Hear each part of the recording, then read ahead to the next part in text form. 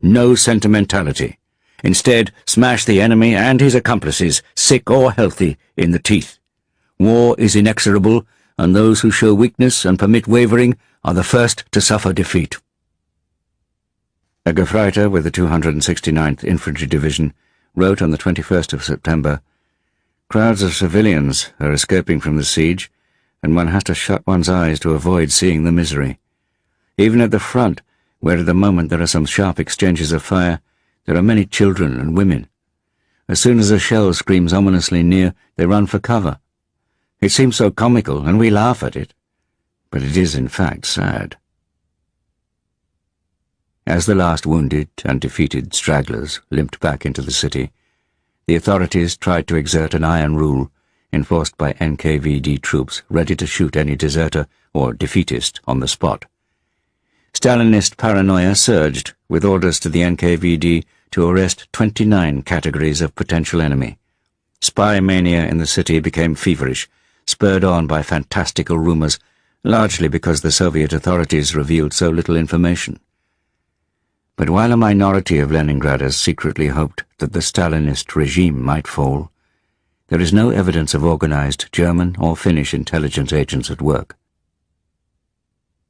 Zhukov gave orders for the guns of the Baltic fleet at Kronstadt to be deployed, either as floating batteries or to be dismounted and taken up to the Pulkovo Heights outside Leningrad to shoot back at enemy artillery positions. Their fire was directed by General of Artillery Nikolai Voronov from the cupola of St. Isaac's Cathedral. Its great gilded dome, visible from Finland, was soon camouflaged with grey paint. On the 8th of September, the day that the Germans took Schlisselburg, Luftwaffe bombers targeted the food depots in the south of the city. Columns of thick smoke are rising high, Churkin wrote in his diary, appalled by the implications. It is the Badaevsky food depots burning. Fire is devouring the 6 months' food supplies for the whole population of Leningrad. The failure to disperse the stores had been a major error. Rations would have to be dramatically reduced. In addition, little had been done to bring in firewood for the winter. But the greatest mistake was the failure to evacuate more civilians. Apart from refugees, fewer than 500,000 Leningraders had been sent east before the Moscow line had been cut by the German advance. In the second half of September, the Germans launched furious attacks with heavy air raids. Soviet pilots in their obsolete aircraft were again reduced to ramming German bombers. But the defenders, largely thanks to their artillery support, managed to beat off the ground attacks. Marine infantry from the Red Banner Baltic Fleet played a key role. They wore their midnight blue sailor hats at a rakish angle, with a forelock emerging at the front as a proud trademark. On the 24th of September, Generalfeldmarschall von Leeb acknowledged that he lacked the strength to break through. This coincided with further pressure from other German commanders to relaunch the advance on Moscow. Hoth's Panzer Group was ordered back to Army Group Center. With both sides on the defensive as winter approached, bringing stronger frosts at night, the fighting had turned to trench warfare. At the end of the month, the bitterly contested front lapsed into sporadic artillery duels. Soviet casualties in the north had been dreadful, with 214,078 irrecoverable losses. This represented between a third and half of all troops deployed. But they would be small in comparison to the mass deaths from starvation to come. Even if Leningrad surrendered, Hitler had no intention of occupying the city, and even less of feeding its inhabitants. He wanted both of them completely erased from the earth. Chapter 13. Rassenkrieg. June to September 1941. German soldiers, who had been horrified by the misery of Polish villages in 1939, expressed even greater disgust on Soviet territory. From the massacres of prisoners by the NKVD to the primitive conditions of collective farms, the Soviet paradise, as Goebbels referred to it with cutting sarcasm, entrenched their prejudices. The Nazi propaganda minister, with his diabolic genius, had perceived that contempt and hatred alone were not enough. The combination of hatred and fear provided the most effective way to inspire a mentality of annihilation. All his epithets, Asiatic, treacherous, Jewish Bolshevik, bestial, subhuman, combined toward this end. Most soldiers were convinced by Hitler's claim that the Jews had started the war. The atavistic and fearful fascination which many, if not most, Germans felt towards the Eastern Slavs had of course been heightened by reports of unbelievable cruelties in the Russian Revolution and Civil War. Nazi propaganda sought to exploit a notion of culture clash between German order on the one hand and Bolshevik chaos, squalor, and atheism on the other. Yet, despite superficial similarities in the Nazi and Soviet regimes, the ideological and cultural divide between the two countries was profound, from the significant to the trivial. During the heat of the summer, German motorcyclists often drove around wearing little more than shorts and goggles. In Belorussia and Ukraine, old women were shocked by their flaunted torsos. They were even more shocked when German soldiers walked around naked in their izbas, or peasant houses, and harassed young women. Although there appear to have been comparatively few cases of outright rape by German soldiers quartered in villages close to the front, many more occurred well behind the lines, especially against young Jewish women. The worst crime was carried out with official approval. Young Ukrainian, Belarusian, and Russian women were rounded up and forced into army brothels. This slavery subjected them to continual rape by off-duty soldiers. If they resisted, they were brutally punished and even shot. Despite the fact that sexual relations with Untermenschen, subhumans, was an offense under Nazi law, the military authorities regarded this system as a pragmatic solution, both for reasons of discipline and for the physical health of their soldiers. The young women could at least be inspected for infectious diseases on a regular basis by Wehrmacht doctors. Yet German soldiers could also feel pity for Soviet women who had been left behind in the retreat and had to cope without men, animals, or machines. One even sees a couple of women pulling a homemade plough while another guides it, wrote a signals corporal in a letter home. A whole crowd of women are repairing the road under the eyes of an Organisation Todman. It's obligatory to use the knout to instill obedience. There's scarcely a family in which the man is still alive. In 90% of the cases, the answer to the question is always, "Husband dead in war." It is frightful. The Russian loss of men is completely terrible. Many Soviet, especially Ukrainian, citizens had not expected the horrors of a German occupation. In Ukraine, numerous villages at first welcomed German troops with the traditional gift of bread and salt.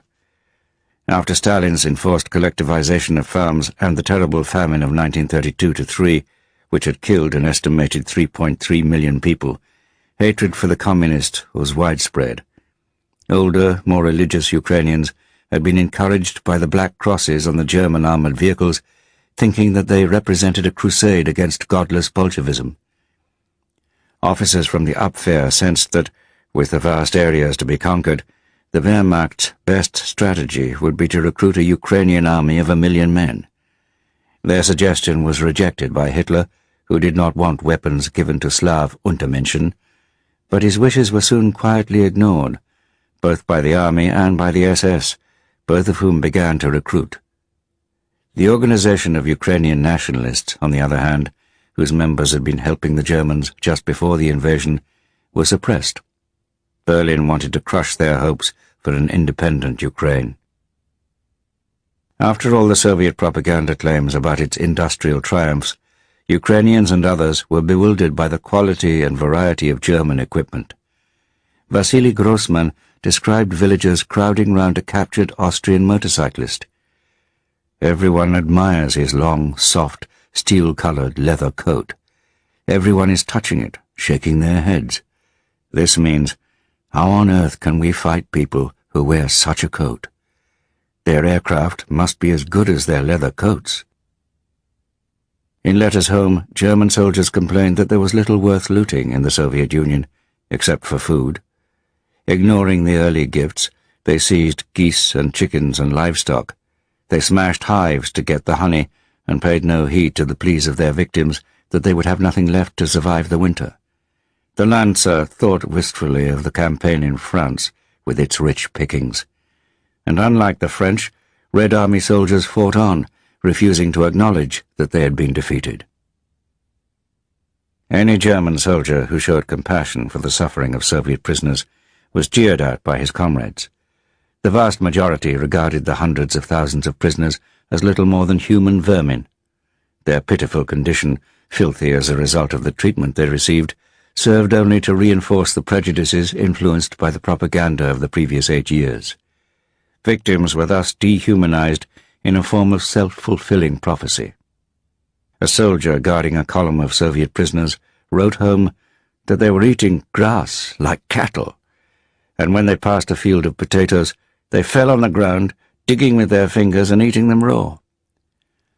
Despite the fact that the key element in the plan for Barbarossa had been battles of encirclement, German military authorities had deliberately done little to prepare for the mass of prisoners. The more that died from neglect, the fewer there would be to feed.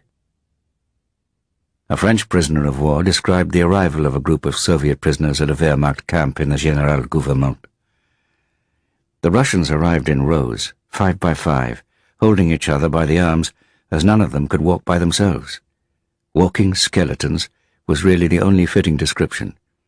The color of their faces was not even yellow, it was green. Almost all squinted, as if they had not strength enough to focus their sight.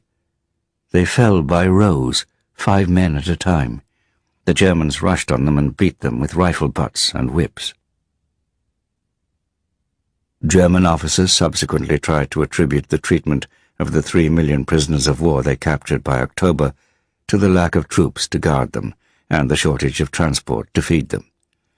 Yet thousands of Red Army prisoners died on forced marches simply because the Wehrmacht did not want their vehicles or trains to be infected by the foul-smelling mass. No camps had been prepared, so they were herded in their scores of thousands into barbed wire encirclements under open skies. Little food or water was provided. This formed part of the Nazis' hunger plan, designed to kill 30 million Soviet citizens to cure the problem of overpopulation in the occupied territories. Any wounded were left to the care of Red Army doctors, but deprived of medical supplies. When German guards threw totally insufficient quantities of bread over the wire, they amused themselves watching men fight over it. In 1941 alone, more than 2 million Soviet prisoners died from starvation, disease, and exposure. Soviet troops responded in kind, shooting and bayoneting prisoners out of anger, which came from the shock of the invasion and the ruthlessness of German warfare. In any case, the impossibility of feeding and guarding captives in the chaos of retreat meant that few were likely to be spared. Senior commanders were exasperated at the loss of tongues to be interrogated for intelligence purposes.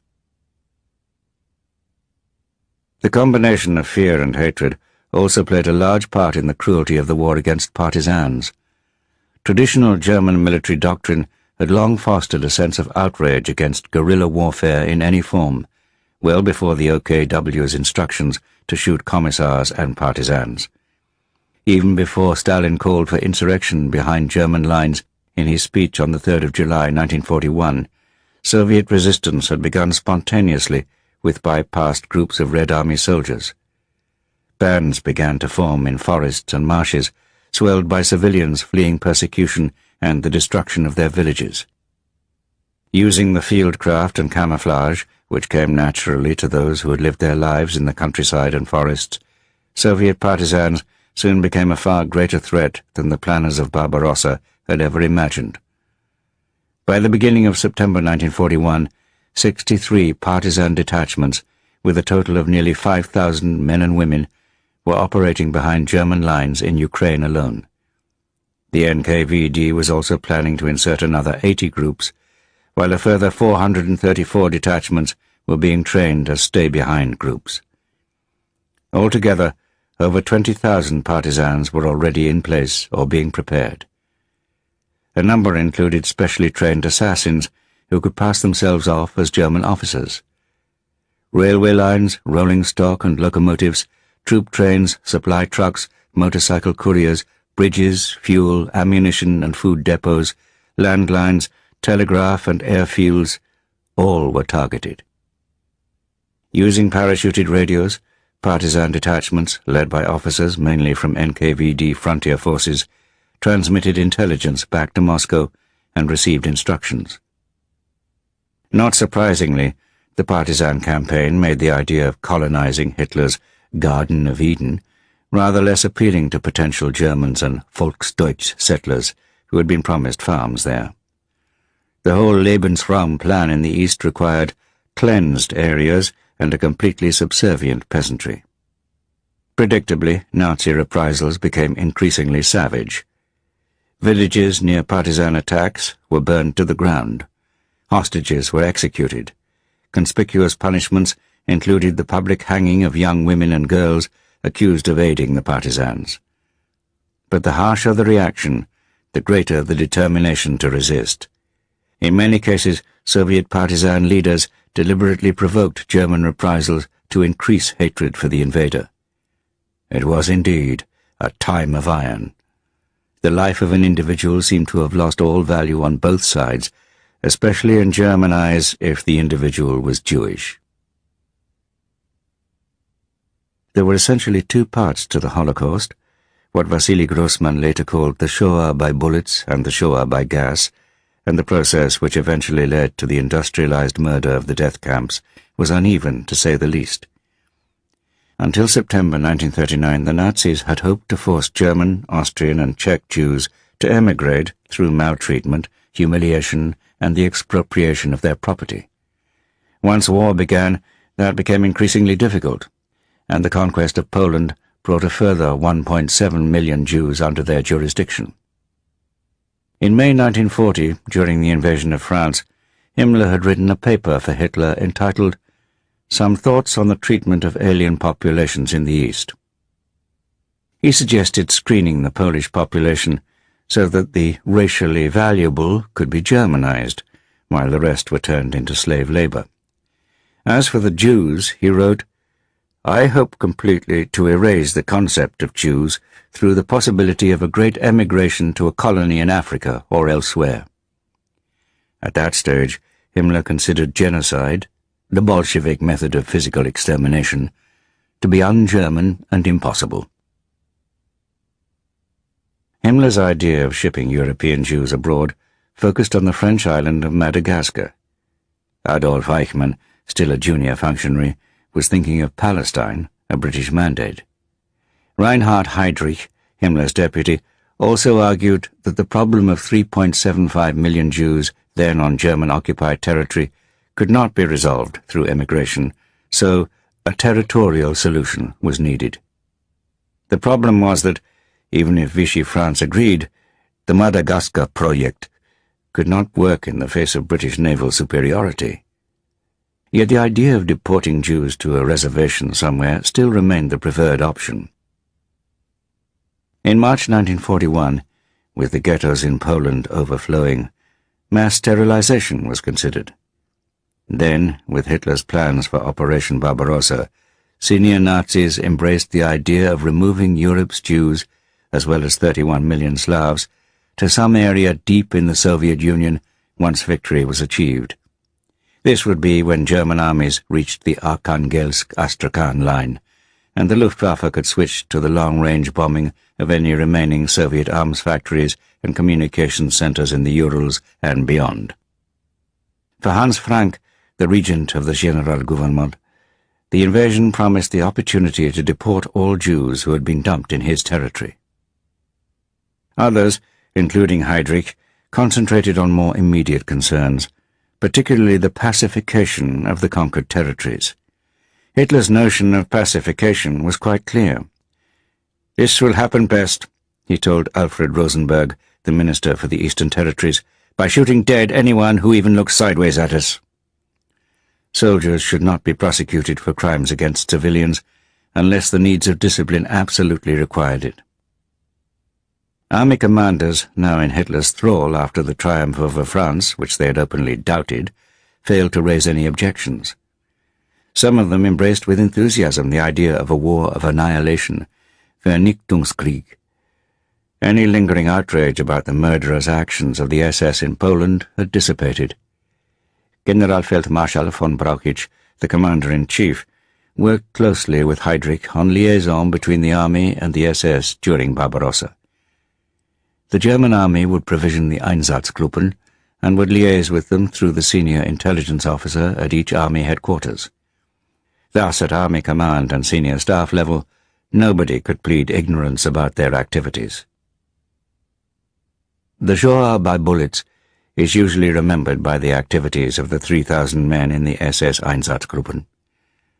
As a result, the massacres carried out by the 11,000 men in 21 battalions of Ordnungspolizei, acting as a second wave well to the rear of the advancing armies, have often been overlooked.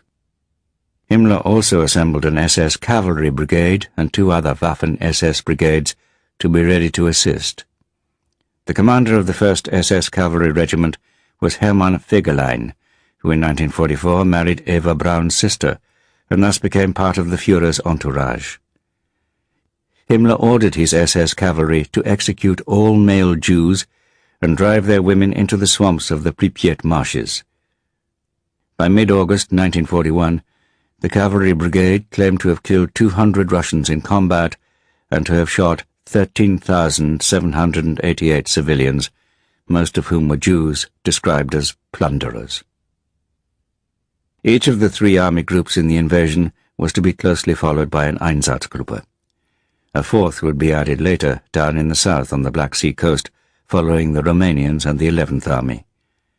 The Einsatzgruppen personnel were recruited from all sections of Himmler's empire, including the Waffen-SS, the Sicherheitsdienst, SD, the Sicherheitspolizei, SIPO, the Kriminalpolizei, Kripo, and the Ordnungspolizei. Each Einsatzgruppe of around 800 men would consist of 2 Sonderkommandos, operating closely behind the troops, and 2 Einsatzkommandos a little further back. Heydrich instructed the Einsatzgruppen commanders, who came from the intellectual elite of the SS, the majority had doctorates, to encourage local anti-Semitic groups to kill Jews and communists. These activities were described as self-cleansing efforts, but they were not to indicate official German approval or allow these groups to believe that their actions might gain them any form of political independence. The Einsatzgruppen themselves were to execute Communist Party officials, commissars, partisans and saboteurs, and Jews in party and state positions. Presumably Heydrich had also suggested that they could and should go beyond these categories as they saw fit when fulfilling their duties with unprecedented harshness, such as shooting male Jews of military age. But there seems to have been no official indication at this stage of encouraging the murder of Jewish women and children. The killing of Jewish males began as soon as the German armies crossed the Soviet frontier on the 22nd of June. Many of the early massacres were carried out by Lithuanian and Ukrainian anti-Semites, as Heydrich had predicted. In western Ukraine, they killed 24,000 Jews.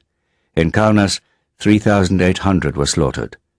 Sometimes watched by German soldiers, Jews were rounded up and tormented, with rabbis having their beards pulled or set on fire. Then they were beaten to death to the cheers of the crowd. The Germans fostered the idea that these killings were revenge for the massacres carried out by the NKVD before it retreated. Einsatzgruppen and police battalions also began to round up and shoot Jews in hundreds and even thousands. Their victims had to prepare their own mass graves. Any who did not dig fast enough were shot. They were then forced to undress, partly so that their clothes could be redistributed later, but also in case they had concealed valuable items or money in them. Forced to kneel on the edge of the pit, they were shot in the back of the head so that the body would roll forwards and drop. Other SS and police units considered it tidier to make their first victims lie in a row along the bottom of the great trench and shoot them in situ with submachine guns. Then the next batch would be made to lie down on the bodies, head to toe, and they too would be shot. This was known as the sardine method. In a few cases, Jews were driven into a synagogue, which would be set on fire. Any who tried to escape were shot down. With Himmler's constant visits to provide unspecified encouragement to his men, the process became self-escalating. The original target group of Jews in party and state positions immediately expanded to include all male Jews of military age, then to all male Jews regardless of age. In late June and early July, it was mainly local anti-Semitic groups who killed Jewish women and children. But by the end of July, SS Einsatzgruppen, Himmler's Waffen-SS brigades, and the police battalions were regularly killing women and children too. They were assisted, despite Hitler's instruction against arming Slavs, by some 26 battalions of locally recruited police, most of whom were attracted by the chance of robbing their victims. Ordinary German soldiers and even Luftwaffe personnel also took part in killings, as interrogators from the NKVD 7th Department later found out from German prisoners. A pilot from the 3rd Air Squadron said that he participated in the execution of a group of Jews in one of the villages near Berdichev at the beginning of the war. They were executed as a punishment for handing over a German pilot to the Red Army. A Gefreiter from the 765th Pioneer Battalion, named Traxler, witnessed executions by SS soldiers of Jews near Rovno and Dubno. When one of the soldiers remarked that it was a terrible sight, an Unteroffizier from the same unit, Graf, said, "The Jews are swine, and eliminating them is to show that you are a civilized person." One day, a German transport Gefreiter, accompanied by his company clerk, happened to see men, women and children, with their hands bound together with wire, being driven along the road by SS people. They went to see what was happening. Outside the village, they saw a 150-meter trench about 3 meters deep. Hundreds of Jews had been rounded up. The victims were forced to lie down in the trench in rows, so that an SS man on each side could walk along, shooting them with captured Soviet submachine guns. Then people were again driven forward, and they had to get in and lie on top of the dead. At that moment a young girl, she must have been about 12 years old, cried out in a clear, piteous, shrill voice, "Let me live, I'm still only a child." The child was grabbed, thrown into the ditch, and shot. A few managed to slip away from these massacres. Not surprisingly, they were completely traumatized by what they had experienced. On the northeastern edge of Ukraine, Vasily Grossman encountered one of them. A girl, a Jewish beauty, who has managed to escape from the Germans, has bright, absolutely insane eyes, he wrote in his notebook. Younger officers in the Wehrmacht seem to have assented to the killing of Jewish children more than the older generation, mainly because they believed that otherwise those spared would return to take revenge in the future. In September 1944, a conversation between General der Panzertruppe Heinrich Eberbach and his son in the Kriegsmarine was secretly taped while they were in British captivity. "In my opinion," said General Eberbach, "one can even go so far as to say that the killing of those million Jews, or however many it was necessary in the interests of our people. But to kill the women and children wasn't necessary. That is going too far." His son replied, "Well, if you're going to kill off the Jews, then kill the women and children too, or the children at least. There is no need to do it publicly, but what good does it do me to kill off the old people?" In general, frontline formations did not participate in the massacres, but there were notable exceptions, especially the SS Viking Division in Ukraine, and some infantry divisions which took part in killings such as those in Brest-Litovsk. While there can be no doubt of the close cooperation between SS and Army Group headquarters, at the same time senior Army officers tried to distance themselves from what was happening. Orders were issued against members of the Wehrmacht taking part in or witnessing mass killings, yet increasing numbers of off-duty soldiers turned up to watch and photograph the atrocities. Some even volunteered to take over, when the executioners wanted a rest. As well as in Lithuania, Latvia, and Belorussia, the mass killings spread across Ukraine, often assisted by local men recruited as auxiliaries. Anti-Semitism had greatly increased during the Great Ukrainian Famine, because Soviet agents had started rumors suggesting that Jews were primarily responsible for the starvation, so as to deflect responsibility away from Stalin's own policies of collectivization and dekulakization. Ukrainian volunteers were also used for guarding Red Army prisoners. "They're willing and comradely," a Graf writer wrote. "They represent a considerable relief for us." After the massacres in Lvov and other cities, Ukrainians helped by denouncing and rounding up Einsatzgruppe C's victims in Berdichev, which had one of the highest concentrations of Jews. When German forces entered the city, the soldiers were shouting "Jude kaputt" from their trucks and waved their arms, Vasily Grossman discovered much later in the war. More than 20,000 Jews were killed in batches out by the airstrip. They included Grossman's mother, and for the rest of his life he was tormented by guilt that he had not brought her back to Moscow the moment the German invasion began. A Jewish woman called Ida Belozovskaya described the scene when the Germans entered her town near Kiev on the 19th of September.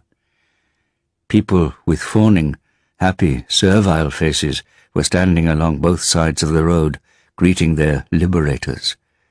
On that day I knew already that our life was coming to an end, that our ordeal was beginning. We were all in a mousetrap. Where could one go? There was nowhere to escape. Jews were not just denounced to the German authorities out of anti-Semitism, but also out of fear, as Belozovskaya testified. The Germans would kill any family found sheltering Jews, so even those who were sympathetic and prepared to give food did not dare to take them in.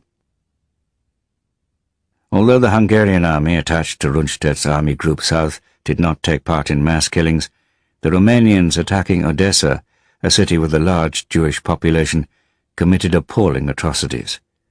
Already in the summer of 1941, Romanian troops were said to have killed about 10,000 Jews when seizing back the Soviet-occupied areas of Bessarabia and the Bukovina. Even German officers regarded the conduct of their ally as chaotic and unnecessarily sadistic. In Odessa, the Romanians killed 35,000. The German Sixth Army, commanded by Generalfeldmarschall von Reichenau, the most convinced Nazi among all senior commanders, had the 1st SS Brigade attached to it. An army security division, the Feldgendarmerie, and other military units were also involved in mass killings along the way. On the 27th of September, shortly after the capture of Kiev, Reichenau attended a meeting with the town commandant and SS officers from Sonderkommando 4A. It was agreed that the town commandant should put up posters instructing the Jews to muster for evacuation, bringing with them identity papers, money, valuables, and warm clothing. The Nazis' murderous intentions were unexpectedly helped by a curious byproduct of the Molotov-Ribbentrop Pact. Stalinist censorship had stifled any hint of Hitler's virulent anti-Semitism. As a result, when the Jews in Kiev were ordered to report for resettlement, no fewer than 33,771 turned up as instructed. The Sixth Army, which was assisting with transport, had expected no more than 7,000 to appear. It took the SS Sonderkommando 3 days to murder them all in the ravine of Babi Yar outside the city. Ida Belozovskaya, who was married to a Gentile, described the assembly of Jews in Kiev, including members of her own family. On the 28th of September, my husband and his Russian sister went to see my unfortunate ones off on their last journey.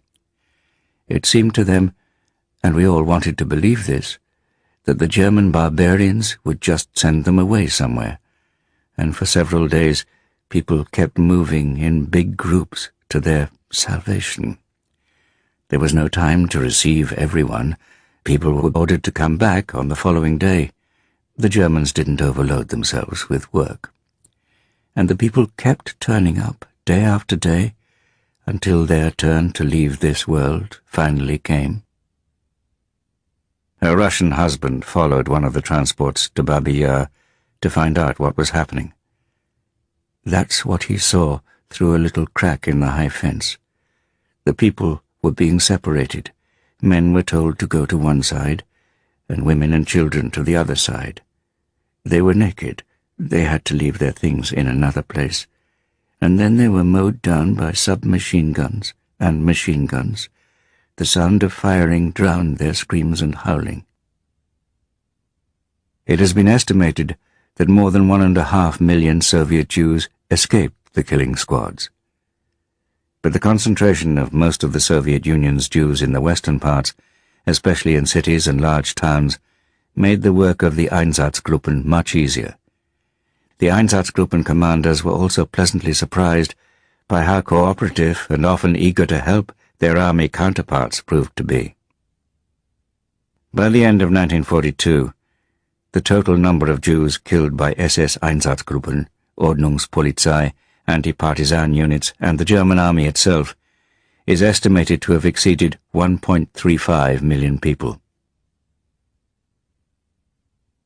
The Shoah by gas also had a haphazard development. As early as 1935, Hitler had indicated that once war came, he would introduce a program of euthanasia. The criminally insane, the feeble-minded, the incapacitated, and children with birth defects all were included in the Nazi category of life unworthy of life.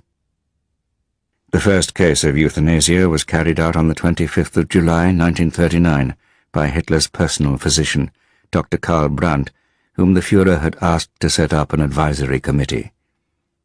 Less than 2 weeks before the invasion of Poland, the Ministry of the Interior ordered hospitals to report back on every case of deformed newborns. The reporting process was extended to adults at about the same time. The first mental patients to be killed, however, were in Poland 3 weeks after the invasion. They were shot in a nearby forest. Massacres of other asylum inmates rapidly followed. Over 20,000 were killed in this way. German patients from Pomerania were then shot. 2 of the hospitals, thus emptied, were turned into barracks for the Waffen-SS. By late November, gas chambers using carbon monoxide were in operation, and Himmler observed one of these killings in December. Early in 1940, experiments had been tried using sealed trucks as mobile gas chambers. This was regarded as a success because it reduced the complications of transporting patients. The organizer was promised 10 Reichsmark a head. Directed from Berlin, the system was extended within the Reich under the name T4. Parents were persuaded that their handicapped children, some of whom simply had learning difficulties, could be better cared for at another institution. They were then told that the child had died of pneumonia. Some 70,000 German adults and children were murdered in gas chambers by August 1941. This figure also included German Jews who had been hospitalized for a significant time. The vast numbers of victims and the unconvincing death certificates had failed to keep the euthanasia program secret. Hitler ordered it to be halted that August after churchmen, led by Bishop Clemens August Graf von Gehlen, had denounced it. But a covert version continued afterwards, killing another 20,000 by the end of the war. Personnel involved in the euthanasia program were recruited for the death camps of eastern Poland in 1942. As several historians have emphasized, the Nazis' euthanasia program provided not just the blueprint for the final solution, but also the foundation of their ideal of a racially and genetically pure society. Because of Hitler's avoidance of confiding controversial decisions to paper, historians have interpreted the evasive and often euphemistic language of subsidiary documents in different ways when trying to assess the exact moment at which the decision was made to launch the final solution. This has proved an impossible task, especially since the movement towards genocide consisted of unrecorded encouragement from the top, as well as an uncoordinated series of steps and experiments carried out on the spot by different killing groups. In a curious way, it happened to mirror the Auftragstaktik of the army, whereby a general instruction was translated into action by the commander on the ground. Some historians argue, plausibly, that the basic decision to go for outright genocide took place in July or August 1941, when a quick victory still seemed to be within the Wehrmacht's grasp. Others think that it did not take place until the autumn, when the German advance in the Soviet Union slowed perceptibly and a territorial solution looked increasingly impracticable.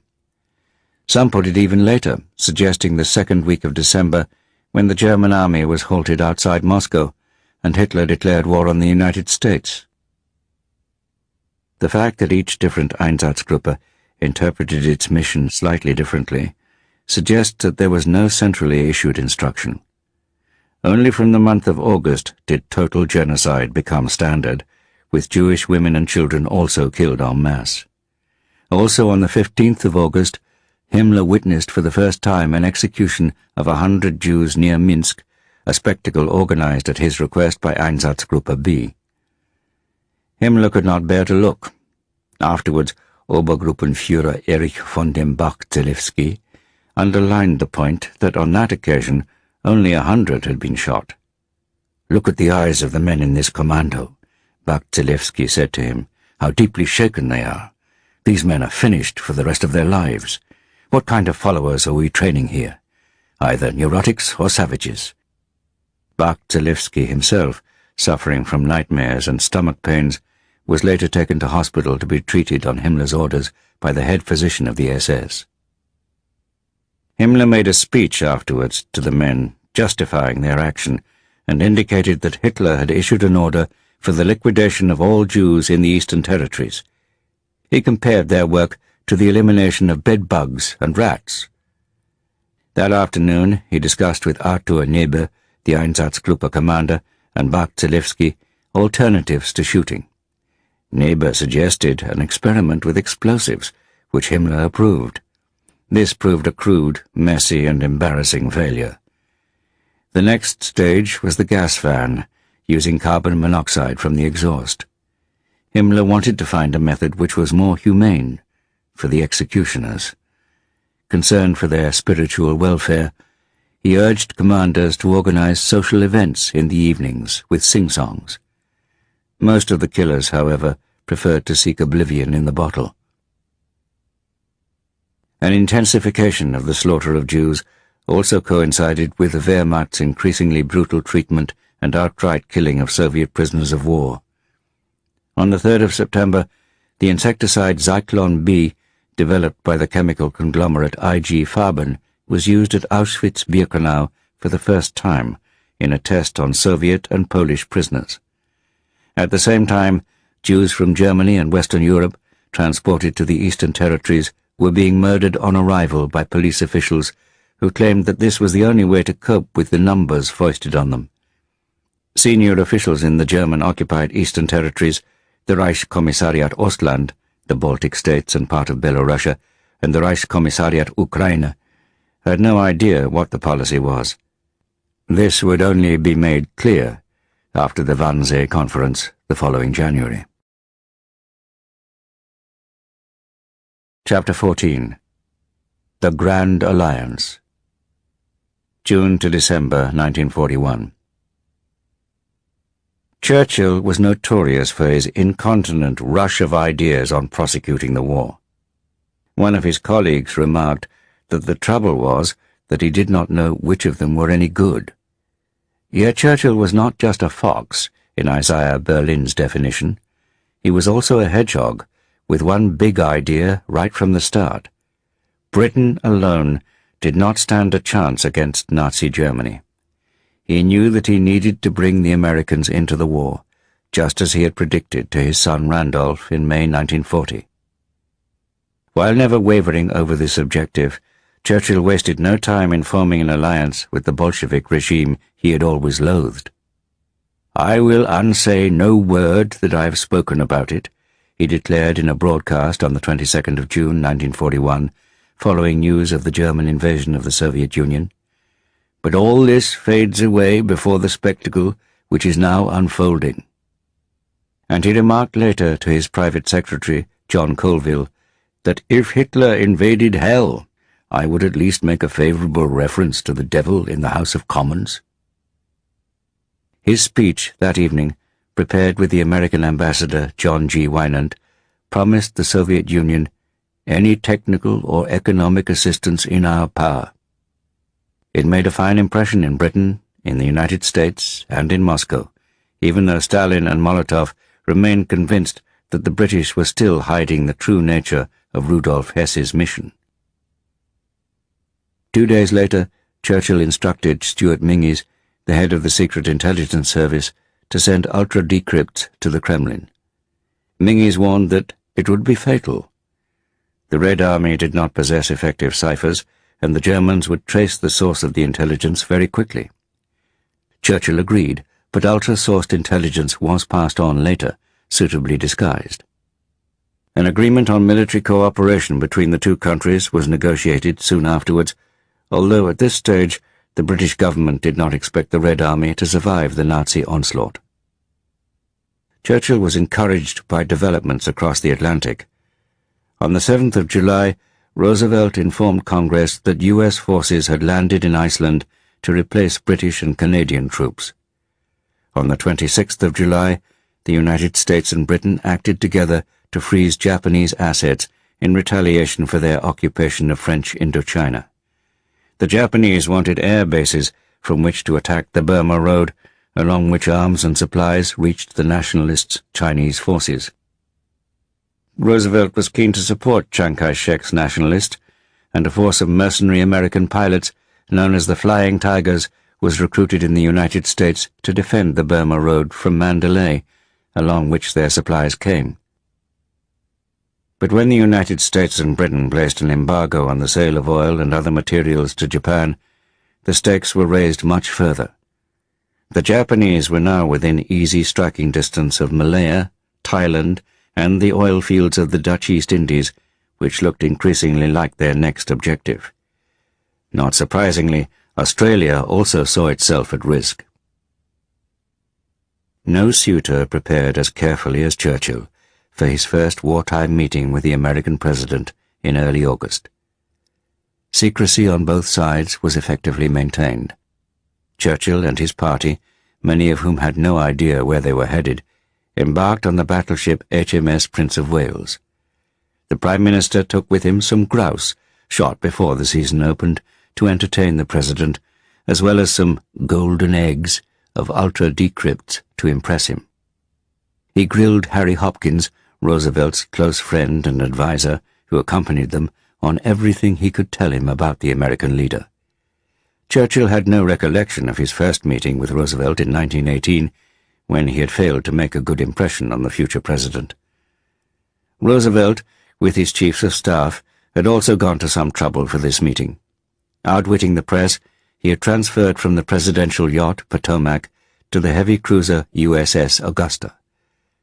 Then, with a strong escort of destroyers, they had sailed on the 6th of August to the rendezvous of Placentia Bay off Newfoundland. Warm relations rapidly developed between the two leaders, and a combined church service on the afterdeck of the Prince of Wales, carefully stage-managed by Churchill, produced a deep emotional effect. Yet Roosevelt, although charmed and impressed by the British Prime Minister, remained detached. He had, as one biographer noted, a gift for treating every new acquaintance as if the two had known each other all their lives, a capacity for forging a semblance of intimacy which he exploited ruthlessly. In the interest of amity, divisive questions were avoided, particularly Britain's empire, of which Roosevelt so disapproved. The joint document, known as the Atlantic Charter, which they signed on the 12th of August, promised self-determination to a liberated world, with the implicit exception of the British Empire, and no doubt the Soviet Union. The discussions, over several days, had ranged far and wide, from the danger of Spain joining the Axis camp to the threat from Japan in the Pacific. For Churchill, the most important results included an American agreement to provide convoy escorts west of Iceland, bombers for Britain, and an undertaking to give the Soviet Union massive aid to stay in the war. Yet Roosevelt faced a widespread reluctance within the United States to move towards war with Nazi Germany. During his return from Newfoundland, he heard that the House of Representatives had passed a selective service bill, inaugurating the very first peacetime draft by no more than a single vote. American isolationists refused to acknowledge that the Nazi invasion of the Soviet Union was bound to widen the scope of the war far beyond Europe. On the 25th of August, Red Army troops and British forces from Iraq invaded neutral Iran to secure its oil and ensure a supply route from the Persian Gulf to the Caucasus and Kazakhstan. During the summer of 1941, Britain's fears of a Japanese attack on its colonies increased. On Roosevelt's advice, Churchill cancelled an attack planned by the Special Operations Executive, SOE, on a Japanese freighter, the Asaka Maru, loading up in Europe with vital supplies for the Japanese war machine. Britain could not risk a war in the Pacific alone against Japan. Its first priority was to secure its position in North Africa and the Mediterranean. Until the United States entered the war, Churchill and his chiefs of staff could look no further than ensuring their country's survival, creating a bomber force to attack Germany, and helping to keep the Soviet Union fighting the Germans. A bombing offensive against Germany represented one of Stalin's chief expectations of Allied assistance as the Wehrmacht inflicted such devastating losses on the Red Army in the summer of 1941. He also demanded an invasion of northern France at the earliest possible moment to take pressure off the Eastern Front. In a meeting with Sir Stafford Cripps 5 days after the invasion, Molotov tried to force the British ambassador to specify the scale of the aid which Churchill appeared to be offering. But Cripps was in no position to do so. The Soviet foreign minister pressed him further 2 days later, after meetings in London between Lord Beaverbrook, Churchill's Minister of Supply, and the Soviet ambassador Ivan Maisky. It appears that Beaverbrook had discussed the possibility of an invasion of France with Maisky without having consulted the British Chiefs of Staff. From then on, one of the key objectives of Soviet foreign policy was to pin down the British to a firm promise. The Russians suspected, with justification, that British reticence came from a belief that the Soviet Union could not hold out for much longer than 5 or 6 weeks. A more serious failure of imagination on the Soviet side poisoned relations right up until early 1944. Stalin, judging the Allies by himself, expected them to launch a cross-channel operation whatever the losses and difficulties. Churchill's reluctance to commit to an invasion of northwest Europe aroused his suspicion that Britain wanted the Red Army to suffer the brunt of the war. There was, of course, a strong element of truth in this, as well as a strong streak of hypocrisy on the Soviet side, since Stalin himself had hoped that the Western capitalists and the Germans would bleed each other to death in 1940. But the Soviet dictator totally failed to understand the pressures under which democratic governments worked. He wrongly assumed that Churchill and Roosevelt enjoyed absolute power in their own countries. The fact that they had to answer to the House of Commons or Congress, or take account of the press, was in his view a pathetic excuse. He could never accept the idea that Churchill really might be forced to resign if he launched an operation which resulted in disastrous casualties. Even after decades of obsessive reading, Stalin had also failed to understand the basis of Britain's traditional strategy of peripheral warfare mentioned earlier. Britain was not a continental power. It still relied on its maritime strength and on coalitions to maintain a balance of power in Europe. With the notable exception of the First World War, it avoided involvement in a major confrontation on land until the end of a war was in sight. Churchill was determined to follow this pattern, even though both his American and Soviet allies were wedded to the diametrically opposed military doctrine of a massive clash as soon as possible. On the 28th of July, just over 2 weeks after the signature of the Anglo-Soviet agreement, Harry Hopkins reached Moscow on a fact-finding mission at Roosevelt's request. Hopkins had to find out what the Soviet Union needed to continue the war both immediately and in the longer term. The Soviet leadership took to him immediately. Hopkins questioned the relentlessly pessimistic reports from the U.S. military attaché in Moscow, who believed the Red Army would collapse. He was soon convinced that the Soviet Union would hold out.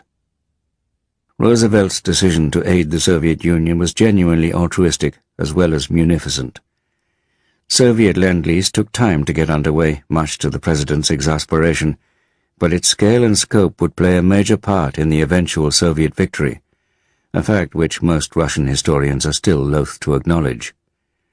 Apart from high-quality steel, anti-aircraft guns, aircraft, and huge consignments of food, which saved the Soviet Union from famine in the winter of 1942-3, the greatest contribution was to the mobility of the Red Army. Its dramatic advances later in the war were possible thanks only to American jeeps and trucks. In contrast, Churchill's rhetoric of assistance was never matched by results, largely because of Britain's poverty and the urgency of its own immediate needs. Much of the material provided was obsolete or unsuitable. British Army greatcoats were useless in the Russian winter, steel-studded ammunition boots accelerated frostbite, the Matilda tanks were distinctly inferior to the Soviet T-34, and Red Army aviation criticized the second-hand Hurricanes, asking why they had not been sent Spitfires instead. The first important conference between the Western Allies and the Soviet Union began in Moscow at the end of September, after Lord Beaverbrook and Roosevelt's representative Averell Harriman reached Arkhangelsk aboard the cruiser HMS Lincoln. Stalin received them in the Kremlin and began to list all the military equipment and vehicles the Soviet Union needed. The country that could produce the most engines would ultimately be the victor, he said. He then suggested to Beaverbrook that Britain should also send troops to help defend Ukraine, an idea which clearly took Churchill's crony aback. Stalin, unable to drop the matter of Hesse, proceeded to quiz Beaverbrook about Hitler's deputy and about what he had said when he reached England. The Soviet leader again caused surprise when he suggested that they should discuss the post-war settlement. Stalin wanted recognition of the 1941 Soviet frontier, which encompassed the Baltic states, eastern Poland, and Bessarabia. Beaverbrook declined to become involved in a subject which struck him as decidedly premature, with German armies less than 100 kilometers from where they were sitting in the Kremlin. Although he did not know it, Guderian's 2nd Panzer Army had begun the first phase of Operation Typhoon against Moscow the day before.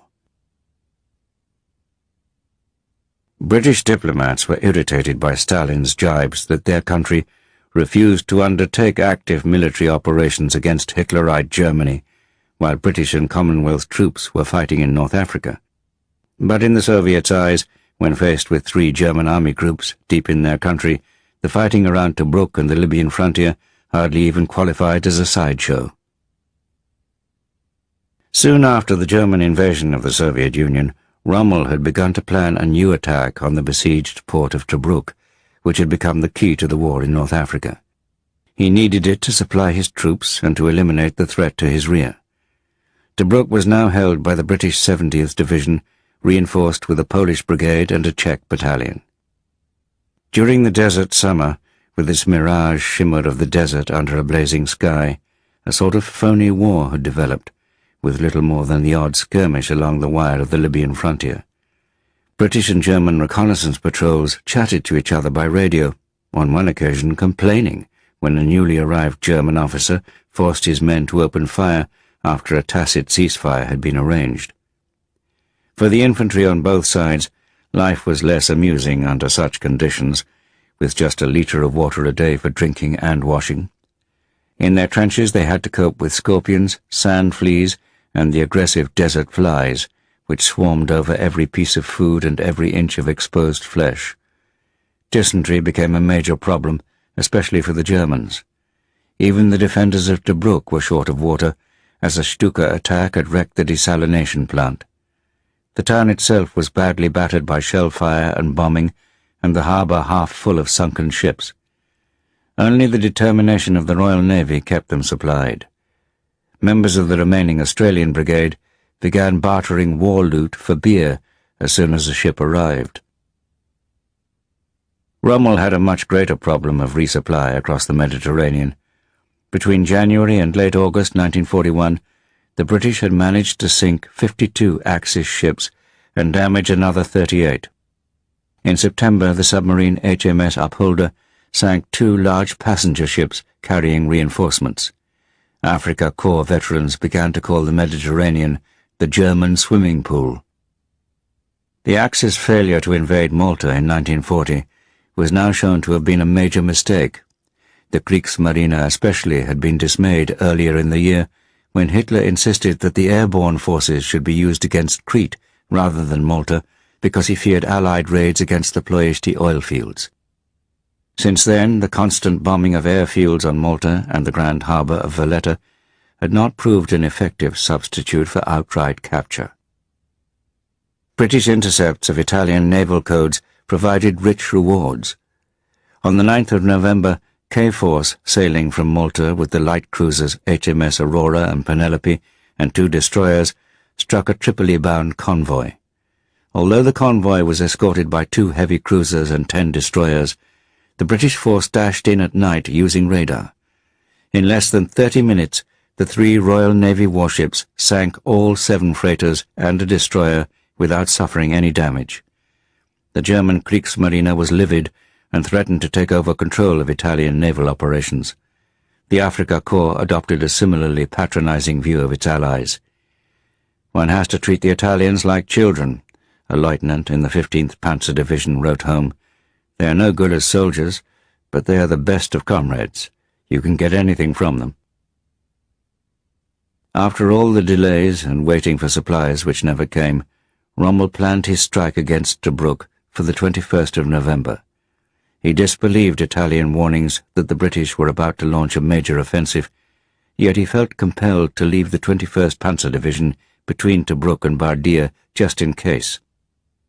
This would probably have left him with insufficient forces for a successful attack on Tobruk. In any case, on the 18th of November, 3 days before his planned assault on the port, the newly named British 8th Army, commanded by Lieutenant General Sir Alan Cunningham, crossed the Libyan frontier in Operation Crusader. Having made approach marches at night under strict radio silence and concealed by day with sandstorms and then thunderstorms, the 8th Army achieved total surprise. The Afrika Korps now consisted of the 15th and 21st Panzer Divisions and a mixed division which was later renamed the 90th Light Division. This formation included an infantry regiment largely made up of Germans who had been serving in the French Foreign Legion. Yet due to malnutrition and sickness, the 45,000-strong Afrika Korps lacked 11,000 men in its front-line units. The disastrous supply situation also meant that its panzer divisions, with 249 tanks, badly needed replacements. The Italians fielded the Ariete armoured division and 3 semi-motorized divisions. The British, on the other hand, were for once plentifully supplied with 300 cruiser tanks and 300 American Stuart light tanks, which they called Honeys, together with more than 100 Matildas and Valentines. The Western Desert Air Force possessed 550 serviceable aircraft against only 76 for the Luftwaffe. With such advantages, Churchill expected a long-awaited victory, especially since he badly needed something to show Stalin. But, although the British were at last fully equipped, their weapons were decidedly inferior to those of the Germans. The new Stuarts and the cruiser tanks with their 2-pounder guns did not stand a chance against the German 88mm gun, the long arm of the Afrika Korps, which could knock them out well before they were in range to fire back. Only the British 25-pounder field gun was impressive, and commanders had finally learned to use it over open sights against German panzer attacks. The Germans called it the Ratschboom. The British plan was to concentrate 30 corps, with the bulk of the armour, in an attack northwestwards from the Libyan frontier. These forces were to defeat the German panzer divisions and then advance to Tobruk to break the siege. The 7th Armoured Brigade was to lead the 7th Armoured Division's thrust to Sidi Rezegh, on the escarpment southeast of Tobruk's defensive perimeter. On the right, 13 Corps was to engage the German positions close to the coast at the Halfaya Pass and Solum. Ideally, the Eighth Army should have waited until Rommel had begun his attack on Tobruk, but Churchill refused to allow General Auchinleck to delay any longer. The 7th Armoured Brigade reached Sidi Rezegh, occupied the airfield, and captured 19 aircraft on the ground before the Germans had time to react. But the 22nd Armoured Brigade on its left received a surprise battering from the Ariete Division, while the 4th Armoured Brigade on its right found itself up against parts of the 15th and 21st Panzer Divisions attacking south from the Via Balbia coast road. Fortunately for the British, the Germans were short of diesel. Fuel consumption for all vehicles was heavy in such terrain. A New Zealand officer described the Libyan desert as a bare flat plain tufted with camel thorn, with wide acres of barren rock scree, stretches of soft sand, and shallow twisting wadis. It also increasingly resembled a military rubbish dump, with discarded ration tins, empty oil barrels, and burned-out vehicles.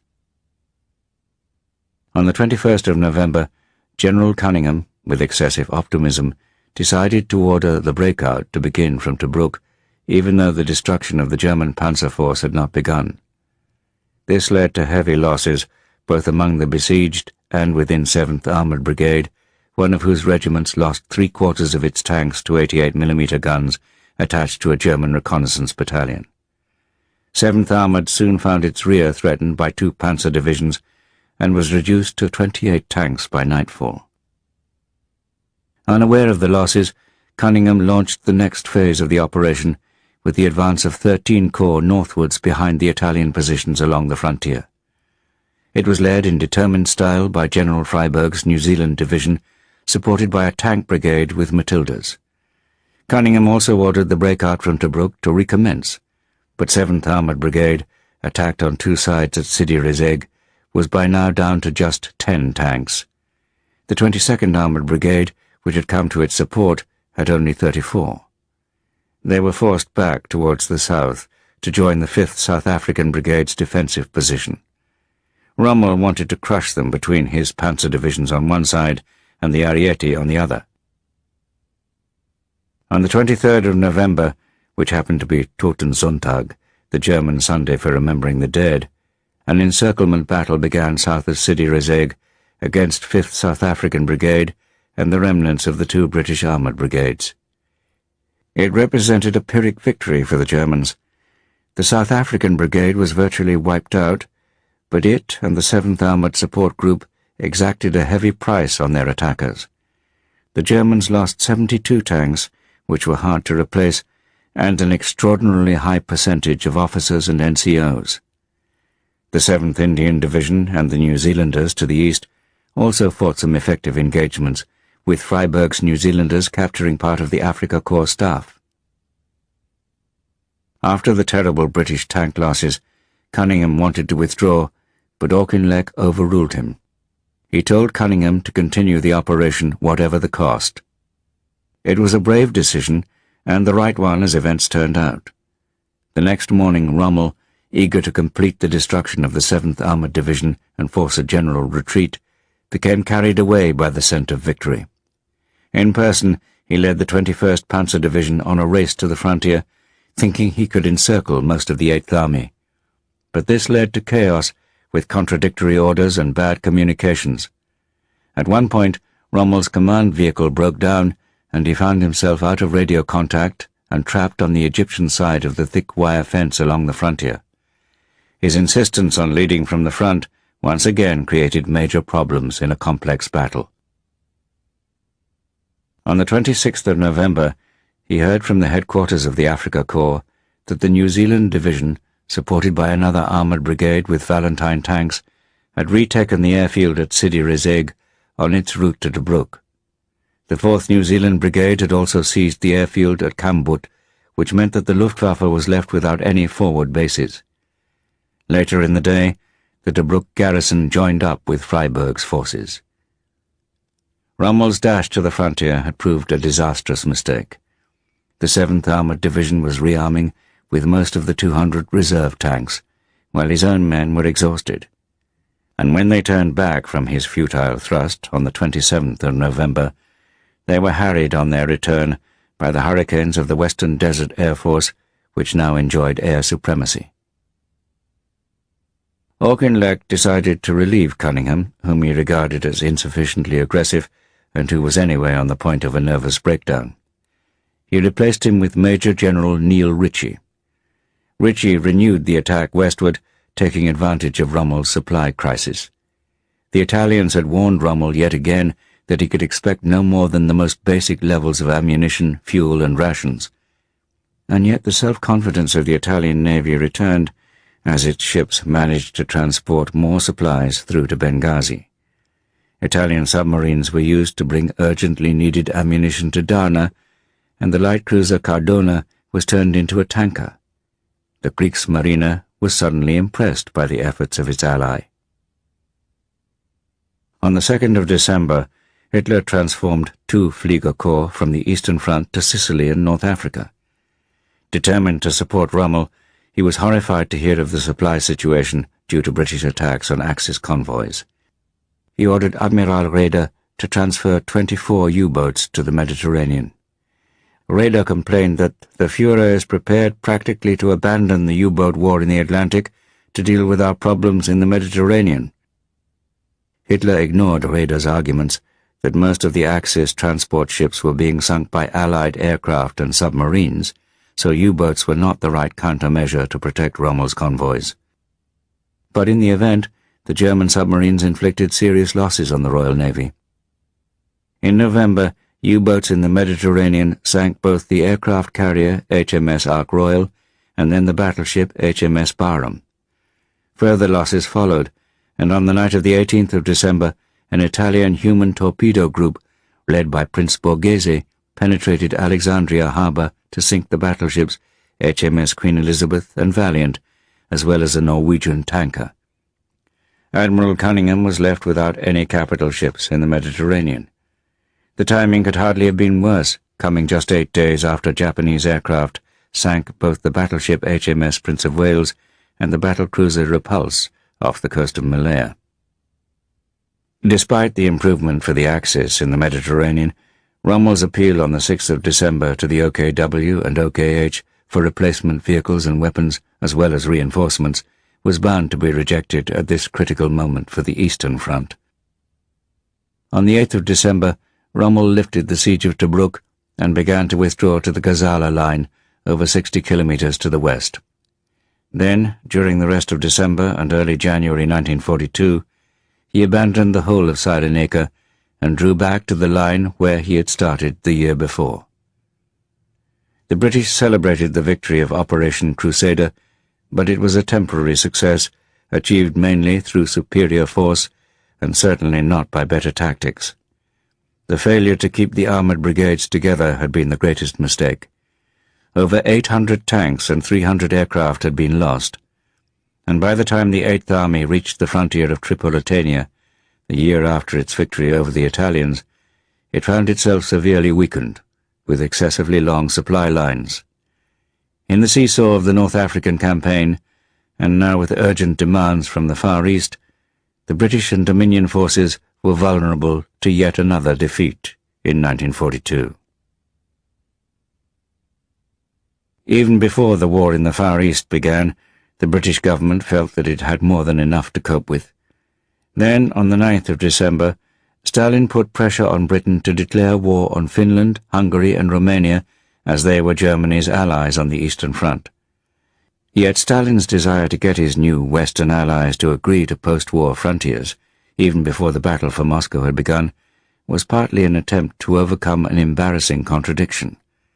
Soviet prisons and labor camps still contained over 200,000 Polish troops taken in 1939 during his joint operation with Nazi Germany. Now the Poles were allies, with their government in exile recognized by both Washington and London. Energetic representations by General Sikorsky, backed by Churchill's government, persuaded a very reluctant Soviet regime that the NKVD should release its Polish prisoners of war to form a new army. Despite constant obstruction by Soviet officials, Newly released Poles began to assemble and form units under General Władysław Anders, who had been held in the Lubyanka for the previous 20 months. In early December, a review of the Anders army was organized near Saratov on the Volga. It was an occasion full of bitter irony, as the writer Ilya Ehrenberg witnessed. General Sikorsky arrived, accompanied by Andrei Vyshinsky. The notorious prosecutor from the show trials of the Great Terror had apparently been chosen because of his Polish origins. He clinked glasses with Sikorsky, smiling very sweetly, observed Ehrenberg. Among the Poles there were many grim-looking men, full of resentment at what they had been through. Some of them could not refrain from admitting that they hated us. Sikorsky and Vyshinsky called each other allies, but hostility made itself felt behind the cordial words. Stalin's hatred and distrust of the Poles had only changed on the surface, as subsequent events would show. Chapter 15. The Battle for Moscow. September to December 1941. On the 21st of July 1941, the Luftwaffe bombed the Soviet capital for the first time. Andrei Sakharov, a fire sentry at the university, spent most nights on the roof watching as searchlights, tracer bullets, crisscrossed the uneasy skies over Moscow. But, following their losses in the Battle of Britain, German bomber formations were still reduced severely. Unable to inflict serious damage on the city, they returned to operations in support of ground forces. After the halt of Army Group Center to concentrate on Leningrad and Kiev, Hitler had finally come round to a major offensive against Moscow. His generals had mixed feelings. The huge encirclement east of Kiev had restored a sense of triumph, yet the vastness of the land mass, the length of their lines of communication, and the unexpected size of the Red Army made them uneasy. Few now believed that victory would be achieved that year. They feared the Russian winter ahead, for which they were sorely ill-equipped. Their infantry divisions were short of boots after the hundreds of kilometers they had marched, and little had been done to provide warm clothing because Hitler had forbidden any discussion of the subject. Panzer units suffered from a shortage of replacement tanks and engines, which had been damaged by the thick dust. Yet, to the dismay of their commanders, Hitler was reluctant to release reserves. The great offensive against Moscow, Operation Typhoon, was not ready until the end of September. It had been delayed because Generaloberst Erich Höppner's 4th Panzer Group had been tied down in the stalemate round Leningrad. Generalfeldmarschall von Bock's Army Group Center mustered 1.5 million men, including 3 rather weakened panzer groups. They faced Marshal Semyon Budyenny's reserve front and Colonel General Andrei Yeremenko's Bryansk front. Colonel General Ivan Konyev's Western Front formed a second line behind Budyenny's armies. 12 of the divisions consisted of pathetically armed and untrained militia, including students and professors from Moscow University. Most of the militia soldiers were wearing civilian overcoats and hats, wrote one of them.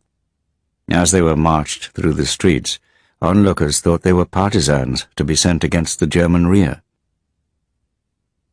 On the 30th of September, in an early morning autumn mist, the preliminary phase of Operation Typhoon began, as Guderian's 2nd Panzer Army attacked northeast towards the city of Orel, which lay more than 300 kilometers south of Moscow.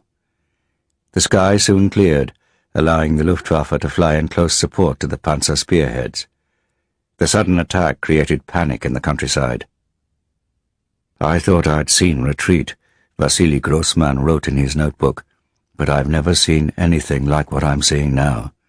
Exodus, biblical exodus. Vehicles are moving 8 abreast. There's the violent roaring of dozens of trucks trying simultaneously to tear their wheels out of the mud. Huge herds of sheep and cows are driven through the fields. They are followed by trains of horse-drawn carts. There are thousands of wagons covered with coloured sackcloth. There are also crowds of pedestrians with sacks, bundles, suitcases. Children's heads, fair and dark, are looking out from under the improvised tents covering the carts, as well as the beards of Jewish elders and the black-haired heads of Jewish girls and women. What silence in their eyes, what wise sorrow, what a sensation of fate, of a universal catastrophe. In the evening, the sun comes out from the multi-layered blue, black, and grey clouds. Its rays are wide, stretching from the sky down to the ground, as in Doré's paintings depicting those frightening biblical scenes when celestial forces strike the earth. On the 3rd of October, rumours of the rapid advance reached Orel, but the senior officers in the city refused to believe the reports and carried on drinking. Dismayed by this fatal complacency, Grossmann and his companions set off on the road to Bryansk, expecting to see German tanks at any moment. But they were just ahead. Guderian's spearhead entered Orel at 1800 hours, the leading panzers passing tramcars in the street. The day before, the 2nd of October, the main phase of typhoon had begun further north. After a short bombardment and the laying of a smokescreen, 3rd Panzer Group and 4th Panzer Group smashed through on either side of the reserve front commanded by Marshal Budyeni. Budyeni, another cavalry crony of Stalin's from the Civil War, was a mustachioed buffoon and drunkard who could not find his own headquarters. Korniev's chief of staff was put in charge of launching the Western Front's counterattack with 3 divisions and 2 tank brigades, but they were brushed aside. Communications collapsed, and within 6 days the 2 panzer groups had surrounded 5 of Budyeni's armies, linking up at Vyazma. German tanks chased Red Army soldiers, trying to crush them under their tracks. It became a form of sport. The Kremlin had little information about the chaotic disaster taking place to the west. Only on the 5th of October did the Stavka receive a report from a fighter pilot who had sighted a 20-kilometer column of German armoured vehicles advancing on Yukhnov. No one dared believe it. Another 2 reconnaissance flights were sent out, both of which confirmed the sighting, yet Beria still threatened to put their commander in front of an NKVD tribunal as a panic monger. Stalin nevertheless recognized the danger. He summoned a meeting of the State Defense Committee and sent Zhukov in Leningrad a signal telling him to return to Moscow. Zhukov arrived on the 7th of October. He claimed later that when he entered Stalin's room, he overheard him telling Beria to use his agents to make contact with the Germans about the possibility of making peace. Stalin ordered Zhukov to go straight to Western Front headquarters and report back on the exact situation. He arrived after nightfall to find Korniev and his staff officers bent over a map by candlelight. Zhukov had to telephone Stalin to tell him that the Germans had encircled 5 of Budyeni's armies west of Vyazma. In the early hours of the 8th of October, he discovered at Reserve Front headquarters that Budyeni had not been seen for 2 days. The conditions within the encirclements at Vyazma and Bryansk were indescribable. Stukas, fighters and bombers attacked any groups large enough to merit their attention, while the surrounding panzers and artillery fired constantly at the trapped forces. Rotting bodies piled up, filthy and starving Red Army soldiers slaughtered horses to eat, while the wounded died untended in the chaos. Altogether, nearly 750,000 men had been cut off. Those who surrendered were ordered to throw away their weapons and march westwards without food. "The Russians are beasts," wrote a German major. "They are reminiscent of the brutalized expressions of the Negroes in the French campaign. What a rabble!" When Grossmann escaped from Orel on the 3rd of October, just ahead of the Germans, he had been heading for Yeremenko's headquarters in the forest of Bryansk. Throughout the night of the 5th of October, Yeremenko waited for an answer to his request to withdraw, but no authorization came from Stalin. In the early hours of the 6th of October, Grossmann and the correspondents with him were told that even front headquarters was now threatened. They had to drive as fast as possible towards Tula before the Germans cut the road. Yeremenko was wounded in the leg and nearly captured during the encirclement of the Bryansk front. Evacuated by aeroplane, he was more fortunate than Major General Mikhail Petrov, the commander of the 50th Army, who died of gangrene in a woodcutter's hut deep in the forest. Grossman was dismayed by the chaos and fear behind the lines. In Believ, on the road to Tula, he noted, "Lots of mad rumors are circulating, ridiculous and utterly panic-stricken. Suddenly, there is a mad storm of firing. It turns out that someone has switched on the street lights, and soldiers and officers opened rifle and pistol fire at the lamps to put them out. If only they had fired like this at the Germans." Not all Soviet formations were fighting badly, however.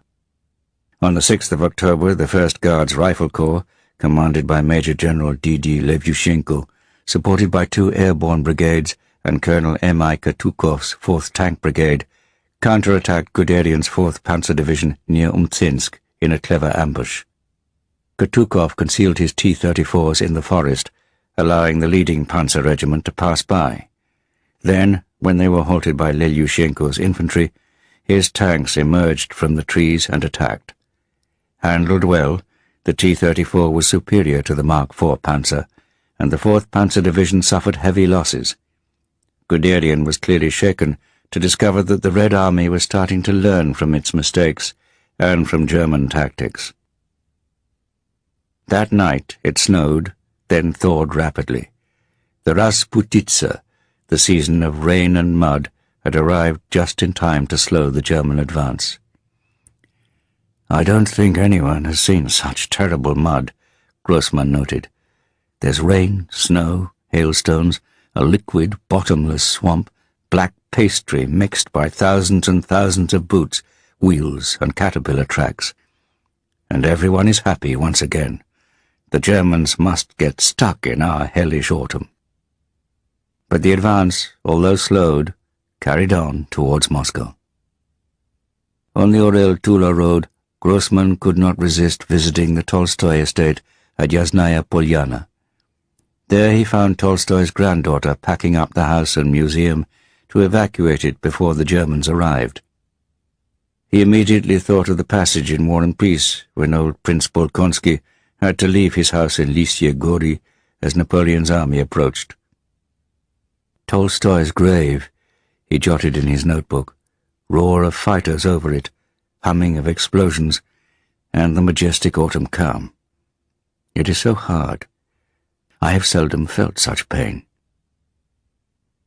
The next visitor after their departure was General Guderian, who was to make the place his headquarters for the advance on Moscow.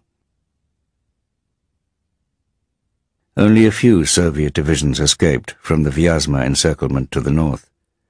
The smaller Bryansk pocket was proving to be the greatest disaster so far, with more than 700,000 men dead or captured. The Germans scented victory, and euphoria spread. The route to Moscow was barely defended. Soon the German press was claiming total victory, but this made even the ambitious Generalfeldmarschall von Bock feel uneasy. On the 10th of October, Stalin ordered Zhukov to take over command of the Western Front from Konev and the remnants of the reserve front. Zhukov managed to persuade Stalin that Konev, who would later become his great rival, should be retained rather than made a scapegoat. Stalin told Zhukov to hold the line at Mozhaisk, just 100 kilometers from Moscow, on the Smolensk highway. Sensing the scale of the disaster, the Kremlin ordered a new line of defense to be constructed by 250,000 civilians, mostly women, conscripted to dig trenches and anti-tank ditches.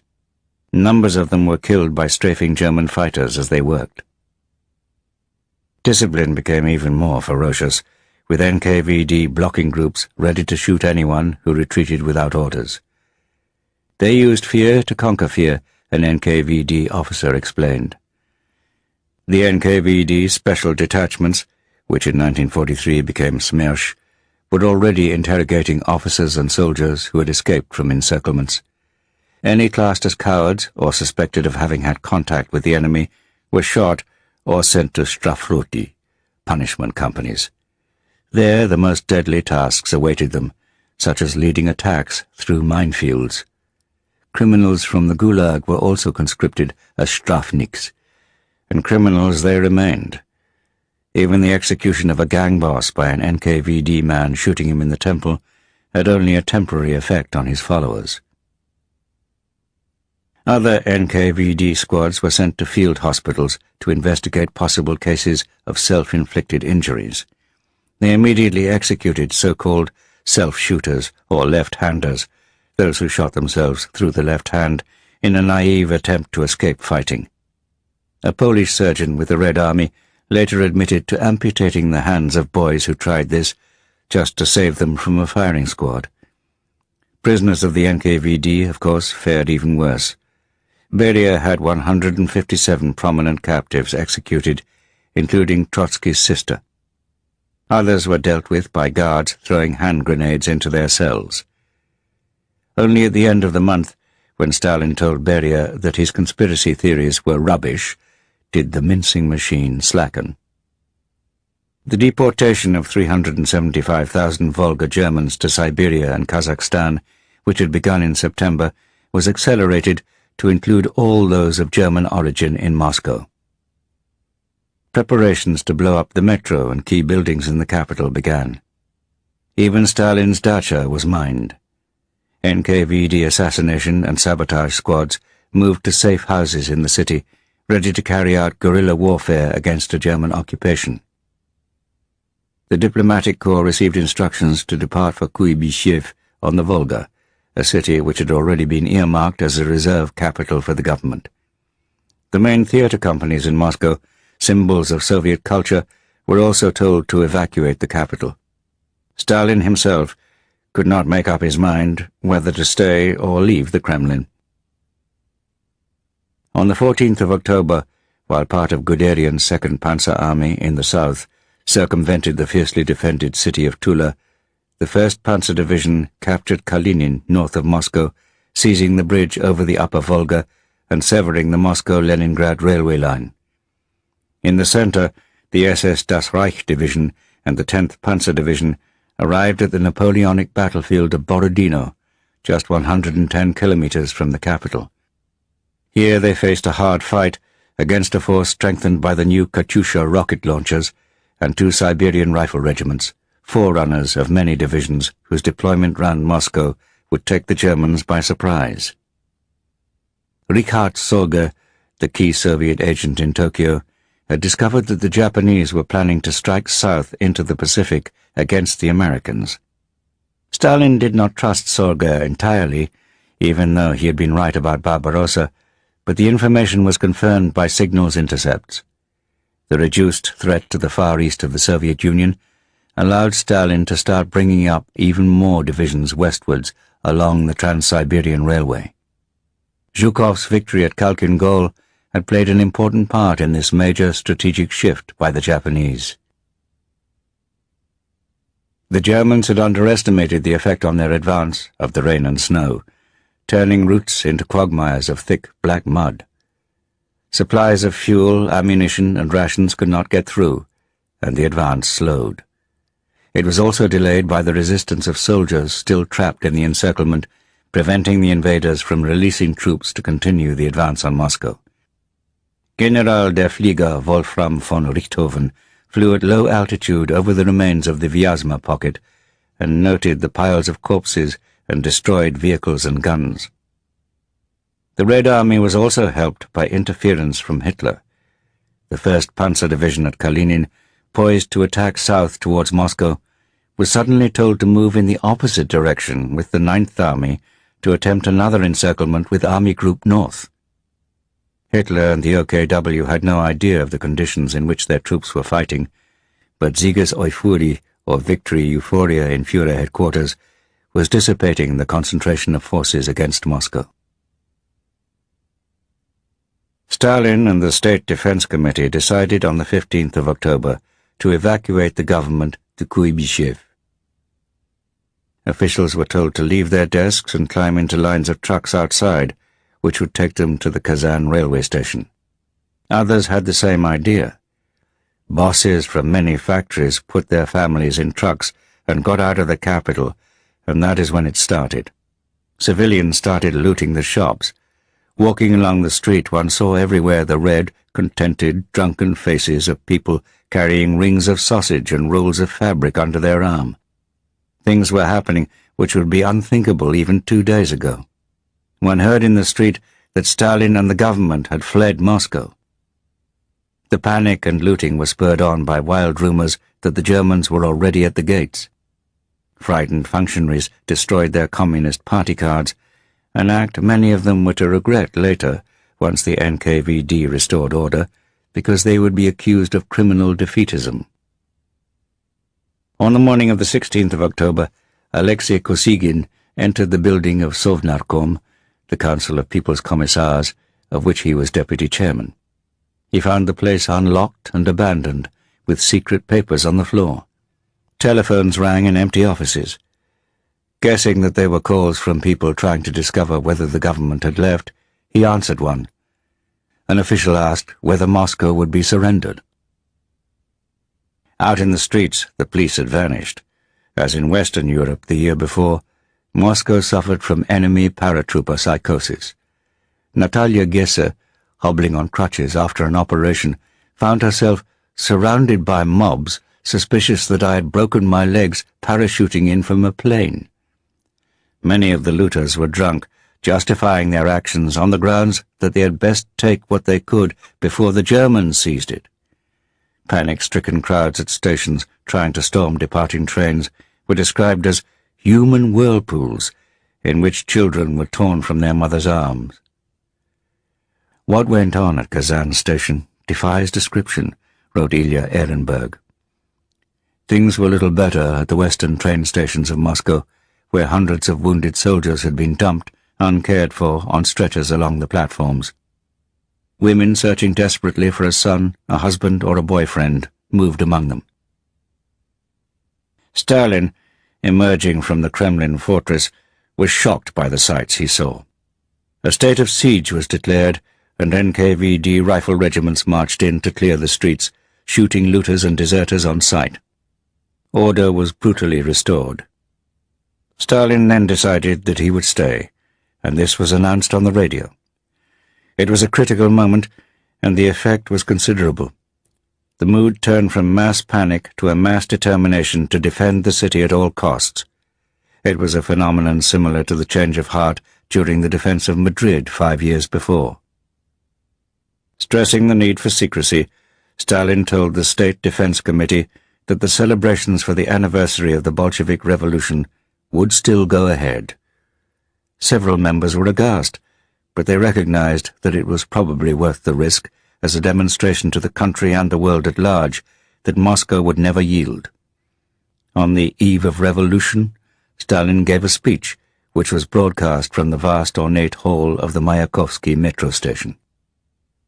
He evoked the great, but scarcely proletarian, heroes of Russian history, Alexander Nevsky, Dmitry Donskoy, Suvorov, and Kutuzov. The German invaders want a war of extermination. Very well, then. They shall have one. This was Stalin's conspicuous re-emergence into Soviet consciousness, after several months of avoiding association with the disasters of retreat. I have looked through the files of old newspapers from July to November 1941, wrote Ilya Ehrenberg many years later. Stalin's name was hardly ever mentioned. The leader was now inextricably linked with the courageous defense of the capital. And the following day, the 7th of November, Stalin took the salute from Lenin's empty mausoleum on Red Square, as rank upon rank of reinforcements marched through the falling snow, ready to turn northwestwards and on to the front. The canny Stalin had foreseen what an effect this coup de théâtre would have, and ensured that it was filmed for foreign and domestic newsreels. During the following week, hard frosts set in, and on the 15th of November, the Germans' advance resumed. It soon became clear to Zhukov that their main line of attack would be on the Volokolamsk sector, where Rosokovsky's 16th Army was forced to conduct a fighting retreat. Zhukov was under great pressure and lost his temper with Rokossovsky. The contrast between the two could hardly have been greater, even though they were both former cavalrymen. Zhukov was a rather squat fireball of energy and ruthlessness, while the tall and elegant Rokossowski was calm and pragmatic. Rokossowski, from a family of minor Polish nobility, had been arrested towards the end of the purge of the Red Army. He had 9 steel teeth to replace those knocked out of him during the conveyor belt of interrogation sessions. Stalin had ordered his release, but reminded him from time to time that this was a temporary concession. Any mistakes, and he would be returned to Beria's thugs. On the 17th of November, Stalin signed an order that all forces and partisans should destroy and burn to ashes all buildings in the combat zone and behind, to deny the Germans shelter in the approaching frosts. The fate of civilians was not considered for a moment. The suffering of soldiers, especially the wounded dumped on railway platforms, was also appalling. Stations were covered by human excrement and wounded soldiers with blood-stained bandages, wrote a Red Army officer. By the end of November, the German 3rd Panzer Army was within 40 kilometers of Moscow on the northwest side. One of its lead units had even seized a bridgehead across the Moscow-Volga Canal. 4th Panzer Army had meanwhile reached a point 16 kilometers from the western edge of Moscow, having pushed back Rokossowski's 16th Army. It is said that in a heavy fog, a motorcyclist from the SS Deutschland regiment drove right into Moscow and was shot down by an NKVD patrol next to the Belarusian station. Other German units could make out the onion cupolas of the Kremlin through powerful binoculars. The Germans had been fighting desperately in the knowledge that the full force of the Russian winter would soon be upon them. But their troops were exhausted, and already many were suffering from frostbite. Defense works on the approaches to Moscow had continued at a frenzied rhythm. Steel hedgehogs made of girder lengths welded together like giant caltraps acted as anti-tank barriers. The NKVD had organized destroyer battalions to combat paratroop or sabotage attacks on key factories and as a last line of defense. Each man was issued with a rifle, 10 rounds, and a few grenades. Stalin, afraid that Moscow might be encircled from the northern side, ordered Zhukov to prepare a series of counterattacks. But first he needed to reinforce the armies northwest of Moscow, battered by the 3rd and 4th Panzer Armies. The situation also appeared critical in the south of the country. Rundstedt's army group had secured the Donbass mining and industrial region in mid-October, just when the Romanians finally took Odessa. Manstein's 11th Army in the Crimea was laying siege to the great naval base of Sebastopol. The 1st Panzer Army advanced rapidly ahead towards the Caucasus, leaving behind the infantry. And on the 21st of November, the 1st SS Panzer Division, Leibstandarte Adolf Hitler, commanded by Brigadeführer Sepp Dietrich, whom Richthofen called the good old war horse, had entered Rostov at the entrance to the Caucasus and seized a bridgehead across the River Don. Hitler was exultant. The oil fields further south seemed within his grasp.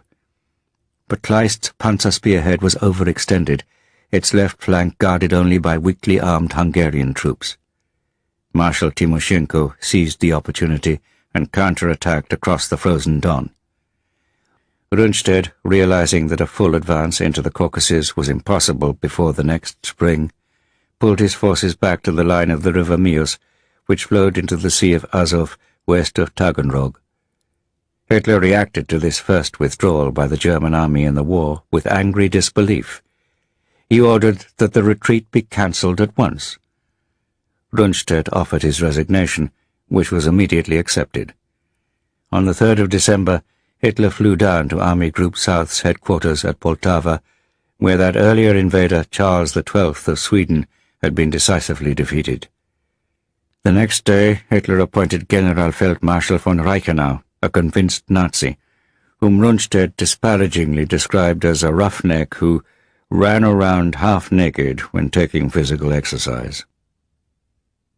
But Hitler was taken aback to find that Sepp Dietrich, the commander of the SS Leibstandarte, agreed with Rundstedt's decision, and Reichenau, having assured Hitler that he would not pull back, promptly carried on with the withdrawal, presenting Führer headquarters with a fait accompli. With his hand forced, Hitler then compensated the sacked Rundstedt with a birthday present of 275,000 Reichsmark. He was often cynical about how easy it was to bribe his generals with money, the grant of estates, and decorations. Leningrad had been saved from annihilation partly due to Zhukov's ruthless leadership and the determination of the troops, but mainly because of the German decision to concentrate on Moscow. Army Group North from then on was to be the poor relation on the Eastern Front, hardly ever receiving reinforcements and constantly afraid of being stripped of units to strengthen formations in the center and south of the country. This neglect on the German side was exceeded on the Soviet side, with Stalin on several occasions wanting to strip Leningrad of troops to defend Moscow. Stalin had no warm feelings for what he saw as a city of intellectuals who despised Muscovites and was suspiciously fond of Western Europe. How seriously he considered giving up the city is hard to tell, but it is quite clear that during that autumn and winter he was far more concerned about preserving the forces of the Leningrad front than the city, let alone its citizens. Soviet attempts to break the encirclement from outside with the 54th Army failed to dislodge the Germans from the southernmost shore of Lake Ladoga. But at least the defenders still held the isthmus between the city and the lake, although this was partly due to the caution of the Finns, who hesitated to advance onto pre-1939 Soviet territory. The siege settled down into a pattern, with regular German bombardments of the city at fixed times. Civilian casualties mounted, but mainly from starvation. Leningrad was effectively an island. The only connection still possible with the mainland was across Lake Ladoga or by air. Some 2.8 million civilians were trapped, and, with 500,000 troops, the authorities had to cater for 3.3 million people. Food distribution was shockingly uneven in a supposedly egalitarian society. Party officials made sure that their families and close relations did not suffer, and those who controlled the supply of food, right down to individual bread shops and canteens, profited shamelessly. Bribery was often needed to obtain even the basic ration. Food was indeed power, both for the corrupt individual and for the Soviet state, which had long used it to coerce submission or to take revenge upon unfavored categories of people. Industrial workers, children, and soldiers received a full ration, but others, such as wives who did not work and teenage children, received only a dependent's ration. Their ration card became known as the Smyrtnik, the death card. With a truly Soviet attitude to hierarchy, they were considered useless mouths, while party bosses received supplementary rations to help their decision-making on behalf of the common good. "Our situation with food is very bad," Vasily Churkin noted in late October when defending the line near Schlisselburg on Lake Ladoga. "We get 300 grams of bread that is as black as earth, and watery soup. We feed our horses with birch twigs with no leaves on them, and they die one after another. Locals from Bierzozovka and our soldiers leave just the bones on a horse that's fallen down. They chop off pieces of meat and boil them."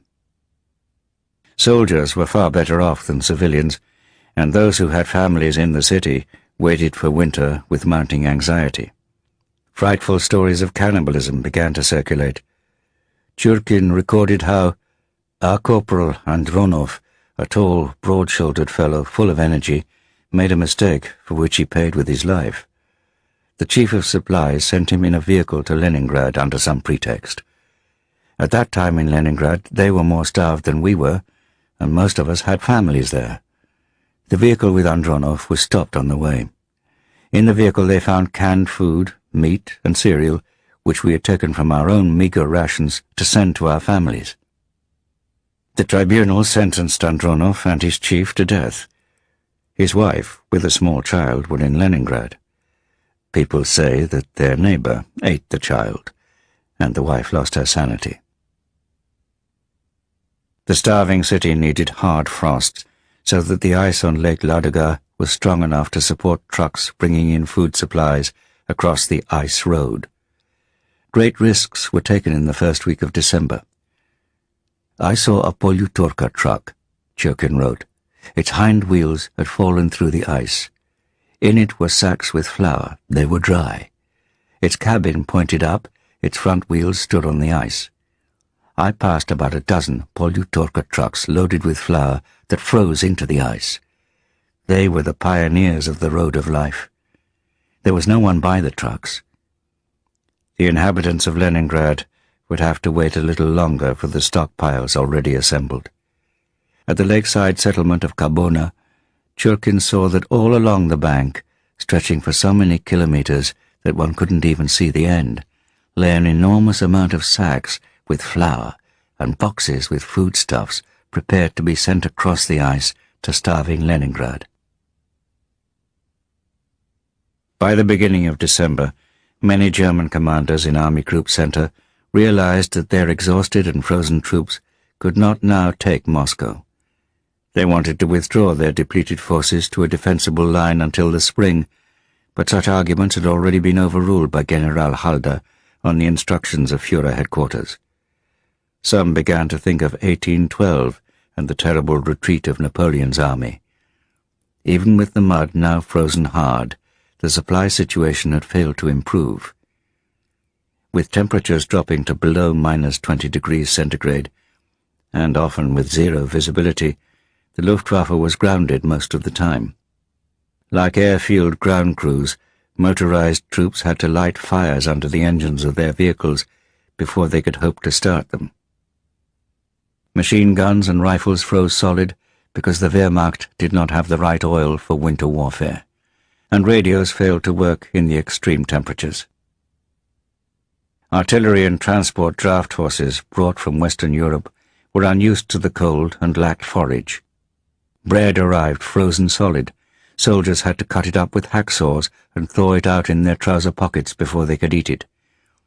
The weakened lancer could not dig trenches in the iron-hard ground without having melted it first with large bonfires. Few replacements had arrived for their jackboots, which had fallen to pieces after so much marching. There was also a shortage of proper gloves. Frostbite casualties now exceeded the number of those wounded in battle. Officers complained that their soldiers had started to look like Russian peasants because they had stolen the winter clothing of civilians, sometimes even forcing them at gunpoint to hand over their boots. Women, children, and old men were forced out into the snow from their log cabins, or izbas, where the soldiers ripped up the floors to search for their reserves of potatoes. It might have been less cruel to kill their victims than to force them to starve or freeze to death, half stripped of their clothes, in what was turning out to be the most savage winter for years. Conditions for Soviet prisoners were worst of all. They died in their thousands from exhaustion on forced marches westwards through the snow, from starvation and from disease, mainly typhus. Some were reduced to cannibalism in their dehumanized state of abject suffering. Each morning, their guards made them run for a few hundred meters, beating them. Any who collapsed were shot immediately. Cruelty had become addictive in those who had total control over beings they had been taught to despise and hate. By the 1st of December, German heavy artillery was finally within range of Moscow. On that day, Generalfeldmarschall von Kluger's Fourth Army began the final assault on the city from the west. The icy wind created deep snowdrifts, and the soldiers became exhausted trudging through them. But with a surprise artillery barrage and some air support from the Luftwaffe, his 20 Corps managed to break through the 33rd Army towards the Minsk-Moscow highway. The rear of the adjacent Soviet Fifth Army was also threatened. Zhukov reacted immediately and threw in all the reinforcements he could put together, including the Siberian 32nd Rifle Division. Late on the 4th of December, the Red Army's position was restored. The German infantry was collapsing from exhaustion and the cold. The temperature dropped below -30 degrees centigrade. "I cannot describe to you what this means," a Gefreiter in the 23rd Infantry Division wrote home that day. "First, the appalling cold, blizzards, feet soaked through and through. Our boots never dry out, and we are not allowed to take them off. And secondly, the stress from the Russians." Kluge and Bock knew that they had failed. They tried to console themselves with the idea that the Red Army, too, must be at its last gasp, as Hitler had so often insisted. They could not have been more wrong. During the last 6 days, Zhukov and the Stavka had been preparing a counterattack. With leaders such as Zhukov, Rokossovsky, Lelushenko, and Konev, a new professionalism was starting to have an effect. This was no longer the sclerotic organization of June, in which commanders, terrified of arrest by the NKVD, did not dare show the slightest initiative. The unwieldy formations of that period had also been abandoned. A Soviet army now consisted of little more than 4 divisions. For the time being, the corps level of command had been stripped out to improve control. 11 new armies had been formed behind the lines. Some included ski battalions and the well-trained Siberian divisions, properly equipped for winter warfare with padded jackets and white camouflage suits. The new T-34 tank, with its broad tracks, could cope with ice and snow far better than the German panzers. And in contrast to German equipment, Soviet weapons and vehicles had the right lubricants to resist the low temperatures. Red Army aviation regiments assembled on airfields round Moscow. With their Yak fighters and Sturmovik ground attack aircraft, they were to achieve air superiority for the first time, while most of the Luftwaffe remained frozen to the ground. Zhukov's plan, approved by Stalin, was intended to eliminate the 2 German salients either side of Moscow. The main one to the northwest contained the German 4th Army and the depleted 3rd and 4th Panzer Armies. The southern one, just east of Tula, was held by Guderian's 2nd Panzer Army. But Guderian, sensing the danger, was starting to pull back some of his forward units.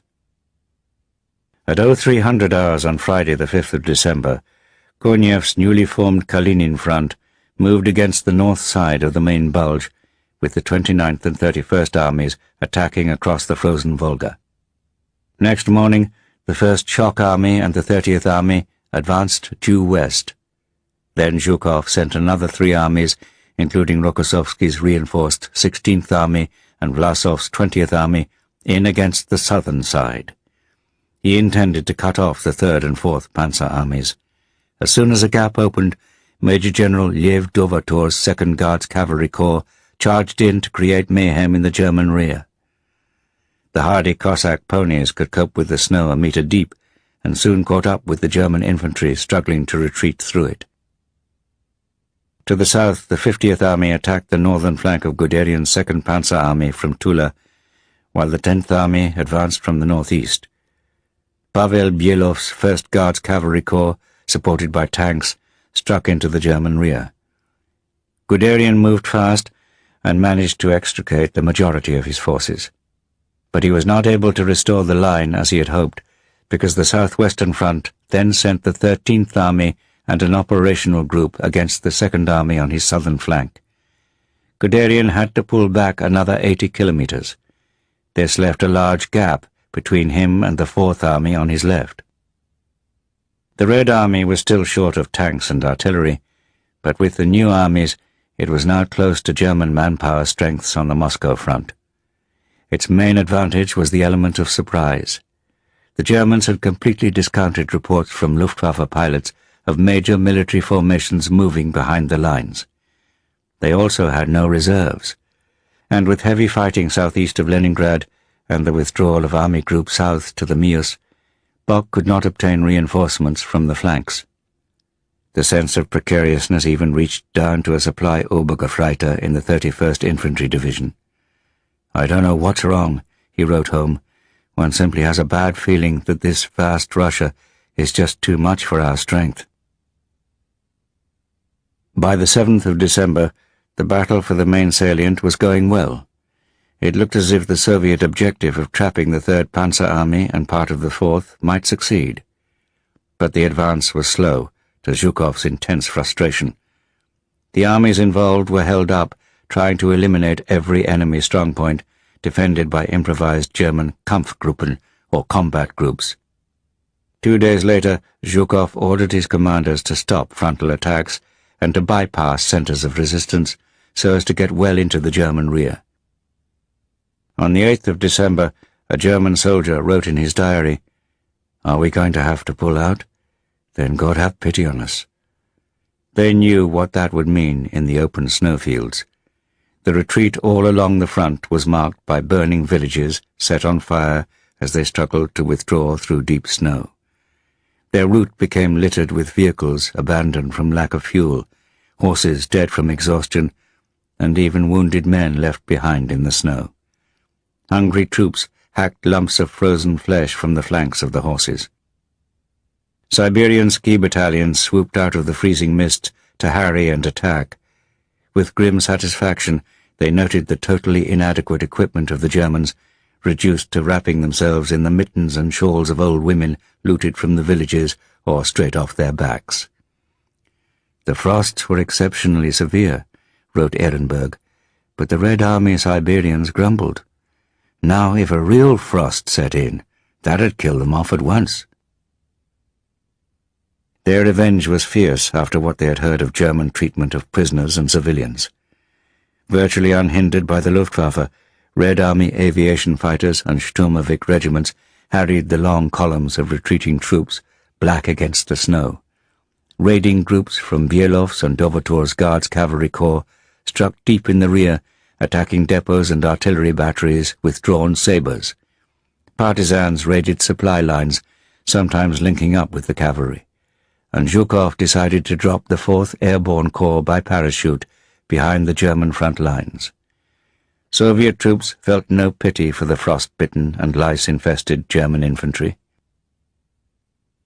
German field hospitals were having to amputate increasing numbers of limbs as untreated frostbite led to gangrene. With temperatures below -30, blood froze instantly in wounds, and many soldiers suffered intestinal problems from sleeping on the ice-hard ground.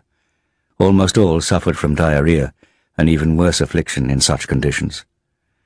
Those who could not move by themselves were doomed. "Many of the wounded shoot themselves," a soldier noted in his diary. Frozen weapons often failed to work. Tanks had to be abandoned from lack of fuel. A fear of being cut off spread. More and more officers and soldiers began to regret their treatment of Soviet prisoners of war. And yet, despite the constant thoughts of 1812 and a sense that the Wehrmacht was now accursed like Napoleon's Grande Armée, the retreat did not quite become a rout. The German army, especially on the edge of disaster, often surprised its enemies by the way it fought back. Improvised Kampfgruppen, formed at gunpoint by Feldgendarmerie, rounding up stragglers in a retreat, and led by determined officers and NCOs, managed to hold firm, with a mixture of infantry, pioneers, and assorted weapons such as flak guns and the odd self-propelled gun. On the 16th of December, one group, which had broken through an encirclement, finally reached German lines. "There's an enormous number of men suffering from nervous collapse," one of them noted in his diary. "Our officer is in tears." Hitler at first reacted in disbelief to the news of the Soviet offensive, having convinced himself that reports of new armies were a bluff. He could not understand where they had come from.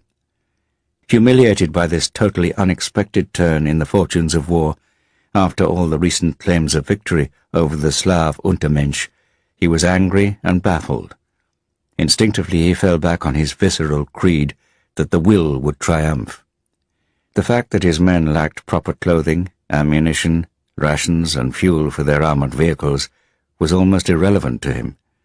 Obsessed with Napoleon's retreat of 1812, he was determined to defy a repetition of history. He ordered his troops to stand fast, even though they were incapable of digging defensive positions in the rock-hard ground.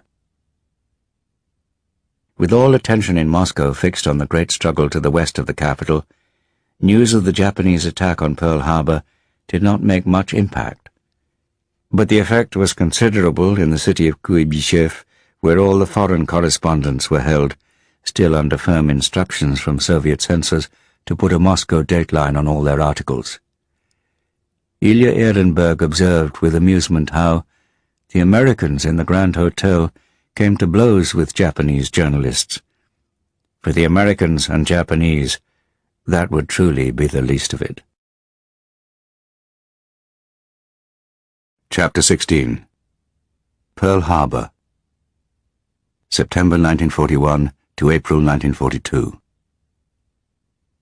On the 6th of December 1941, just as the Soviet counterattack round Moscow began, U.S. Navy cryptanalysts deciphered a message between Tokyo and the Japanese ambassador in Washington.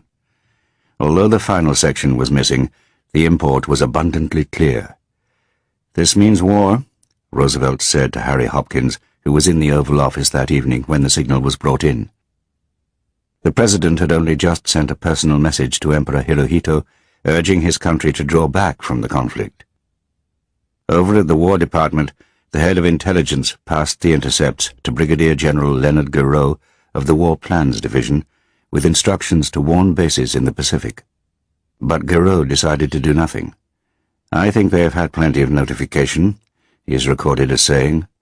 This was because both U.S. Navy and U.S. Army headquarters in the Pacific had been told on the 27th of November that war was imminent. This intelligence had also been based on magic intercepts of Japanese diplomatic signal traffic. Curiously, or perhaps significantly, no warning had come from the Kremlin, despite Roosevelt's desire to help the Soviet Union. One can only speculate about Stalin's motives, but he refused to pass on to the Americans Richard Zorger's intelligence before the battle for Moscow that the Japanese were planning to make a surprise attack on American forces in the Pacific. Yet one of the most striking coincidences of the Second World War was the decision by President Roosevelt on the 6th of December 1941, the day before the Japanese attack, to go ahead with the project to research an atomic weapon. In the first week of September, Japan's military leaders had forced Emperor Hirohito to accept their decision to go to war. His only protest had been to read them a poem in favor of peace written by his grandfather. But Hirohito's position as commander of the armed forces was extremely ambivalent. His opposition to the war was not moral, but simply reflected a fear that it might fail. The extreme militarist, mainly junior and middle-ranking officers, believed that the country had a divine mission to forge an empire under the euphemistic title of the Greater East Asia Co-Prosperity Sphere, or what the far-sighted American ambassador in Tokyo had warned in 1934 would be a Pax Japonica. By November 1941, he feared that the military were prepared to lead their country to national harakiri. The Japanese drive for imperial expansion had produced conflicting priorities. The war in China, fear and hatred of the Soviet Union to the north, and the opportunity to seize the French, Dutch, and British colonies to the south. The foreign minister, Matsuoka Yosuke, had arranged a Japanese-Soviet neutrality pact in April 1941, shortly before Hitler's invasion. Once German armies were advancing rapidly eastwards, Matsuoka did an about-turn and advocated a strike north against the Soviet rear. But senior officers in the Imperial Japanese Army opposed this plan. They remembered their defeat at Zhukov's hands in August 1939, and most preferred to finish the war in China first. The occupation of French Indochina in 1940 had been undertaken principally to stop supplies to Chiang Kai-shek's nationalist armies, but this proved to be the decisive step towards the Strike South strategy, advocated mainly by the Imperial Japanese Navy. Indochina provided an ideal base from which to seize the oil fields of the Dutch East Indies. And following the American and British embargo imposed on Japan in retaliation for their occupation of Indochina, the commander of the Imperial Fleet, Admiral Yamamoto Isoroku, had been warned that his ships would run out of fuel within a year. Japanese militarists felt that they had to go forward to seize all they needed. To go back involved an unbearable loss of face. The Minister of War, General Tojo Hideki, acknowledged that to take on the United States with its industrial might was a terrible gamble, and Yamamoto, who also feared the consequences of a prolonged war with the United States, felt that their only chance of survival was to get in first with a massive attack. In the first 6 to 12 months of a war with the United States and Britain, I will run wild and win victory after victory, he predicted with considerable accuracy. After that, I have no expectation of success. The military leaders had outwardly accepted the preference of the Emperor and the Prime Minister, Prince Konoe Fumimaro, to seek a diplomatic solution with the United States, but they never had any intention of accepting a deal which involved significant concessions. The Imperial Army was resolutely opposed to any withdrawal from China. Although in many cases fatalistic about their prospects, especially if the war dragged on, Japan's military commanders preferred the risk of national suicide to a loss of face. Roosevelt had been convinced that a firm line was the best policy, even though he did not want war at that stage. Both General Marshall and Admiral Harold R. Stark, the Army and Navy Chiefs of Staff, had warned him clearly that the United States was not yet sufficiently prepared. But his Secretary of State, Cordell Hull, while negotiating with the Japanese envoy, was outraged when he heard on the 25th of November of a massive convoy of warships and troop transports heading through the South China Sea. He responded with a series of demands which were seen in Tokyo as tantamount to an ultimatum. Hull's 10 points document insisted, among other things, that the Japanese should withdraw from Indochina and China, as well as renounce the tripartite pact with Germany. This stern reaction had been encouraged by the Chinese nationalists and the British. Only a complete and immediate climb down by the United States and Britain might have averted conflict at that stage. Yet such a sign of Western weakness would probably have encouraged Japanese aggression. Hull's intransigence convinced the Japanese military leaders that their preparations for war were vindicated. Delay would only weaken them, and postponement of the war would reduce Japan, as Tojo had said at the crucial conference on the 5th of November, to a third-class nation. In any case, Yamamoto's carrier fleet had just set forth from the Kuril Islands in the northern Pacific, with Pearl Harbor as its objective. 0 hour had already been set for 0800 hours on the 8th of December, Tokyo time. The Japanese plan aimed to secure a perimeter around the Western Pacific and the South China Sea. 5 armies would seize the 5 main objectives. The 25th Army would attack down the Malay Peninsula to take the British naval base of Singapore. The 23rd Army in southern China would seize Hong Kong. The 14th Army would land in the Philippines, where General Douglas MacArthur, American Commander-in-Chief and Pro-Consul, had his headquarters. The 15th Army would invade Thailand and southern Burma. The 16th Army would secure the Dutch East Indies, modern Indonesia, with the oil fields so vital to the Japanese war effort.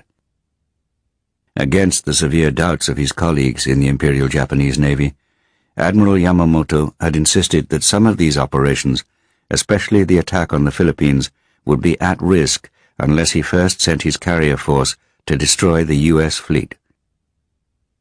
Yamamoto's Navy pilots had been practicing torpedo and bombing attacks for several months in preparation.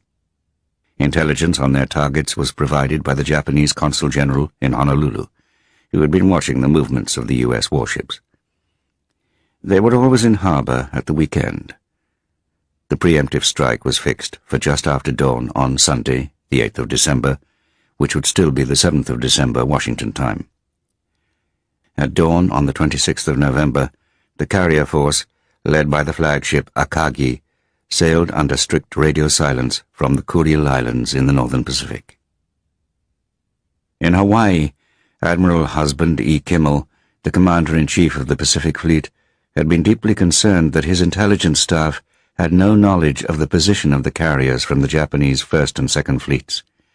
"Do you mean to say," he retorted on the 2nd of December, when told of this, "that they could be rounding Diamond Head, near the entrance to Pearl Harbor, and you wouldn't know it?" Yet even Kimmel could not imagine an attack on Hawaii, out in the middle of the Pacific. Like the naval and army staffs in Washington, he believed a Japanese attack was much more likely to take place around the South China Sea against Malaya, Thailand, or the Philippines. So the peacetime routine had continued, with officers in their white tropical uniforms and sailors looking forward to a weekend of beer and relaxing on Waikiki Beach with local girls. Many ships were manned with little more than skeleton crews at the weekend. At 06:05 hours on Sunday the 8th of December, a green lamp was waved on the flight deck of the Akagi. Pilots adjusted their hachimaki, a white headband with a red rising sun symbol on the forehead, which indicated that they had promised to die for the Emperor. A cheer of "Banzai!" arose from the ground crews as each aircraft took off. Despite the heavy swell, the 6 carriers in the task force launched a first wave of 183 aircraft, including Zero fighters, Nakajima bombers, torpedo planes, and Aichi dive bombers. The island of Oahu lay 370 kilometers to their south. The aircraft circled over the carrier fleet, then set off in formation towards their objective. Flying above the cloud as dawn came up, it was hard to check their drift, so the bomber leader, Commander Fuchida Mitsuo, tuned in to the American radio station on Honolulu. It was playing dance music. He then switched on his direction finder. He corrected their course by 5 degrees. The music was interrupted by a weather report. He was relieved to hear that visibility over the islands was improving, with breaks in the cloud. An hour and a half after takeoff, the leading pilots spotted the northern tip of the island. The reconnaissance plane, which had gone ahead, reported that the Americans appeared to be unaware of their presence. Fuchida fired a Black Dragon flare from his cockpit to signal that they should still follow the plan for a surprise attack. The reconnaissance plane then reported the presence of 10 battleships, a heavy cruiser, and 10 light cruisers.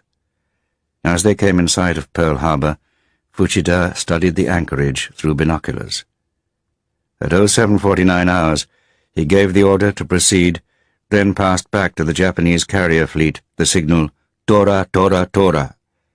The code word meaning tiger signified that complete surprise had been achieved.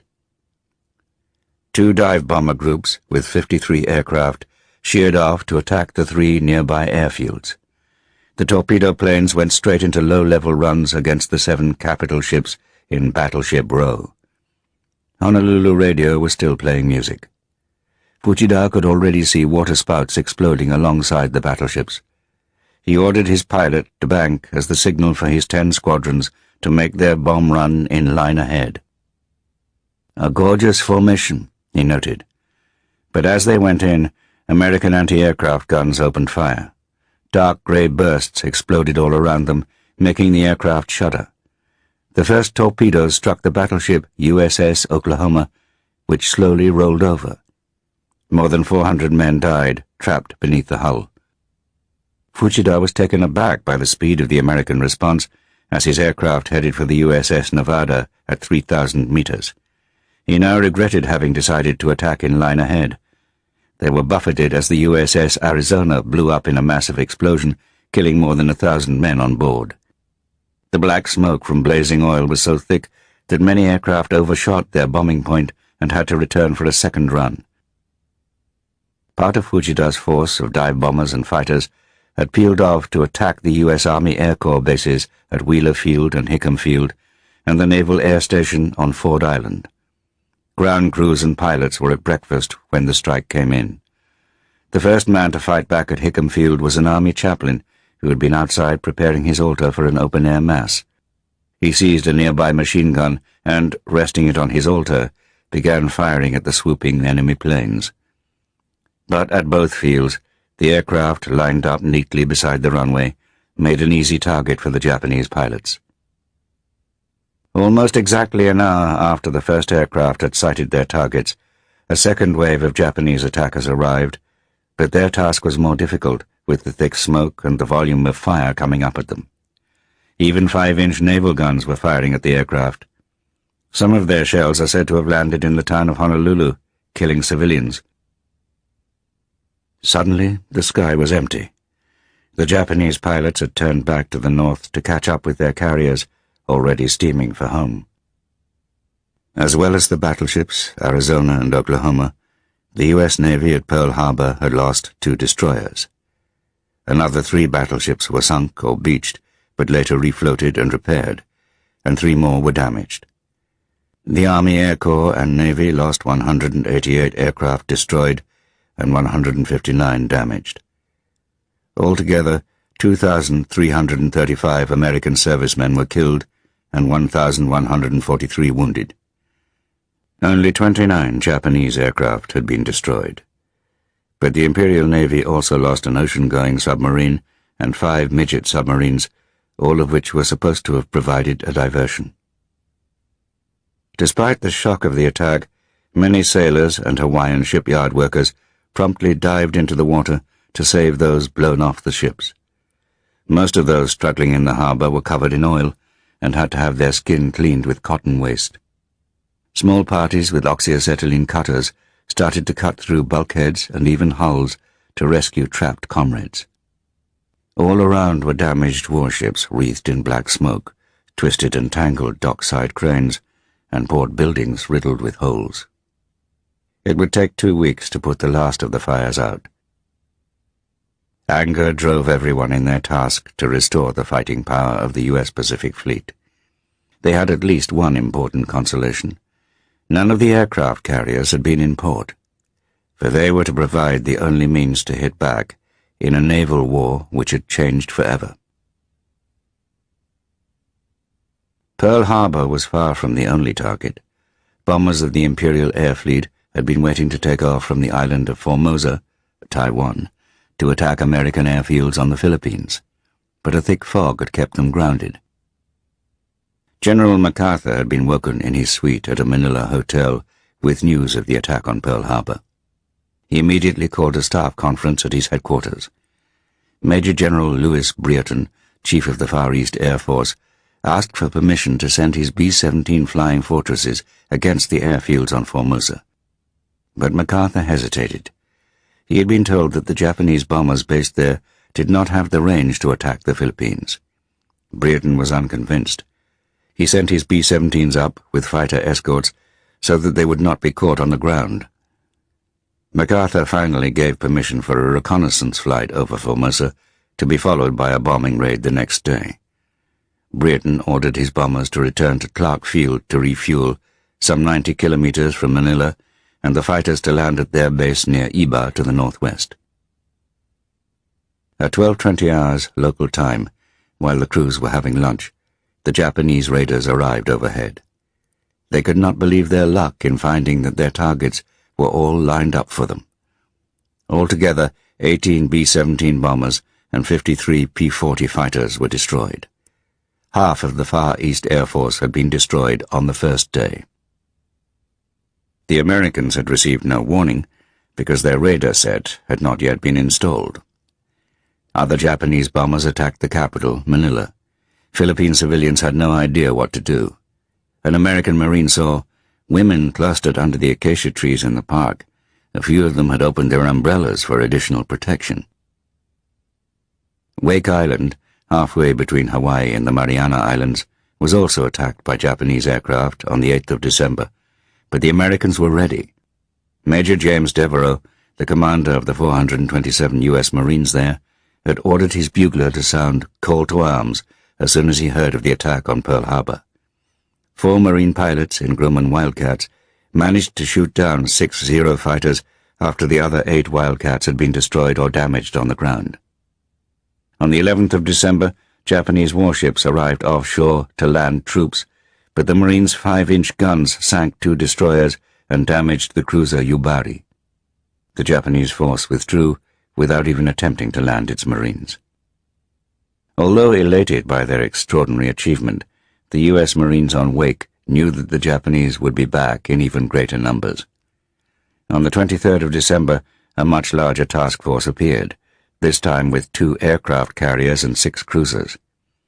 The Marines fought back courageously against odds of 5-1 supported by a massive naval artillery bombardment and air attacks. Although they managed to inflict heavy losses, the Americans were forced to surrender to avoid heavy civilian casualties on the island. On the 10th of December, 5,400 Japanese Marines landed on Guam in the Mariana Islands, some 2,500 kilometers east of Manila. The small and lightly armed garrison of U.S. Marines did not stand a chance. The British in Hong Kong and Malaya had been expecting a Japanese invasion since the end of November. Malaya was a rich prize with its tin mines and vast rubber plantations. The governor, Sir Shenton Thomas, had described the country as the dollar arsenal of the empire. Malaya thus represented almost as high a priority for the Japanese as the oil fields of the Dutch East Indies. A state of emergency was declared in Singapore on the 1st of December, but the British were still woefully ill-prepared. The colonial authorities feared that an overreaction might unsettle the native population. The appalling complacency of colonial society had produced a self-deception largely based on arrogance. A fatal underestimation of their attackers included the idea that all Japanese soldiers were very short-sighted and inherently inferior to Western troops. In fact, they were immeasurably tougher and had been brainwashed into believing that there was no greater glory than to give their lives for their emperor. Their commanders, imbued with the sense of racial superiority and convinced of Japan's right to rule over East Asia, remained impervious to the fundamental contradiction that their war was supposed to free the region from Western tyranny. The Royal Navy had a vast and modern naval base on the northeast corner of Singapore Island. Powerful coastal batteries covered the approaches, ready to destroy an amphibious attack. But this magnificent complex, which had cost a large part of the naval budget, was almost empty. The original plan had been that a fleet could be sent out there from Britain in the event of war. But because of naval commitments in the Atlantic and the Mediterranean, and the need to protect Arctic convoys to Murmansk taking supplies to the Russians, the British had no battle fleet in the Far East. Churchill's promise to aid the Soviet Union also meant that the Far East Command lacked modern aircraft and tanks, as well as a range of other equipment. The only fighter available, the Brewster Buffalo, known as the Flying Beer Barrel because of its tubby shape and sluggish handling, stood no chance against Japanese Zeros. The British commander in Malaya was Lieutenant General Arthur Percival, a very tall, thin man with a military moustache which failed to divert attention from his buck teeth and weak chin. Although Percival had acquired a perhaps undeserved reputation for ruthlessness with IRA prisoners during the troubles in Ireland, he had the obstinacy of a faint-hearted man when it came to dealing with subordinate commanders. Lieutenant General Sir Louis Heath, the commander of 3 Indian Corps, had no respect for Percival and bitterly resented his promotion over him.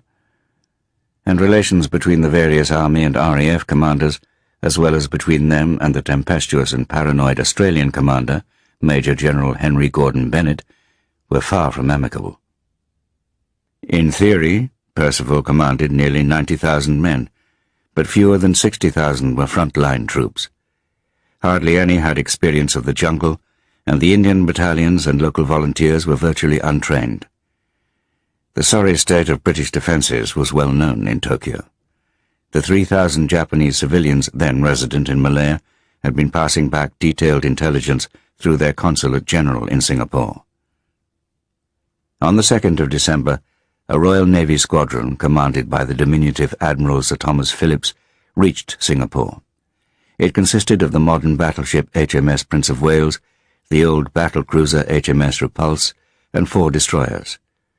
Crucially, it lacked fighter cover, because the aircraft carrier HMS Indomitable, with 45 Hurricanes, had been halted for repairs. But this did not seem to worry the British in Singapore. They did not think that the Japanese would dare to launch an invasion of Malaya now, with such powerful ships based there. General Percival, meanwhile, was refusing to construct defence lines with the argument that it reduced the offensive spirit of his soldiers. On Saturday, the 6th of December, a Royal Australian Air Force bomber, based at Kota Bharu in the far northeast of Malaya, sighted Japanese transports escorted by warships. They had sailed from the island of Hainan off the South China coast and were due to be joined by 2 convoys from Indochina. This force, which would split again, was headed for the southern Thai ports of Patani and Singora on the Kra Isthmus and the airbase of Kota Bharu. From the Kra Isthmus, General Yamashita Tomoyuki's 25th Army would attack both northeastwards towards southern Burma and south into Malaya. The British had evolved a plan, Operation Matador, to advance into southern Thailand and delay the Japanese there. But the Thai government, bowing to the inevitable and hoping to regain territory in northwest Cambodia, had virtually accepted Japanese overlordship in advance. Air Chief Marshal Sir Robert Brooke Popham, the elderly Commander-in-Chief Far East, could not make up his mind whether to launch Operation Matador or not. Brooke Popham was known as Pop-Off because of his tendency to fall asleep during meetings. General Heath was furious about the indecision, since his Indian troops were still on standby to move into Thailand when they should have been moving to Jitra in the far northwest to prepare defensive positions there. They were becoming increasingly demoralized, soaked to the skin in the monsoon rains. Finally, in the early hours of the 8th of December, news reached Singapore that the Japanese were landing to attack Kota Bharu. At 0430 hours, while the senior commanders and the governor were in conference, Japanese bombers made their first raid on Singapore. The city was still a blaze of lights. Admiral Phillips, although well aware of the lack of fighter cover, decided to take his squadron up the east coast of Malaya to attack the Japanese invasion fleet. At Kota Bharu, the only explosions which had taken place so far had been caused by mines on the beach being set off by stray dogs or by coconuts dropping on them. A little way inland, the 8th Brigade had concentrated 1 battalion round the airfield, but the beaches were guarded by only 2 battalions, stretched over 50 kilometers. The Japanese assault had started around midnight on the 7th of December, in fact about an hour before the attack on Pearl Harbor, even though the two were supposed to have been simultaneous. The seas in this monsoon period were heavy, but that did not stop the Japanese from getting ashore. The Indian infantry platoons managed to kill quite a number of their attackers, but they were too thinly spread, and the visibility in the heavy rain was poor. The Australian pilots at the landing strip scrambled their 10 serviceable Hudson bombers and attacked the transports offshore, destroying one, damaging another, and sinking a number of landing barges. But after dawn, the Kota Bharu airfield and others down the coast began to suffer repeated attacks from Japanese Zeros flying in from French Indochina. By the end of the day, the British and Australian squadrons in Malaya were reduced to just 50 aircraft. Percival's deployment of his troops to guard airfields as a first priority proved a grave mistake, and Brooke Popham's indecision over Operation Matador meant that the Japanese Air Force was soon operating from bases in southern Thailand. General Heath, to Percival's anger, began a retreat the next day from the northeast. President Roosevelt, following his celebrated statement that the 7th of December was a date which will live in infamy, cabled Churchill in London to report on the declaration of war passed by the Senate and the House of Representatives. Today all of us are in the same boat with you and the people of the Empire, and it is a ship which will not and cannot be sunk. It was an unfortunate metaphor, just as HMS Prince of Wales and HMS Repulse were steaming out of the naval base, escorted by their destroyers. While Admiral Phillips was leaving, he was warned that he could expect no fighter protection, and that Japanese bombers were now based in southern Thailand. Phillips felt that, in the best traditions of the service, he could not back out. Phillips's Force Z was not sighted by Japanese seaplanes until the late afternoon of the 9th of December. Not finding any transports or warships, Phillips decided to turn back that night and return to Singapore. But in the early hours of the 10th of December, his flagship received a report of another landing at Kuantan, which was on his way. The Royal Navy warships of Force Z were called to action stations after a hurried breakfast of ham and marmalade sandwiches. Gun crews, wearing anti-flash protection, steel helmets, goggles, and asbestos gloves manned the pom-poms. "Prince of Wales looked magnificent," wrote an observer on board the Repulse. "White-tipped waves rippled over her plunging bows. The waves shrouded them with watery lace, then they rose high again and once again dipped.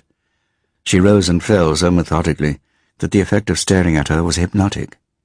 The fresh breeze blew her white ensign out stiff as a board. I felt a surge of excited anticipation rise within me at the prospect of her and the rest of the force sailing into enemy landing parties and their escorting warships." In fact, the report of landings at Kuantan proved false. This diversion and delay to their return proved fatal. Later in the morning, a Japanese reconnaissance aircraft was sighted. At 11:15 hours, the Prince of Wales opened fire at a small group of enemy aircraft. Another group of torpedo planes appeared a few minutes later. The two ships' multiple pom-pom guns began firing. Their crews called them Chicago pianos. The glowing tracers arced outwards in a mass of shallow curves towards their targets. But while the gunners were concentrating on the torpedo planes, nobody had noticed bombers at a much higher altitude. The Repulse was struck by a bomb which went right through the catapult deck. Smoke emerged through the hole, yet attention remained fixed on the attacking aircraft. As the pom-pom gunners knocked one of the low-level attackers out of the sky, everyone cheered, "Duck down!"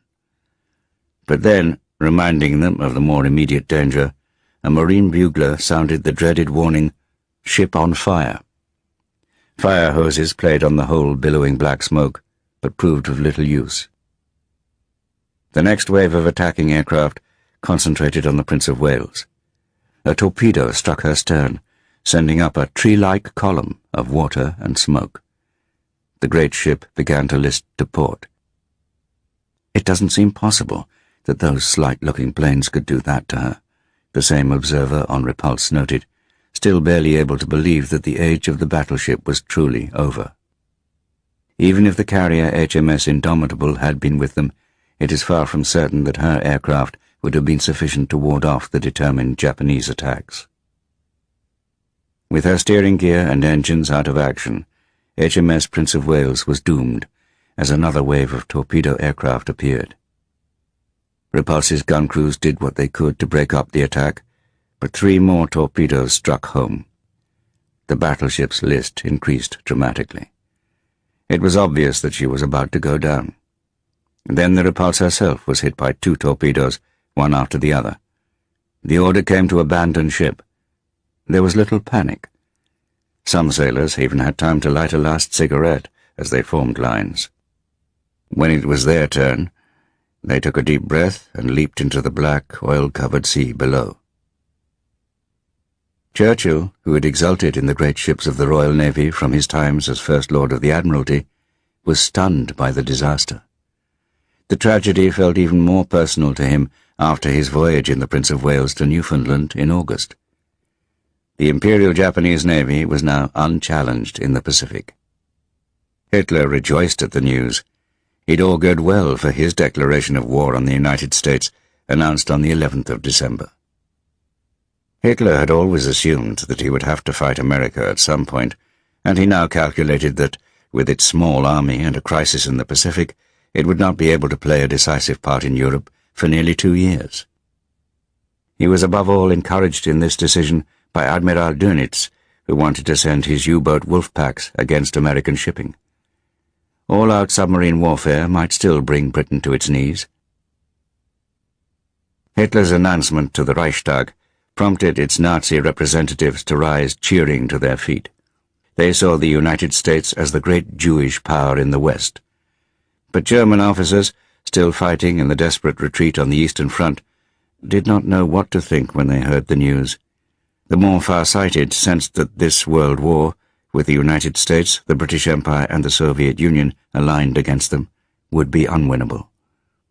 The repulse before Moscow, combined with the American entry into the war, made December 1941 the geopolitical turning point. From that moment, Germany became incapable of winning the Second World War outright, even though it still retained the power to inflict appalling damage and death. On the 16th of December, Generalfeldmarschall von Bock, suffering from some sort of psychosomatic illness, informed Hitler that he must decide whether Army Group Center should stand and fight or withdraw. Both courses risked its destruction. He clearly wanted to be relieved of his failed command, and he was replaced a few days later by Kluge, who initially agreed with Hitler's refusal to retreat. Brauchitsch, the army commander-in-chief, was also dismissed for pessimism. Hitler promptly appointed himself commander-in-chief in his stead. Several other senior commanders were also removed, but it was the sacking of Guderian, the symbol of offensive dash, which depressed German officers the most. Guderian had characteristically defied orders to hold positions whatever the cost. The wisdom or folly of Hitler's decision to stand fast has long been debated.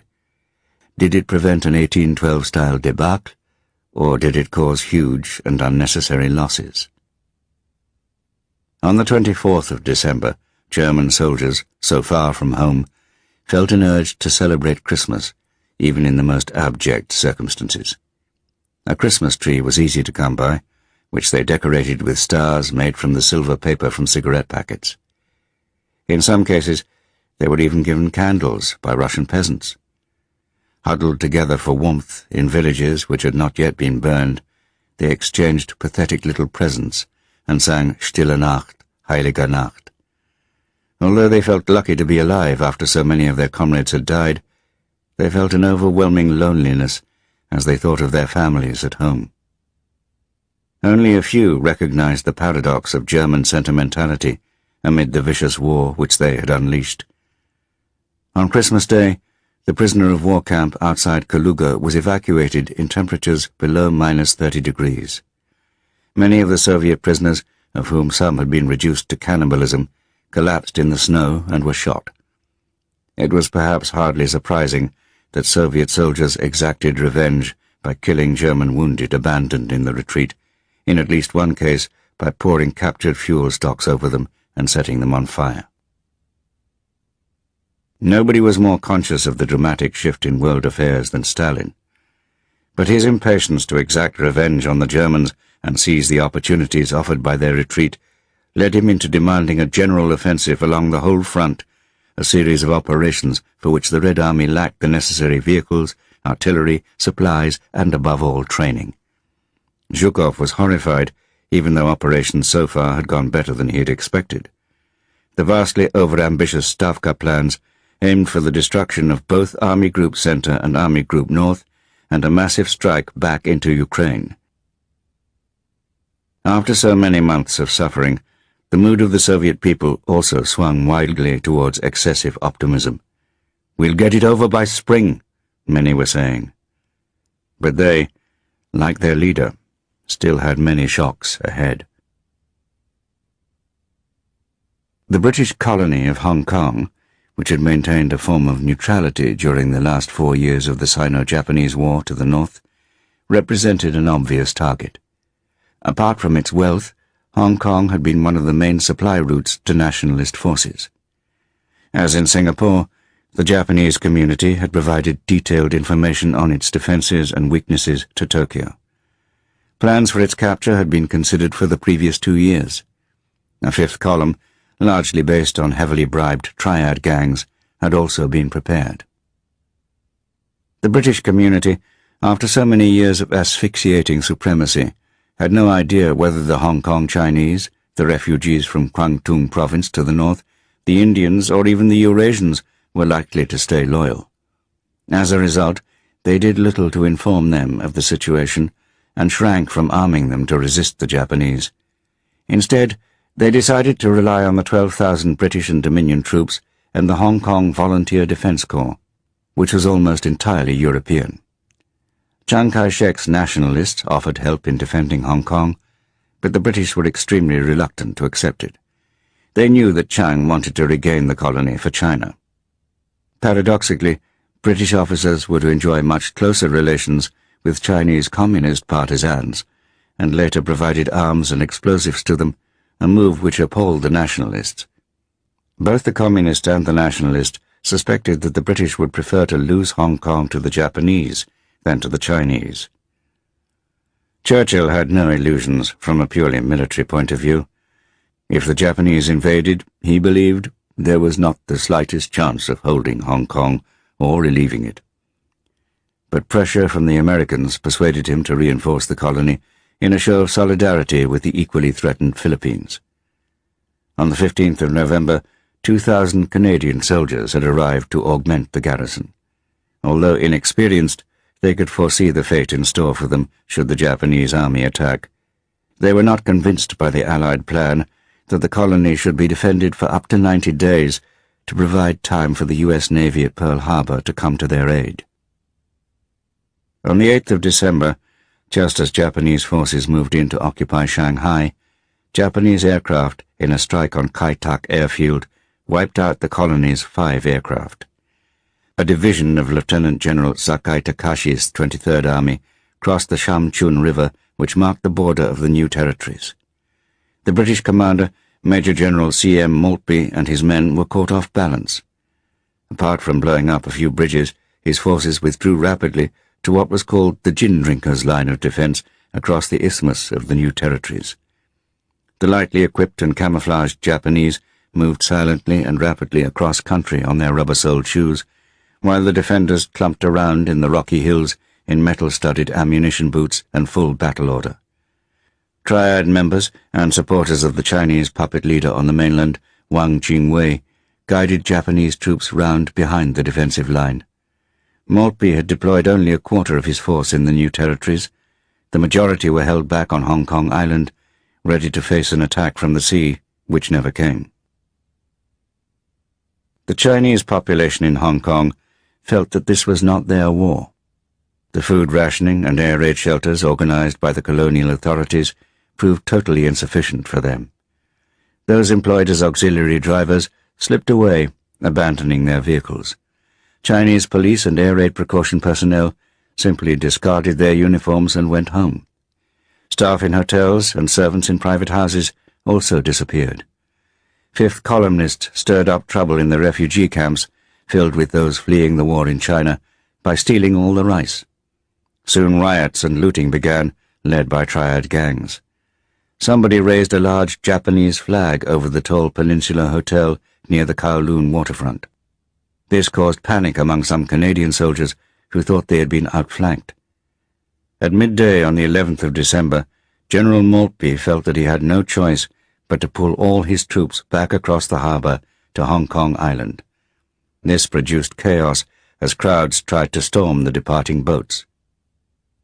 News of the sinking of the Prince of Wales and the Repulse confirmed that there was no hope of relief from a Royal Navy task force. The island itself was also in a state of ferment after the relentless artillery bombardment and bombing by Japanese aircraft.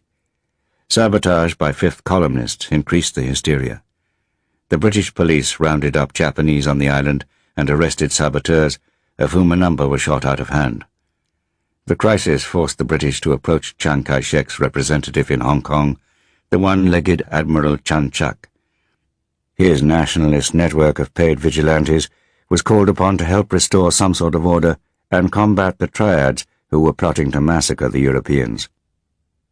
The most effective method was bribery. Triad leaders agreed to a meeting in the Cecil Hotel. Their demands were outrageous, but a deal was struck. Admiral Chan Chak's vigilantes, operating under the name of the Loyal and Righteous Charitable Association, soon grew to 15,000 strong, of whom 1,000 were attached to the Special Branch. An underground war was then waged against Wang Jingwei's partisans. Most of those captured were executed in back alleys. The British became rather fond of the piratical Chinese admiral who had saved the situation, and they finally agreed to seek help from the nationalist armies. With rumours of relief and order virtually restored, morale on the besieged island rose. But Maltby, uncertain where to concentrate his troops to repel a landing, failed to strengthen his forces on the northeast corner of the island. A group of 4 Japanese swam across at night to reconnoitre this stretch, and on the following night of the 18th of December, 7,500 troops crossed, using every small craft they could find. The 38th Division, once established, did not try to push round the coast towards Victoria as Maltby expected. Instead, they forced their way across the hilly interior, pushing back the 2 Canadian battalions to split the island in 2. Soon both Stanley and Victoria were without electricity or water, and much of the Chinese population was starving. Already the governor, Sir Mark Young, had been persuaded by General Maltby that there was no hope of holding out. Young sent a signal to London on the 21st of December, requesting permission to negotiate with the Japanese commander. Churchill replied via the Admiralty that there must be no thought of surrender. Every part of the island must be fought over, and the enemy resisted with the utmost stubbornness. Every day that you are able to maintain your resistance, you help the Allied cause all over the world. Young, apparently dismayed to think of himself as the first man to surrender a British colony since Cornwallis at Yorktown, agreed to fight on. Despite some brave stands, the morale of the doomed defenders was collapsing. Indian troops, especially the Rajputs, who had suffered heavy casualties, were in a very bad state. Their morale had also been sapped by constant Japanese propaganda urging them to defect, with the implication that the defeat of the British Empire would bring freedom to India. The Sikh police had deserted almost to a man. Their resentment of the British was fueled by memories of the Amritsar massacre in 1919. With fires raging and with water supplies cut, which had also created a major sanitation problem, the British community, especially the wives, started to put pressure on Maltby and the governor to end the fighting. Young remained obstinate, but on the afternoon of Christmas Day, after the Japanese had intensified their bombardment, Maltby insisted that resistance was no longer possible. That evening, the 2 men were taken across the harbour in a motorboat by Japanese officers to surrender to General Sakai by candlelight in the Peninsula Hotel. Admiral Chan Shak, with several British officers, escaped in motor torpedo boats that night to join up with nationalist forces on the mainland. Over the next 24 hours, the triads looted at will, especially the British houses on the Peak. Despite General Sakai's orders to his troops to treat their prisoners well, the heavy fighting on the island had enraged them.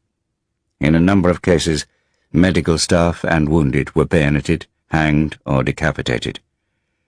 There were, however, relatively few cases of rape of European women, and the offenders were severely punished, which made a surprising contrast to the terrifying performance of the Imperial Japanese Army in the war on the mainland.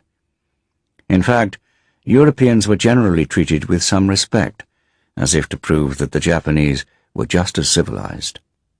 But then, in a perverse contradiction of Japanese propaganda, which claimed that they were undertaking a war to liberate Asia from the whites, officers made little effort to restrain their men from raping Hong Kong Chinese women. More than 10,000 are estimated to have been gang-raped, and several hundred civilians were killed during the holiday after the battle. General Yamashita's army, successfully established on the Malay Peninsula, although inferior in numbers, enjoyed the support of an armoured division and air superiority. The Indian troops, most of whom had never seen a tank before, were overawed. They were also spooked by the jungle and the eerie gloom of the rubber plantations. But the most effective Japanese tactic was to advance down the eastern and western coast roads led by their tanks, and on reaching a roadblock, to outflank the defenders with infantry skirting round them through paddy fields or jungle. The speed of the Japanese advance was greatly increased by bicycle troops, who often overtook the retreating defenders. Advancing down both the west and the east coast of the Malay Peninsula, Yamashita's battle-hardened troops pushed back the mixture of British, Indian, Australian and Malay units towards the southern tip of Johore. In a number of actions, certain units fought well and inflicted heavy casualties, but the incessant retreats were both utterly exhausting and demoralizing against Japanese tanks and constant strafing by Zero fighters. General Percival still refused to establish a defense line in Johore because he thought it would be bad for morale. This lack of prepared positions was disastrous for the defense of Singapore. Even so, the Australian 8th Division in particular managed to hold the Japanese Imperial Guards Division and throw it off balance with ambushes. A force of hurricanes had also arrived to strengthen Singapore's defences, but they proved inferior to the Zero. After 2 weeks of fighting in Johor, the remnants of the Allied forces were pulled back to Singapore Island. The causeway across the Johor Strait was then blown up on the 31st of January 1942, just after the Argyll and Sutherland Highlanders crossed, bagpipes playing. The Japanese are said to have decapitated 200 Australian and Indian soldiers who had been left behind, too badly wounded to move. Raffles Hotel continued to offer dinner dances on most nights, with the idea that business as usual would keep up morale. But to officers back from fighting down the Malay Peninsula, it seemed more like the band playing on board the Titanic. Under relentless Japanese bombing, much of the city lay in ruins. Many European families had begun to leave, either by flying boat to Java or to Ceylon on the returning troop ships, which had just delivered reinforcements. Their fathers and husbands had mostly enrolled in volunteer units. Some women bravely stayed on as nurses, despite fears for their fate when the Japanese conquered the city.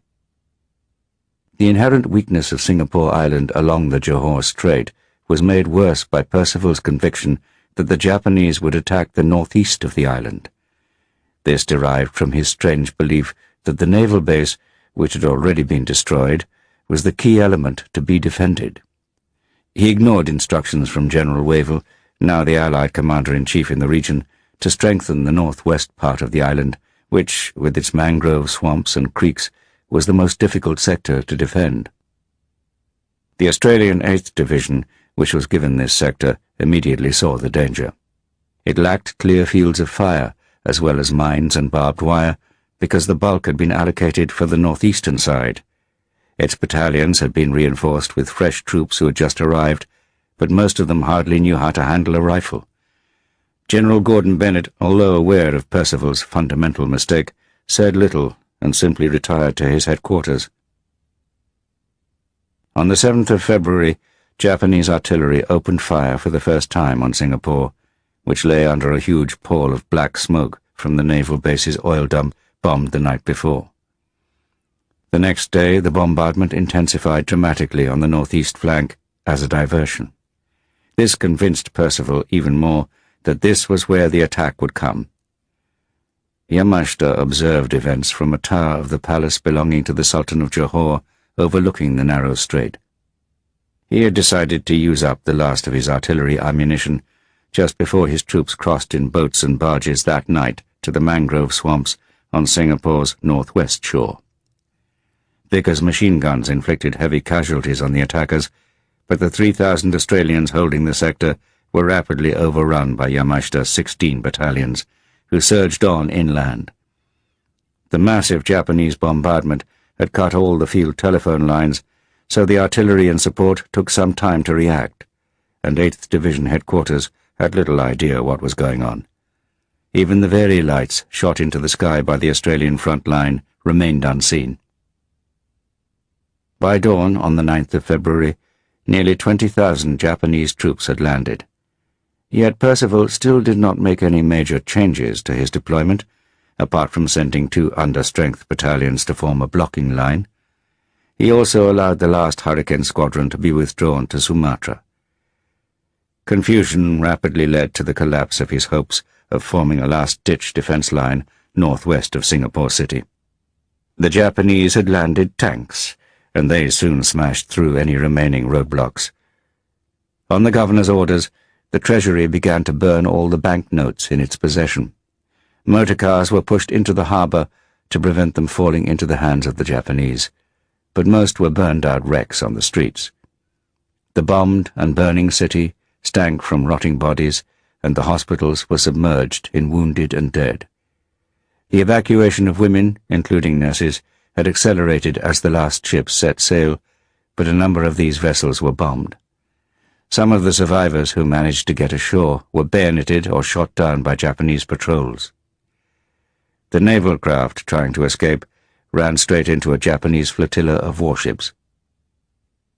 Percival, who had been ordered by Churchill and Wavell to fight to the very last, was under pressure from his subordinate commanders to surrender to avoid further loss of life. He signalled Wavell, who was firm in his order to continue fighting street by street, but the city was running out of water due to pipes broken by the bombing. Japanese troops charged into the military hospital at Alexandra and bayoneted patients and staff.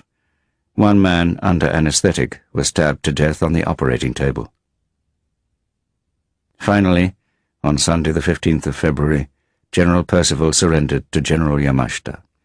General Bennett, after ordering his men to unload and stay where they were, slipped away.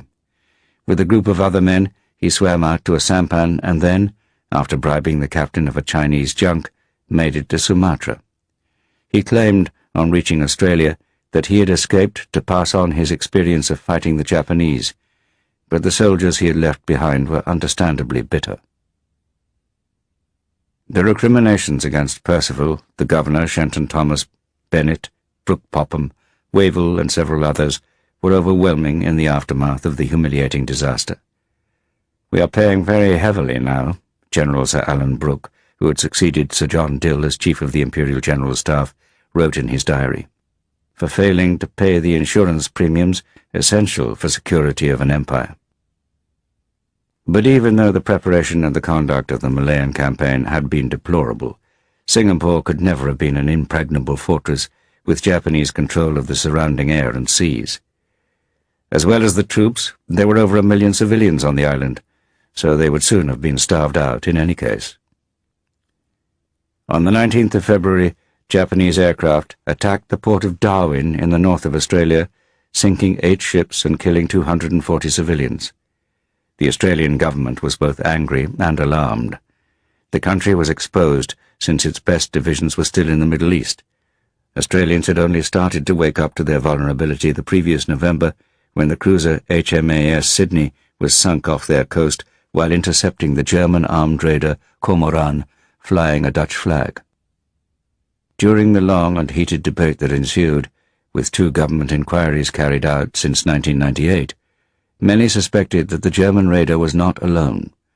They believed that the Sydney was torpedoed by a Japanese submarine operating with the Cormoran 18 days before the attack on Pearl Harbor.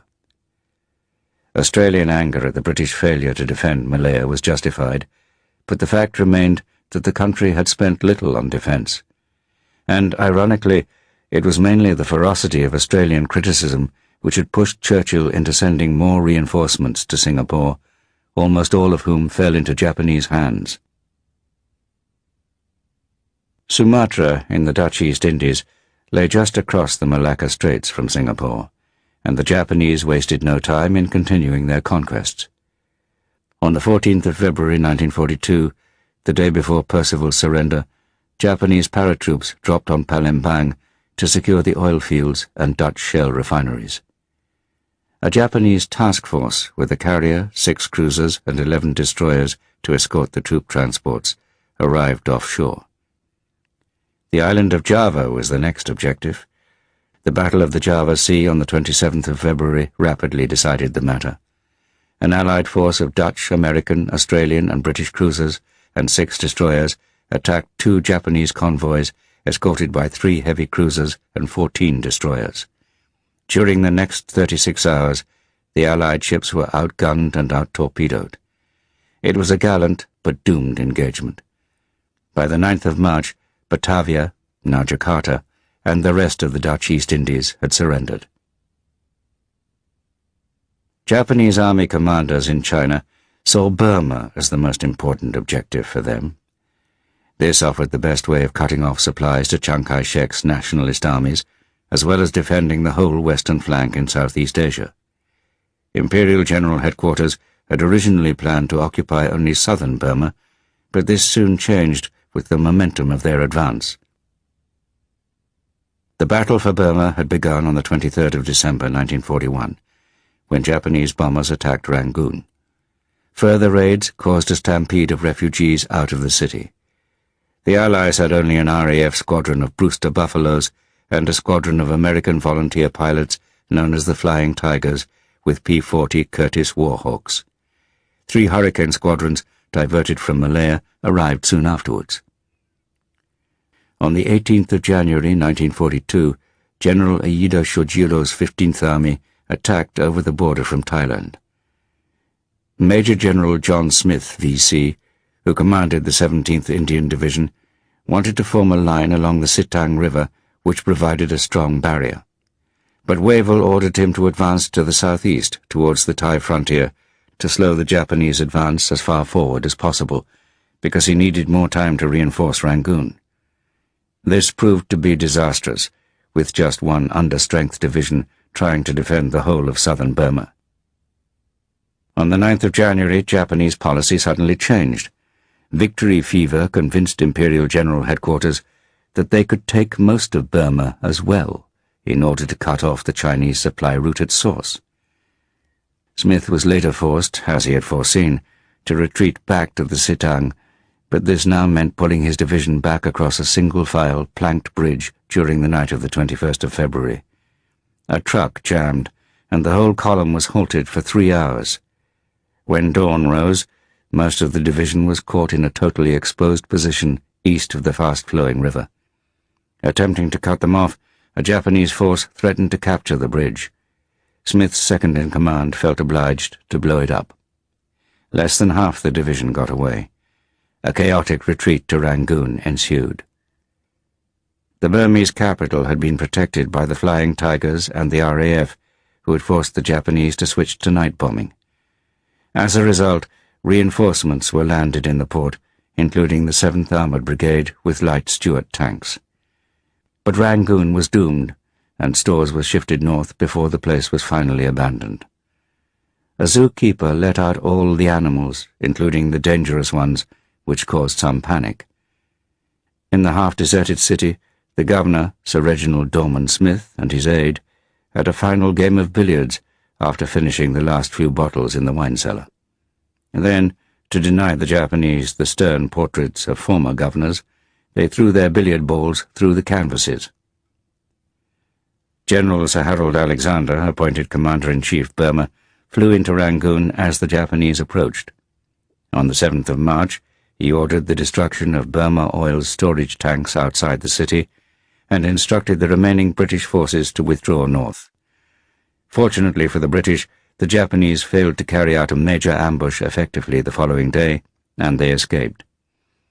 The plan was to form a new line of defense in the north, along with the 1st Burma Division of Karen Hill tribesmen, ferociously opposed to the Japanese, and 50,000 Chinese nationalist troops, led by the American commander in China, Major General Joseph Stilwell. Vinegar Joe was a ferocious Anglophobe. He claimed, unconvincingly, that Alexander was astonished to find me, mere me, a goddamn American, in command of Chinese troops. Extraordinary. Looked me over as if I had just crawled out from under a rock. The Japanese, having occupied Rangoon with its port, were able to reinforce their army rapidly. Their aircraft, now operating from airfields inside Burma, managed to destroy almost all the remaining RAF and Flying Tiger fighters on an airfield further north. At the end of March, the Chinese forces were beaten back, and what now became the Burma Corps, commanded by Lieutenant General William Slim, was forced to retreat rapidly to avoid encirclement. Chiang Kai-shek accused the British of failing to hold the line. Certainly, liaison between the two armies was ineffectual, if not chaotic, partly because the Chinese had no maps, and they could not read the place names on the ones the British provided. Disaster was then made certain by Stilwell insisting on an offensive, which the Chinese armies were incapable of carrying out. Stilwell rejected Chiang Kai-shek's plan to defend Mandalay as too passive. Without warning the British, he sent 2 Chinese divisions into an attack south and refused to allow the 200th Division to retreat from Toungoo. The Japanese rapidly took advantage of these overextended formations by advancing past them to Lashio, northeast of Mandalay, and thus outflanking the British as well. Stilwell, refusing to admit responsibility for the disaster, blamed his Chinese forces for a stupid reluctance to attack and losing the chance of a great victory. The British were rather more appreciative of their efforts, and as furious with Stilwell as was Chiang Kai-shek. On the 5th of April, a powerful Japanese task force entered the Bay of Bengal to attack the British naval base at Colombo. Admiral Sir James Somerville managed to send most of his ships out of the way in time, but the damage inflicted was still extremely serious. By the beginning of May, the Japanese had seized Mandalay and had even crossed into China by the Burma Road, forcing some of the Chinese nationalist forces back into Yunnan province. But it was Indian civilians from the large community in Burma who suffered most in the retreat north, including small merchants and their families unused to hardship. They were attacked and robbed by the Burmese, who hated them. The remaining Allied troops had to retreat towards the Indian frontier, having suffered some 30,000 casualties. The Japanese occupation of Southeast Asia appeared complete. Chapter 17. China and the Philippines. November 1941 to April 1942. The year 1941 had begun more encouragingly for the Chinese nationalists. The Japanese 11th Army was so spread out that it could not concentrate for an effective offensive. South of the Yangtze, the nationalists even managed to inflict a severe reverse at the Jin River on the 33rd and 34th Divisions, causing some 15,000 Japanese casualties. And Chiang Kai-shek, in a calculated gamble, had forced the communist guerrilla New Fourth Army to abandon its areas south of the Yangtze and move north of the Yellow River. It appears that although an agreement was reached on this withdrawal, Mao ensured that it broke down. Bitter fighting broke out when communist troops, deliberately misdirected by Mao, blundered into nationalist forces. Inevitably, accounts of what happened differed entirely on both sides. All that is certain is that it made a subsequent civil war even more difficult to avoid. Soviet representatives restricted themselves to expressing concern that nationalists and communists were fighting each other when they should be attacking the Japanese. But in the wider world, foreign communist parties used the incident as propaganda to claim that the nationalists were always the aggressors. The Generalissimo, meanwhile, was outraged by the growing Soviet control over the extreme northwestern province of Xinjiang, which bordered Mongolia, the USSR, and India. Working through the local warlord Zheng Shizai, the Soviet Union had constructed bases and factories, installed a military garrison, and started mining for tin and drilling for oil. A secret camp also trained cadres for the Chinese Communist Party as their influence in the province grew. Zheng Shizai had even applied for membership of the Chinese Communist Party.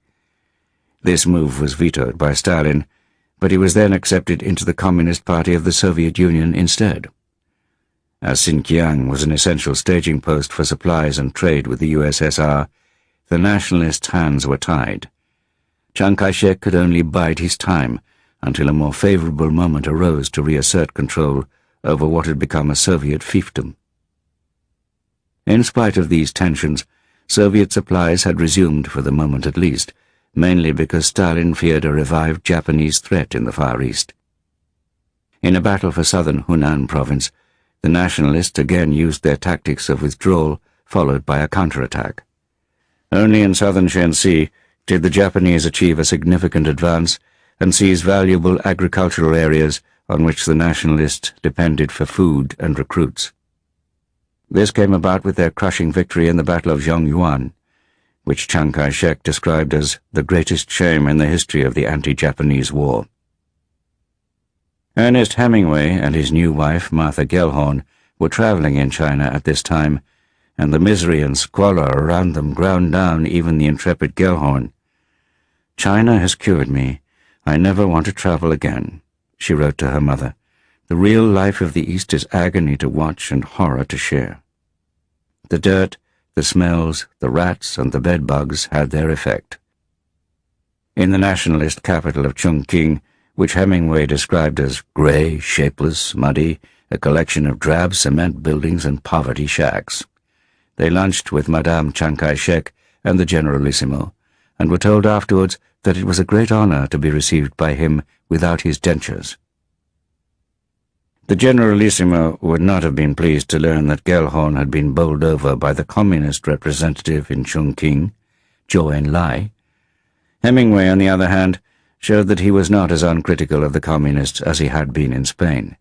He was well aware of the effectiveness of their propaganda, and how communist supporters such as Edgar Snow had managed to persuade readers in the United States that Mao's forces were fighting hard, while the corrupt nationalists were doing little, when in fact the opposite was true.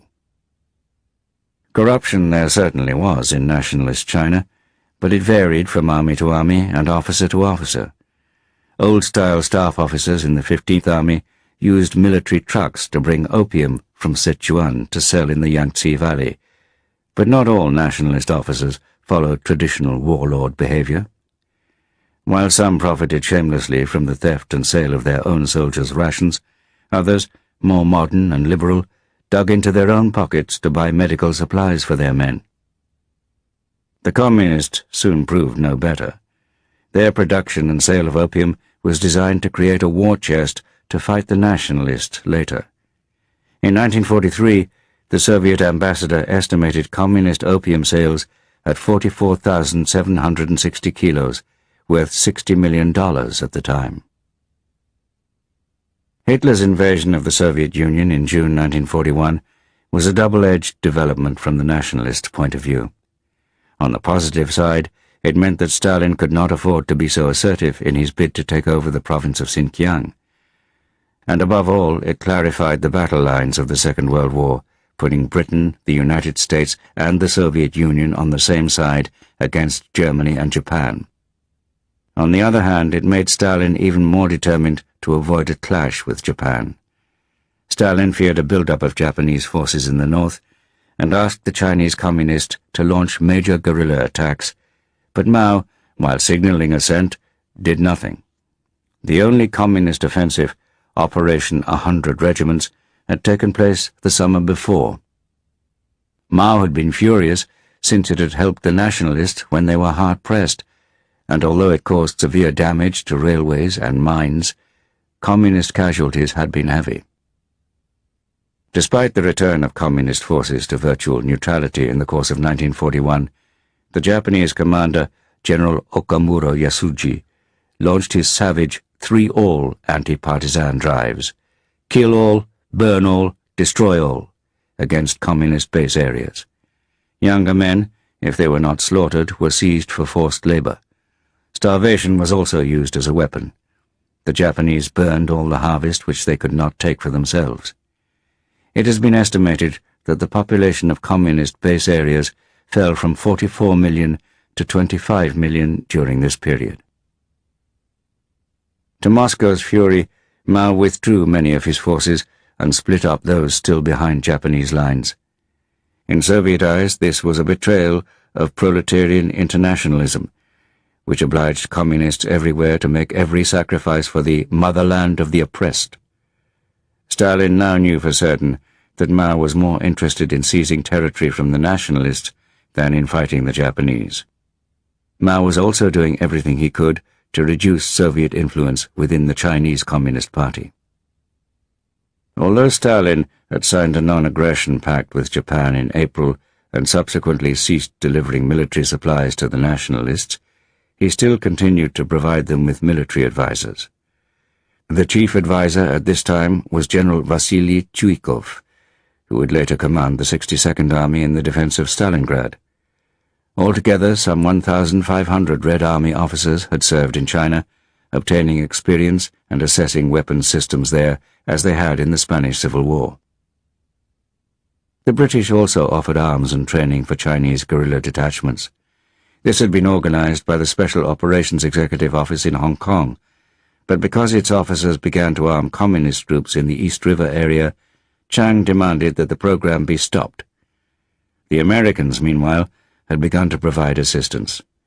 This included the formation of the American volunteer group, the Flying Tigers, commanded by the retired U.S. Army Air Corps officer Claire Chennault, Chiang Kai-shek's aviation advisor, and equipped with 100 Curtiss P-40s. They were based in Burma to help protect the road link to southwest China, but the P-40 stood little chance against the Japanese Mitsubishi Zero, unless the pilot used special tactics.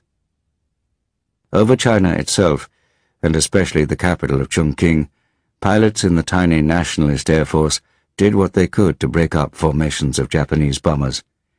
Imperial General Headquarters had been forced to accept in December 1938 that nationalist Chinese tactics had thwarted any hope of a quick victory. So they resorted to strategic bombing in the hope of destroying the Chinese will to resist. All industrial concerns were targeted, but the main objective was the nationalist capital, which was attacked relentlessly with high explosive and incendiaries. The Japanese adopted a strategy of multiple small raids to keep the city on constant alert and wear down its air defenses. Chinese historians refer to the Great Bombing of Chongqing, of which the most intense stage continued from January 1939 until December 1941, when Japanese naval aviation units were redeployed to the Pacific. More than 15,000 Chinese civilians were killed and 20,000 badly injured. On the 18th of September 1941, the Japanese 11th Army launched a fresh offensive against the strategically important city of Changsha with 4 divisions. The fighting was heavy as the Chinese forces withdrew. As always, the wounded suffered the most in a retreat. A Chinese doctor from Trinidad in the West Indies described one scene which was sadly typical. A Red Cross ambulance stood on the road, surrounded by hundreds of wounded men, standing or lying down. It was loaded, and the lightly wounded had clambered onto the roof. Some had even crowded into the chauffeur's seat. The driver was standing in front of them, his arms uplifted, pleading desperately. This was not an uncommon scene. Wounded men would lie down on the highway to prevent the trucks from leaving them behind. During this renewed attempt to encircle Changsha, the Japanese for once suffered more casualties than they inflicted. The nationalist combination of conventional and semi-guerrilla operations was becoming more effective. The plan had been drawn up by General Chuikov. Yet again the Chinese counterattacked just as the Japanese entered the city. Japanese sources claimed that they pulled back only because of orders from Imperial General Headquarters, while the Chinese hailed a great victory.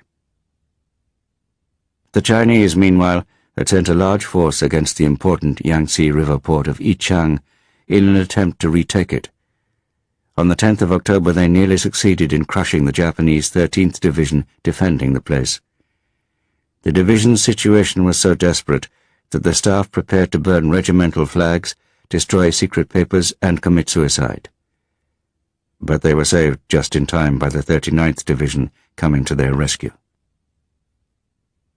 Both the nationalist armies and their warlord allies, as well as the Chinese communists, deliberately fought a long and geographically extended campaign, avoiding major offensives themselves. At times, both nationalists and especially the communists sought local truces with the Japanese. The Imperial Japanese Army, on the other hand, used operations in China as a training ground for newly raised formations. And although China's continuing resistance to Japan did not alter the outcome of the war in the Far East, it had considerable indirect effects. Even by the time the Japanese began the wider Pacific War in December 1941, their China Expeditionary Army was still 680,000 strong. This was 4 times larger than the total of the Japanese ground forces used to attack the British, Dutch, and United States possessions. Also, as several historians have pointed out, the treasury and resources devoted to the Sino-Japanese War since 1937 could have been used to far greater effect in preparation for the Pacific War, particularly the construction of more aircraft carriers. Yet the most important consequence of Chinese resistance, combined with the Soviet victory at Khalkhin Gol, was the Japanese refusal to attack Siberia when the Red Army was at its most vulnerable in the autumn and early winter of 1941. The course of the Second World War might well have been very different had such an attack been launched. In February 1942, General Marshall selected Major General Joseph Stilwell as the U.S. commander in China and Burma. Stilwell had been the U.S. military attaché in Nanking with the nationalist government when the War of Resistance against Japan had begun in 1937. He was therefore regarded in Washington as an old China hand. But Vinegar Joe Stilwell regarded Chinese officers as lazy, duplicitous, Byzantine, inscrutable, unmilitary, corrupt, and even stupid. His view remained largely that 19th century one of seeing China as the sick man of Asia. He seems to have had little understanding of the very real difficulties that Chiang Kai-shek's regime faced, especially in the problems of food supply, which had forced the withdrawal of many troops to richer agricultural areas simply to prevent them from deserting through hunger. Food, as Stilwell refused to acknowledge, was bound to be the nationalists' main preoccupation, especially since their areas had been swamped with more than 50 million refugees fleeing Japanese cruelty. After bad harvests and the loss of agricultural areas to the enemy, food prices rose vertiginously. The poor and the refugees starved, and even minor officials struggled to feed their families. The government found it virtually impossible to prevent speculators and officers from holding back grain and rice to make large profits later, even though part of their hoarded stocks rotted. The corruption which Stilwell condemned was very hard to combat. The nationalist solution was to tax the peasantry in kind, but this shifted the burden of feeding the vast armies to their shoulders when they were also conscripted in huge numbers for military labor. Famine soon followed in many regions. Conscription also became harder as a result, with recruiters resorting to force and ignoring all exemptions. Rations were constantly reduced, and by the end of the war inflation made a soldier's pay for a whole month less than the cost of 2 cabbages. An extended and ravaged agrarian society, in which communications had broken down, was bound to find it almost impossible to wage a modern war. The Communists did better in their less populated areas, mainly by imposing ferocious controls at every level. They were also far-sighted in the way they used labor more effectively, and even brought in their troops to help with the harvest. Communist armies also set up their own farms to make them self-sufficient. They thus attracted far more support among poor peasants than the nationalists. But their great advantage was to be left comparatively undisturbed while the Japanese concentrated their forces against the nationalists. Marshall had also chosen Stilwell because he was utterly committed to the U.S. Army doctrine, which emphasized the importance of the offensive. But the nationalists and their allied armies were simply not in a position to launch effective operations. They lacked the transport to concentrate forces, they lacked air support, and they lacked tanks. This was why Chiang Kai-shek had decided, even before the war began, that their sole chance of survival was a drawn-out war of attrition.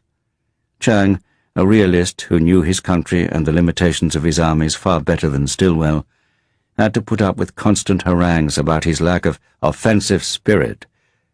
Stilwell referred to the generalissimo contemptuously as peanut. Chiang, underestimating the American public's anger with Japan, wrongly feared that the United States might make peace with Tokyo and abandon him. So, in his desperate need for its aid, he felt that he had to put up with such a disrespectful ally. Stilwell also shared the general suspicion of Marshall and his followers that the British were interested only in regaining their empire and were prepared to manipulate American support to achieve this end. But in his belief that the Japanese could most effectively be defeated in China, Stilwell was entirely alone. This view was completely at odds with Washington's strategy of encouraging Chiang Kai-shek to tie down large Japanese forces in China while the United States won mastery of the Pacific. Marshall firmly refused Stilwell's request for an American Army Corps to spearhead the fighting in China. Stilwell's belief in the primacy of the war in China led him, however, to focus on Burma to secure the nationalist supply line. The British, on the other hand, regarded Chiang Kai-shek's forces as a means to defend India, and later as an ally to help them recover the lost imperial possessions of Burma and Malaya. Hong Kong would be a much more complex matter, as they knew, because Chiang was set on regaining it for China. Despite being partly responsible for the disaster in Burma, Stilwell was depicted as a hero in the American press which remained woefully ignorant about the war in China. The nationalists had in fact been effective in their management of the war up until 1941 by managing to balance the needs of a rural economy with the conscription of 2 million men a year and the necessity of feeding them.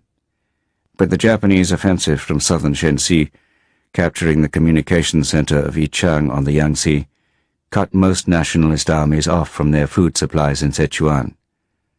Chiang Kai-shek was displeased that Stilwell, after the long withdrawal in Burma, had retreated into India in 1942 with 2 of his best divisions. He rightly suspected that Stilwell was trying to build his own independent command, but tolerated it since he was even more concerned that these formations did not come under the control of the British. These 2 divisions, the 22nd and 38th, were re-equipped with the backlog of Lend-Lease equipment destined for Chiang's armies in China, and which now could not get through because of the loss of the Burma Road. Only transport planes flying over the hump of the Himalayas could bring in a small amount of supplies. Even more aid intended for the nationalist was either stockpiled in the USA or given to the British. Stilwell's control over Lend-Lease supplies was bound to lead to tensions and suspicion in his relations with the Generalissimo, whose chief of staff he was supposed to be. Stilwell strongly believed that, as the dispenser of aid, he should use it as a lever to force Chiang to do what he was told. The Pacific War, with its emphasis on sea and air power in support of amphibious landings, was very different from the Continental War on mainland China.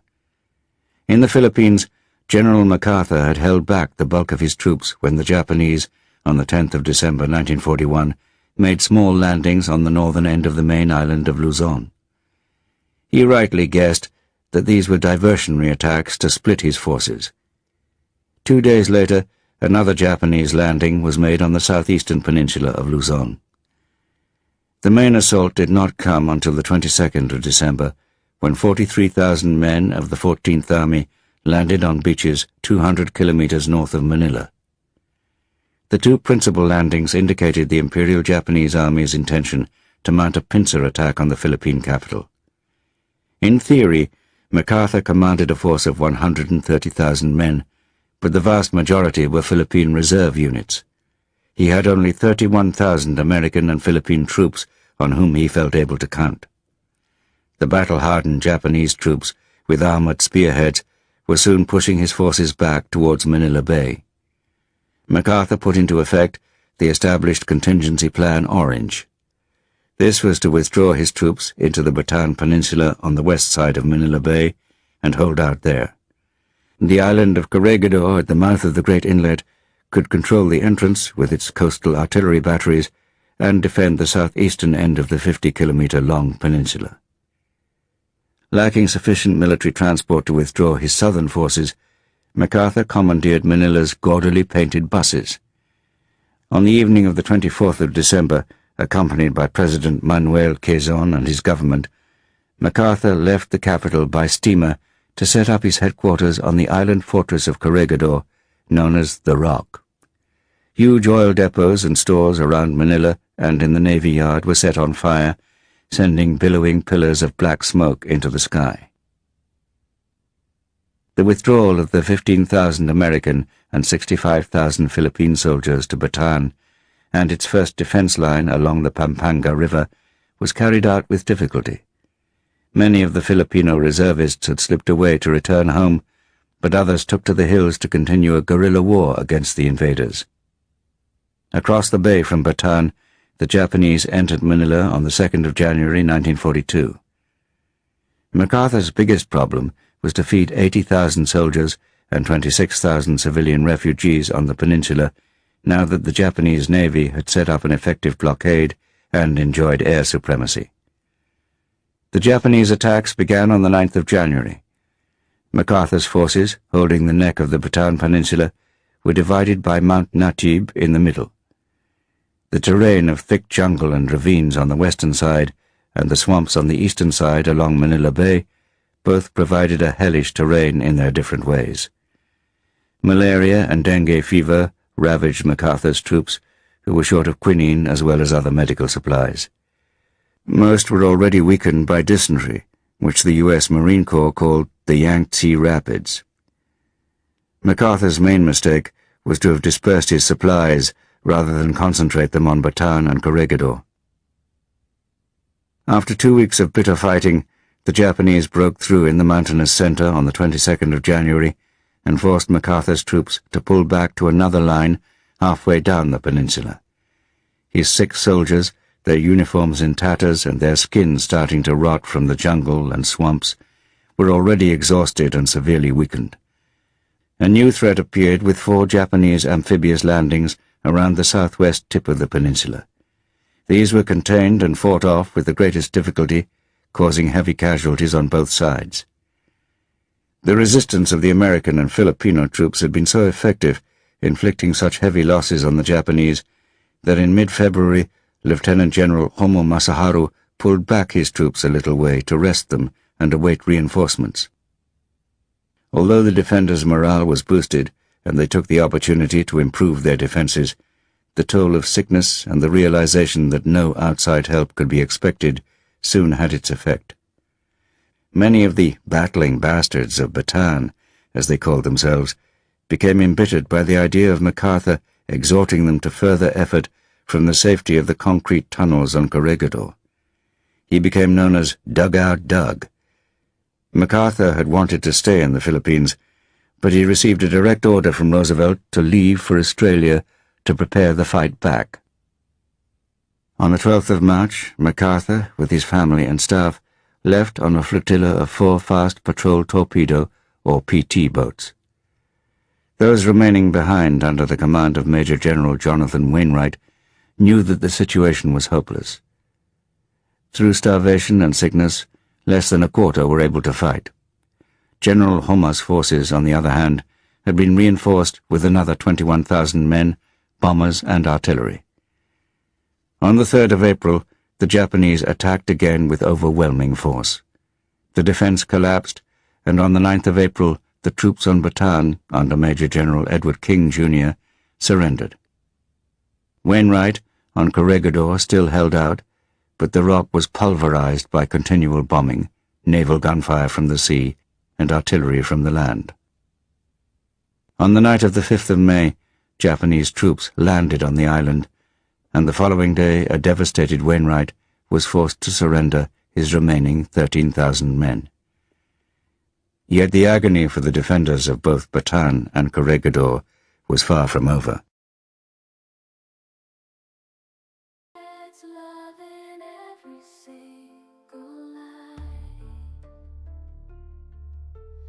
Giving all, embracing tight. Her love's a beacon in the night. Heart of grace, so open wide. In her arms we can confide. Forgiveness flows a gentle tide. In her love we always hide. In every flaw she sees the best. A heart that never knows unrest. Her love's Chapter 18. War Across the World. December 1941 to January 1942. Although the war with Germany and the war with Japan were conducted as 2 separate conflicts, they influenced each other far more than may appear on the surface.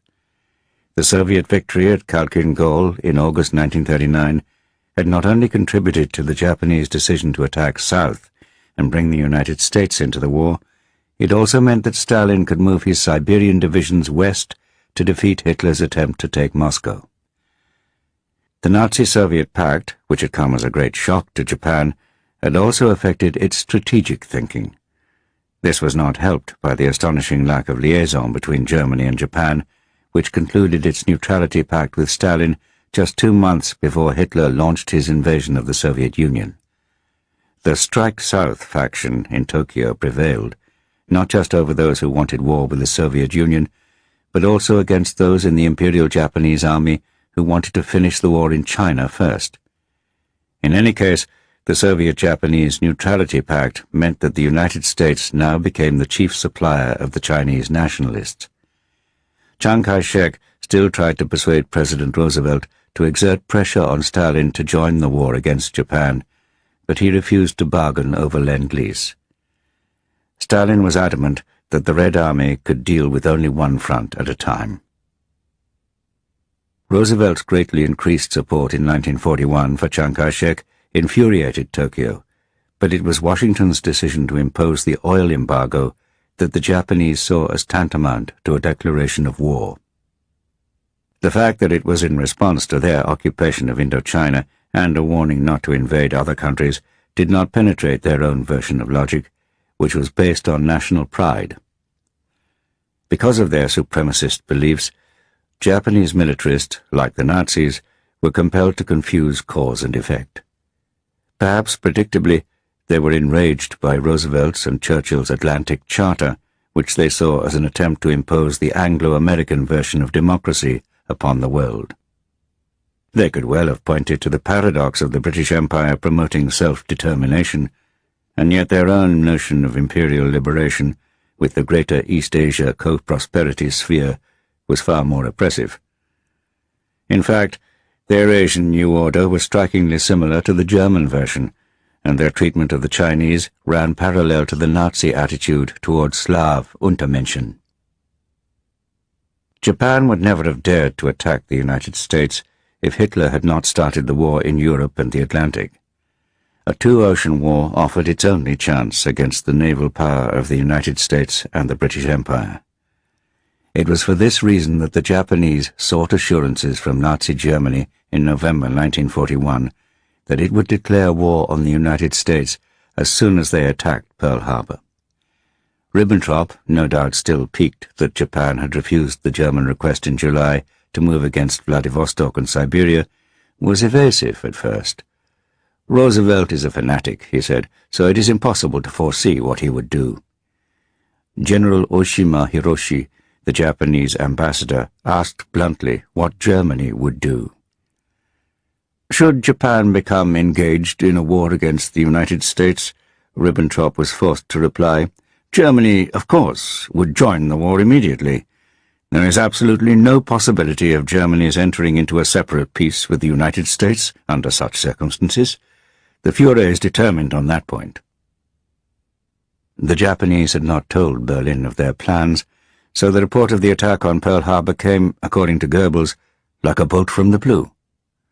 Hitler greeted the news with intense joy. The Japanese would keep the Americans occupied, he reasoned, and the war in the Pacific would surely reduce supplies sent to the Soviet Union and Britain. He calculated that the United States was bound to enter the war against him in the near future, yet it would not be in a position to intervene in Europe until 1943 at the earliest. He knew nothing of the Germany First policy agreed between the American and British Chiefs of Staff.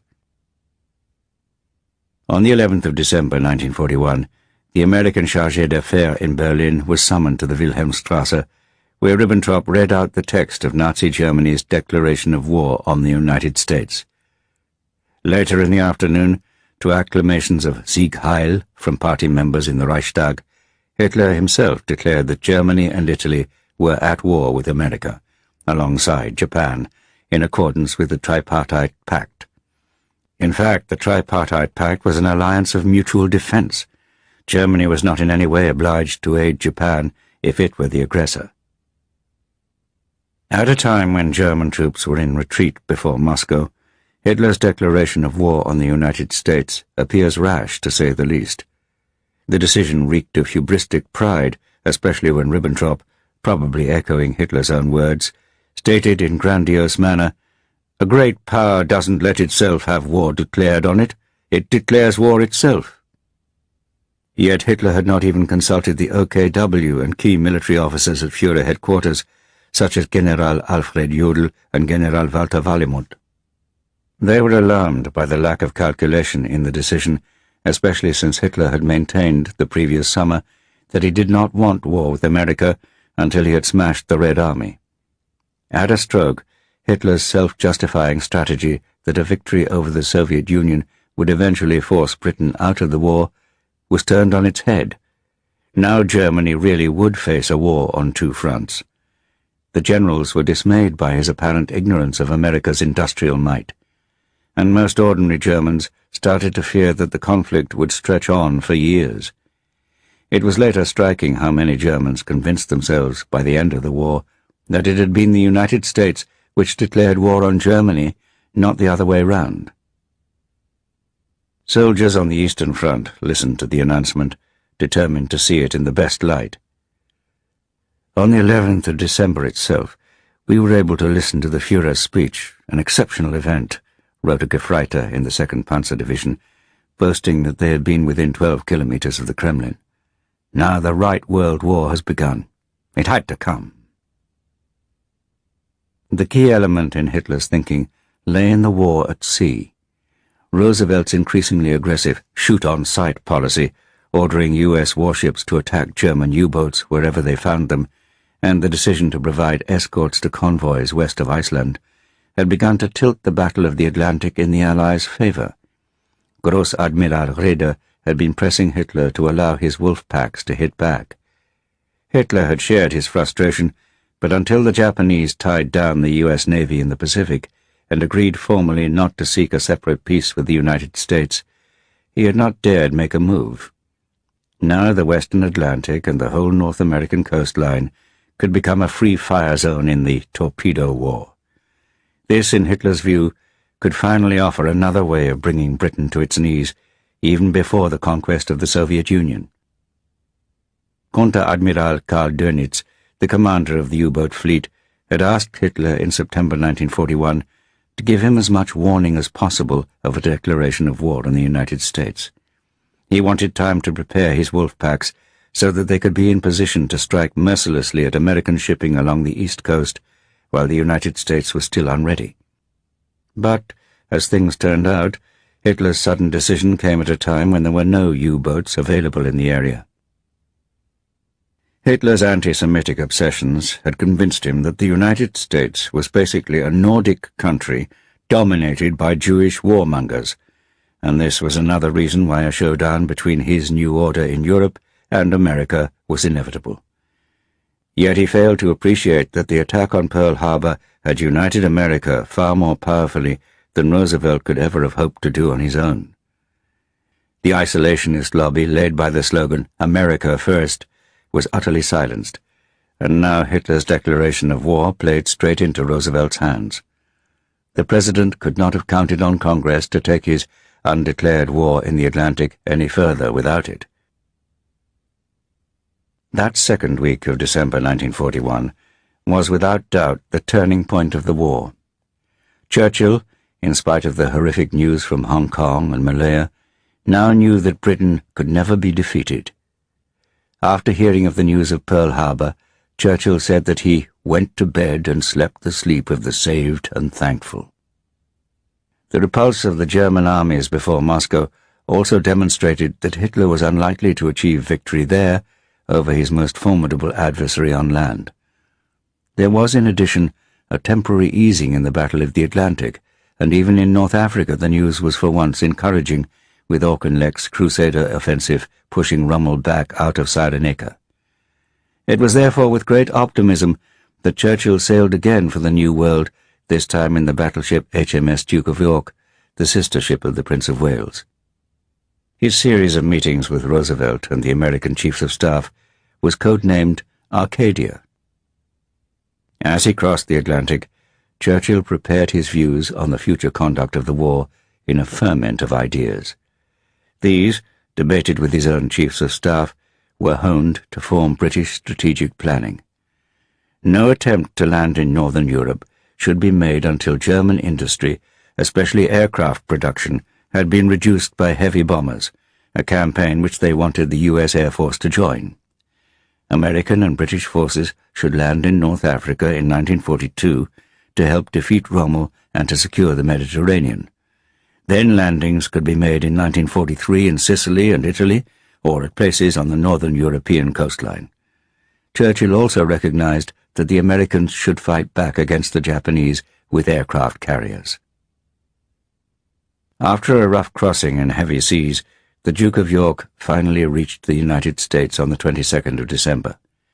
Welcomed by Roosevelt, Churchill was installed in the White House, where he proved an exhausting guest over the next 3 weeks. But he was in his element, and he received a rapturous reception when he addressed Congress.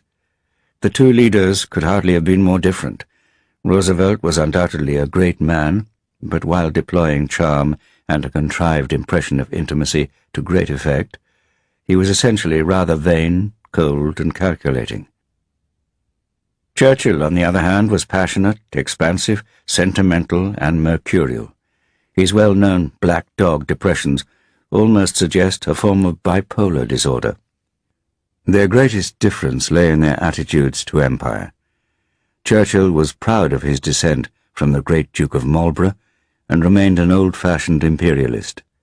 Roosevelt regarded such attitudes as not just outdated, but profoundly wrong. Roosevelt also believed that he despised realpolitik, yet showed himself constantly ready to bend smaller countries to his will. Antony Eden, now Foreign Secretary again, soon observed dryly on the difficulties of the triangular relationship with the Soviet Union that United States policy is exaggeratedly moral, at least where non-American interests are concerned. The British delegation was reassured by the American Chiefs of Staff that Germany first was still their policy. This decision was also influenced by the problem of shipping shortages. Because of the huge distances involved, each vessel could make only 3 round trips a year to the Pacific theater. But the lack of shipping also meant that the build-up of American forces in Britain for a cross-channel invasion would take longer than imagined. This problem would start to be solved only once the Liberty ship-building program got underway, mass-producing transports. The United States, with its own entry into the war, was about to become much more than the great arsenal of democracy. The Victory program, originally suggested by Jean Monnet, one of the few Frenchmen whom the American administration truly respected, was already starting. Working on a plan to increase U.S. forces to more than 8 million men, and with generous estimates of the armaments, aircraft, tanks, munitions, and ships needed to defeat both Germany and Japan, American industry began to convert to all-out war production. The budget ran to £150 billion. The military munificence would become staggering. As one general remarked, "The American army does not solve its problems, it overwhelms them." Lend-Lease to the Soviet Union had also been approved by Congress in October. In addition, $5 million worth of medical supplies were provided through the American Red Cross. Roosevelt pushed hard on deliveries to the Soviet Union. Churchill, on the other hand, had fueled Stalin's suspicions by making extravagant promises of aid and then failing to deliver. On the 11th of March 1942, Roosevelt said to Henry Morgenthau, his Secretary of the Treasury, that every promise the English have made to the Russians they have fallen down on. The only reason we stand so well with the Russians is that up to date we have kept our promises. He wrote to Churchill, "I know you will not mind my being brutally frank when I tell you that I think that I can personally handle Stalin better than either your Foreign Office or my State Department. Stalin hates the guts of all your top people. He thinks he likes me better, and I hope he will continue to do so." Roosevelt's rather arrogant and exaggerated confidence in his influence over Stalin was to become a dangerous liability, especially towards the end of the war. Stalin wanted Britain to recognize the Soviet Union's claim to eastern Poland and the Baltic states occupied after the Molotov-Ribbentrop Pact, and had put pressure on Antony Eden to agree.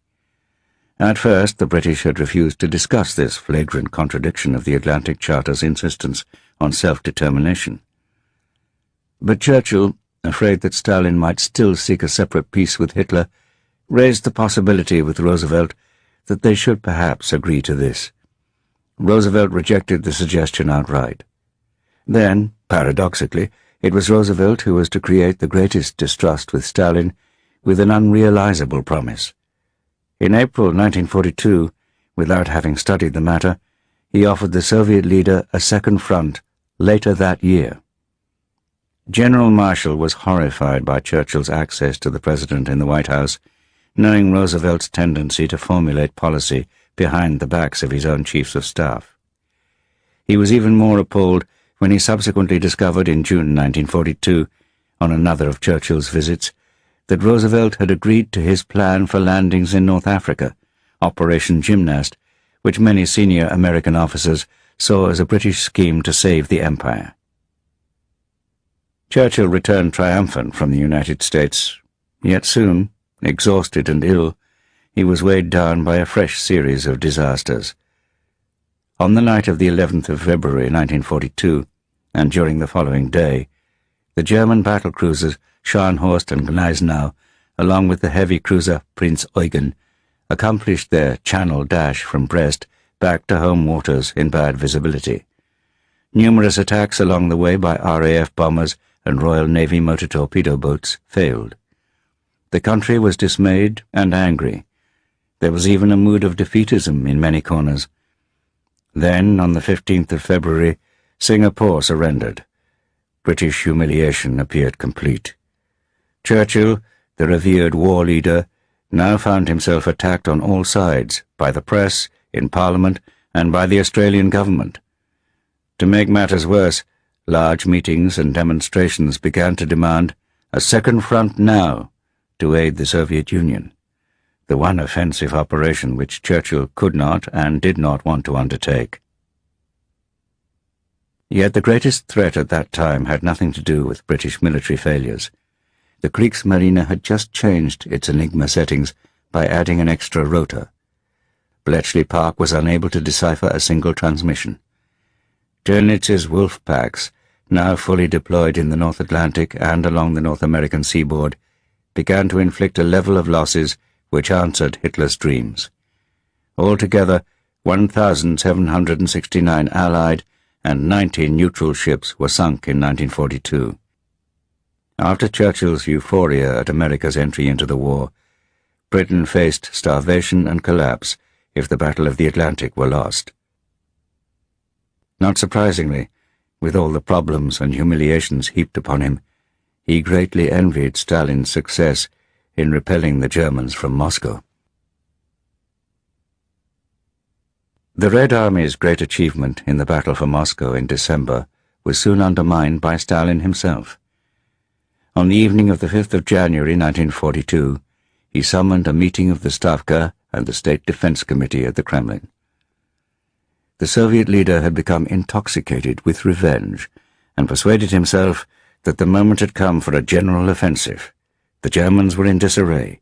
They had not prepared for the winter and would not be ready to repel a major attack until spring came. As he walked up and down his office, puffing on his pipe, he insisted on his plan to launch massive encirclement operations of the Central Front opposite Moscow, in the north round Leningrad to break the siege, and in the south against Manstein's army in the Crimea, in the Donbass, and to recapture Kharkov. Zhukov, who had not been told of Stalin's instructions to the Stavka, was horrified. In a conference with Stalin, he argued that the offensive should be concentrated on the western axis near Moscow. The Red Army lacked sufficient reserves and supplies, especially of ammunition, for a general advance. After the battle for Moscow, the armies involved had suffered heavy losses and were exhausted. Stalin listened, but ignored all Zhukov's warnings. "Carry out your orders," he said. The meeting was over. Only later did Zhukov discover that he had been wasting his breath. Behind his back, detailed instructions had already been issued to front commanders.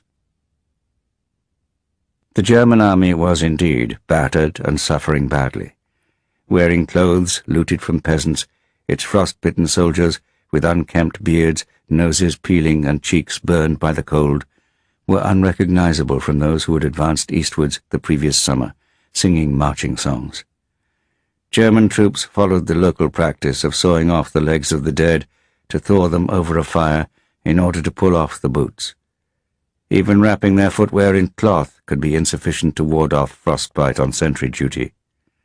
Frost-bitten limbs, unless treated quickly, soon became gangrenous and had to be amputated. Army surgeons in field hospitals, overwhelmed by the casualty rate, simply threw the sawn-off hands and legs outside into piles in the snow. Yet opponents always underestimated the German army's ability to recover from disaster. Discipline, which had been on the verge of breakdown, had been rapidly re-established. During the chaotic retreat, officers had improvised Kampfgruppen of infantry mixed with assault guns, pioneers, and a few panzers. And by the first week in January, at Hitler's insistence, villages had been turned into strongpoints. When the ground was frozen too hard to dig trenches, they used explosives or shells to blast craters, or they created mortar pits and firing points behind packed snow and ice reinforced with logs. Sometimes they were reduced to shoveling snow with their rifle butts. German soldiers had still not received any winter clothing. They hoped to strip Soviet casualties of their padded jackets before they froze solid, but in the hard frosts that seldom proved possible. Dysentery, from which almost all soldiers suffered, was a double curse when one was forced to drop one's trousers in such temperatures. And eating snow to rehydrate usually made things worse. Rokossovsky's 16th Army and General Andrei Vlasov's 20th Army attacked north of Moscow, and, when a gap opened, the 2nd Guards Cavalry Corps, supported by tank and ski battalions, forced into it. But, as Zhukov had warned, the Germans were no longer disorganized. Soviet forces soon found that instead of surrounding the Germans, they themselves were cut off. Some German formations were bypassed, but they stood and fought, supplied by air. The largest Kessel consisted of 6 German divisions encircled around Demyansk on the Leningrad highway towards Novgorod. Even further to the northwest, General Kirill Meretskhov's Volkhov front tried again to break the siege of Leningrad, using the 54th Army and the 2nd Shock Army. Stalin bullied him into a premature attack with untrained formations and artillery which lacked gun sights until General Voronov flew up with a consignment. The 2nd Shock Army advanced across the river Volkhov and rapidly penetrated into the German rear, threatening to cut off the German 18th Army. But the advance was slowed by German counterattacks and the winter conditions. In order to beat a path through the deep snow, they had to form columns in ranks of 15. The first rank went forward, trampling the snow, which in places came up to their waists. After 10 minutes, the front rank was withdrawn and took up position at the rear of the column. The difficulty of movement was increased because from time to time they would come across half-frozen patches of bogs and streams covered with a thin layer of ice. With soaked and frozen feet, they suffered heavy frostbite casualties. Their ill-fed horses were exhausted, so they had to carry the ammunition and supplies themselves. General Vlasov, who had so recently been lauded for his part in the defense of Moscow, was sent by Stalin to take command. Vlasov was promised reinforcements and supplies, but none came until it was too late. Ammunition was dropped by parachute, but most fell behind German lines. Vlasov's army was soon cut off entirely in the frozen marshes and birchwoods. Meretskov warned Stalin of the impending disaster. Not long after the spring thaw, the 2nd Shock Army had virtually ceased to exist. Some 60,000 men were lost. Only 13,000 escaped. An embittered Vlasov was eventually captured in July. The Germans soon persuaded him to form a Russian Liberation Army, or ROA. Most of those who volunteered joined purely to avoid starvation in the prisoner of war camps. Stalin's reaction to Vlasov's betrayal revealed his misleading obsessions from the Great Terror and purge of the Red Army. "How did we miss him before the war?" he asked Beria and Molotov. Stalin's emissaries, including the sinister and incompetent Commissar Lev Miklis, simply harried front commanders, blaming them for every shortcoming, even though the lack of supplies and vehicles was not their fault. Nobody dared tell Stalin of the chaos caused by his ludicrously ambitious plan, which extended even to recapturing Smolensk. German reinforcements brought in from France were thrown straight into the fighting, still with no winter equipment, while many of the Soviet divisions were reduced to little more than 2,000 men each. The attempt to create a major encirclement around Vyazma failed. Zhukov even had part of the 4th Airborne Corps dropped behind German lines, but the Luftwaffe struck back at their airfields around Kaluga, which the Germans knew well, having only just abandoned them.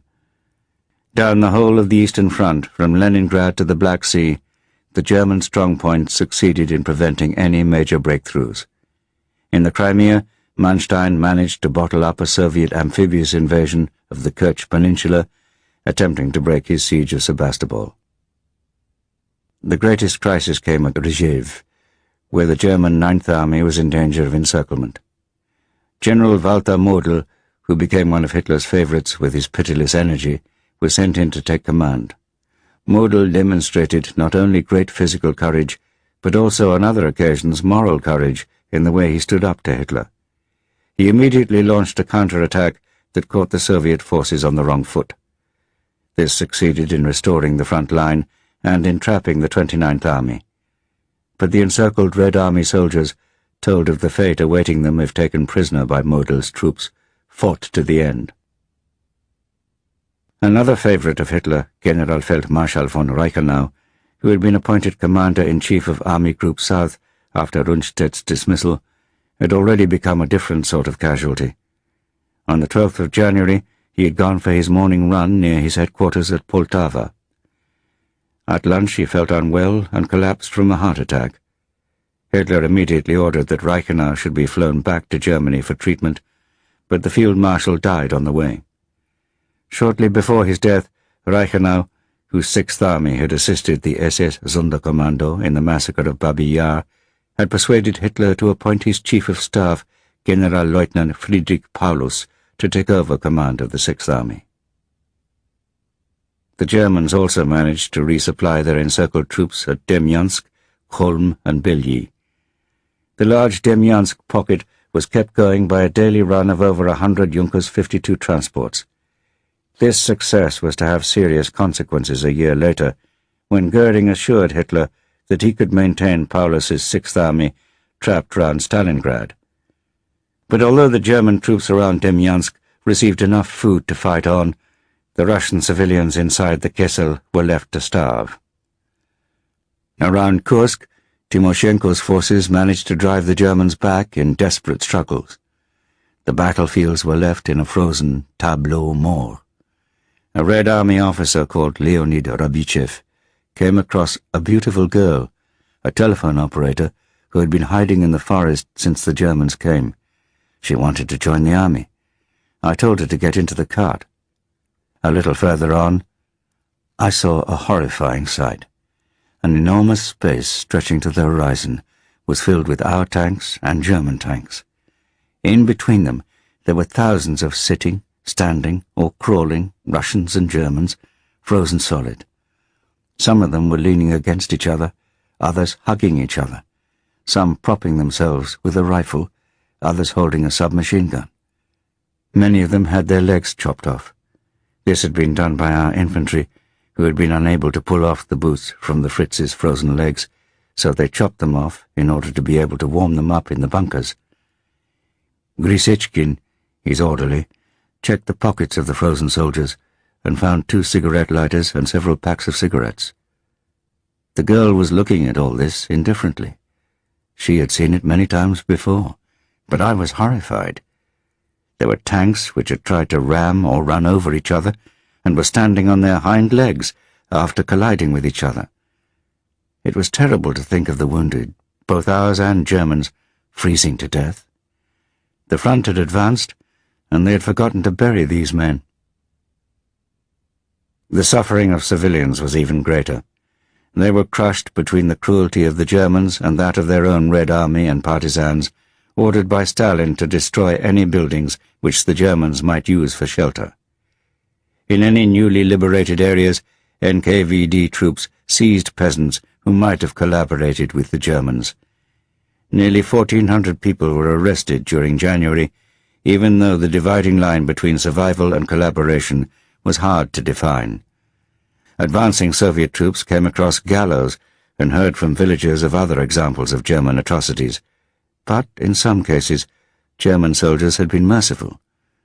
It was better for villagers to remain silent in this case, to avoid accusations of treason to the motherland. Stalin's utterly misplaced hopes that the Wehrmacht was about to suffer the fate of Napoleon's Grande Armée were not abandoned until April, by which time Soviet casualties had risen to just over the 1 million mark, of which half were dead or missing. Because the highest priority for transport went to the movement of troops and military supplies, the population of Moscow was close to starvation. A black market developed, with clothes and footwear exchanged for potatoes. Older people were reminded of the hunger years during the Civil War. Children suffered from rickets. There was no fuel or wood for stoves, so water and sewage pipes froze. 100,000 women and children were sent out into the surrounding woods to cut firewood. Electricity was in short supply, with many blackouts. Twice as many people died from tuberculosis as the year before, and overall the mortality rate trebled. A typhus epidemic was feared, but the strenuous efforts of the Moscow medical authorities kept it at bay. Conditions in besieged Leningrad were immeasurably worse. German artillery shelled the city regularly 4 times a day.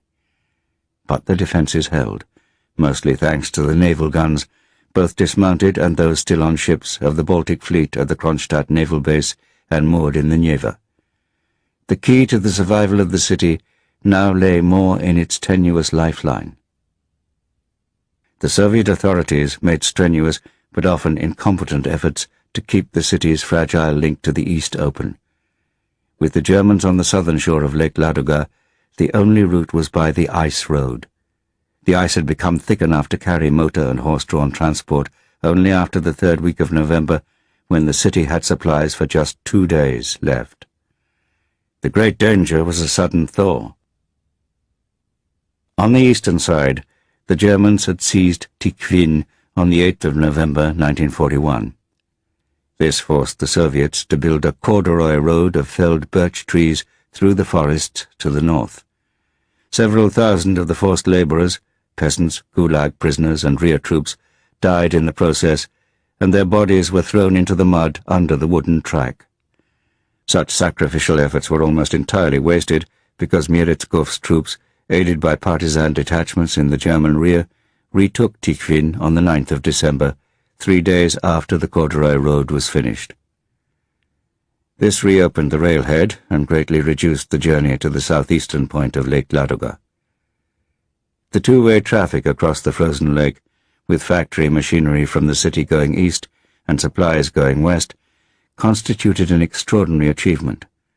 The road over the ice was defended against attack from German ski troops with machine gun posts and anti-aircraft guns in strong points on the ice. These had igloos attached for the Red Army soldiers to shelter in. The Soviets also built armed aero-sleighs powered by aircraft engines with propellers at the back, like a winter version of a swamp glider. Medical centers and manned control points to direct the traffic were set up across the ice. But the handling of civilian evacuees from Leningrad was often brutally incompetent and unimaginative. Even the NKVD complained of their irresponsible and heartless treatment and the inhuman conditions on the trains. Nothing was done to help those who reached the mainland alive. Their survival depended on having family or friends to help them with food and shelter. Even after the recapture of Tikhvin, Leningraders were so weak from starvation that many collapsed on the frozen streets as they searched aimlessly for fuel or food. Their ration books were promptly stolen. Bread was seized from the hands of people returning from a bakery. Nothing destroys basic morality more rapidly than starvation. When a member of a family died, the corpse would often be hidden in the freezing apartment so that their rations could still be claimed. Yet, despite the fears of the authorities, there were few attempts to storm and loot bread shops. Only the party bosses and those close to the food chain, the distributors and the counter-assistants, were likely to have the strength. Those at the bottom of the heap, who did not work in a factory with its privileged access to a subsidized canteen, were unlikely to survive. They began to look old so swiftly that a close relative might fail to recognize them. Crows, pigeons, and seagulls were eaten first, then cats and dogs. Even Pavlov's famous experimental dogs were consumed at the Physiological Institute. And finally rats. Almost everyone trying to walk to work or to queue for food had to stop to rest every few meters because they were so weak. Children's sleds were used to carry firewood. Soon they were used for carrying corpses, called mummies because they were wrapped in paper or cloth shrouds, to the mass graves. Wood could not be spared for coffins. It was needed for heating to stay alive. Out of a population of 2,280,000 in December 1941, a total of 514,000 were evacuated to the mainland by the spring, and 620,000 died. For older citizens, the siege was the second major famine they had endured, the first having started in 1918 with the Civil War. Many observed that a foreknowledge of death came some 48 hours before a person expired. With their last strength, many people reported to their workplace to warn that they would not be coming back and begged their boss to take care of their family. Leningrad, which prided itself on its intellectual heritage, turned the Astoria Hotel into a hospital for writers and artists. There they were fed vitamins in the form of fresh pine needles crushed into a bitter drink. Attempts, too, were made to care for orphans. They hardly looked like children anymore, the head teacher said. They were strangely silent, with a kind of concentrated look in their eyes. But in some institutions, the kitchen staff pilfered the food from the kitchen for their own families and left the children to starve.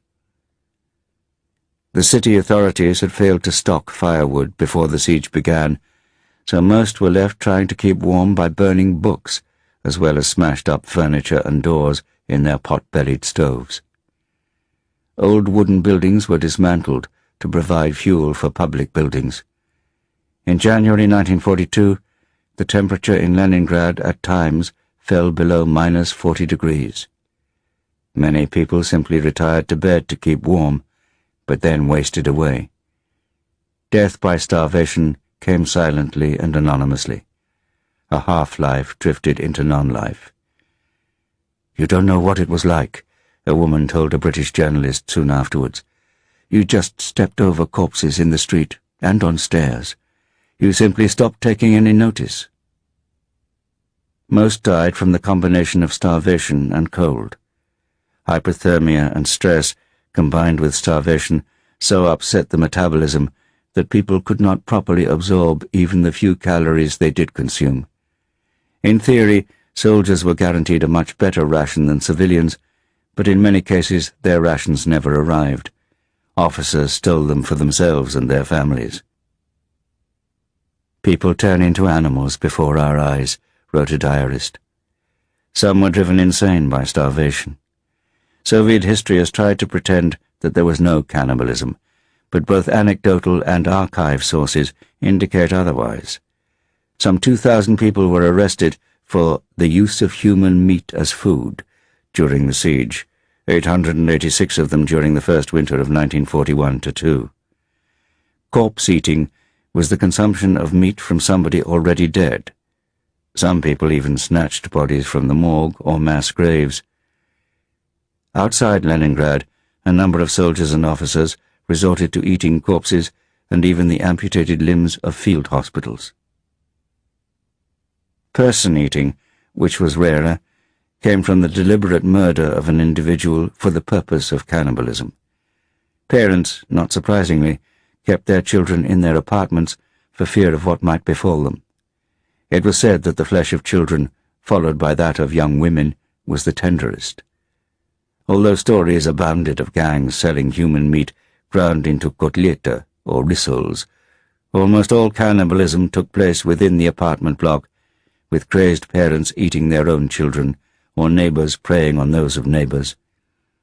Some starving soldiers of the 56th Rifle Division of the 55th Army ambushed ration carriers, killed them, took their supply of food, buried the body in the snow, and returned later to eat it bit by bit.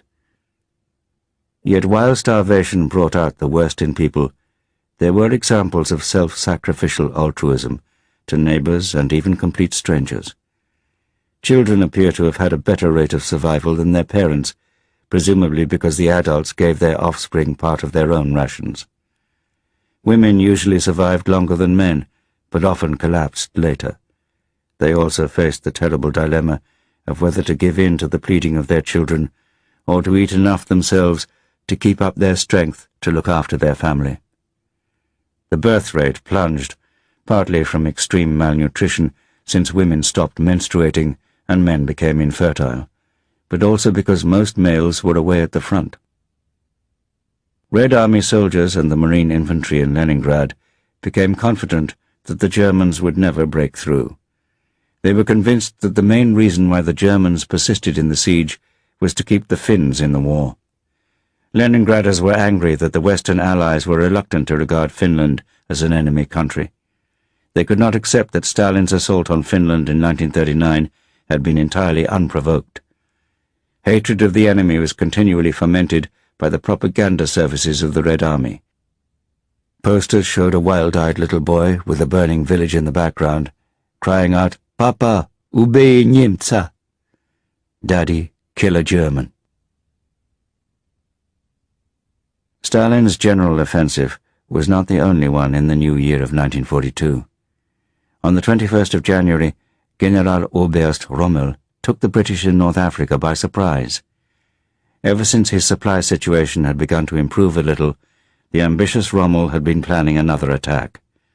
The reinforcement of the Mediterranean theatre had depended on a rapid conquest of the Soviet Union, but the failure of Operation Typhoon against Moscow did not deter him. When a convoy reached Tripoli on the 5th of January with 55 panzers, as well as armoured cars and anti-tank guns, his determination to strike back grew while he had a temporary advantage. The 8th Army was in a sorry state. The 7th Armoured Division, then refitting in Cairo, had been replaced by the inexperienced 1st Armoured Division. Other veteran formations, including the Australians, had been transferred to the Far East. The Germans were well aware of the British order of battle, thanks to intercepts of reports from the American military attaché in Cairo, whose code they broke easily. But Rommel, who harboured wild notions of sweeping through Egypt and the Middle East, did not inform either the Italian Comando Supremo or the OKW of what he was plotting. Most of his soldiers, however, were thrilled to be on the attack again. A member of the 15th Panzer Division wrote home on the 23rd of January to say, "Once again we are Rommeling ahead." As Rommel struck back into Cyrenaica on the 21st of January, he ignored all orders to halt. One column advanced up the coast road to Benghazi, while the 2 panzer divisions swung inland. The panzers found the going very difficult, yet in 5 days of fighting, the British lost nearly 250 armoured vehicles. Hitler was exultant and promoted Rommel to General der Panzertruppe. The hapless and over-promoted General Ritchie, who had assumed that this was just a raid, soon found that his 1st Armoured Division was at risk of encirclement. Fortunately for the British, Rommel's over-ambition and the slow advance of the 2 panzer divisions allowed the bulk of their forces to flee in time. Ritchie pulled them all back to the Gazala line, abandoning most of Cyrenaica. Rommel's exhausted and fuel-starved troops did not bother to keep up. They knew that they could deal with them later. German soldiers sent across the Mediterranean as reinforcements were excited and proud to join the small Afrika Korps in the desert. A medical Unteroffizier looked favourably on the colonizing work of the Italians in Tripoli. Also, the Italian warships escorting our convoy were dashing, he wrote home. But many initial impressions would not last. Out in the Libyan desert they found always the same landscape, sand and stone. The war in North Africa was quite different to that in Russia, he emphasized. Yet they too suffered from homesickness, as someone played the harmonica in the evening under the stars, and they thought of the spring to come at home in Germany. Chapter 19. Wannsee and the SS Archipelago. July 1941 to January 1943. Heinrich Himmler's energetic deputy was SS Obergruppenführer Reinhard Heydrich. He led the Reich Security Head Administration, RSHA, which directed the burgeoning SS empire. Heydrich, a tall, immaculate, violin-playing anti-Semite, was rumoured to have more than a trace of Jewish blood, which seemed only to intensify his hatred.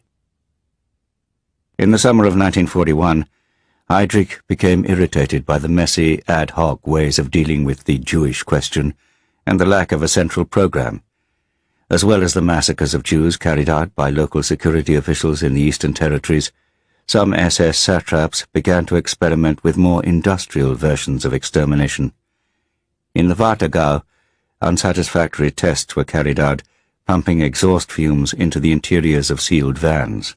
In the Generalgouvernement, SS Polizeiführer Odilo Globocnik began to construct an extermination camp at Belzig, near Lublin. Himmler, meanwhile, was impatient to resolve the problems of psychological stress which the Einsatzgruppen suffered as a result of their work. Heydrich had instructed Adolf Eichmann to draft an authorization which Goering signed on the 31st of July. The document instructed Heydrich to undertake, by emigration or evacuation, a solution of the Jewish question, and charged him with making all necessary organizational, functional, and material preparations for a complete solution of the Jewish question in the German sphere of influence in Europe. About a month later, Eichmann was summoned to Heydrich's office, where he was told that Himmler had received instructions from Hitler to proceed with the physical annihilation of the Jews. Although senior Nazi officials occasionally liked to take the Führer's name in vain to advance their own policies, it would be unthinkable in this case that Himmler or Heydrich would have dared to do so on quite so important a matter. Earlier ideas that the total annihilation of the Jews would take place only after victory had been achieved were forgotten. One senses for the first time an unspoken anxiety that the opportunities presented by the war in the East should not be missed. Pressure also grew in Germany and in occupied countries, including France, that they should send their Jews eastwards.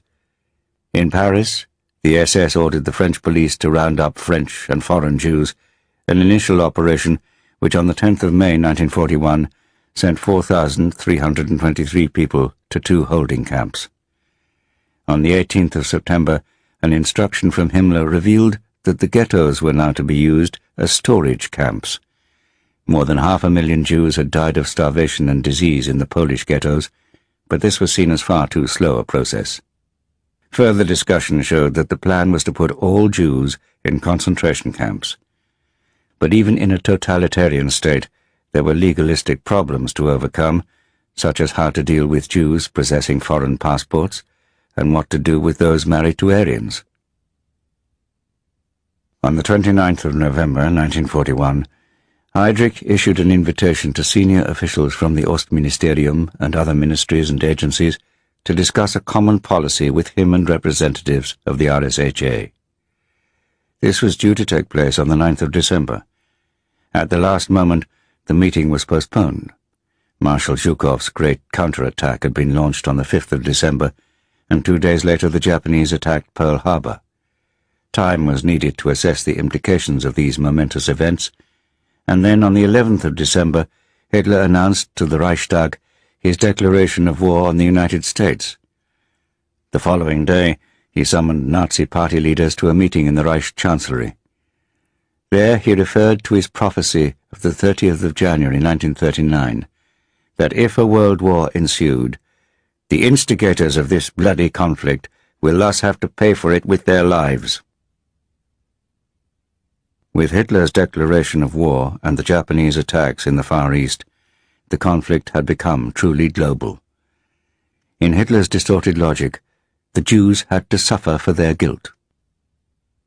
The Führer is determined to make a clean sweep, Goebbels wrote in his diary for the 12th of December. He prophesied to the Jews that if they were once again to cause a world war, the result would be their own destruction. That was no figure of speech. The World War is here. The destruction of Jewry must be the inevitable consequence. This question is to be viewed without sentimentality. Less than a week later, Hitler had a meeting with Himmler to discuss the Jewish question. Yet, despite a heightened, even feverish atmosphere, when Hitler frequently referred back to his pre-war prediction that the Jews were bringing their own destruction upon themselves, he still does not appear to have made an irrevocable decision on a final solution. Despite his apocalyptic diatribes against the Jews, he does seem to have been remarkably reluctant to hear details of mass killings, rather as he shied away from any image of suffering in battle or from bombing. His desire to keep violence abstract was a significant psychological paradox in one who had done more than almost anyone else in history to promote it. After the delay, Heydrich's conference finally took place on the 20th of January 1942 in offices of the RSHA in a large villa on the shore of the Wannsee on the southwestern edge of Berlin. SS Obergruppenführer Heydrich presided, and SS Obersturmbannführer Eichmann took notes. Apart from other members of the RSHA, most of those present were senior representatives from the occupied territories, the Reichschancellery, and 4 Staatssekretäre, the head officials of key ministries. They included Dr. Roland Freisler of the Justice Ministry, who later became notorious as the prosecutor of the July plotters. The Foreign Ministry was represented by Unterstaatssekretär Martin Luther, the namesake of a far more famous and influential anti-Semite. He arrived with a carefully prepared memorandum entitled Requests and Ideas for the Foreign Ministry in Connection with the Intended Final Solution of the Jewish Question in Europe. Just over half of those present had doctorates, and a significant minority were lawyers. Heydrich began by asserting his powers for the preparation of the final solution over all territories and official functions. He presented statistics on all Jewish communities throughout Europe, including even British Jews who would be evacuated to the east. Their numbers, his estimated total was 11 million, would first be whittled down through hard labor, then the survivors would be treated accordingly. Elderly Jews and those who had fought for the Kaiser would be sent to the show camp of Theresienstadt in Bohemia. Luther, on behalf of the Foreign Ministry, urged caution and delay in the rounding up of Jews in countries such as Denmark and Norway, where this might provoke an international reaction. Much time was then spent arguing over the complicated question of those of partial Jewish descent, the so-called Mischlinge, and those married to Aryans. Perhaps predictably, the representative of the Generalgouvernement urged that its Jews should be dealt with first. Finally, while they drank brandy after lunch, the participants discussed the various methods available of achieving their objective.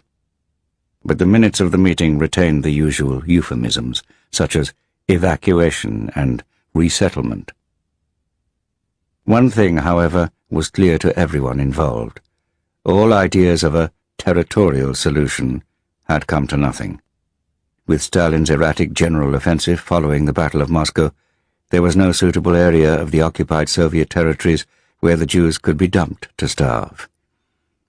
The only certain solution now seemed to be industrialized slaughter. A great impatience to get on with tackling the task permeated the Nazi administration, both in Berlin and, especially, in Frank's fiefdom of the Generalgouvernement. Gauleiter Arthur Greiser wanted to eliminate 35,000 Poles suffering from tuberculosis in the Warthegau.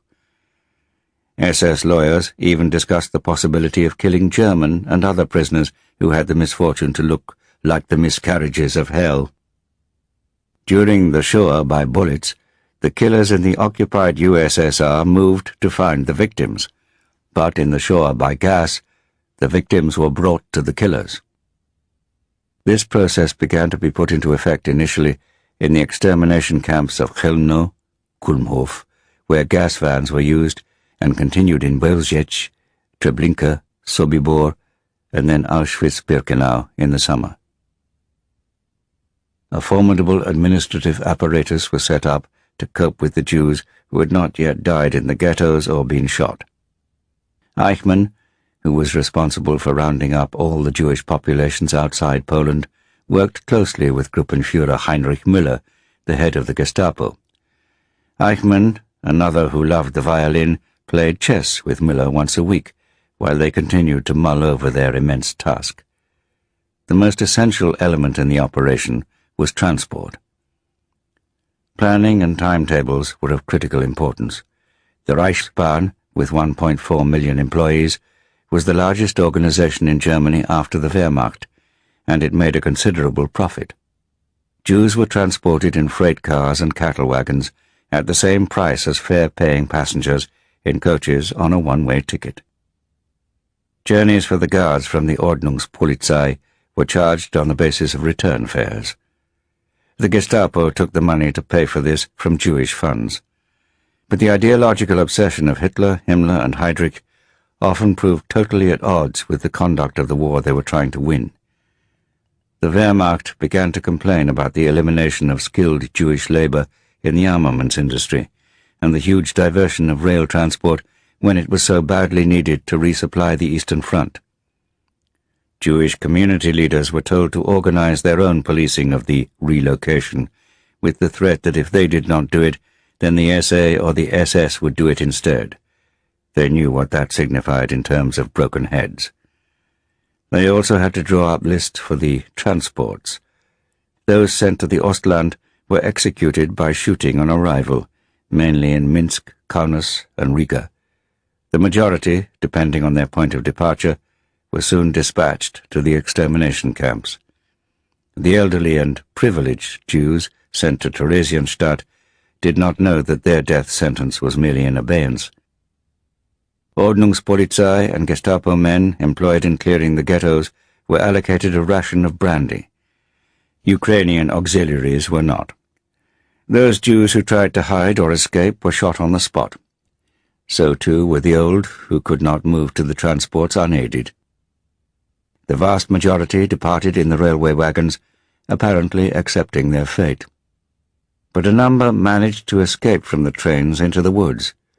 Some were helped by Poles, and others managed to join partisan groups. Nazi concentration camps had been set up soon after Hitler's seizure of power in 1933.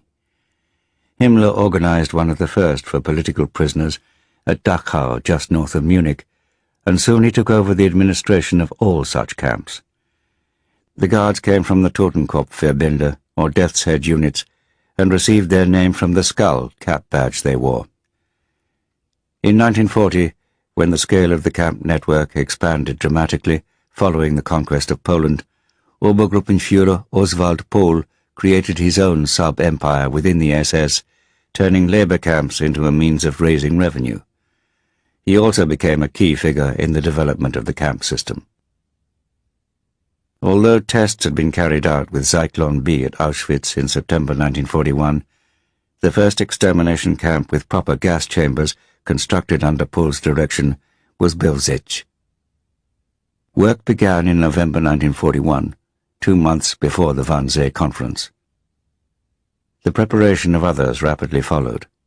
The work of the extermination camps was greatly assisted by the expertise of those who had been involved in the euthanasia program under the direction of the Reichschancellery. Some have argued that the production line method of the extermination camps was strongly influenced by Henry Ford, who in turn had obtained his ideas from the Chicago slaughterhouses. Ford, who had been a ferocious anti-Semite since 1920, was revered by Hitler and other leading Nazis. He may even have helped fund the Nazi Party, but nobody has managed to obtain documentary evidence of this. In any case, his book, The International Jew, had in Germany been translated and published, where it had a great influence in Nazi circles. Hitler kept a portrait of Ford hanging on the wall in his office in Munich, and in 1938 awarded him the Grand Cross of the Supreme Order of the German Eagle. But there is no real evidence that the Ford production line techniques were copied in the extermination camps. By the end of 1942, close to 4 million Jews from Western and Central Europe, as well as the Soviet Union, would be killed in the extermination camps, along with 40,000 Roma. The active participation of the Wehrmacht, officials in almost every ministry, a large part of industry and the transport system, spread the guilt to a degree which German society took a long time to acknowledge in the post-war years. The Nazi regime did everything that it could to keep the extermination process secret, but many tens of thousands were involved. Himmler, speaking to senior SS officers in October 1943, described it as an unwritten and never to be written page of glory in our history.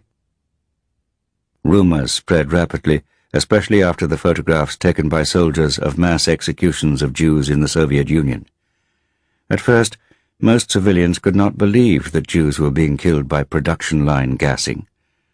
But so many Germans were involved in various aspects of the final solution, and so many were profiting from the confiscation of Jewish property, both businesses and apartments, that a large minority of Germans soon had a fairly good idea of what was happening. Although a certain amount of sympathy had been shown to Jews when they were forced to wear the yellow star, once the deportations began, Jews became non-persons in the eyes of their fellow citizens. Germans preferred not to dwell on their fate. This, they later persuaded themselves, was due to ignorance when it was in truth much closer to denial. As Ian Kershaw wrote, "The road to Auschwitz was built by hatred, but paved with indifference." German civilians, on the other hand, had little idea of the infamous medical experiments at Auschwitz carried out by Dr. Josef Mengele and his colleagues. Even today, those carried out on Russian, Polish, Roma, Czech, Yugoslav, Dutch and German political prisoners at Dachau by SS doctors are comparatively unknown. More than 12,000 died, usually in agony, as a result of tests and practice operations and amputations. The victims included those injected with diseases, but also, at the request of the Luftwaffe, those subjected to extremes of high and low pressure, immersed in freezing water as research for aircrew shot down over the sea, force-fed salt water, and subjected to liver puncture experiments. In addition, prisoners in the autopsy room were forced by SS personnel to remove and treat the good quality skin of corpses, but not those of Germans, for use as saddles, riding breeches, gloves, house slippers, and ladies' handbags. In Danzig, at the Anatomical Medical Institute, Professor Rudolf Spanner had Poles, Russians, and Uzbeks killed at the nearby concentration camp of Stutthof, so that he could carry out experiments on recycling their corpses to make soap and leather. Such a mentality in a doctor may be beyond our comprehension, but as a traumatized Vasily Grossman observed after describing the horrors of Treblinka, "It is the writer's duty to tell this terrible truth, and it is the civilian duty of the reader to learn it." Despite the progressive industrialization of the final solution, the Shoah by bullets still continued in both the Reichskommissariat Ostland and the Reichskommissariat Ukraine. Even Jews who had been retained as specialist workers were rounded up and shot. Throughout the early spring and summer of 1942, the SS Einsatzgruppen and the 9 regiments of Ordnungspolizei competed to eliminate all Jews in their respective areas through Großaktionen. In July, a German paymaster wrote home, "In Bereza Kartushka, where I took my midday break, 1,300 Jews had been shot the day before. They were taken to a hollow outside the town. Men, women and children were forced to undress completely and were dealt with by a shot through the back of the head. Their clothes were disinfected for reuse. I am convinced that if the war lasts much longer, Jews will be processed into sausage and be served up to Russian prisoners of war, or to qualified Jewish workers." Ghetto after ghetto was surrounded. Some Jewish businessmen tried to buy their survival with bribes. Jewish girls who wanted to save their lives offered themselves to policemen. As a rule, the women were used during the night and killed in the morning. The police and their auxiliaries moved in during the early hours or just before dawn under the glare of searchlights or flares. Many Jews tried to conceal themselves under floors, but the killers rolled hand grenades under the shacks. In some cases, the buildings were set on fire. Those rounded up were taken off to the execution pits, where they too were made to strip before being shot on the edge, or forced to lie down in the sardine method. Once again, the killers were amazed by the submission of the Jews. Many executioners were drunk and failed to finish their victims off. Quite a number of them were buried alive. Some even managed to dig themselves out afterwards. Not all were submissive. The forest Jews who had escaped the roundups either joined Soviet partisan groups or formed their own, especially in Belorussia. Anti-partisan sweeps under the command of Zelivsky continued into the spring of 1944. In Lvov and the rest of Galicia, German security police and Ukrainian Hilfspolizei, known as Hippos, continued the killings. Attempts to form resistance groups in ghettos were seldom successful until the desperate rising of the Warsaw Ghetto in January 1943. There were attempts at resistance in the ghettos of Lvov and Białystok, but nothing on the scale or determination of Warsaw. Jews who had initially argued against resistance now knew the truth. The Germans wanted them all dead. After the deportation of more than 300,000 Jews during 1942, only 70,000 were left in the Warsaw Ghetto. Most of those remaining were young and comparatively strong. The sick and old had been taken away already. The different Jewish political groups, Bundist, Communists and Zionists, agreed to fight back. They began by killing collaborators and then prepared defensive positions linked to the sewers. Weapons and explosives were obtained from the Home Army, or Armia Krajowa, which was loyal to the government in exile, and also from the Polish communist resistance, the People's Guard.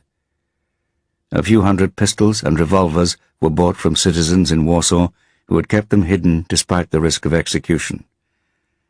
In January 1943, the first armed clash occurred when the Germans rounded up 6,500 Jews for deportation. An enraged Himmler ordered that the whole Warsaw Ghetto should be destroyed. But it was not until the 19th of April that the main attempt to storm the area took place. Waffen-SS troops entered from the north end, where prisoners were loaded onto cattle trucks in the sidings. The attackers soon withdrew with their wounded after coming under heavy fire and losing their only armored vehicle to a Molotov cocktail. Himmler was appalled when he heard of their repulse, and he sacked the commander. From then on, the SS attacked with small raiding groups at different points. After a doomed defense of the factories, which the Germans set on fire with flamethrowers, the Jewish defenders pulled back into the sewers, from where they would emerge to shoot at German troops from behind. The SS pumped in water in attempts to drown them, but the Jewish fighters managed to avoid or divert the flood. Others had seized a large building used by an armaments firm and defended it. Brigadier Führer Jürgen Strupp ordered his men to set the building on fire. When Jews threw themselves from the top floors, the SS troopers called them parachutists and tried to shoot them before they hit the ground. After the war, Strupp still seemed to be excited by the fighting, which he described to his cellmate in prison. "The uproar was monstrous," he said. "Burning houses, smoke, flames, flying sparks, whirling bed feathers, the stench of singed bodies, thunder of guns, cracking grenades, the glow of fire, Jews with their wives and children leaping from windows and burning houses." He admitted, however, that the battle courage of the Jews had taken him and his men entirely by surprise. The bitter resistance continued for nearly a month, until the 16th of May. Thousands had died in the battle, and 7,000 of the 56,065 prisoners were executed immediately. The remainder were sent to Treblinka for gassing or to forced labor battalions to be worked to death. The ghetto was razed to the ground.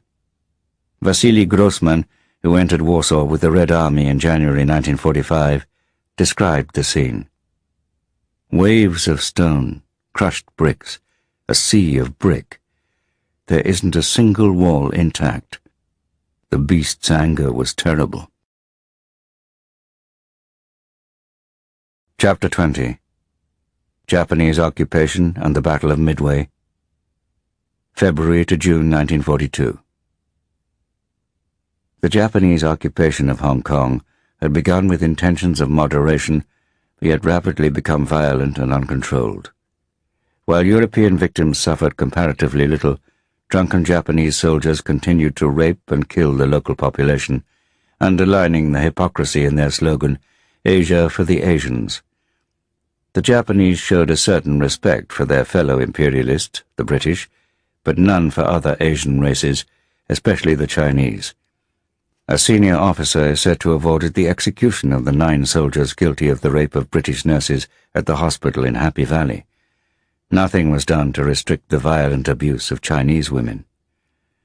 There was almost no restriction on looting, either by Japanese soldiers or by the triads and supporters of the puppet Nanking regime of Wang Jingwei, who were used as irregular police. In return, the military authorities allowed the triads to set up gambling dens. Smaller-scale criminal gangs also operated with impunity. The Japanese made an attempt to win over the Indian community, encouraging hatred of the British and giving them a privileged status with better rations. Sikhs and Rajputs were recruited for the police and even given guns. A policy of divide and rule between the Indian and Chinese communities continued until the end of 1942, when, after a falling out between the Japanese and the Indian Independence League in Singapore, the Japanese suddenly removed the Indians' privileges, and they found themselves worse off than they had been under the British. Under the brutal regime of the Kempeitai Military Security Police, the Hong Kong Chinese, even including the triads, soon began to feel almost a nostalgia for British rule. The new Japanese governor sought to win over the Eurasians and prominent Chinese merchant families to get the port's economy flourishing again. At the same time, senior Japanese officers, excited by the contents of the godowns or warehouses, organized a more systematic form of looting, partly for personal profit, but also as war booty to be sent back to Tokyo. As in many places occupied by Japanese forces, the situation became even more confused by rivalries between the Navy and the Army. The Army wanted Hong Kong as a base for furthering the war against Chiang Kai-shek's nationalists, while the Navy planned to use the port to assist its expansion to the south. Shanghai, which had been rapidly occupied by the Japanese on the 8th of December 1941, came nominally under the puppet government in Nanking of Wang Jingwei. In the city port of big business, glittering corruption, prostitution, and dance halls, conditions deteriorated drastically for the remaining Europeans, the White Russian community, and especially the Chinese poor. A cholera epidemic killed thousands, food was hard to find, and the black market was rampant. Anything and almost everyone was for sale. Shanghai was the spying capital of the Far East. The Abwehr and the Gestapo spied on the Japanese, who in turn spied on them. Japanese distrust of their ally had increased enormously since their arrest of the German communist spy Richard Zorger in October 1941. But the Japanese occupation forces suffered from their own intense rivalries. Hell hath no fury like competing intelligence agencies. In Singapore on the 17th of February 1942, the Kempeitai military police rounded up the Straits Chinese community. They were to be punished for having supported nationalist China in its resistance. General Yamashita ordered the whole community to pay $50 million as a gift of atonement. Any male between 12 and 50 was liable to be shot. Many of them were taken bound to Changi Beach, where they were machine-gunned. The Kempeitai admitted to having executed no fewer than 6,000 for being anti-Japanese, but the true figure was many times that, especially if executions on the mainland are included. Victims under this definition were supposedly communists or former servants of the British. The Japanese also killed anyone with tattoos on the assumption that they belonged to a criminal society. Around Changi Barracks, the stores of barbed wire, which should have been used by the British to create defences, were now used to hold Allied prisoners of war. They were forced out to line the streets for a victory parade to honor General Yamashita, now known as the Tiger of Malaya. Raffles Hotel was turned into a brothel for senior officers.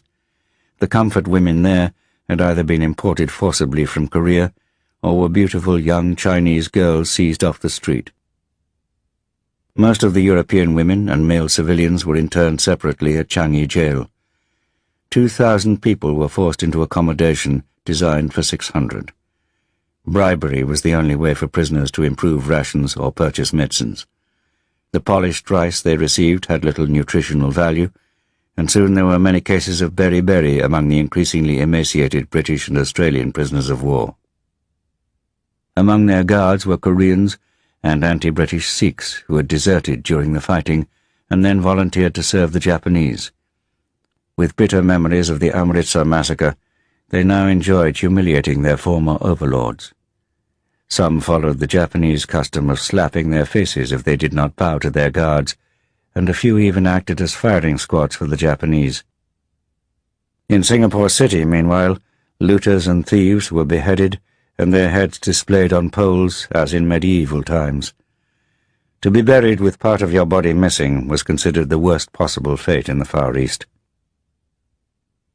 Many Malays had believed Japanese propaganda claims that the Imperial Army would bring their liberation, and they welcomed the troops, waving small rising sun flags. They soon found this to be far from the truth. Japanese carpetbaggers and racketeers arrived to dabble in every form of dubious business, dance halls, drugs, prostitution, and gambling. In the Dutch East Indies, the Japanese military authorities were furious to find that most of the oil installations had been destroyed before surrender. The Dutch and other Europeans faced a terrible revenge. In Borneo and Java, almost all the white male civilians were shot or decapitated, and many of their wives and daughters gang-raped.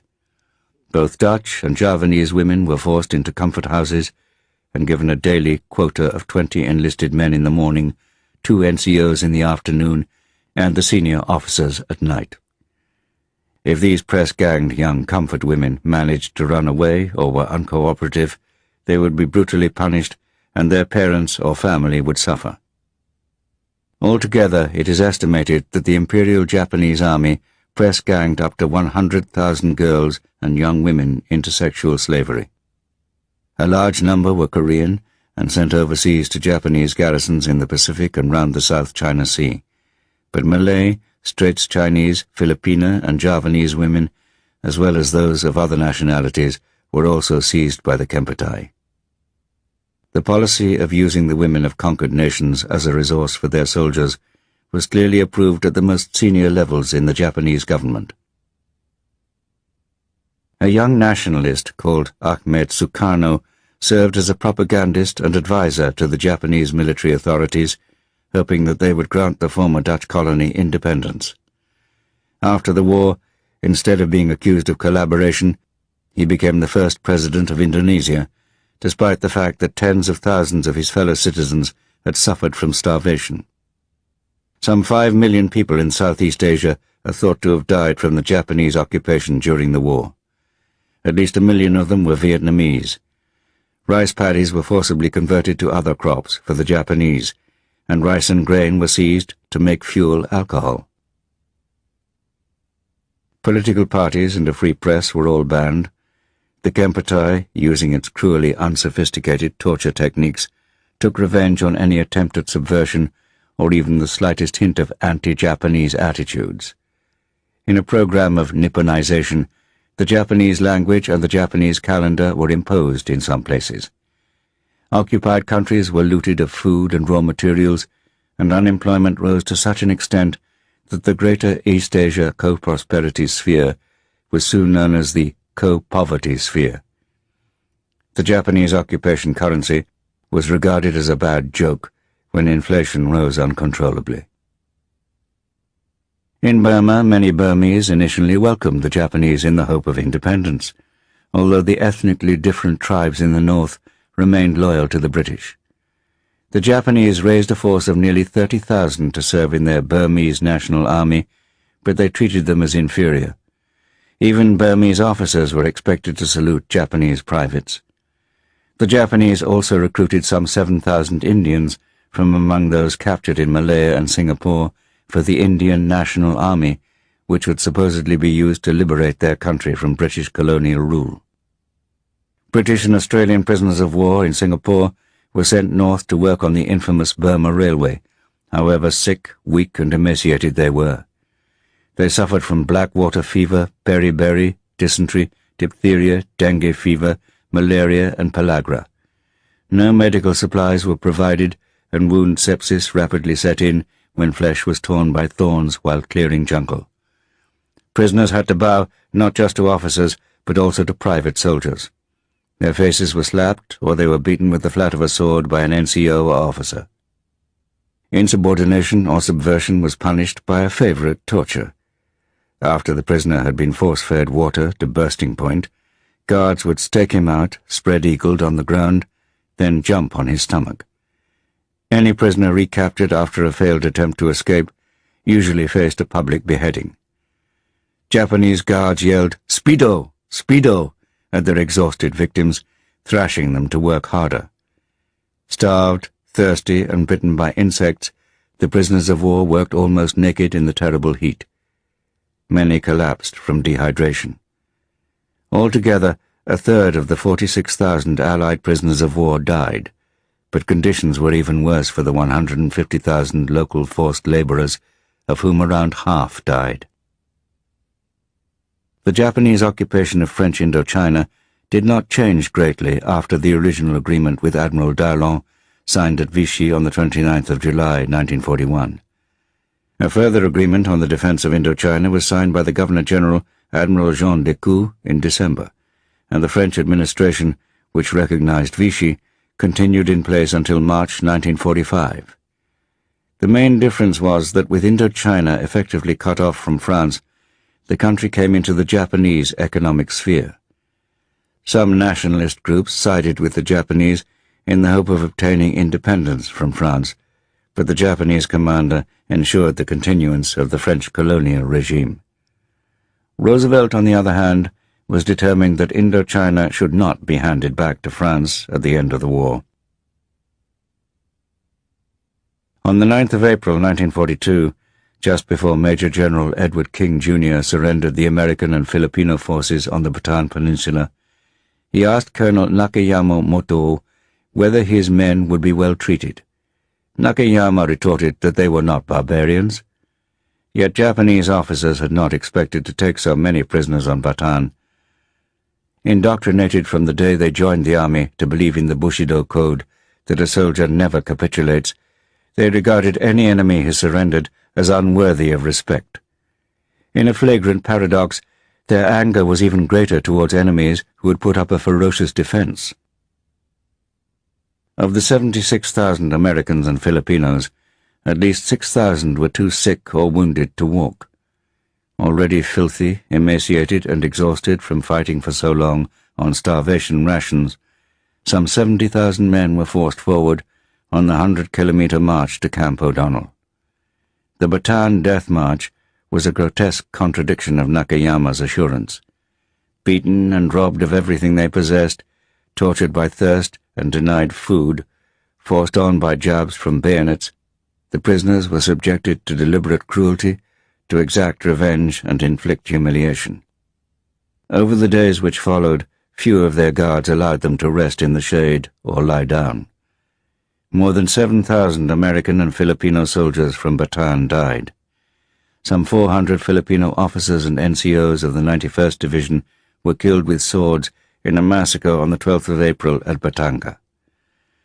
Of the 63,000 who made it alive to the camp, hundreds more died each day.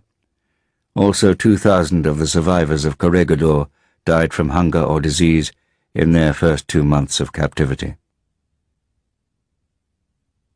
The series of disasters, surrenders, and humiliations inflicted on the Allies prompted the disdain of the Chinese nationalists who had been resisting far greater Japanese armies for 4 years.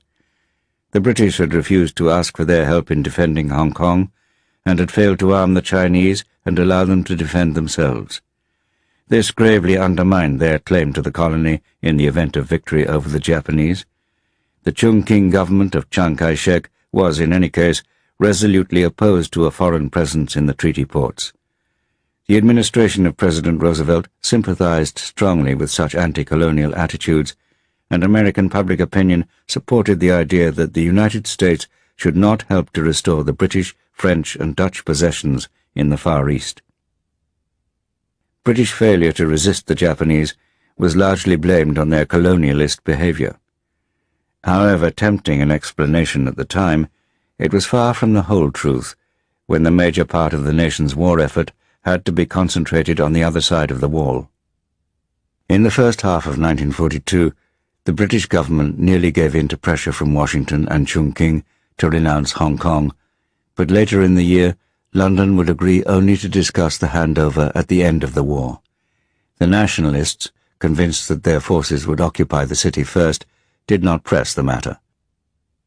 Chiang Kai-shek believed that, since Britain was no longer a great power in the Far East, nationalist China should now be recognized as one. Roosevelt was happy to comply, but he knew that Stalin would not accept China joining the Big Three. And Chiang, ever the realist, knew that whatever his feelings about the British, he would need Churchill's support, which partly explains his flexibility over the postponement of discussions on Hong Kong. On the other hand, the nationalists were enraged that Britain's Special Operations Executive was working with Chinese communist guerrillas in South China, on the East River and in the new territories of Hong Kong. The communists helped British prisoners of war who escaped from the colony. One party was treated to a feast of goose and rice wine round a fire, during which an officer taught the communist guerrillas to sing the British Grenadiers and the Eton Boating Song. In India, relations between the British and the Congress Party, which wanted independence for the country, had deteriorated badly. Lord Linlithgow, the Viceroy, proved both arrogant and inept, politically and economically. In 1939 he had made no effort to consult the leaders of the Congress Party and obtain their support for the war. Churchill was no better, with his romantic notions of empire and the Raj. Forced against his will to send a mission to India, led by Sir Stafford Cripps, his least favourite politician, Churchill hated the idea of offering dominion status to India once the war was over. Mahatma Gandhi famously described the proposal as a post-dated cheque, and Congress leaders were unimpressed. On the 8th of August 1942, prompted by Gandhi, Congress issued a call to the British to quit India at once, but to keep their troops there as defence against the Japanese. Next morning, the British authorities arrested its leaders. Demonstrations and riots followed, with 1,000 people killed and 100,000 thrown into jail. The disturbances confirmed Churchill in his prejudice that the Indians were ungrateful and treacherous. The loss of Burma to the Japanese in the spring of 1942 reduced India's supplies of rice by 15%. Prices shot up. Traders and merchants, in the hope of pushing up the price further, hoarded supplies, and an inflationary spiral began. The poor simply could not afford to eat. The government in New Delhi did nothing to control this ferocious black market.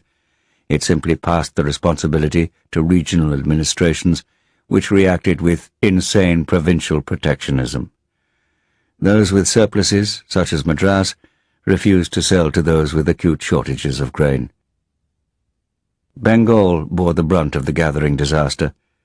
At least 1.5 million died as a direct result of the famine, which began at the end of 1942 and lasted all through the following year. A similar number again are estimated to have perished through disease, cholera, malaria, and smallpox, because they were so malnourished that they had no resistance.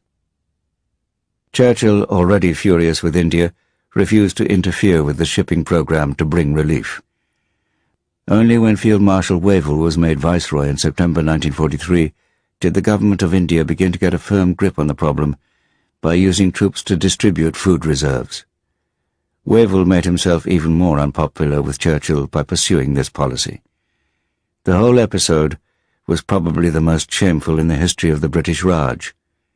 If nothing else, it completely undermined the imperialist argument that British rule protected the poor of India from the rich. The Japanese attack on Pearl Harbor had one saving grace for the Americans. It was their battleships and not their aircraft carriers that had been in port that fateful weekend.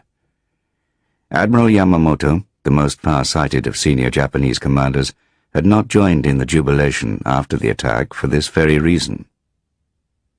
In Washington, uncertainty reigned in the offices of the main Navy building. The desire to hit back was overwhelming, but the badly battered Pacific Fleet needed to exercise caution. Fleet Admiral Ernest J. King, the new Commander-in-Chief, was famously irascible. He was furious that the British had persuaded General Marshall and Roosevelt to adopt the Germany First policy, which meant that the Pacific theater was obliged to go onto the defensive. British officers felt that King was a confirmed Anglophobe, but their American counterparts reassured them that Admiral King was not prejudiced. He simply hated everybody. The naval staff in Washington decided that it was too dangerous to send a carrier task force to relieve Wake Island. The three task force commanders bitterly resented the decision, but it was almost certainly the right one at the time. In late December 1941, Admiral Chester W. Nimitz arrived in Pearl Harbor to take over as the new Commander-in-Chief Pacific Fleet. The unfortunate Admiral Kimmel was still there, waiting to hear his fate, although he was treated with great sympathy by his colleagues. The most senior levels of the U.S. Navy suffered remarkably little from rivalries and prima donna ego clashes. Nimitz was an inspired choice for the post. A white-haired Texan descended from impoverished German nobility, he was soft-spoken, decisive, and able to get things moving with quiet authority.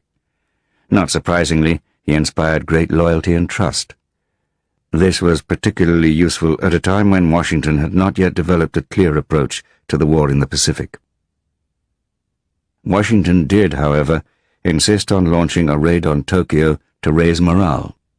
This was to be led by Lieutenant Colonel James Doolittle of the Army Air Corps, with P-25 medium bombers flown off a carrier for the first time.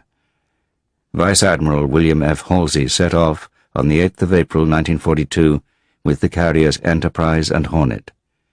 Halsey welcomed the chance to hit back, but Nimitz was dubious about an operation which sacrificed so many bombers for a gesture that caused little damage to the enemy. He was also concerned about having sufficient forces available to counter the next Japanese offensive, expected somewhere around the Solomon Islands and New Guinea. This was in the southwest Pacific region, which was under the command of General MacArthur. Commander Joseph Rochefort, the chief cryptanalyst at Pearl Harbor, had helped break the Japanese Naval Code in 1940. An unconventional officer, usually attired in carpet slippers and a red smoking jacket, Rochefort had not been able to warn of the attack on Pearl Harbor due to the strict radio silence imposed on the Japanese carrier fleet.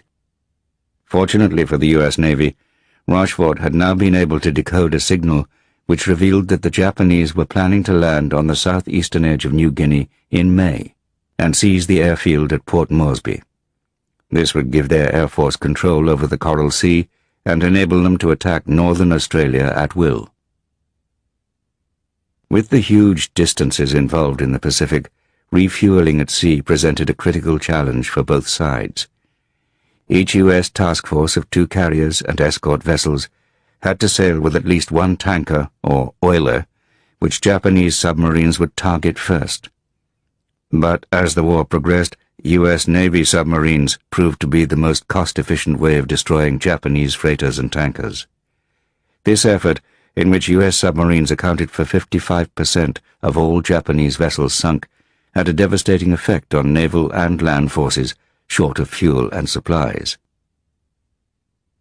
Halsey, who had returned from launching the Tokyo raid, was the obvious candidate to lead this first major counterattack. On the 30th of April 1942, he sailed with Task Force 16. But, as Nimitz suspected, Task Force 17, commanded by Vice Admiral Frank J. Fletcher, which was already operating in the Coral Sea, would face the bulk of the fighting before Halsey arrived. On the 3rd of May, a Japanese force landed on Tulagi in the Solomon Islands. The Japanese commanders were supremely confident that they would crush any American naval force in the Coral Sea south of New Guinea and the Solomons. Fletcher, supported by Australian and New Zealand warships, sailed northwestwards on hearing that another Japanese force was heading for Port Moresby in New Guinea. Confusion followed on both sides, but aircraft from the USS Lexington sighted the Japanese carrier Shohu and sank her. Japanese aircraft thought they had found the American carrier force and sank a destroyer and a tanker.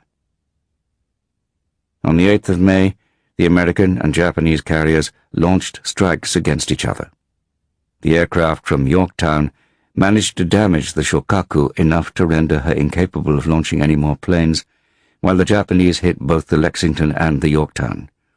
The Japanese, unable to protect their invasion fleet, decided to withdraw from Port Moresby, much to Admiral Yamamoto's disgust. The Lexington, which had appeared to recover, then began to sink after explosions caused by leaking fuel. The Coral Sea battle was a partial success for the Americans, since it prevented a landing, while the Japanese convinced themselves that their enemy had received a beating. In any case, it provoked much thought on the American side about technical defects in their aircraft and armament. Most were unresolved by the time the next engagement took place. Admiral Yamamoto, well aware of the United States' potential to produce aircraft carriers more rapidly than Japan, wanted to get in a knockout blow before his fleet lost the initiative. An attack on the island base of Midway would force the few American carriers into battle. After the Doolittle raid on Japan, critics in the Naval General Staff in Tokyo had now suddenly come round to his point of view. Signals intercepts analyzed by Commander Rochefort and his colleagues indicated that the Japanese were about to turn west and north to attack the Midway Islands. This would suggest that they wished to establish a base from which to attack Pearl Harbor itself. The naval staff in Washington rejected this idea, but Nimitz summoned all available warships back to Pearl Harbor at best speed. By the 26th of May, when the main Japanese invasion fleet left Saipan in the Marianas, its destination was no longer in any doubt. Rochefort had set a signals trap, sending a message in clear to say that Midway was short of water. This was repeated in a Japanese message on the 20th of May, using the letters AF to identify Midway. Since previous references using this code had signified their principal objective, Nimitz now knew for certain what Yamamoto's overall plan was. This offered the opportunity of evading the massive trap ahead and turning it to his advantage. Halsey was suffering from a stress-related illness and had to go into hospital, so Nimitz chose Rear Admiral Raymond Spruance, a fitness fanatic, to command Task Force 16. On the 28th of May, Spruance sailed from Pearl Harbor with the carriers Enterprise and Hornet, escorted by 2 cruisers and 6 destroyers. Fletcher, who was to have overall command, left 2 days later with 2 cruisers, 6 destroyers, and the Yorktown, which had been repaired with astonishing speed. The American warships had departed just in time.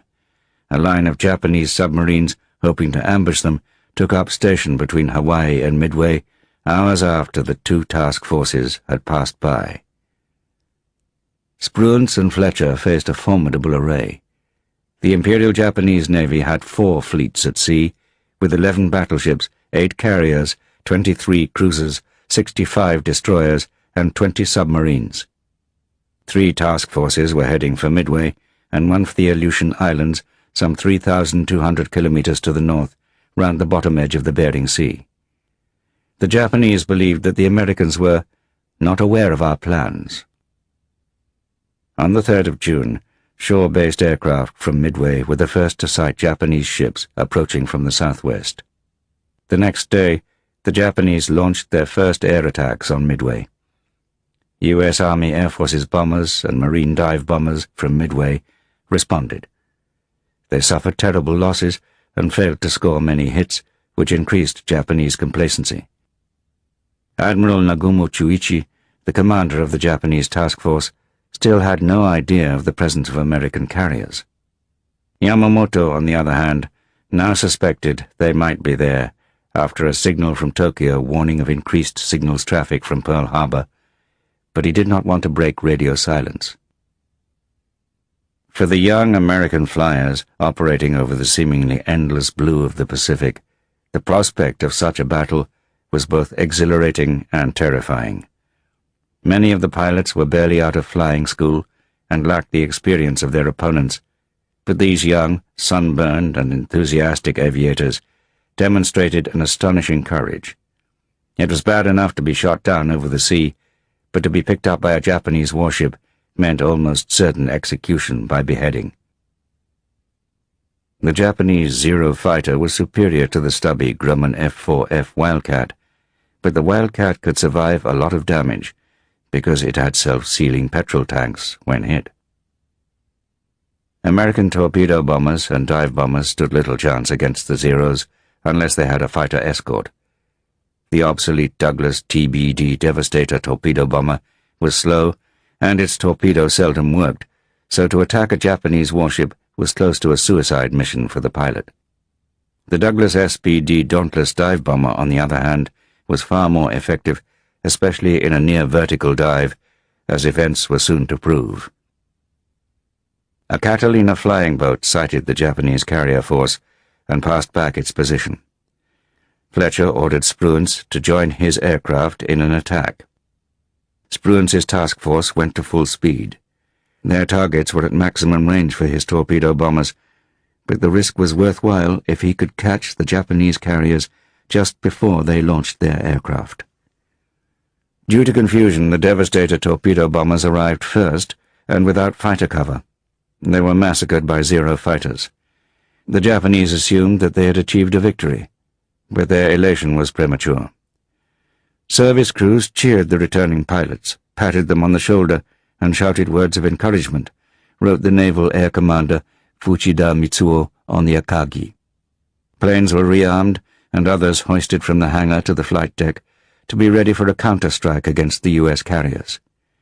Admiral Nagumo now decided to wait until the Nakajima torpedo bombers were rearmed with ground attack bombs for another strike against Midway.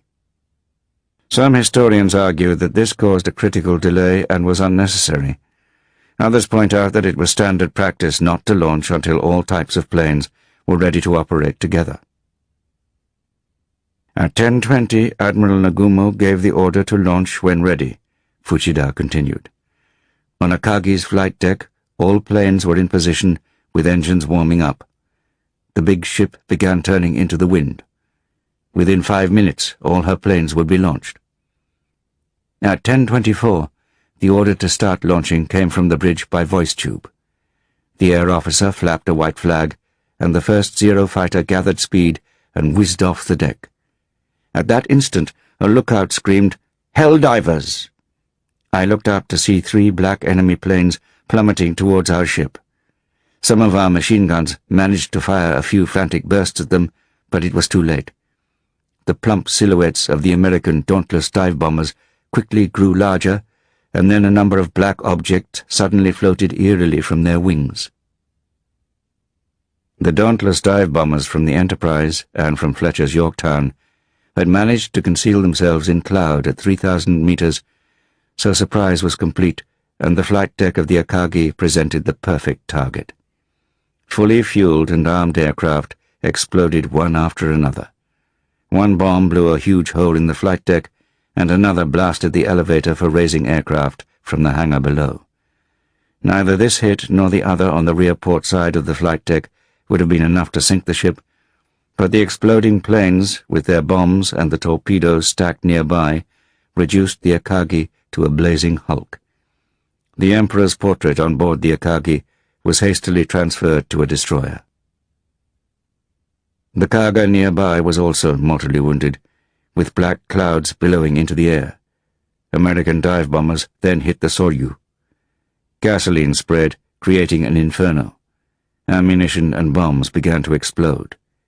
Suddenly, an enormous blast hurled those on deck into the water. As soon as the fires broke out aboard ship, Admiral Nagumo related, the captain Yanagimoto Ryusaku appeared on the signal tower to the starboard of the bridge. He took command from this post and pleaded that his men seek shelter and safety. He would allow no man to approach him. Flames surrounded him, but he refused to give up his post. He was shouting "Banzai" over and over again when heroic death overtook him. Soon afterwards, the Yorktown was crippled by Japanese torpedo bombers. Her returning aircraft were diverted to Spruance's carriers, replacing some of their earlier losses.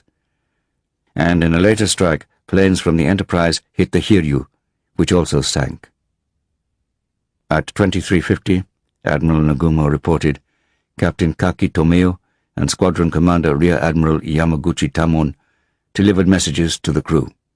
This was followed by expressions of reverence and respect to the Emperor, the shouting of banzais, the lowering of the battle flag and command flag.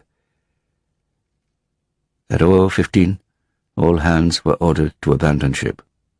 His Imperial Highness's portrait was removed, and the transfer of personnel to the destroyers Kazagumo and Makigumo put underway. The transfer of portrait and men was completed at 01:30. After completion of the transfer operations, the division commander and captain remained aboard ship. They waved their caps to their men, and with complete composure joined their fate with that of their ship. Yamamoto, unaware of the disaster which had overtaken his carriers, ordered further attacks. His reaction can well be imagined when he was informed of the true situation. He ordered his massive fleet of 10 battleships, including the Yamato, the largest warship afloat, and 2 escort carriers with a host of cruiser and destroyer escorts, to engage with all speed. Spruance, aware of Yamamoto's force, changed course in the night back towards Midway to benefit from land-based air cover. The following day, his dive bombers managed to sink 1 cruiser and severely damage another. But the damaged Yorktown, while salvage operations were proceeding on the 6th of June, was hit by torpedoes from a Japanese submarine and sank the following morning. With 4 Japanese carriers and a cruiser sunk, and a battleship severely damaged, to say nothing of 250 aircraft destroyed, and all for the loss of 1 American carrier, Midway represented a decisive victory and a clear turning point in the Pacific War. Yamamoto's hopes of smashing the U.S. Pacific Fleet were completely dashed. But as Nimitz acknowledged in his report, had we lacked early information of the Japanese movement, and had we been caught with carrier task forces dispersed, possibly as far away as the Coral Sea, the Battle of Midway would have ended far differently. Chapter 21. Defeat in the Desert. March to September 1942. After the humiliating retreat across Cyrenaica in January and February 1942, the Rommel myth, so fervently propagated by Goebbels, was also promoted by the British. The legend of the Desert Fox was a very misguided attempt to explain away their own failures.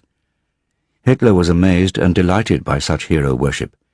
It encouraged his belief that the British, after all their defeats in the Far East, were close to collapse. He was, however, prepared to rein in his favourite general to appease the Italians.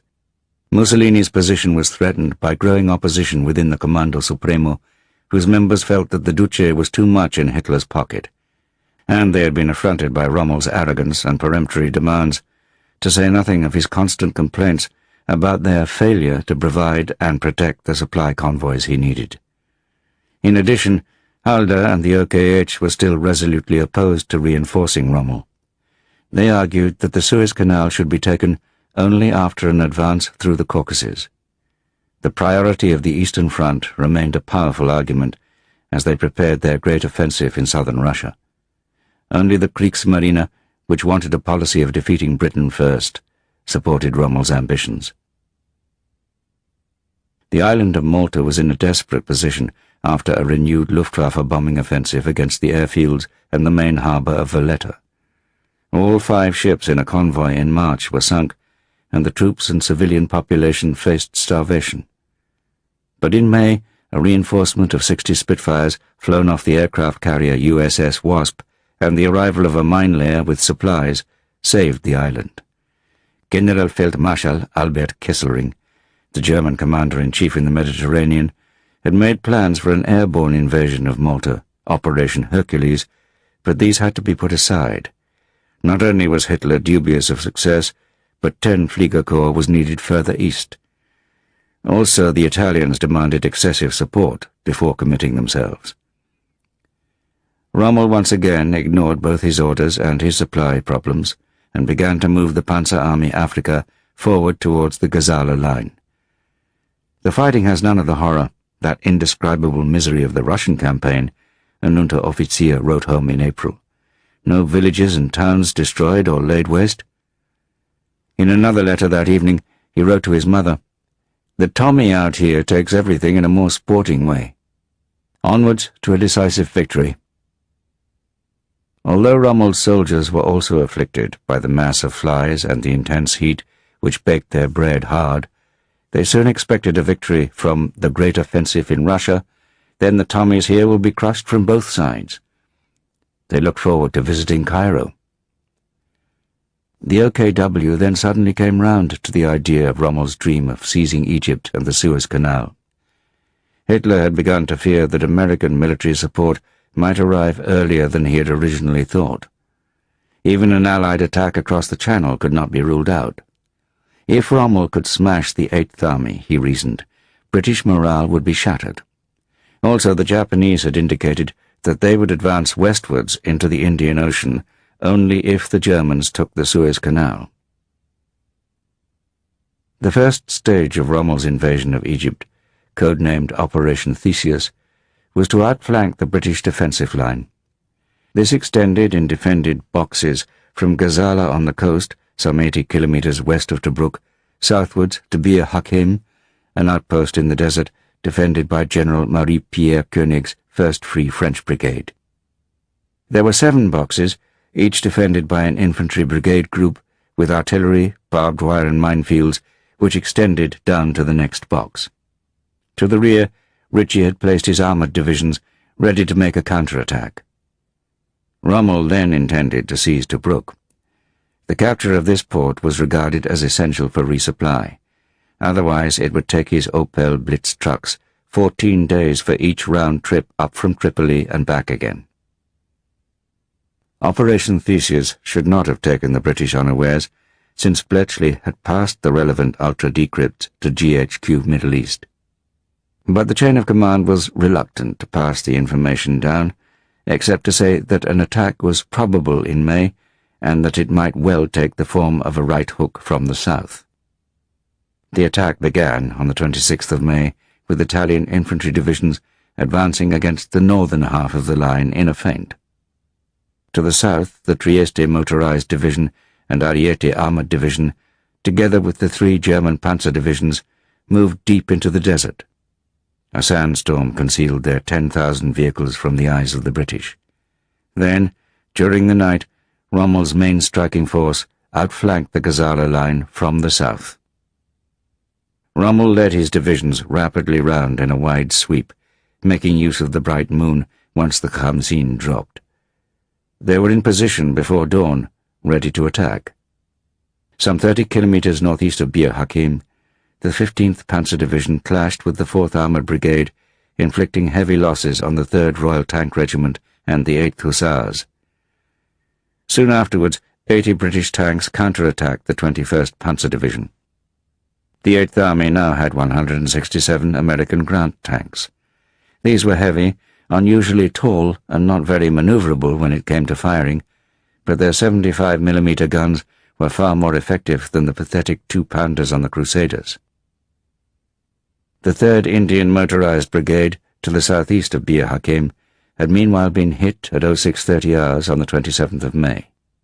Their commander radioed back that they were facing a whole bloody German armoured division, when in fact it was the Italian Ariete Division. The Indian troops destroyed 52 tanks, but they were overwhelmed once all their anti-tank guns had been knocked out. Koenig's Free French Brigade, in their equally lonely position at Bir Hakeim, knew what awaited them, having heard the sound of tank engines out in the desert during the night. In the morning, a patrol confirmed that the enemy was behind them and had cut them off from their supply depot. Koenig's force of some 4,000 men included a half-brigade of the Foreign Legion, 2 battalions of colonial troops, and marine infantry. They also had their own artillery support, with 54 French 75mm field guns and Bofors guns. Like the other boxes, their first line of defense consisted of minefields and barbed wire. The tanks of the Ariete Division now turned against them and attacked in a mass. French gunners knocked out 32. Only 6 Italian tanks managed to break through the mines and wire, but French legionnaires destroyed them at close range. Some even climbed onto the Italian tanks and fired through slits and hatches. The attack was unsupported by infantry, and the French bravely fought off every wave, inflicting heavy losses and taking 91 prisoners, including a regimental commander. Skirmishes were also fought against the German 90th Light Division. For the first time since June 1940, General de Gaulle later wrote proudly, French and Germans were in action against each other. To the northeast, the rest of the 90th Light Division attacked the 7th Motorized Brigade and forced the outnumbered British to withdraw. Its units then overran the 7th Armoured Division headquarters and took various supply dumps. Although the 90th Light advanced rapidly, Rommel's 2 panzer divisions were hampered by counterattacks and heavy artillery fire on their advance north towards the airfield at El Adem, which had been the scene of such heavy fighting the year before. Rommel's daring plan had not succeeded as he had hoped. His forces were in a vulnerable position between the Gazala Line boxes and the remainder of the British Army to the west. Rommel had also expected the French at Bir Hakeim to be rapidly crushed, but they still held out. He was deeply worried, and many of his officers thought that the offensive had failed. His chief of staff even suggested telling the OKW that the operation had merely been a reconnaissance in strength in an attempt to protect the Panzerarmee Afrika's reputation. But they need not have worried. Once again the British had failed to concentrate their tanks sufficiently to make an impact. Rommel wanted to forge on north to the coastal road and break the British line there so as to re-establish his supply line back to Tripoli. But from the 28th of May, fighting became chaotic inside the centre of the Gazala line. Rommel's divisions were hampered by fuel and ammunition shortages, but again he was saved by the slowness of British commanders to exploit their considerable advantage. Ritchie wanted to send in a major night attack, but his corps and divisional commanders argued that they needed more time. They thought that the Germans were trapped, but Axis troops had been making a gap in the minefield to the west, and supplies began to come through. However, this passage was close to the 150th Brigade's box, whose Yorkshire battalions suddenly provided Rommel with a major problem. At the Wolfschanze in East Prussia, Hitler's attention was not on North Africa. His Luftwaffe adjutant, Nikolaus von Below, returned from a visit to Rommel to find a very unpleasant situation. On the 27th of May, Reinhard Heydrich had been attacked in Prague by young Czechs equipped by the British Special Operations Executive. Heydrich was still just alive, but would succumb to infections from his wounds within a week.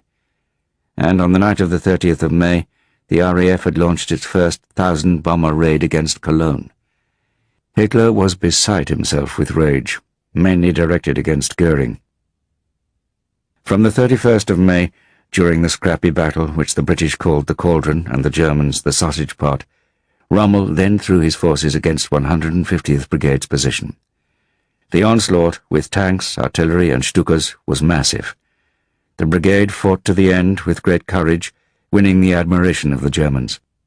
But the continuing failure of British commanders to counterattack in force from the west was one of the least impressive examples of generalship in the war.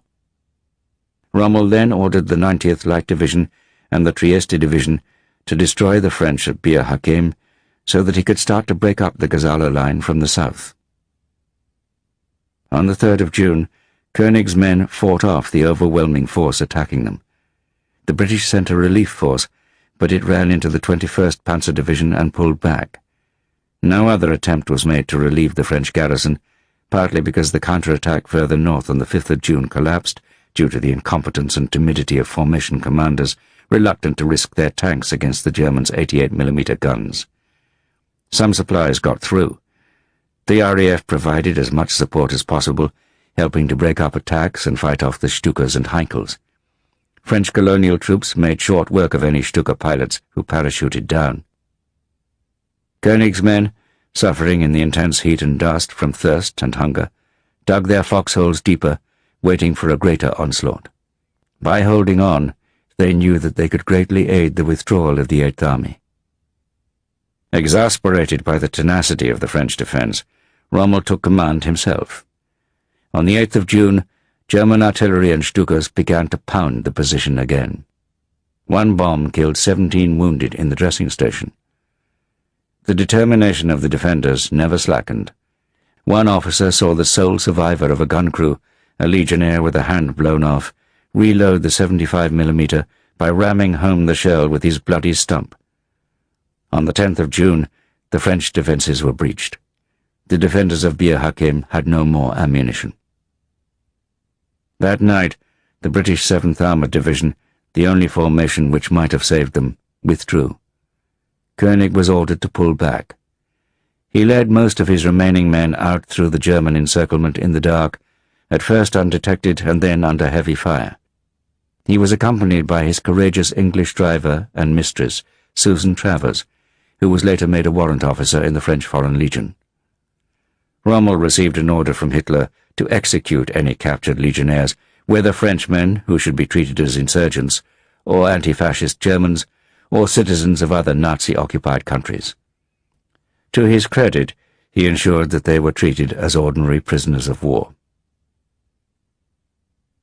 When General de Gaulle heard from General Sir Alan Brooke, the Chief of the Imperial General Staff, that Koenig and most of his men had escaped back to British lines, his sentiments were so intense that he had to shut himself alone in a room. Oh, the heart beating with emotion, sobs of pride, tears of joy, he wrote later in his memoirs. This moment, he knew, marked the start of the resurrection of France. Further north, the Battle of the Cauldron continued, with the British and Indian brigades fighting stubbornly in defence, but the Eighth Army still remained incapable of launching an effective counterattack. On the 11th of June, just after the fall of Bir Hakeim, Rommel ordered his 3 German divisions to destroy the remaining British positions, including the Knightsbridge box held by the 201st Guards Brigade and 4th Armoured Brigade. They were then to seize the Via Balbia. This prompted a sudden withdrawal on the 14th of June, when the South Africans and the 50th Division near the coast were ordered to pull back to the Egyptian frontier to avoid being cut off. An undignified general retreat ensued, which became known as the Gazala Gallop. Tobruk was left exposed, and the Italian infantry advanced to encircle it from the east. Rommel brought up his German divisions, although 21st Panzer was severely mauled in the process by RAF Hurricane and P-40 Kitty Hawk fighter bombers. Air Vice Marshal Arthur Cunningham's Desert Air Force was improving its techniques all the time, and without its support, the fate of the Eighth Army might have been catastrophic. Churchill sent orders to Auchinleck that Tobruk had to be held at all costs. But Tobruk lacked sufficient troops and guns, and many of the mines from its defences had been taken to strengthen the Gazala line. On the 17th of June, Rommel began his assault with a feint against one corner of the perimeter, while secretly preparing to attack elsewhere. Unlike the Australians, who had defended Tobruk so doggedly the year before, the 2nd South African Division, commanded by Major General Hendrik Klopper, was inexperienced. In any case, Admiral Cunningham was well aware that he did not have the ships to supply Tobruk through another siege. The 33,000-strong garrison included another 2 infantry brigades and a weak armoured brigade with obsolete tanks. At dawn on the 20th of June, Kesselring sent in all the Stuka and bomber groups available in the Mediterranean, supported by squadrons of the Italian Air Force, the Regia Aeronautica. This was accompanied by a concentrated artillery bombardment, while German pioneer battalions cleared a route through the minefields. The 11th Indian Brigade was shocked by the unprecedented onslaught, and by 08:30 hours the 1st Panzers were through the outer defences. In the course of a single day, as columns of smoke rose into the sky from the battered town, the Germans advanced all the way to the port, cutting the 20-kilometre-long fortress position in two. It was a bewilderingly swift victory. General Klopper surrendered the following morning, before the port and many of the supply dumps had been destroyed. 4,000 tons of oil fell into Rommel's hands, the best gift he could have hoped for. His hungry soldiers, whose clothes were almost in rags, became ecstatic at the booty. "We've got chocolate, tinned milk, canned vegetables, and biscuits by the crate," an Unteroffizier wrote home. "We've got English vehicles and weapons in vast quantities. What a feeling to put on English shirts and stockings." Italian soldiers did not get to share in the rich pickings. The same Unteroffizier acknowledged that they have it harder than us, with less water, less food, less pay, and not the same equipment as we have. Mussolini tried to pretend that the capture of Tobruk was an Italian victory, so to emphasize the truth, Hitler immediately promoted the 49-year-old Rommel to the rank of Generalfeldmarschall. This promotion produced a good deal of jealousy and resentment in the highest levels of the Wehrmacht, which Hitler no doubt enjoyed. On this, the first anniversary of Operation Barbarossa, the German dictator was overjoyed in his certainty that the British Empire had now begun to disintegrate as he had claimed. And in a week's time, Operation Blue was to be launched in southern Russia to seize the Caucasus. The Third Reich once more appeared invincible. On that June day, Churchill was in the White House with Roosevelt when an aide came in and passed a slip of paper to the President. He read it, and then passed it to the Prime Minister. Churchill felt sick with disbelief. He asked General Ismay to check with London whether Tobruk really had fallen. Ismay returned to confirm that it was true. The humiliation at such a moment could not have been greater. Churchill later wrote, "Defeat is one thing, disgrace is another." Roosevelt, showing his most generous instincts, immediately asked what he could do to help. Churchill requested as many of the new Sherman tanks as the Americans could spare. 4 days later, the American Chiefs of Staff agreed to the dispatch of 300 Shermans, as well as 100 105mm self-propelled guns. It was an act of great selflessness, especially since the Shermans had to be snatched back from U.S. Army formations, which had been longing to replace their obsolete vehicles. Deeply depressed and shocked, Churchill returned to face a motion of no confidence in the House of Commons. He put most of the blame on Auchinleck, which was hardly fair. The Auks' main mistake was to have appointed Ritchie. The acute shortage of competent and decisive commanders at the most senior levels in the British Army clearly had a terrible influence on its performance. Brooke ascribed this to the deaths of the best young officers in the First World War. An equally crippling handicap was the long-standing disaster of the arms procurement system. Unlike the RAF, which had attracted the most talented designers and engineers in an age when aviation was exciting, the Army accepted armaments which were already obsolete and then continued to mass-produce them, rather than go back to the drawing board. This cycle had begun with the loss of so much equipment at Dunkirk and the need to replace weapons rapidly, but had not been broken. Some of the new 6-pounder anti-tank guns had been used with good effect in the Gazala battles, but to send badly designed tanks with 2-pounder guns into action against the Panzer IV, and especially the 88mm gun, was like sending up Gloucester Gladiator biplanes against Messerschmitt 109s. One can only admire the bravery of crews going into the attack, well aware that their own tanks were virtually useless except against infantry. The British did not produce a truly battle-worthy tank, the Comet, until the very last days of the war. Churchill's only consolation from his visit to the United States was that he had managed to persuade Roosevelt to agree to the invasion of French North Africa. Operation Gymnast, which later became Operation Torch, had been fiercely opposed by General Marshall and the other American Chiefs of Staff.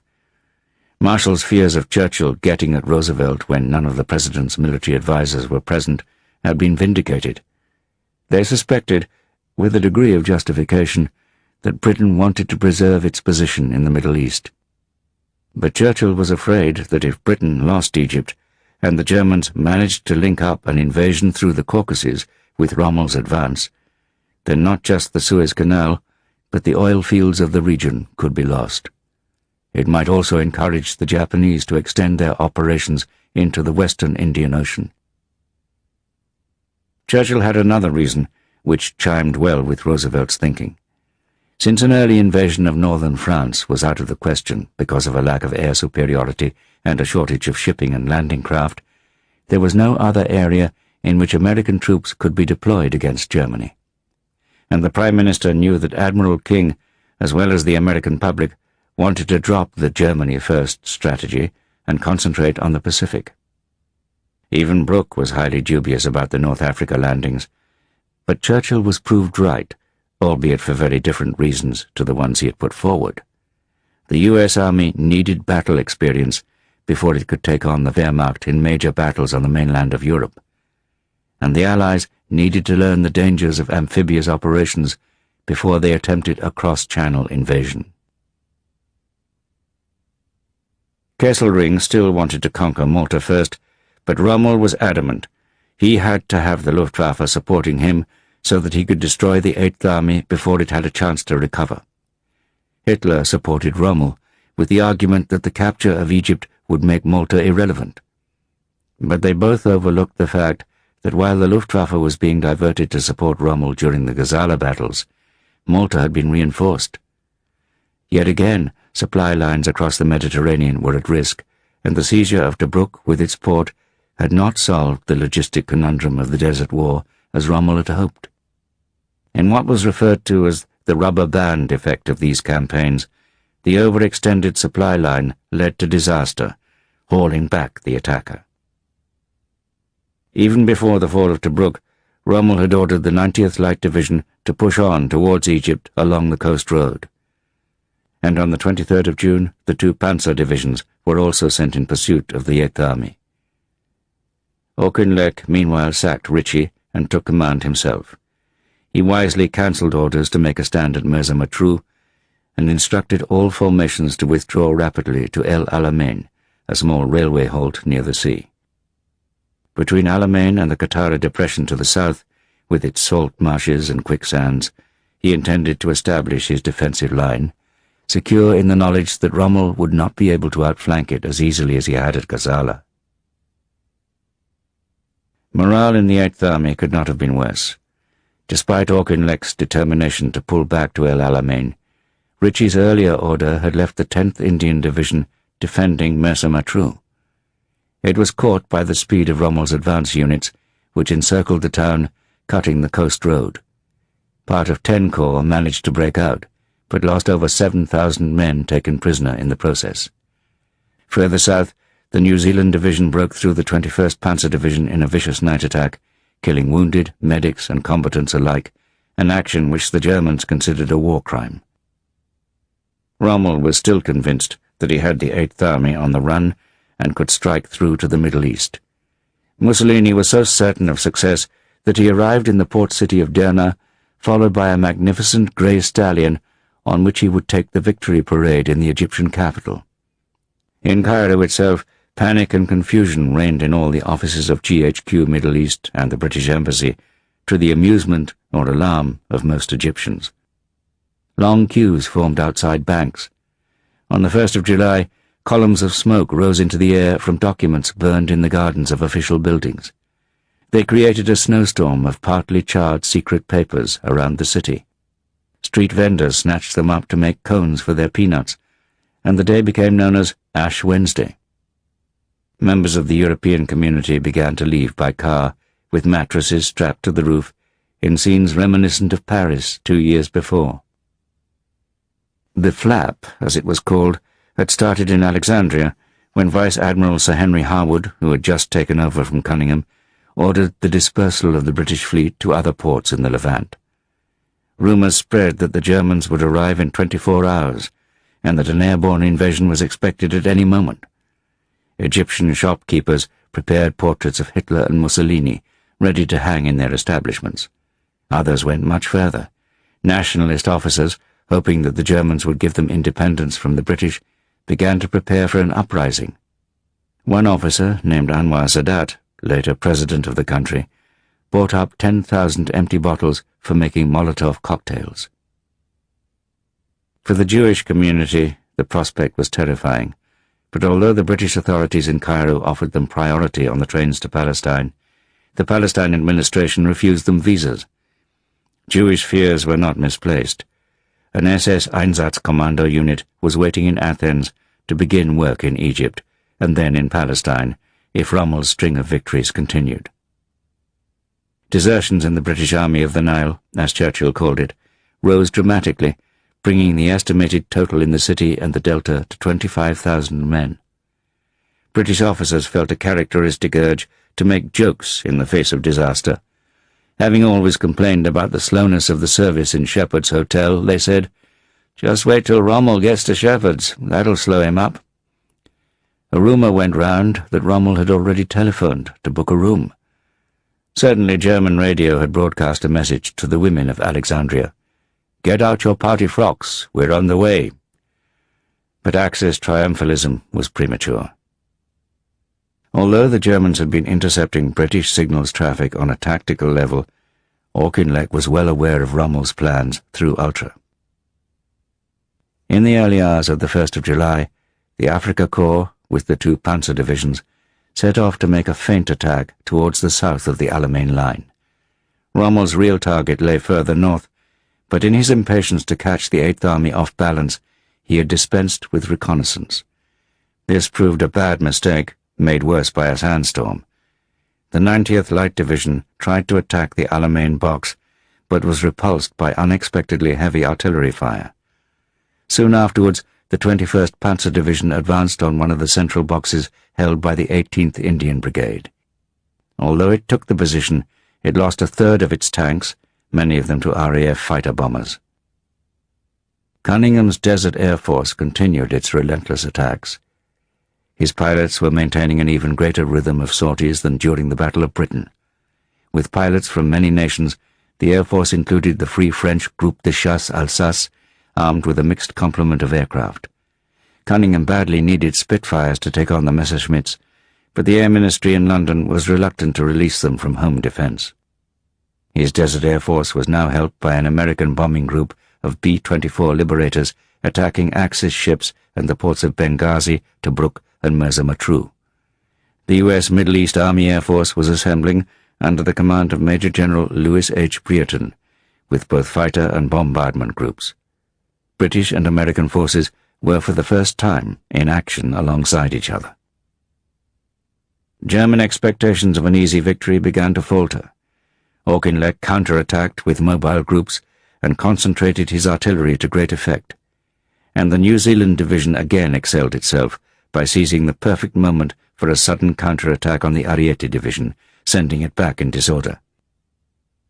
On the night of the 3rd of July, Rommel ordered the Panzer Army Afrika onto the defensive.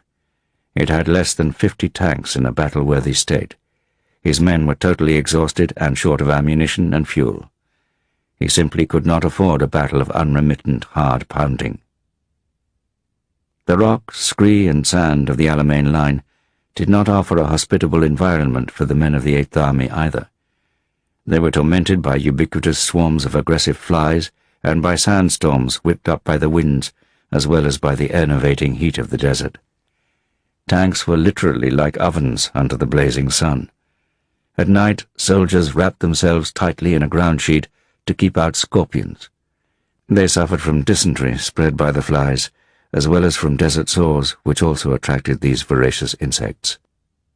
And whenever they tried to eat their corned beef hash or hardtack biscuits ground up to make a porridge with the consistency of plaster of Paris, it was hard not to swallow a few flies in the process. A brew-up of tea was the only consolation, even if the water used to make it tasted pretty foul. Not surprisingly, the soldiers' thoughts tended to focus on home cooking and home comforts. A rifleman declared to his comrades that, When he made it home, he was going to spend his time eating chocolate ice creams while sitting on the toilet and enjoying the luxury of pulling the chain. The Eighth Army was also too exhausted to seize the opportunity to counterattack. Instead, it concentrated on strengthening its position along the line with a fresh Australian brigade brought up to the Ruwezat Ridge. Rommel attacked again on the 10th of July, but in the north, the 9th Australian Division, supported by an armoured brigade, broke through the Italians near El Alamein and put them to flight. Their most important prize was to capture Rommel's own signals intelligence unit, a coup which made him effectively blind, now that the Germans were no longer able to break the American code. The American military attaché Bonner Fellers, who had unwittingly provided the Germans with their most reliable intelligence source, had left at the end of June. Throughout most of July, the two sides attacked and counterattacked in a military version of scissors, paper, stone. Rommel was incensed by the performance of most Italian formations, which produced bitter arguments between the Axis allies. He felt forced to split up some of his formations to insert corset stiffeners among some of the Italian divisions, and his outraged protests about the lack of resupply again proved futile, for the RAF and the Royal Navy were once more inflicting heavy losses on Axis convoys and port installations. His dream that the capture of Tobruk and Mersa Matruh would solve his problems at a stroke were rudely shattered. On the night of the 26th of July, the recently formed Special Air Service in jeeps attacked an airfield near Fuka and destroyed 37 aircraft on the ground, many of them Junkers 52 transports. It brought their total for the month to 86 aircraft destroyed. Auchinleck's achievement should not be underestimated. He had at the very least saved a heavily battered Eighth Army from disaster and stabilized the line while inflicting heavy losses on the Germans. Churchill viewed things in a very different light. He saw only missed opportunities and refused to acknowledge the exhaustion of the troops and the scandalous inferiority of British armoured vehicles. The Prime Minister, accompanied by General Sir Alan Brooke, arrived in Cairo on the 3rd of August on his way to Moscow to warn Stalin about the postponement of the Second Front. The British thought that they had finally stonewalled the Americans into abandoning Operation Sledgehammer, the cross-channel attack to invade the Cotentin Peninsula so rashly promised to Molotov. But in the second week of July, there were signs of rebellion among the American Chiefs of Staff and the Secretary of War, Henry L. Stimson. In the belief that the British were secretly against any invasion of northern France, they argued for an abandonment of the Germany First policy and a switch of focus to the Pacific. Roosevelt, invoking his role as Commander-in-Chief, stopped them in their tracks on the 14th of July. Sending troops to capture odd islands in the Pacific was just what Germany hoped they would do, he wrote to Marshall, and would not affect the world situation this year or next. And it certainly would not help Russia or the Middle East. Whether or not this was largely a bluff on Marshall's part, aimed at forcing the British to commit themselves to a cross-channel invasion, is still unclear. But Marshall and Admiral King returned to the charge later in the month, when they visited Churchill at Chequers and tried to revive Sledgehammer. The British remained resolutely opposed. It would be a disaster and could do nothing to help the Red Army. Harry Hopkins, who was also in London, privately encouraged the British in the knowledge that Roosevelt wanted to see American troops in action in North Africa. Marshall, finally obliged to make the best of what he considered a bad job of fighting Britain's war, sent one of his best staff officers, Major General Dwight D. Eisenhower, to begin planning the North African landings in London with a view to taking overall command. Before continuing his journey on to the Soviet Union, Churchill was determined to sort out the command structure in the Middle East. Auchinleck told him that it would not be wise to launch another attack before mid-September, so Churchill decided to replace him with General Sir Harold Alexander as Commander-in-Chief. He also chose Lieutenant General Strafer Gott, the commander of 13 Corps, to take over the Eighth Army. Gott, although he had been one of the better desert commanders, was tired out and demoralized by this stage. Brooke wanted Lieutenant General Bernard Montgomery instead, But Churchill was adamant. The situation was resolved when Gott was killed after his plane was shot down by a Messerschmitt. Montgomery would take command after all. Montgomery took a pride in being different from the usual senior officer of the British Army, and the short, wiry little general with a beaky nose could hardly have been more of a contrast to the unassuming, aristocratic and immaculate Alexander. Monty dressed differently too, preferring a shapeless pullover and corduroys, topped later by a black Royal Tank Regiment beret as his hallmark. Yet he was a military conservative, believing in detailed staff work and the deployment of divisions, not the informal battle groups which had evolved in the Desert Campaign. He played shamelessly to the crowd, whether soldiers or journalists, despite his rather shrill voice and inability to pronounce his R's. A non-smoker and teetotaler, he was egotistic, ambitious, and ruthless, possessing a boundless self-confidence which occasionally bordered on the fatuous. But this self-belief, which he was able to convey to all he met, lay at the heart of his mission to turn the badly bruised Eighth Army into one confident of victory. Commanders had to get a grip, and there was to be no more belly-aching or querying of orders. The situation that Montgomery inherited in August 1942 was by no means as dire as his own myth-making later pretended. Rommel's German and Italian divisions had suffered a considerable battering during the July battles. But Montgomery was rightly appalled by the defeatist attitude of many senior officers on the staff, although he was wrong to imply that Auchinleck shared their views. Auchinleck's failing had been his ignorance of this mood among the Gabardine swine, as fighting officers called the inhabitants of Headquarters Middle East in Cairo. Montgomery announced to the Eighth Army that he had ordered the burning of all contingency plans for withdrawal, and with considerable theatrical effect, he managed to rebuild its morale and confidence through visits and training programs. An impression of dramatic change worked wonders, even if Montgomery was claiming for himself a number of innovations which had begun under Auchinleck. Montgomery had no intention of launching a premature offensive, even though such caution had been the main reason behind Auchinleck's dismissal. But he was much cleverer in the way he handled the Prime Minister. In fact, Montgomery planned to take longer than Auchinleck's date of mid-September. He was determined to build up his army to such an overwhelming strength that victory would be virtually guaranteed. In this he was almost certainly correct, because Britain could not have faced another fiasco. Rommel had been reinforced with the 164th Division and a brigade of paratroopers, but he knew his position was now worse than precarious. His forces were too weak to continue a battle of attrition against the Alamein line. Instead, he wanted to withdraw so as to bring the British out of their positions and to impose on them a battle of movement in which his panzer troops would have the advantage. He was still short of transport and fuel, as the RAF and Royal Navy sank one supply ship after another. Suffering from stress and furious frustration, he criticized in bitter and sweeping terms the performance of Italian troops, even though some formations, especially the Folgore Division, were fighting well. In the second half of August, roles were reversed, with Mussolini and Kesselring urging Rommel to launch an offensive as soon as possible, while he had become reluctant and pessimistic.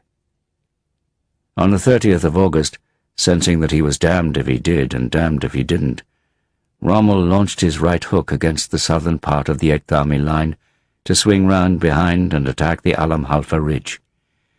He knew that the greatest risk lay in running out of fuel, but Kesselring had promised that tankers were due to dock and that the supplies would be rushed forward. Montgomery, aware of Rommel's plan through ultra-decrypts, placed his armoured formations ready to parry the thrust, more or less as Auchinleck had planned. Rommel's reconnaissance and intelligence was poor. His staff had underestimated the extent of the minefields they had to cross in the south, and failed to appreciate the effect of the Desert Air Force in the coming battle. As his two panzer divisions struggled in the minefields, Cunningham's squadrons of bombers and fighter-bombers attacked them relentlessly through a night illuminated by flares. The panzers, bunched together in the narrow corridors, made comparatively easy targets. The Africa Corps and the Littorio Armored Division did not get through until the following morning, and only then did the advance north towards the Alam Halfa Ridge accelerate.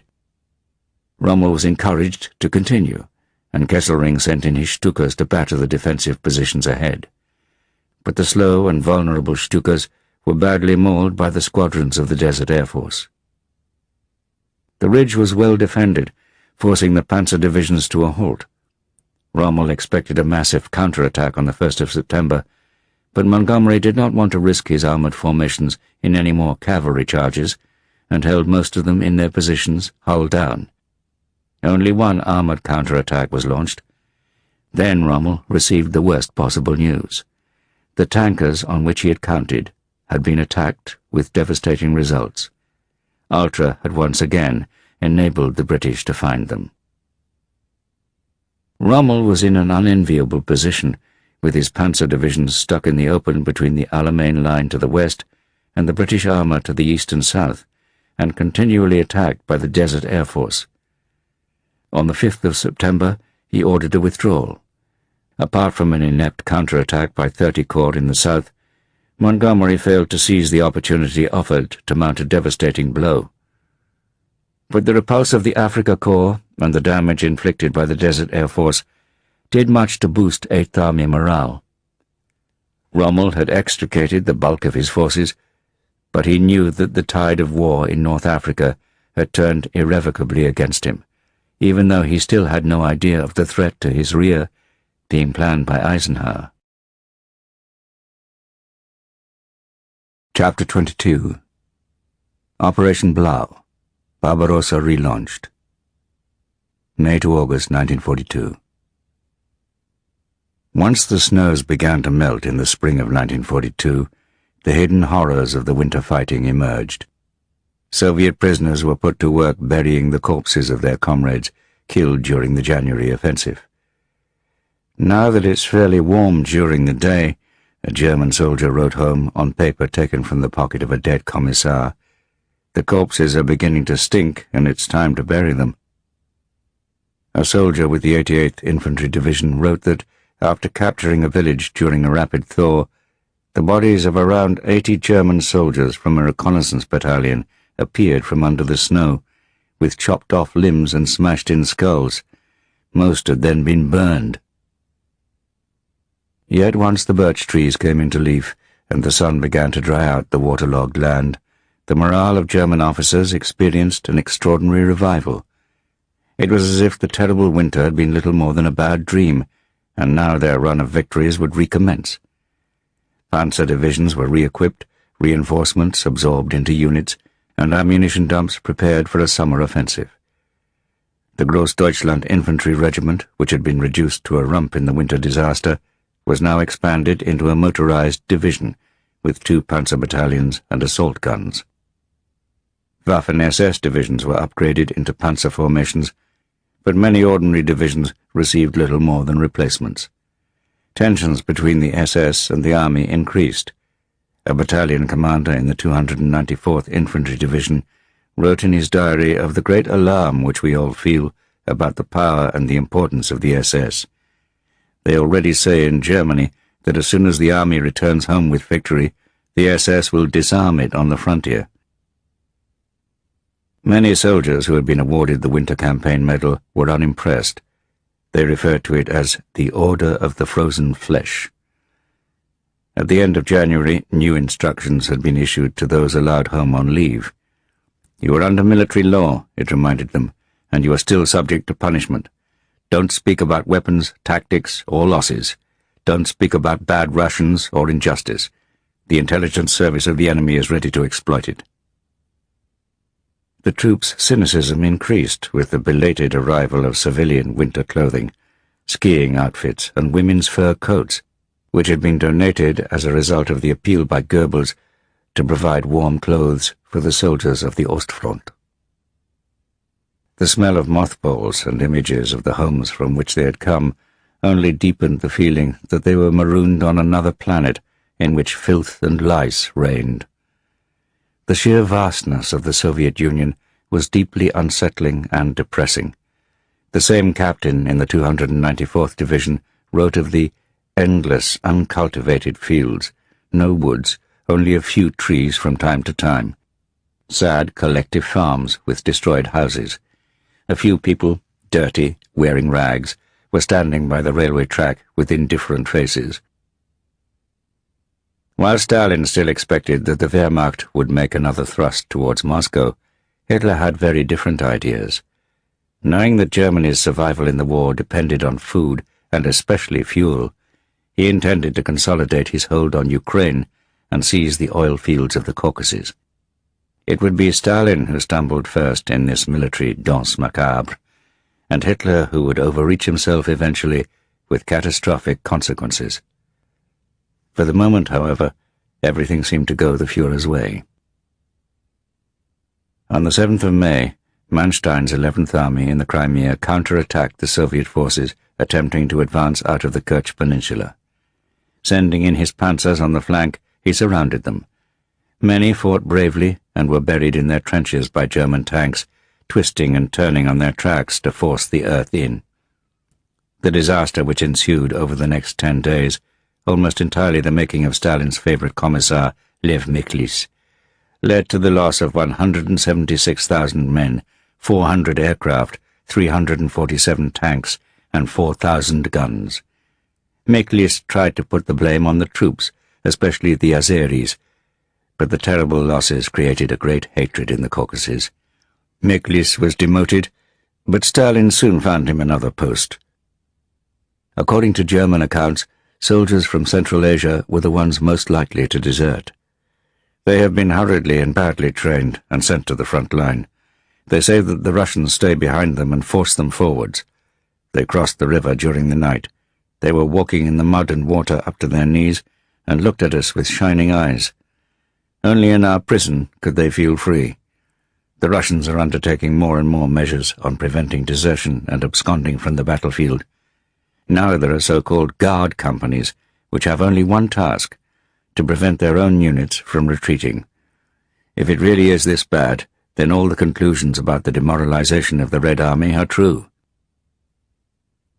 An even greater disaster than Kerch soon followed. Marshal Timoshenko, supported by Nikita Khrushchev, had proposed in March that the armies of the southwestern and southern fronts should disrupt any offensive against Moscow by mounting a pincer attack on Kharkov.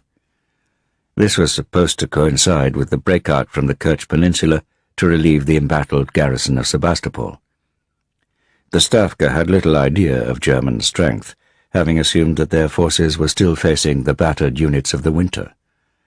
Soviet military intelligence had failed to spot the great increase in the strength of Army Group South, even if many of the forces diverted there consisted of Romanian, Hungarian and Italian formations, all of which were underarmed and ill-equipped.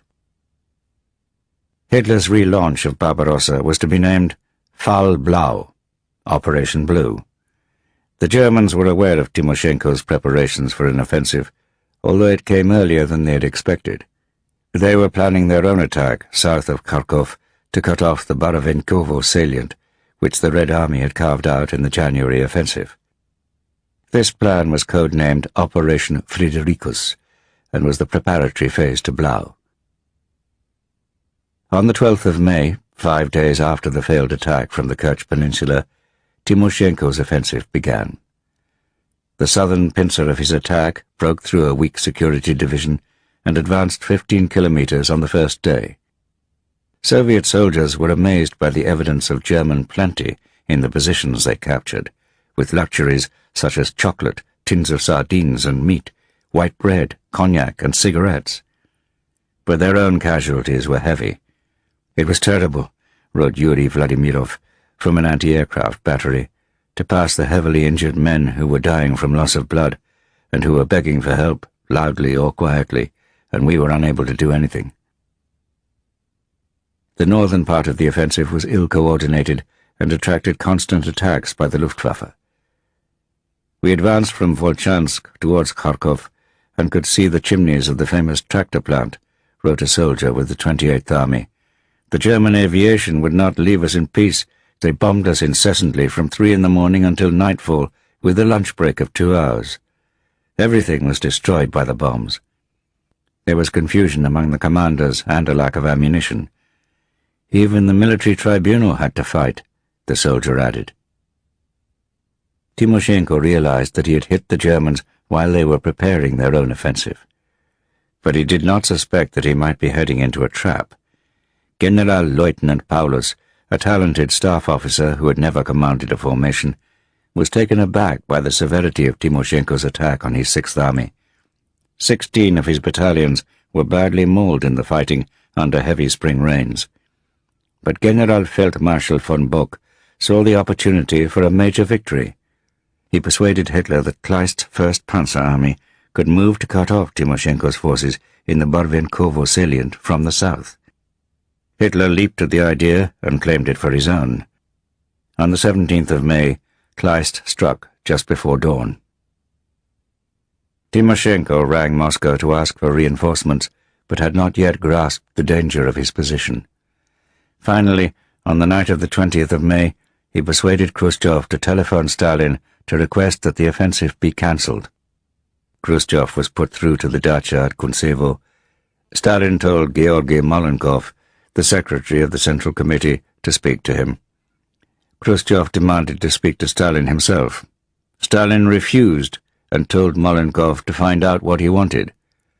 When Stalin heard the reason, he shouted that military orders must be obeyed, and instructed Malenkov to end the call.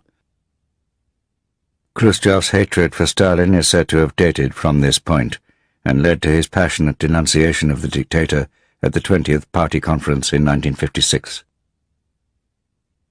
It took another 2 days before Stalin allowed the offensive to be called off, but by then the bulk of the 6th and 57th Soviet armies had been surrounded. The encircled troops made desperate attempts to break out, even charged with linked arms, and the massacre was terrible. Corpses piled up in waves in front of the German positions. The skies had cleared, allowing the Luftwaffe perfect visibility. "Our pilots worked night and day in their hundreds," wrote a soldier in the 389th Infantry Division. "The whole horizon is shrouded in smoke." Despite the battle, Yuri Vladimirov was able to listen to a lark singing on a hot, cloudless day. But then he heard the cry of, "Tanks! Tanks coming!" and he ran to hide in a trench. The end was close. To avoid immediate execution, commissars stripped off their own distinctive uniforms and took those of dead Red Army men. They also shaved their heads to look more like an ordinary soldier. On surrendering, the troops stuck their rifles with bayonets fixed into the ground. It looked like a magical forest after a big fire in which all the trees had lost their leaves, wrote Vladimirov. He considered suicide in his filthy, lice-ridden state, knowing what lay ahead, but allowed himself to be rounded up. Among the abandoned helmets and gas masks, they gathered up the wounded and carried them on improvised stretchers made out of rain capes. The German soldiers then marched the hungry and exhausted men off in columns, 5 men wide.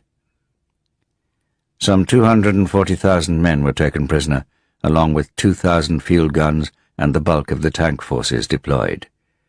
One army commander and many other officers committed suicide. Kleist observed after the battle that the area was so clogged up by the corpses of men and horses that his command vehicle had trouble getting through. This second battle of Kharkov represented a terrible blow to the Soviet Union's morale. Khrushchev and Timoshenko were sure that they would be executed. Even though they had been friends, they started to accuse each other, and Khrushchev had what appeared to be a nervous breakdown. Stalin, in characteristic fashion, simply humiliated Khrushchev by tapping out the ash from his pipe on Khrushchev's bald crown, saying that it was a Roman tradition for a commander who had lost a battle to pour ashes on his head in penance. The Germans were jubilant, but the victory produced one dangerous effect. Paulus, who had wanted to withdraw during the early stages of the battle, was awed by what he assumed to have been Hitler's perspicacity in ordering him to stand fast while Kleist prepared the fatal blow. He had a passion for order and was imbued with respect for the chain of command. These qualities, combined with his renewed admiration for Hitler, were to exert a major influence at the critical moment 6 months later at Stalingrad. Despite the danger threatening the Soviet Union's very survival that year, Stalin remained preoccupied with post-war frontiers. The Americans and British rejected his demands that they should recognize the Soviet border of June 1941, which included the Baltic states and eastern Poland. But in the spring of 1942, Churchill had second thoughts. He considered agreeing to his claim as an inducement to keep him in the war, despite its flagrant contravention of the Atlantic Charter, which guaranteed self-determination. Both Roosevelt and his Secretary of State, Sumner Welles, indignantly refused to support Churchill's proposal. Yet later in the war, it would be Churchill who would oppose Stalin's imperial project and Roosevelt who would accept it. Relations between the Western Allies and Stalin were bound to be fraught with suspicion. Churchill especially had promised far more military supplies than Britain was able to deliver, and the American president's disastrous assurance to Molotov in May that they would launch a second front before the end of the year did more to poison the Grand Alliance than anything else. Stalin's paranoid tendencies persuaded him that the capitalist countries simply wanted the Soviet Union to be weakened while they waited. The manipulative Roosevelt had told Molotov via Harry Hopkins that he was in favor of opening a second front in 1942, but that his generals were against the idea. Roosevelt, it seems, was prepared to say anything to keep the Soviet Union in the war, whatever the consequences. And when it became clear that the Allies had no intention of launching an invasion of northern France that year, Stalin felt that he had been tricked. Churchill found himself bearing the brunt of Stalin's resentment over unfulfilled promises. Although both he and Roosevelt had been wildly imprudent, Stalin refused to acknowledge any genuine difficulties. The losses suffered by the Arctic convoys to Murmansk never entered his calculations. The PQ convoys, which had started to sail from Iceland to Murmansk in September 1941, faced appalling dangers. In winter the ships were coated in ice and the seas treacherous, but in summer, with the short nights, they were vulnerable to German air attack from bases in northern Norway, as well as from the constant U-boat menace. A quarter of the ships in PQ-13 in March was sunk. Churchill forced the Admiralty to send PQ-16 in May, even if it meant that only half the ships got through. He was under no illusions about the political consequences of cancelling it. In the event, only 6 out of 36 ships went down. The next convoy, PQ-17, the largest yet sent to the Soviet Union, turned into one of the greatest naval disasters of the war. Faulty intelligence had suggested that the German battleship Tirpitz, together with the Admiral Hipper and Admiral Scheer, had left Trondheim to engage the convoy. This prompted the First Sea Lord, Admiral Sir Dudley Pound, to order the convoy to scatter on the 4th of July. It was a catastrophic decision. Altogether, 24 ships out of 39 were sunk by aircraft and U-boats, with the loss of nearly 100,000 tons of tanks, aircraft and vehicles. Following the loss of Tobruk in North Africa, and combined with the German advance into the Caucasus, the British began to think that they might lose the war after all. All further summer convoys were suspended, to Stalin's great displeasure.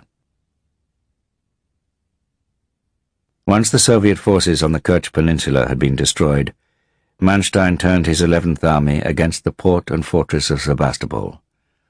Massive artillery and air bombardment with Stukas failed to dislodge the defenders, who fought on from caves and tunnels deep in the rock. At one stage, the Germans are said to have used chemical weapons to dislodge them, but this is far from certain. The Luftwaffe was determined to deal with harassing attacks from Red Army bombers.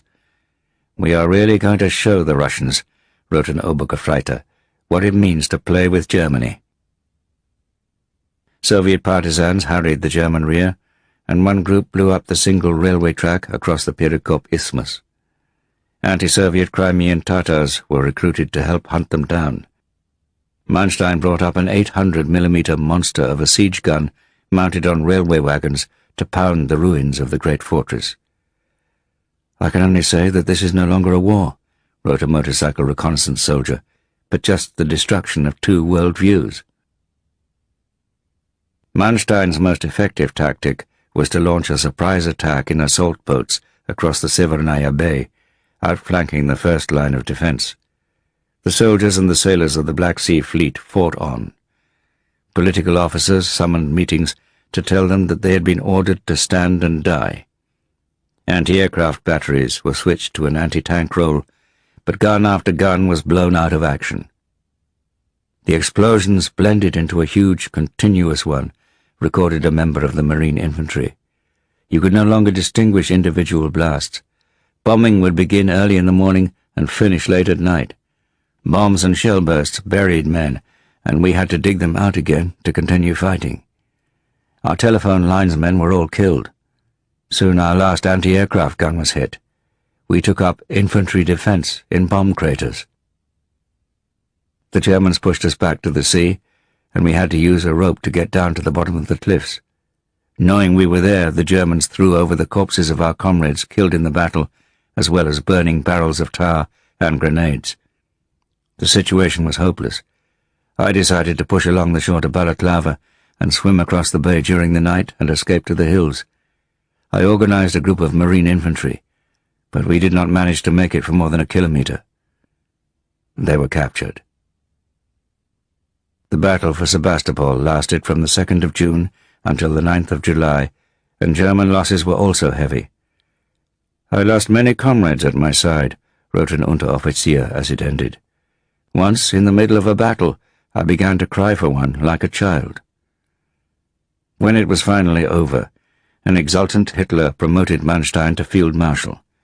He wanted Sebastopol to become the major German naval base in the Black Sea and the capital of a completely Germanized Crimea.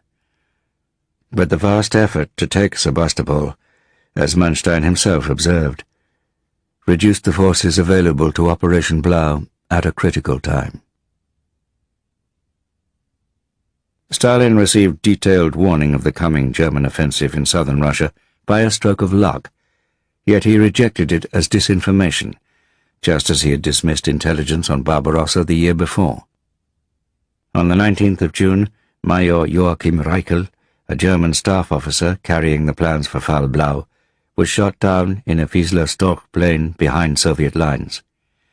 Yet Stalin, certain that the main German attack was aimed at Moscow, decided that the documents were fakes. Hitler was furious when told of this intelligence disaster and dismissed both Reichel's corps and divisional commanders. But preliminary attacks to secure the start line east of the river Donets for the first phase had already taken place. On the 28th of June, the Second Army and Hoth's 4th Panzer Army attacked eastwards towards Voronezh on the Upper Don. The Stavka sent in 2 tank corps, but due to bad radio communications, they milled about in the open and were gravely damaged by Stuka attacks. Stalin, finally convinced that the Germans were not heading for Moscow, ordered that Voronezh must be held at all costs. Hitler then interfered with the plans for Operation Blau. Originally, it would take 3 stages. The first was the capture of Voronezh. The next would see Paulus's 6th Army encircle Soviet forces in the Great Bend of the Don, then advance towards Stalingrad to protect the left flank. At that point, the idea was not necessarily to capture the city, but to reach it, or at least have it within effective range of our heavy weapons, so that it could not be used as a communications or armament center. Only then would 4th Panzer turn south to join Generalfeldmarschall List's Army Group A in its attack into the Caucasus. But Hitler's impatience led him to decide that a single Panzer Corps was sufficient to finish the battle at Voronezh. The rest of Hoth's Panzer Army should head south. Yet the corps left at Voronezh lacked the strength to overwhelm the ferocious defense. The Red Army showed how obstinately it could fight back in street fighting when the Germans lost their advantages of armored maneuver backed by air superiority. Hitler dismissed his generals' concerns, and at first Blau seemed to go triumphantly well. German armies advanced at great speed, to the fierce joy of panzer commanders. In the summer heat, the ground was dry and the going was good as they surged southeast. As far as the eye can see, wrote a war correspondent. Armored vehicles and half-tracks are rolling forward over the steppe. Pennants float in the shimmering afternoon air. On one day, a temperature of 53 degrees in the sun was recorded. Their only frustrations was that they were short of vehicles and frequently had to halt through lack of fuel. Attempting to slow the German advance, Soviet aircraft dropped incendiaries at night to set the steppe on fire. The Germans pressed on. Dug-in Red Army tanks camouflaged themselves, but were rapidly outflanked and destroyed. Soviet infantrymen hidden in stooks of corn tried to fight back, but the panzer simply crushed them under their tracks. Panzer troops stopped in villages of thatched and whitewashed little houses, which they raided for eggs, milk, honey, and fowl. Anti-Bolshevik Cossacks, who had welcomed the Germans, found their hospitality shamelessly abused. "For the local people, we come as liberators," wrote an Obergefreiter bitterly, "as liberators of their last seed corn, vegetables, cooking oil, and so forth." On the 14th of July, forces from Army Groups A and B met up at Milerovo, but the huge encirclements which Hitler expected were not taking place. A certain realism had crept into Stavka thinking after the Barvienkovo pocket. Soviet commanders pulled their armies back before they were surrounded. As a result, Hitler's plan to encircle and destroy the Soviet armies west of the River Don could not be fulfilled. Rostov-on-Don, the gateway to the Caucasus, fell on the 23rd of July. Hitler promptly ordered that the 17th Army should capture Batum, while the 1st and 4th Panzer Armies were to head for the oil fields of Maikop and to Grozny, the capital of Chechnya. "If we don't take Maikop and Grozny," Hitler had told his generals, "then I must put an end to the war." Stalin, shaken to find that his predictions of another offensive against Moscow had been so wrong, and realizing that the Red Army lacked sufficient troops in the Caucasus, sent Lavrenti Beria down to put fear into his generals.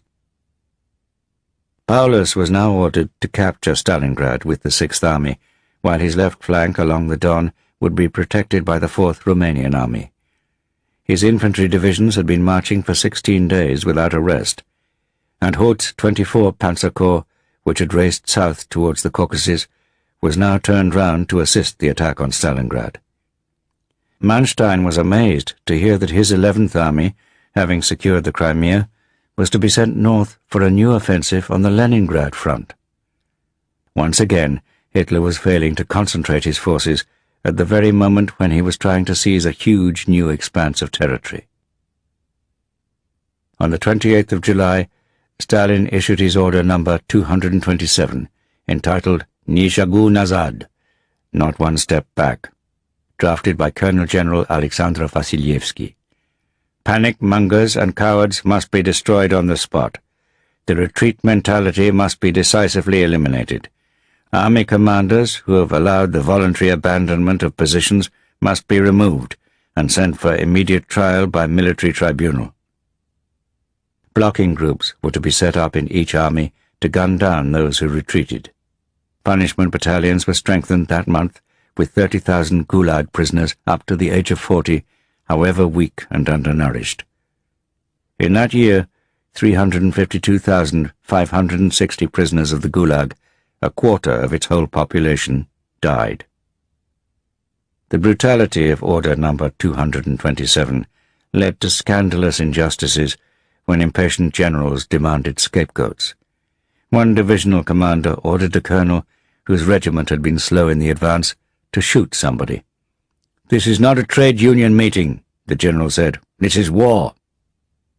The colonel selected Lieutenant Alexander Obodov, the much-admired commander of their mortar company. The regimental commissar and a captain from the NKVD Special Detachment arrested Obodov. "Comrade Commissar, I've always been a good man," said Obodov, unable to believe his fate. The two arresting officers wound themselves up into an anger and began to shoot him, a friend of his recorded. Sasha was trying to brush the bullets off with his arms as if they were flies. After the third volley, he collapsed on the ground. Even before Paulus's Sixth Army reached the great bend in the River Don, Stalin had set up a Stalingrad front and put the city on a war footing.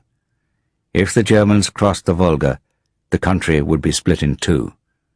The Anglo-American supply line across Persia was now threatened, just after the British had cancelled further convoys to northern Russia. Women and even schoolgirls were marched out to dig anti-tank ditches and berms to protect the oil storage tanks beside the Volga. The 10th NKVD Rifle Division had arrived to control the Volga crossing points and bring discipline to a city increasingly seized by panic. Stalingrad was now threatened by Paulus's Sixth Army in the Don Bend and by Hoth's Fourth Panzer Army, suddenly sent back north by Hitler to accelerate the capture of the city. At dawn on the 21st of August, infantry from the 51 Corps crossed the Don in assault boats.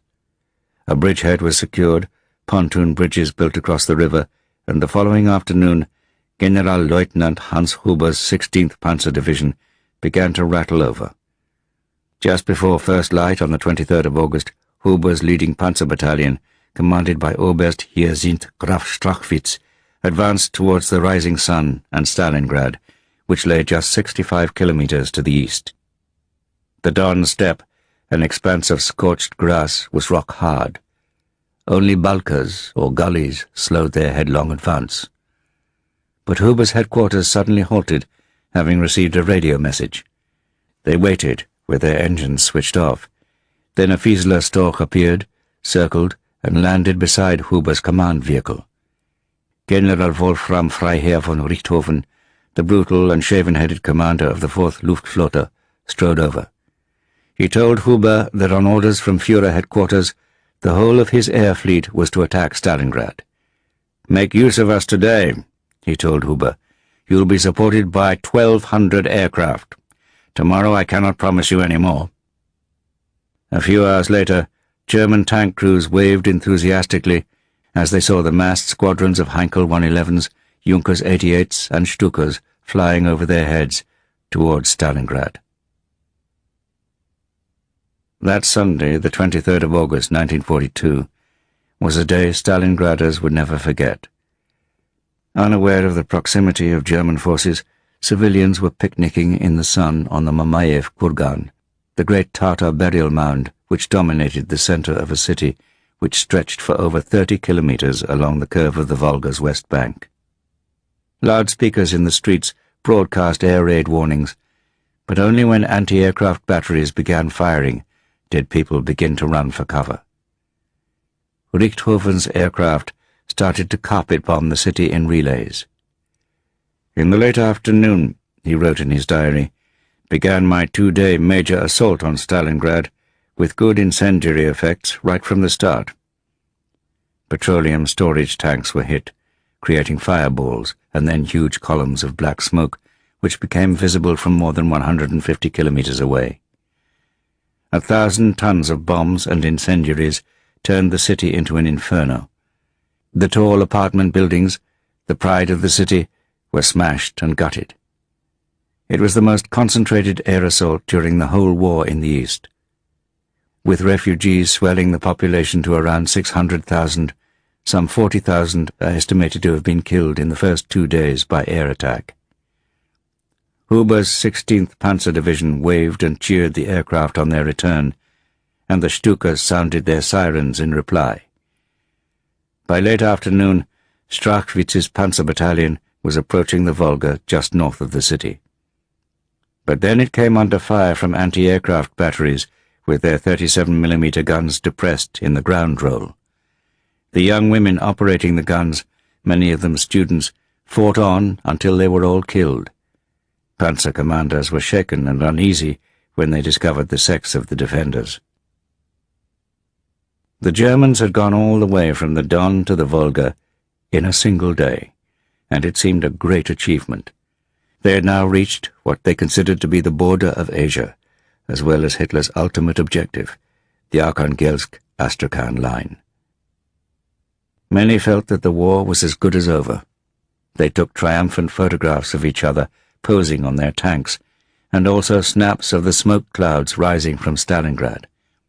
A Luftwaffe fighter ace and his wingman spotting the panzers below, performed victory rolls. One commander, standing on the top of his panzer on the high western bank of the Volga, gazed across the river through his binoculars. We looked at the immense steppe towards Asia, and I was overwhelmed, he remembered. But then I could not think about it for very long, because we had to make an attack against another anti-aircraft battery that had started firing at us. The bravery of the young women became a legend.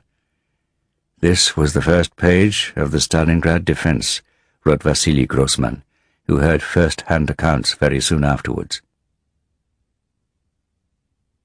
In that summer of crisis for the Grand Alliance, Churchill decided that he had to visit Stalin to explain face-to-face the reasons for the suspension of convoys and why a second front was impossible for the moment.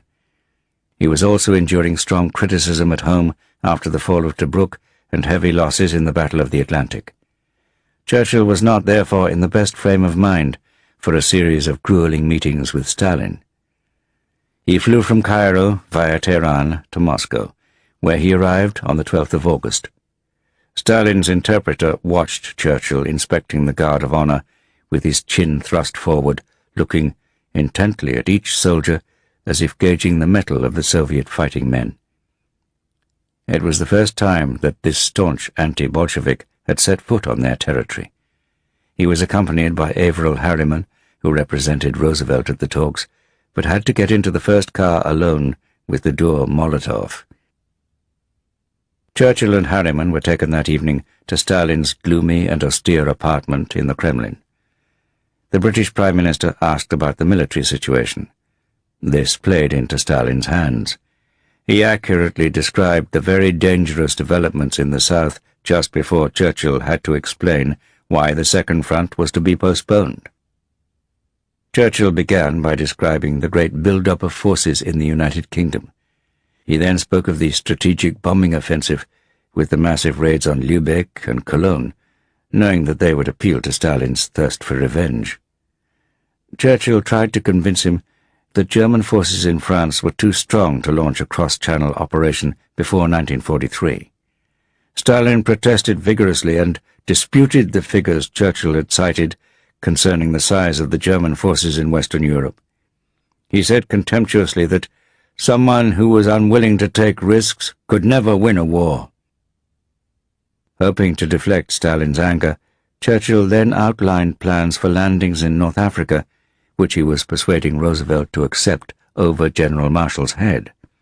He seized a piece of paper and drew a crocodile to illustrate his idea that they would be attacking the soft underbelly of the beast. But Stalin was not satisfied with his substitute for a second front, and when Churchill mentioned the possibility of an invasion of the Balkans, Stalin immediately sensed that his real purpose was to preempt their occupation by the Red Army. Yet the meeting ended in a better atmosphere than Churchill had expected. But the next day, the Soviet dictator's bitter condemnation of Allied perfidy and Molotov's bullet-headed repetition of all his accusations angered and depressed Churchill so much that Harriman had to spend several hours trying to restore his spirits. On the 14th of August, Churchill wanted to break off talks and avoid the banquet prepared in his honor that evening. The British ambassador, Sir Archibald Clark Kerr, a genial eccentric, just managed to change his mind. But Churchill insisted on attending dressed in his siren suit, an overall which Clark Kerr compared to a child's rompers, when all the Soviet functionaries and generals would be wearing their dress uniforms. The dinner in the magnificent Catherine Hall lasted until after midnight, with 19 courses and constant toasts, mostly initiated by Stalin, who came round to clink glasses. "He has got an unpleasantly cold, crafty, dead face," General Sir Alan Brooke wrote in his diary, "and whenever I look at him, I can imagine him sending off people to their doom without ever turning a hair. On the other hand, there is no doubt that he has a quick brain and a real grasp of the essentials of war." Clark Kerr had to use all his charm and persuasion again the next day. Churchill was infuriated by Soviet accusations of British cowardice, but after the meeting was over, Stalin invited him back to his office for supper. The atmosphere soon changed, loosened by alcohol and a visit by Stalin's daughter, Svetlana. Stalin became friendly, with jokes on both sides, and Churchill suddenly viewed the Soviet tyrant in a completely new light. He convinced himself that he had turned Stalin into a friend, and left Moscow the next day full of glee at his success. Churchill, for whom emotions were often more real than facts, had failed to see that Stalin was even more successful than Roosevelt when it came to manipulating people. At home there was more bad news awaiting him. On the 19th of August, combined operations, commanded by Lord Louis Mountbatten, had mounted a major raid on Dieppe on the northern coast of France. Operation Jubilee was launched with just over 6,000 men, most of whom were Canadian troops. They also included some Free French forces and a U.S. Ranger battalion. In the early hours, the Eastern Assault Force ran into a German convoy, and this gave the Wehrmacht warning of the attack. A destroyer and 33 landing craft were sunk. All the tanks put ashore were destroyed, and the Canadian infantry were trapped on the beach by the heavy defences and barbed wire. The raid, which cost over 4,000 casualties, produced harsh, even if obvious, lessons. It convinced the Allies that defended ports could not be taken from the sea, that landings had to be preceded by massive aerial and naval bombardment, and, most important of all, that an invasion of northern France should not be undertaken before 1944. Once again, Stalin would be furious about the postponement of what he regarded as the only valid Second Front. Yet the disaster did create one major advantage. Hitler believed that what he would soon call his Atlantic Wall was virtually impregnable, and that his forces in France could easily defeat an invasion. In the Soviet Union, news of the Dieppe raid prompted hopes that it was the start of the Second Front, but optimism soon turned to bitter disappointment. The operation was seen as just a weak sop to foreign opinion. The Second Front became a double-edged weapon in Soviet propaganda, both a symbol of hope for the population at large and a way to shame the British and Americans. Red Army soldiers were more cynical. When opening tins of American Lend-Lease spam, which they called tushonka, or stewed meat, they would say, "Let's open the Second Front." Unlike their comrades in southern Russia, the morale of German forces around Leningrad was not high. Their failure to strangle the first city of Bolshevism rankled deeply. The harshness of the winter had been replaced by the discomforts of the marshes and swarms of mosquitoes. The Soviet defenders, on the other hand, gave thanks that they had survived the famine of that terrible winter, which had killed nearly 1 million people. Major efforts were made to clean up the city and remove the accumulated filth which threatened an epidemic. The population was put to work planting cabbages on every spare plot of ground, including the whole of the Champ de Mars. The Leningrad Soviet claimed that 12,500 hectares of vegetables had been planted in and around the city in the spring of 1942. To prevent another famine next winter, the evacuation of civilians restarted across Lake Ladoga, and over 500,000 left the city to be replaced by troop reinforcements. Other preparations included a stockpiling of supplies and the laying of a fuel pipeline across the bottom of Lake Ladoga. On the 9th of August, in a great coup to build morale, Shostakovich's 7th Leningrad Symphony was played in the city and broadcast around the world. German artillery attempted to disrupt the performance, but Soviet counter-battery fire reduced it to insignificance, to the joy of Leningraders. They also took great comfort from the fact that the relentless Luftwaffe attacks on shipping across Lake Ladoga were weakened by the destruction of 160 German aircraft. Soviet intelligence knew that the Germans, under Generalfeldmarschall von Manstein, with his newly arrived 11th Army, were about to launch a major assault. In an operation codenamed Nordlicht, Hitler ordered Manstein to smash the city and link up with the Finns. To disrupt the attack, Stalin ordered the Leningrad and Volkhov fronts to make another attempt to crush the German salient, which reached up to the southern shore of Lake Ladoga, and thus break the siege. This was known as the Signavino Offensive, which began on the 19th of August. A young Red Army soldier described his first dawn attack in a letter home. The air filled with a humming, thundering, howling of shrapnel. The ground was shaking, smoke enveloped the battlefield. We crawled on without stopping. Forward, forward only, otherwise death. A piece of shrapnel cut my lip, blood covered my face. Endless pieces of shrapnel were falling from above like hail, burning one's hands. Our machine gun was already working. Fire increased, one couldn't raise one's head. A shallow trench was our protection from the shrapnel. We tried to go forward as fast as we could in order to leave the zone of fire. Aircraft started droning above. Bombing began. I can't remember for how long this hell went on. A word went round that German armoured vehicles had appeared. We panicked, but the vehicles turned out to be our own tanks, ironing the barbed wire fences. We soon reached this wire and were met with a horrendous fire. It was there that I saw a killed soldier for the first time. He was lying headless along the ditch, blocking our way. Only then did it occur to me that I could also get killed. We jumped over the dead man. We left the inferno of fire behind. In front of us was an anti-tank trench. From the side somewhere, submachine guns were clattering. We ran, bent double. There were 2 or 3 explosions. "Hurry up, they're throwing grenades," Puchkov shouted. We ran even faster. 2 dead machine gunners were pressing at a log as if trying to crawl over it. They were blocking our way. We left the trench, ran across a flat space and jumped into another trench. A dead German officer was lying on the bottom, his face in the mud. It was empty and quiet here. I'll never forget this long earthen corridor with one wall lit by the sun. Bullets were whistling everywhere. We didn't know where the Germans were. They were both behind us and in front of us. One of the machine gunners jumped up to see, but was immediately killed by a sniper. He sat down as if lost in thought, his head bent to his chest. Soviet losses were heavy, 114,000 casualties, including 40,000 dead.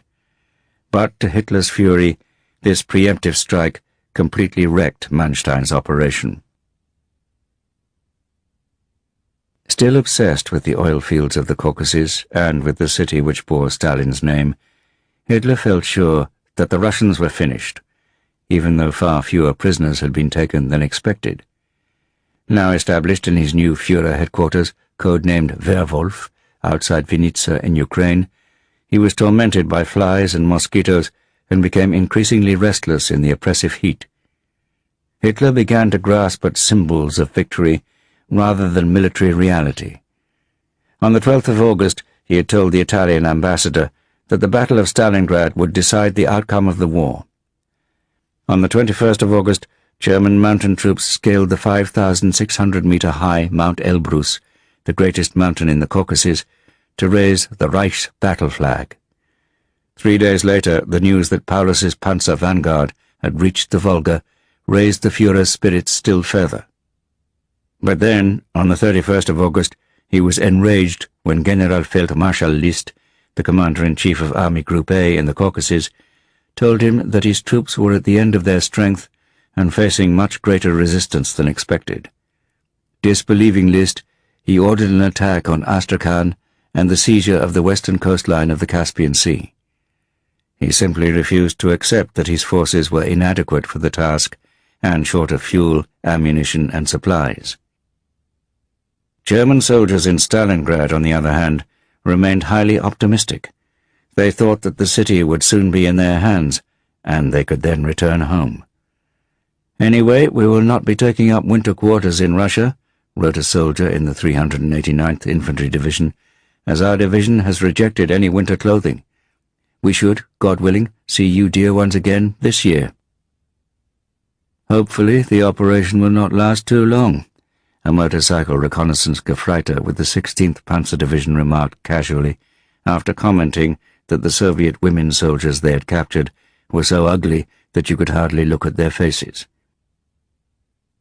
6th Army headquarters became increasingly anxious about their long supply lines, which stretched back over the River Don for hundreds of kilometers. The nights, Richthofen noted in his diary, had suddenly become very cool. Winter was not far off.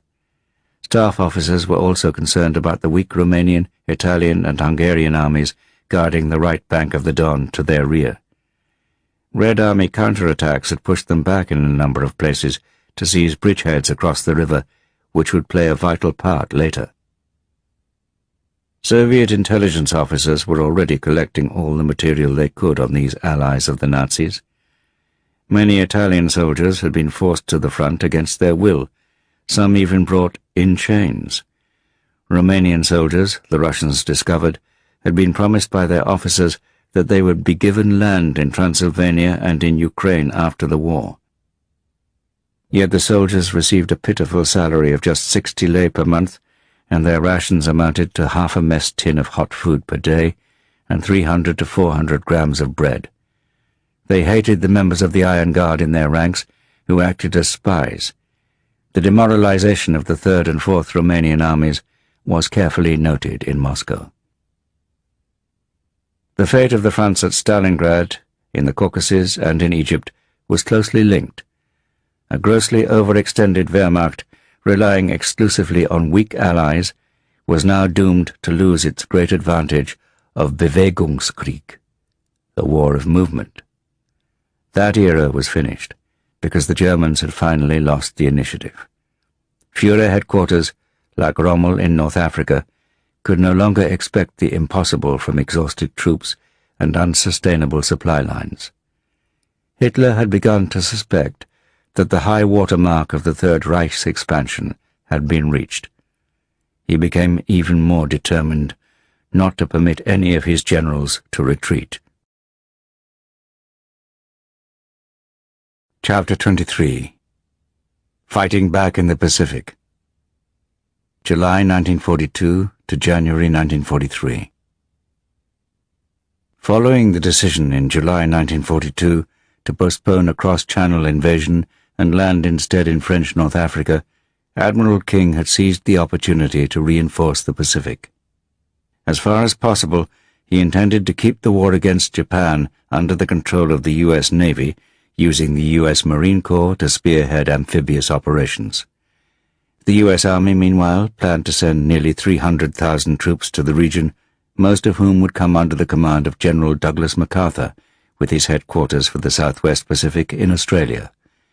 King did not share the American public's admiration of MacArthur. In fact, he hated him. Even MacArthur's former protégé, General Eisenhower, regretted that MacArthur had been evacuated from the Philippines. MacArthur set himself up as a military viceroy, with a court of sycophantic staff officers known as the Bataan Gang. Unlike the modest Admiral Nimitz, the ruggedly handsome MacArthur was a master of public relations who liked to be photographed smoking his corncob pipe as he gazed out at the Pacific horizon. He paid little attention to the wishes of his political masters, who were Democrats. He despised Roosevelt, and in 1944 seriously considered running against him in the presidential elections. Republican leaders wanted the rabidly right-wing MacArthur to be appointed supreme commander over both the Army and the Navy. The idea of such an autocratic general interfering in naval strategy horrified Admiral King. The Far East, at Roosevelt's instigation, had been divided into two areas of responsibility.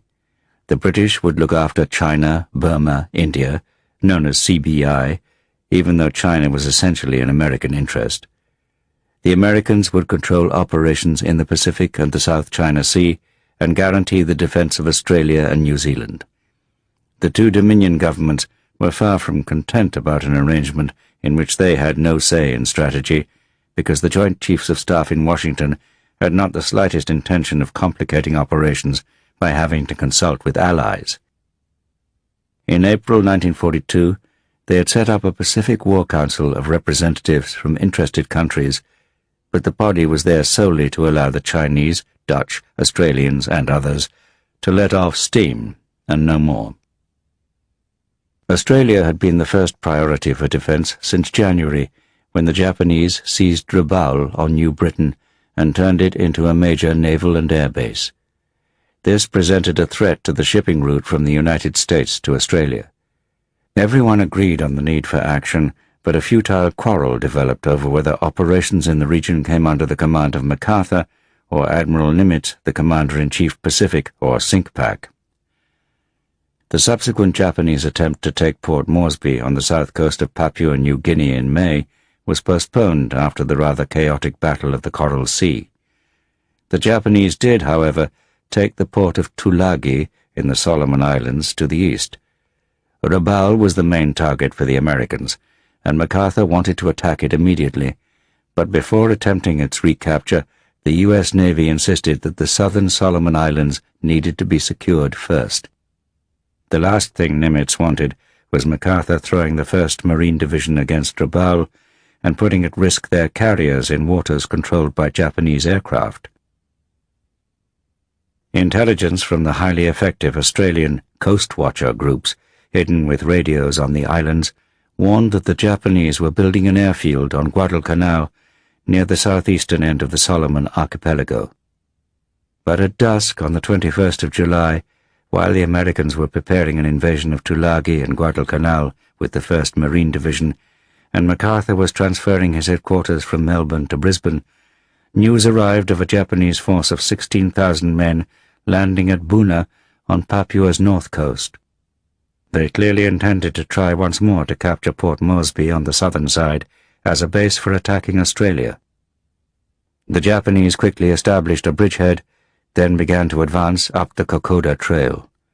This ran through thick jungle, twisting up and over the 4,000-metre-high Owen Stanley mountain range. Although heavily outnumbered, the Australian defenders fought a courageous rearguard action, slowing the Japanese down. Both sides suffered in the extreme tropical humidity of the cloud forest from dysentery, typhus, malaria, and dengue fever. The slopes of the mountain jungle were so steep that knees and calves managed to ache and feel like jelly at the same time.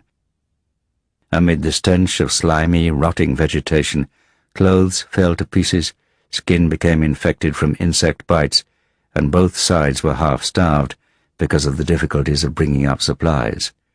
Airdrops for the Australians fell wide of the mark, and only a few containers were recovered.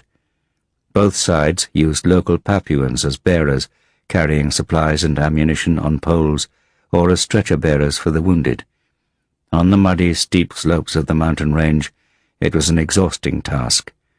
The 10,000 Papuans supporting the Australians were on the whole well looked after, but those coerced to work for the Japanese fared very badly. The fighting was pitiless. Japanese soldiers, with hooks on their boots, hid themselves in trees to snipe at the Australians from behind. Many would pretend to be dead and hid among corpses until they had a chance to shoot an enemy in the back. Australian soldiers soon learned to bayonet every corpse to be sure. They also took a malicious pleasure in contaminating any food which had to be left behind in their retreat, by bayoneting tins and scattering the rest in the mud. They knew that the Japanese were even more desperate than they were, and would eat anything, whatever the gastric consequences. MacArthur, who was scandalously ill-informed, became convinced that the Australian soldiers outnumbered the Japanese, but were just not prepared to fight.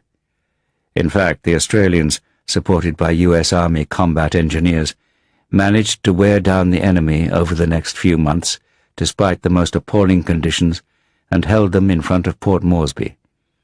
Another, stronger Australian force, meanwhile, defeated a Japanese landing at Milne Bay on the easternmost point of Papua.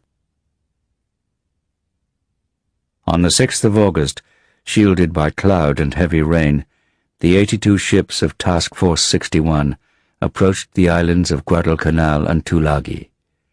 The 19,000 U.S. Marines occupied themselves with checking their weapons, sharpening bayonets, and blacking the iron sights of their rifles. There was little of the usual horseplay and friendly insults. At dawn the next morning, as the heavily laden Marines clambered down cargo nets into their landing craft, the guns of their escorting warships opened the bombardment. Aircraft from the carriers swept in over their heads to attack Japanese positions. Soon the landing craft reached the beaches, and the Marines fanned out under the coconut palms. the American invasion fleet had achieved surprise at both Guadalcanal and Tulagi.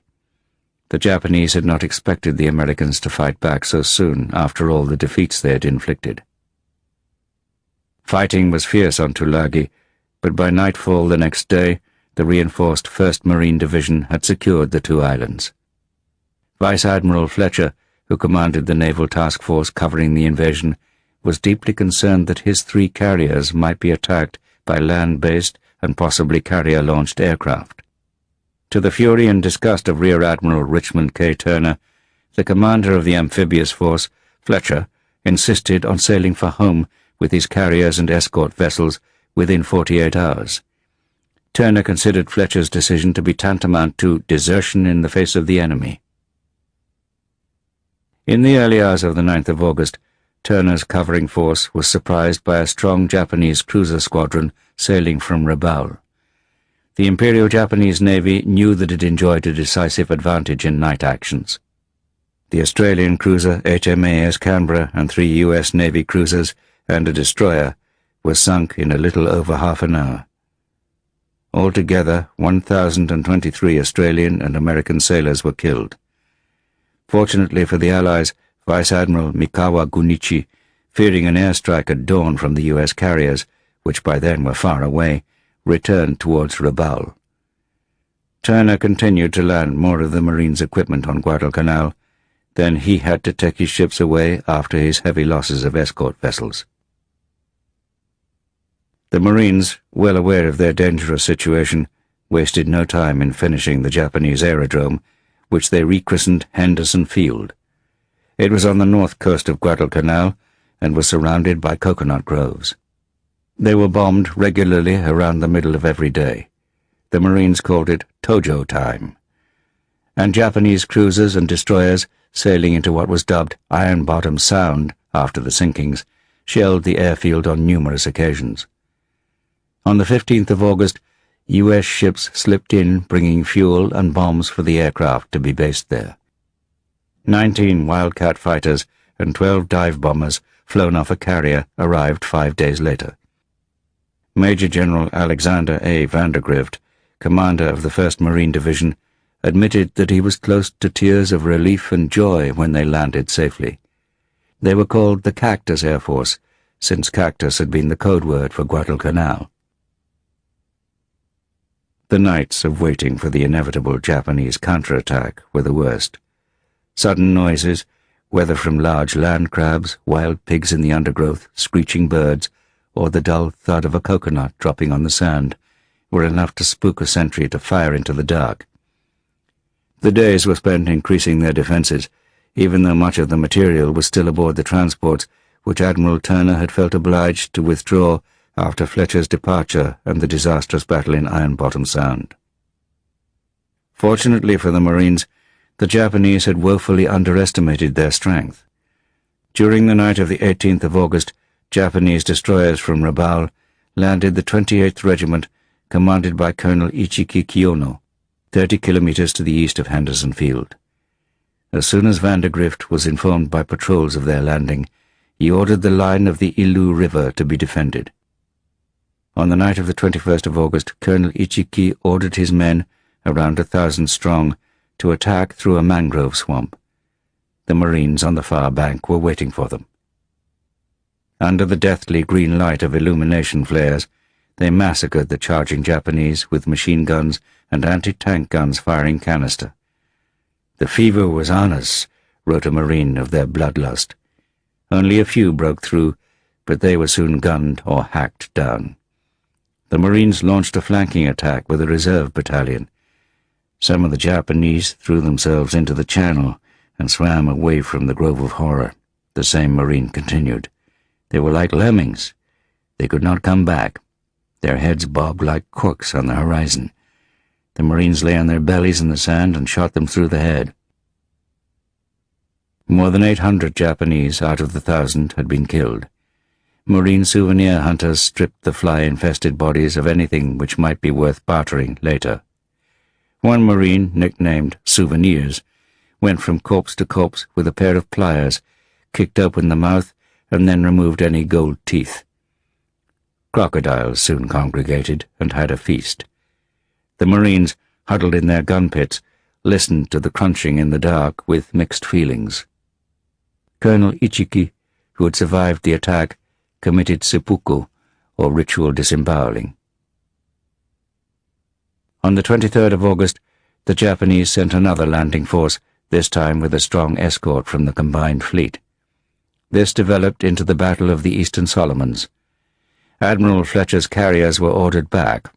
His aircraft attacked and sank the small carrier Ryujo, escorting a squadron of cruisers bombarding Henderson Field. But Fletcher had no idea that the large carriers Zuikaku and Shokaku were also in the area. The Japanese launched their aircraft against Fletcher's task force and damaged his carrier USS Enterprise, but the Japanese lost 90 aircraft while the Americans lost only 20. The carriers on both sides then withdrew, but Marine pilots from Henderson Field and some B-17 fortresses managed to attack the landing force with unaccustomed success, smashing the main troop transport, sinking a destroyer, and severely damaging Rear Admiral Tanaka Raizo's flagship Jinsu. With the Cactus Air Force dominating the sea approaches by day, the Japanese could run in reinforcements only by night. Aircraft losses meant that the Americans too had to land replacements after dark. The Marines' obsolete Wildcat fighters were no match for the Zeros, but they still managed to score an impressive number of kills. On the ground, Van de Grift's Marines lived rough in their gun pits on the jungle edge or in the coconut groves. Constantly bombed or shelled from the sea, they also fought running battles with small groups of Japanese. And every night a bomber, which they called Washing Machine Charlie, droned overhead, keeping them awake.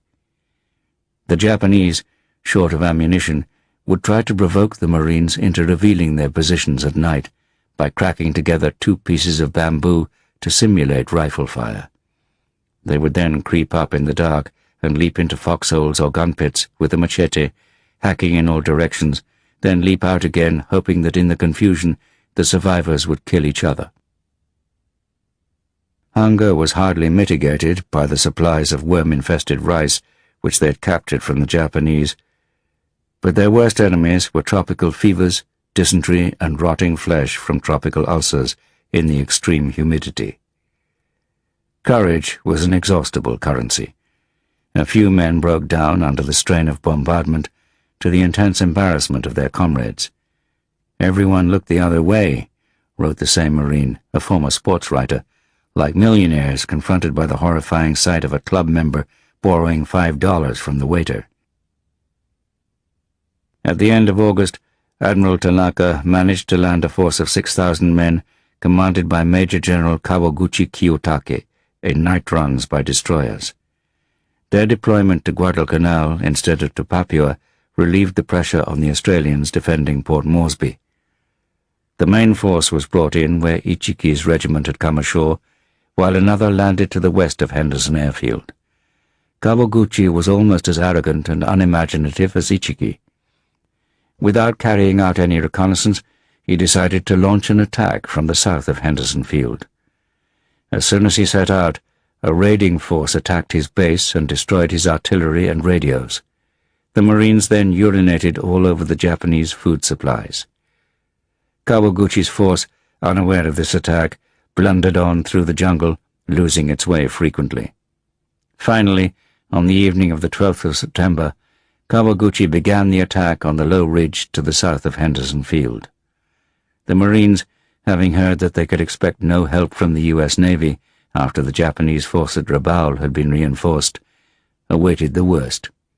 If overrun, they would have no option but to break out into the hills and fight a guerrilla war from there. And they were already very short of food. The Battle of Bloody Ridge cost the Marines a fifth of their strength, but the Japanese lost over half their men.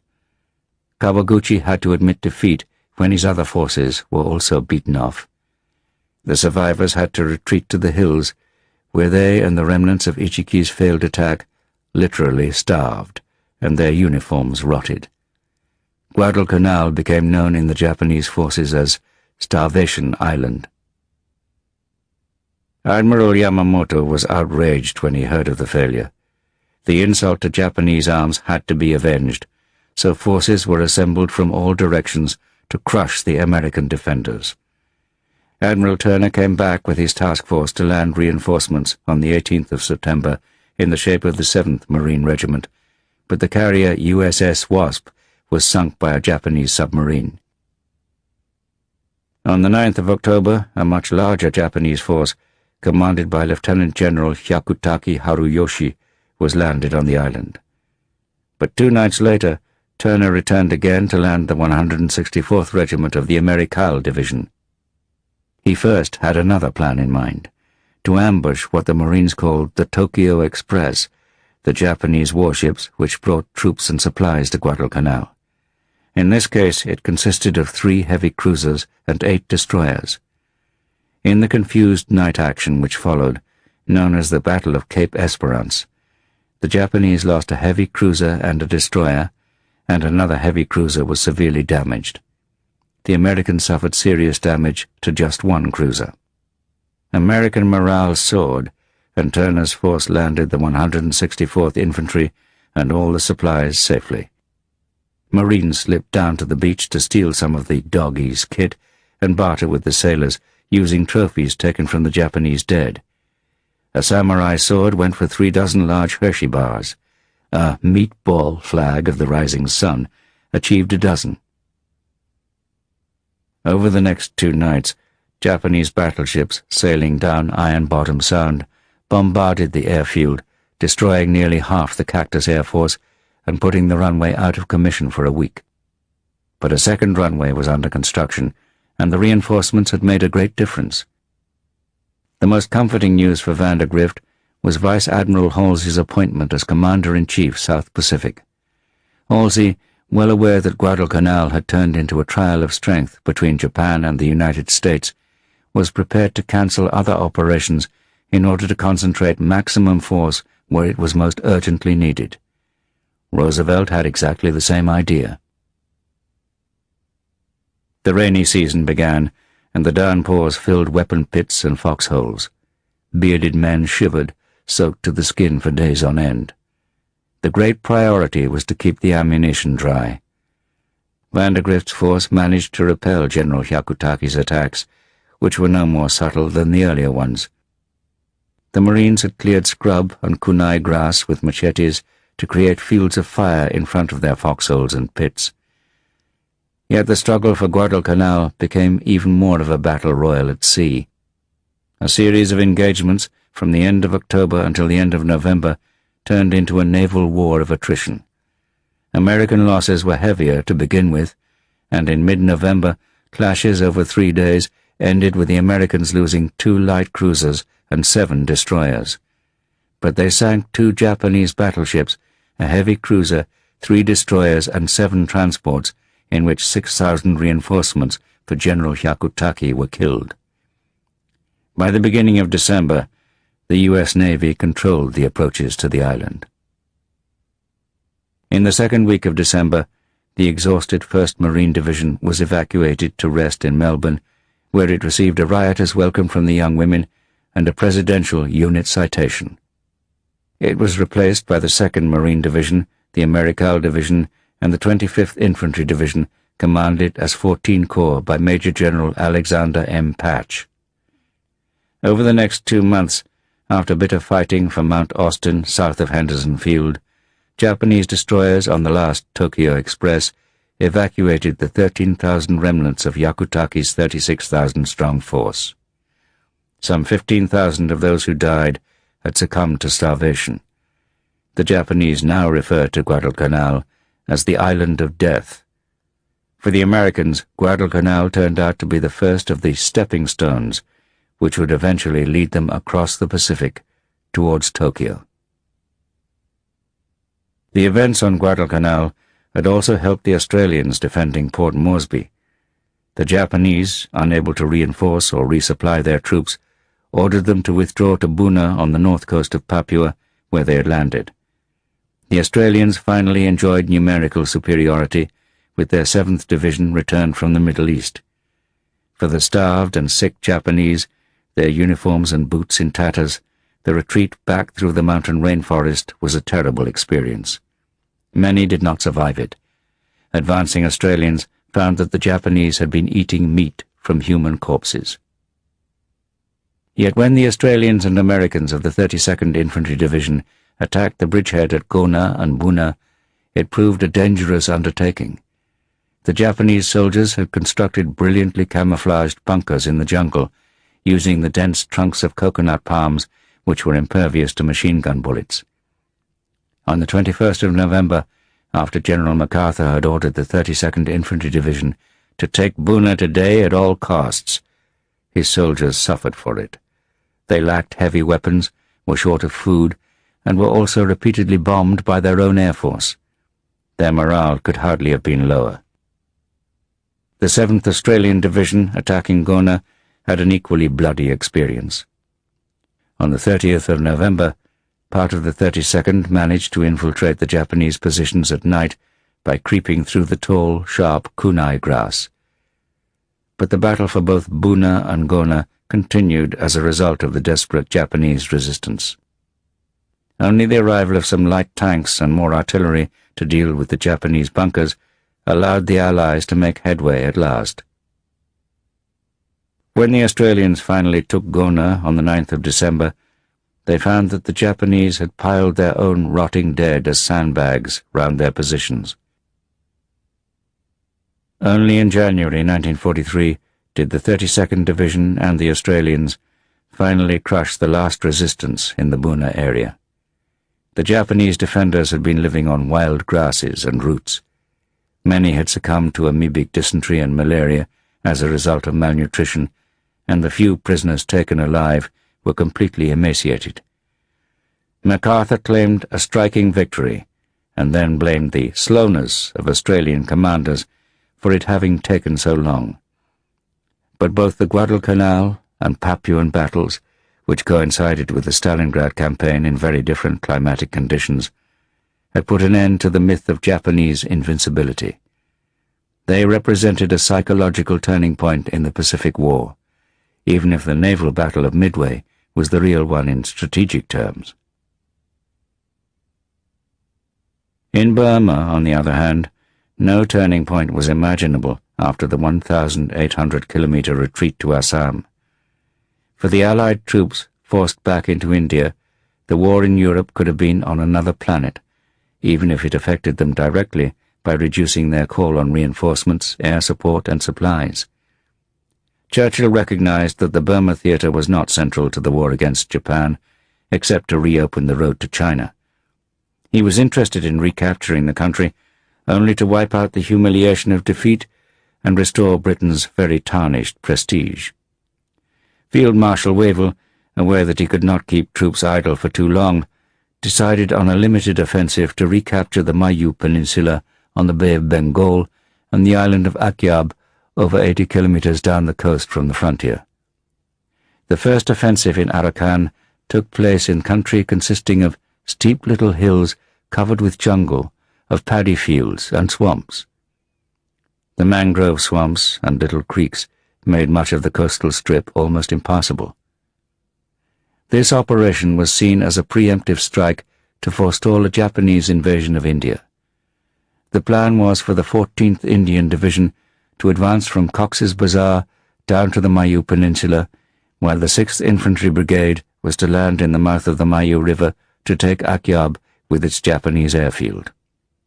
In the event, no landing craft were available as a result of Operation Torch and American needs in the Solomon Islands. General Noel Irwin, the commander of the Eastern Army, had refused to use Slim's 15 Corps out of personal antipathy because Slim had sacked a friend of his in 1940 in the Sudan. He was unbelievably rude to Slim, and when the latter complained, Irwin retorted, "I can't be rude, I'm senior." The advance down the coast was blocked by the Japanese between Mangdo and Buthidaung, and exceptionally heavy rain made movement extremely hard. The smaller Japanese force then withdrew in December. The 14th Indian Division pushed on, both down the Mayu Peninsula and on the east side of the Mayu River to Rathidaung.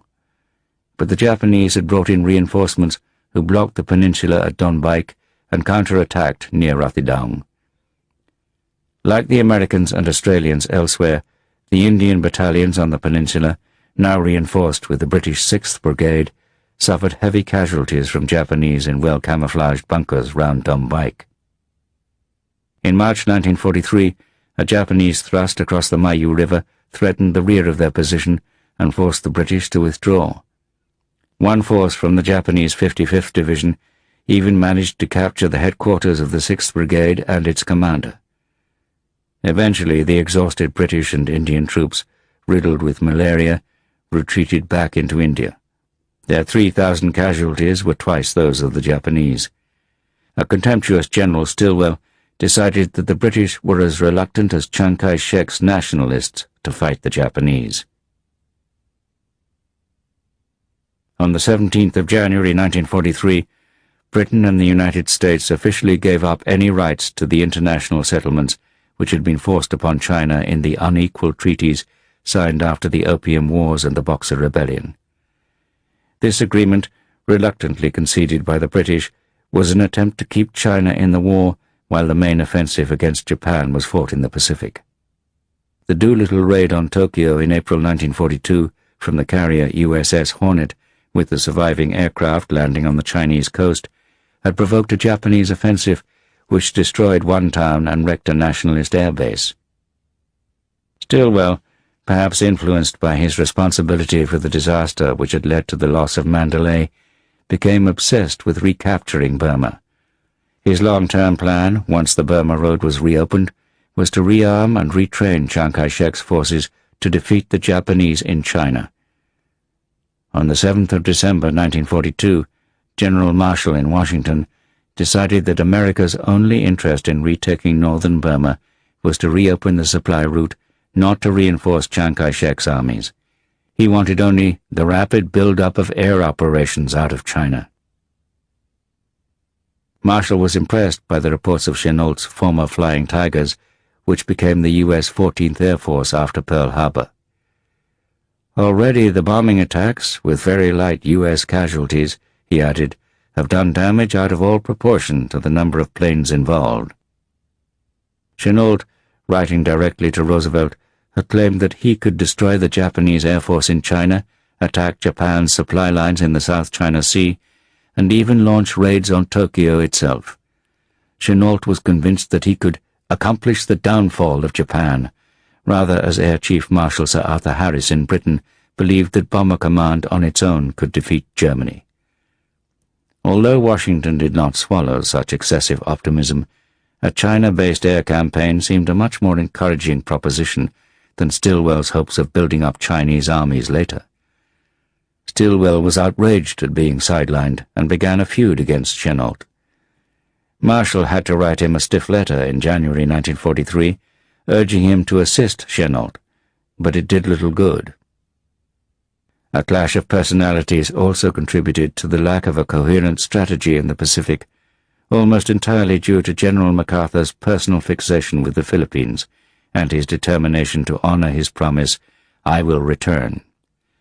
He insisted on a drive through New Guinea to clear the remaining Japanese forces. Then he intended to prepare for the invasion of the Philippines. With his brilliant manipulation of the press, MacArthur managed to convince American public opinion that their great moral duty was to liberate their semi-colonial ally from the horrors of Japanese occupation. The U.S. Navy, with a much more practical plan, wanted to advance island group by island group towards Japan, cutting off supplies from all its far-flung garrisons and forces of occupation. Unable to resolve the impasse with MacArthur, the Joint Chiefs of Staff compromised with the so-called Twin Axis policy, which would follow both courses of action at once. Only the United States, with its astonishing output of ships and aircraft, was capable of achieving anything with such a prodigal dispersal of forces. The fast-growing might of the United States in the Pacific did little to help the Chinese nationalists, and the Twin Axis policy made them an even lower priority for resources. On the other hand, the marked turn in the fortunes of war by the end of 1942, especially at Guadalcanal, forced Tokyo to cancel plans for the Gogo offensive, in which the China Expeditionary Army would advance into Sichuan and destroy the nationalist government in Chongqing. Chapter 24. Stalingrad. August to September 1942. Stalin was furious when he heard that Soviet forces had been pushed back to the outskirts of Stalingrad. "What's the matter with them?" he exploded on the telephone to General Alexander Vasilievsky, whom he had sent down to report back to the Stavka. "Don't they realize that this is not only a catastrophe for Stalingrad? We would lose our main waterway and oil too." As well as Paulus's forces threatening the north of the city, Hoth's 2 Panzer Corps were advancing rapidly from the south. Vasily Grossman, the first correspondent to reach the city smashed by the Luftwaffe, was as alarmed as everyone else.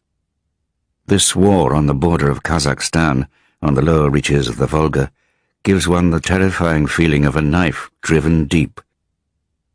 As he surveyed the bombed buildings with empty windows and burned-out trams in the street, he compared the ruins of the city to Pompeii, seized by disaster on a day when everything was flourishing. On the 25th of August 1942, a state of siege was proclaimed in Stalingrad. The 10th NKVD Rifle Division organized destroyer battalions of male and female workers from the Barikadi Ordnance Factory, the Red October Steelworks, and the Dzerzhinsky Tractor Factory. Barely armed, they were sent into action against the 16th Panzer Division with predictable results. Blocking groups of Komsomol, communist youth members, with automatic weapons were positioned behind them to stop any retreat. Northwest of the city, the 1st Guards Army was ordered to attack the flank of General Gustav von Wittersheim's 14 Panzer Corps, which was awaiting reinforcements and supplies.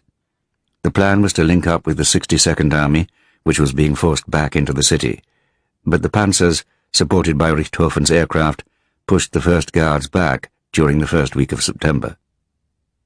The Luftwaffe continued to smash the ruined city. It also bombed and strafed river ferries, paddle steamers, and small craft trying to evacuate civilians from the West Bank across the Volga.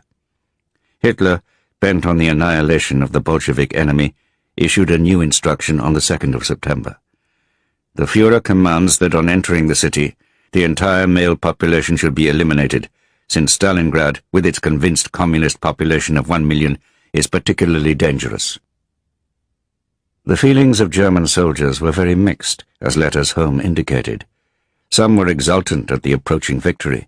Some grumbled that, unlike in France, there was nothing to buy to send home. Their wives were asking for fur, especially Astrakhan. "Please send me a present from Russia, no matter what it is," pleaded one wife. With the RAF raids, news from home was not encouraging. Relatives complained at the increasing call-up. "When is all this Schweinerei going to end?" Soldat Müller read in a letter. "Soon 16-year-olds will be sent into battle." And his girlfriend told him that she did not go to the kino anymore, as she found it too sad to watch the newsreels with news of the front. On the evening of the 7th of September, even though the advance into Stalingrad appeared successful, Hitler went into an unprecedented rage. General Alfred Jodl had just come back to the Führer headquarters at Vinitsa from a visit to Generalfeldmarschall List, the commander-in-chief of Army Group A in the Caucasus. When Hitler complained about List's failure to achieve what he had ordered, Jodl replied that List had done what he had been told. Hitler screamed, "That is a lie!" and stormed out of the room. He then gave orders that stenographers should take down every word said at the Daily Situation Conference. General Valimont of the OKW staff, who returned after a short absence, was struck by the dramatic change in the atmosphere. Hitler greeted him with a long stare of burning hate. Valimont later claimed to have thought, "This man has lost face. He has realized that his fatal gamble is over." Other members of Hitler's staff also found that he had become completely withdrawn. He no longer ate with his staff or shook their hands. He seemed to distrust everyone. Just over 2 weeks later, Hitler dismissed General Halder as chief of the General Staff. The Third Reich had achieved its greatest occupation of territory. Its forces spread from the Volga to France's Atlantic coast and from the North Cape to the Sahara. But now Hitler became obsessed with the capture of Stalingrad, mainly because it bore Stalin's name. Beria referred to the battle there as a confrontation between two rams, since it had become a matter of prestige for both leaders.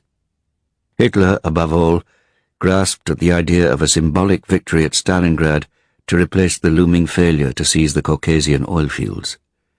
The Wehrmacht had indeed reached the culminating point where its offensive had run out of steam and it was no longer able to defeat subsequent attacks. Yet in the anxious eyes of the outside world, nothing appeared capable of stopping a German advance into the Middle East from both the Caucasus and North Africa. The American embassy in Moscow expected a Soviet collapse at any moment. In that year of disasters for the Allies, most people failed to recognize that the Wehrmacht had become dangerously overextended. Nor did they appreciate the resolve of the battered Red Army to fight back. As the 62nd Army pulled back to the edge of the city, General Yeremenko, the commander of the Stalingrad front, and Khrushchev, its chief political officer, summoned Major General Vasily Chuikov to their new headquarters on the east bank of the Volga. He was to take over command of the 62nd Army in Stalingrad. "Comrade Chuikov," said Khrushchev, "how do you interpret your task?" "We will defend the city or die in the attempt," Chuikov replied. Yeremenko and Khrushchev said that he had understood correctly. Chuikov, with a strong Russian face and a shock of crinkly hair, proved to be a ruthless leader, ready to hit or shoot any officer who failed in his duty. In the mood of panic and chaos, he was almost certainly the best man for the task. Strategic genius was not needed in Stalingrad, just peasant cunning and pitiless determination. The German 29th Motorized Division had reached the Volga on the southern edge of the city, cutting the 62nd Army off from its neighbor, the 64th Army, commanded by Major General Mikhail Shumilov. Chuikov knew that he had to hang on, wearing the Germans down, whatever the casualties. "Time is blood," as he put it later with brutal clarity. To block the increasing attempts by troops to escape back across the Volga, Chuikov ordered Colonel Sarayan, commander of the 10th NKVD Rifle Division, to place pickets on every crossing point to shoot deserters. He knew that morale was collapsing. Even an assistant political officer had unwisely written in his diary, "Nobody believes that Stalingrad is going to hold out. I don't think that we will ever win." Sarayan, however, was outraged when Chuikov then told him to deploy the rest of his troops for combat duty under his orders. The NKVD did not take kindly to any army officer assuming control over its men, but Chuikov knew that he could withstand any threats. He had nothing to lose. His army was down to 20,000 men, with fewer than 60 tanks, many of which were immobile, so they were towed to fire positions to be dug in. Chuikov had already sensed that German troops did not like close-quarter fighting, so he intended to keep his lines as near to the enemy as possible. This proximity would also hinder the Luftwaffe bombers, afraid of hitting their own men. But perhaps the greatest advantage was the damage they had already done to the city. The landscape of ruins which Richthofen's bombers had created would provide the killing ground for their own men. Chuikov also made the right decision in keeping his heavy and medium artillery on the east bank of the Volga to fire across at German troop concentrations as they formed up for attacks. The first major German assault began on the 13th of September, the day after Hitler had forced Paulus to name a date for the capture of the city. Paulus, suffering from a nervous tic as well as from chronic dysentery, estimated that his forces would take it in 24 days. German officers had encouraged their men with the idea that they could sweep through to the bank of the Volga in a great charge. Richthofen's Luftwaffe squadrons had already begun their bombardment, mainly with Stukas screaming down. A mass of Stukas came over us, a Gefreiter in the 389th Infantry Division wrote, and after their attack, one could not believe that even a mouse was left alive. Clouds of pale dust from smashed masonry mingled with the smoke from buildings and the burning oil tanks. Exposed in his headquarters on the Mamayev Kurgan, Chuikov was out of contact with his divisional commanders because of telephone lines cut by the bombing. He was forced to take his staff in a crouching run to a bunker cut deep into the bank of the Tsaritsa River. Although most German attacks had been slowed by fierce resistance, the 71st Infantry Division broke through into the center of the city. Yeremenko had the unenviable task of informing Stalin by telephone when he was in the middle of a conference with Zhukov and Vasilievsky. Stalin immediately gave orders that the 13th Guards Division, commanded by Major General Alexander Rodimtsev, a hero of the Spanish Civil War, should cross the Volga to join the fighting in the city. Two of Sarayev's NKVD rifle regiments managed to hold the 71st Infantry Division during the 14th of September and even retook the central railway station. This gave just enough time for Rodimtsev's guardsmen to start their crossing that night in a mixture of rowing boats, pinnaces, gunboats, and lighters. It was a long and terrifying journey under fire, for the Volga at Stalingrad was 1,300 meters wide. As men in the first boats neared the western side, they could see German infantrymen silhouetted against the flames of blazing buildings on the high bank above them. The first Soviet soldiers ashore charged straight up the steep slope into the attack, lacking even the time to fix bayonets. Joining up with the NKVD riflemen on their left, they pushed the Germans back. As more battalions landed, they fought forward to the railway line at the base of the Mamayev Kurgan, where a bitter battle continued for its 102-meter summit. If the Germans took it, they could control the river crossings with their artillery. The hill was to be churned by shell fire for 3 months, with corpses buried and disinterred again and again. Clearly a number of the NKVD riflemen thrown into the front line cracked under the strain. The special detachment reported that the blocking unit of the 62nd Army arrested 1,218 soldiers and officers between the 13th and 15th of September, of whom 21 were executed, 10 imprisoned, and others sent back to their units. Most of the troops arrested are from the 10th NKVD Division. Stalingrad looks like a cemetery or a heap of garbage, a Red Army soldier wrote in his diary. The entire city and the area around it are black as if painted with soot. Uniforms on both sides were hard to distinguish as they became impregnated with dirt and masonry dust. And on most days the smoke and dust was so thick that the sun could not be seen. The stench of bodies rotting in the ruins mixed with that of excrement and burned iron. At least 50,000 civilians, one NKVD report says 200,000, had failed to cross the Volga or been stopped, now that priority was given to the evacuation of the wounded. They huddled, starved and thirsty, in cellars of the ruined buildings as the battle went on above them, the ground shuddering from explosions. Life was far worse for those trapped behind German lines. From the very first days of the occupation, the special detachment of the NKVD reported later, the Germans started eliminating the Jews left behind in the town, as well as communists, Komsomol members, and people suspected of being partisans. It was mostly German Feldgendarmerie and Ukrainian auxiliary police who were searching for Jews. Traitors from among the local population also played a significant role. To find and kill the Jews, they checked apartments, basements, shelters, and dugouts. Communists and Komsomol members were searched for by the Geheime Feldpolizei, which was actively helped by traitors of the motherland. There were also acts of savage rape of Soviet women by Germans. Many Soviet soldiers could not take the psychological strain of battle. Altogether, a total of 13,000 were executed for cowardice or desertion during the Stalingrad campaign. Those arrested were forced to strip before being shot, so that their uniforms could be reused without having discouraging bullet holes in them.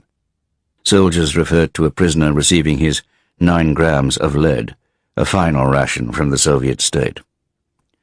Those who turned a blind eye to comrades trying to desert were themselves arrested. On the 8th of October, the Stalingrad front reported back to Moscow that after the imposition of hard discipline, the defeatist mood is almost eliminated and the number of treasonous incidents is getting lower.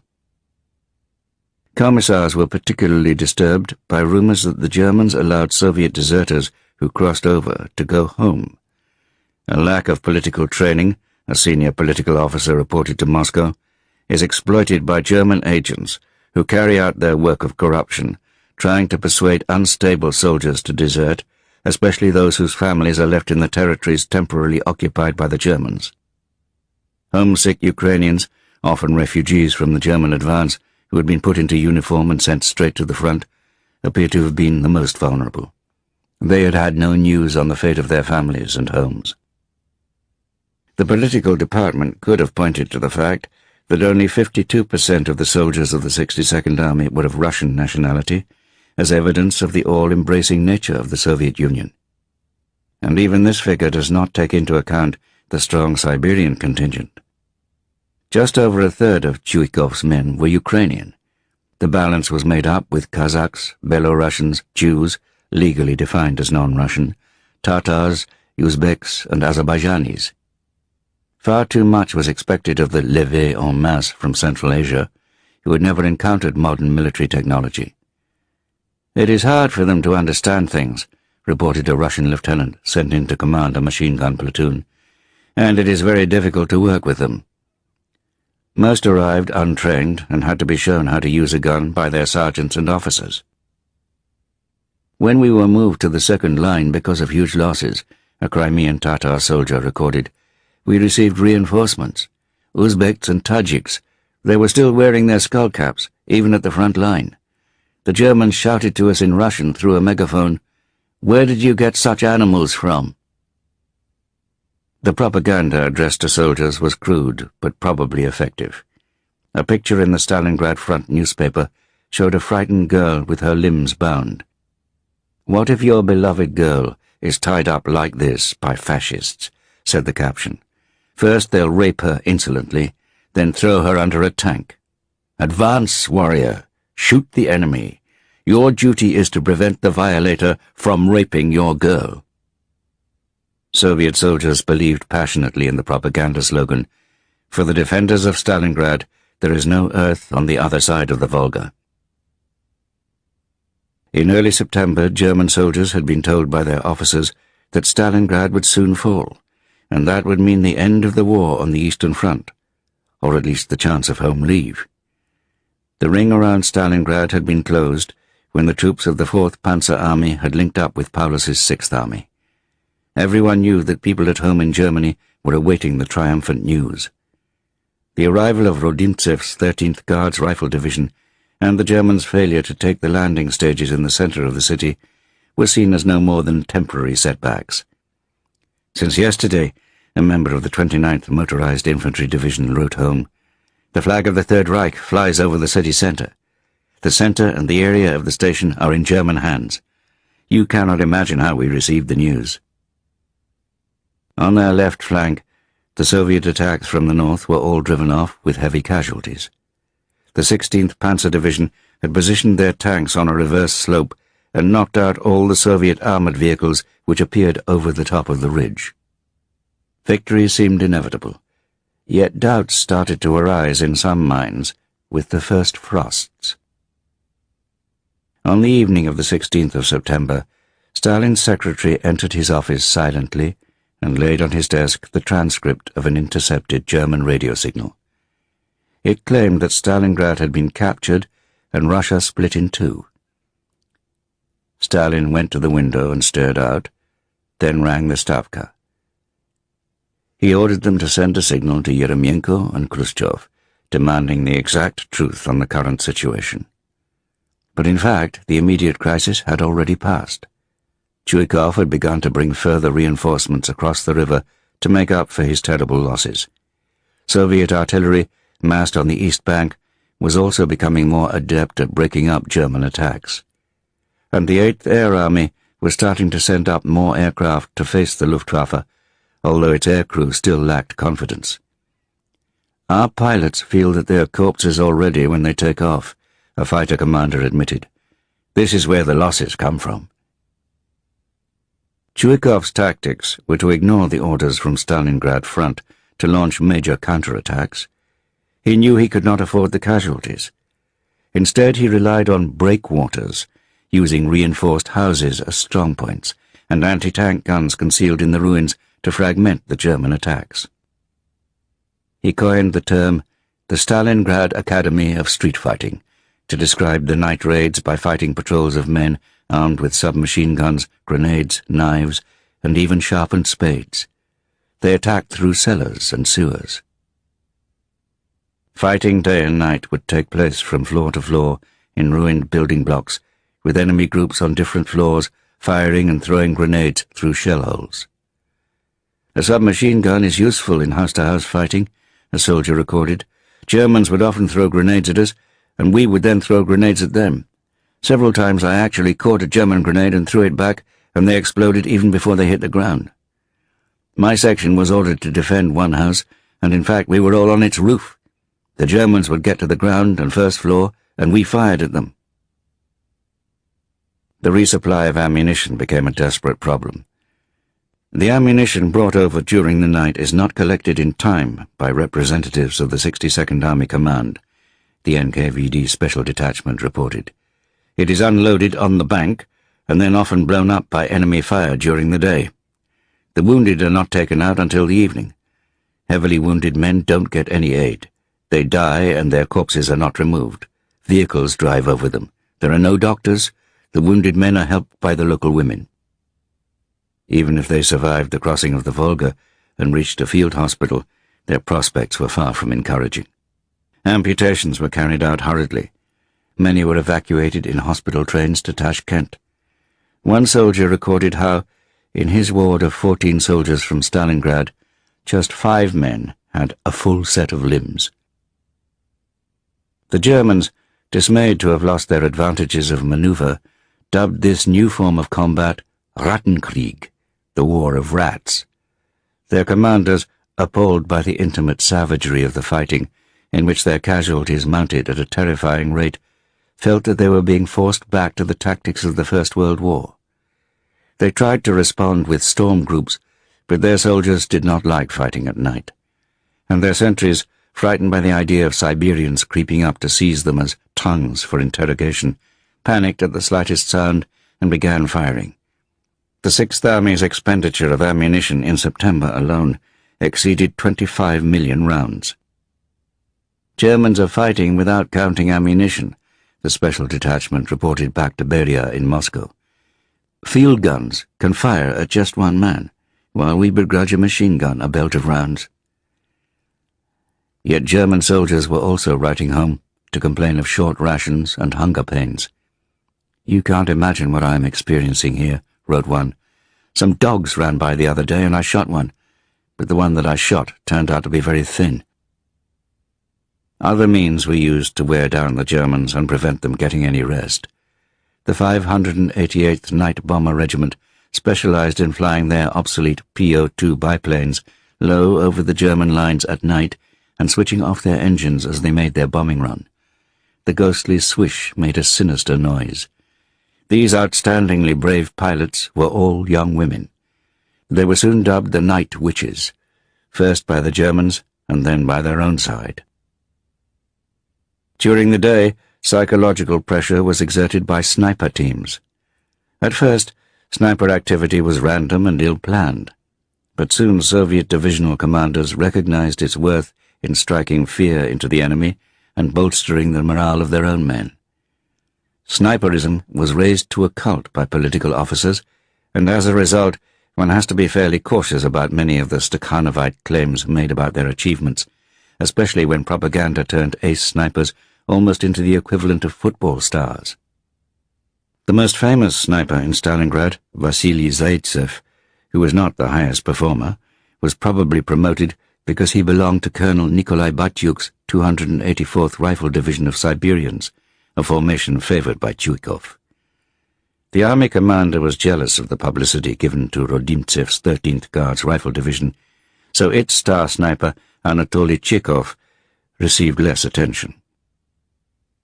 The broken terrain of the smashed city and the closeness of the front lines were ideal. Snipers could hide themselves almost anywhere. A high building offered a far greater field of fire, but escape afterwards became much more dangerous. Vasily Grossman, the correspondent soldiers trusted the most, was even allowed to accompany the 19-year-old Chekhov on one of his expeditions. Chekhov, a quiet, introverted boy, recounted his experiences to Grossman during long interviews. He described how he selected his victims from their uniforms. Officers were a priority target, especially artillery spotters. So were soldiers fetching water when German soldiers were tortured by thirst. There are even reports that snipers were ordered to shoot down starving Russian children, bribed by German soldiers with crusts of bread to fill their water bottles from the Volga. And Soviet snipers had no qualms about shooting any Russian women seen with the Germans. As on a fishing expedition, Chekhov would take up a carefully selected position before dawn so as to be ready for the morning rise. Ever since his first kill, he went for headshots and the satisfying spurt of blood which it produced. I saw something black spring out from his head. He fell down. When I shoot, the head immediately jerks backwards or to one side, and he drops what he was carrying and falls down. Never did they drink from the Volga. The captured diary of a German Unteroffizier with the 297th Infantry Division just to the south of Stalingrad revealed how even outside the city ruins, snipers had a demoralizing effect. On the 5th of September, he wrote, "The soldier who was carrying up our breakfast was shot by a sniper just as he was about to drop into our trench." 5 days later, he noted, "I have just been to the rear, and I cannot express how nice it was there. One can walk upright without fear of being shot by a sniper. I washed my face for the first time in 13 days. On returning to the front, he wrote, "The snipers don't give us any rest. They shoot bloody well." The Stakhanovite mentality was deeply ingrained in the Red Army, and officers felt compelled to inflate or even invent accounts, as a junior lieutenant explained. A report had to be sent in every morning and evening on the losses inflicted on the enemy and on the heroism of the men in the regiment. I had to carry these reports because I had been appointed liaison officer since our battery had no guns left. One morning, just out of curiosity, I read a paper marked "Secret," sent by the regimental commander. It said that troops of the regiment had repulsed the enemy's attack and damaged 2 tanks, suppressed the fire of 4 batteries, and killed a dozen of Hitler's soldiers and officers with artillery, rifle and machine gun fire. And yet I knew perfectly well that the Germans had been sitting peacefully all day in their trenches, and that our 75mm guns did not fire a single shell. I cannot really say that this report surprised me. By that time we were already used to following the example of the Sovinform Bureau, an official news agency. Red Army soldiers did not just endure fear and hunger and lice, which they referred to as snipers. They also suffered from a craving to smoke. Some risked severe punishment by using their identity documents to roll a cigarette if they still had some makhorka tobacco left. And when truly desperate, they smoked cotton wool from their padded jackets. All longed for their vodka ration of 100 grams a day, but supply corporals stole part of it and topped up the remnants with water. Whenever soldiers had the chance, they would barter equipment or clothing with civilians for samogonka, or moonshine. The bravest of the brave in Stalingrad were the young women medical orderlies, who constantly went out under heavy fire to retrieve the wounded and drag them back. Sometimes they returned fire at the Germans.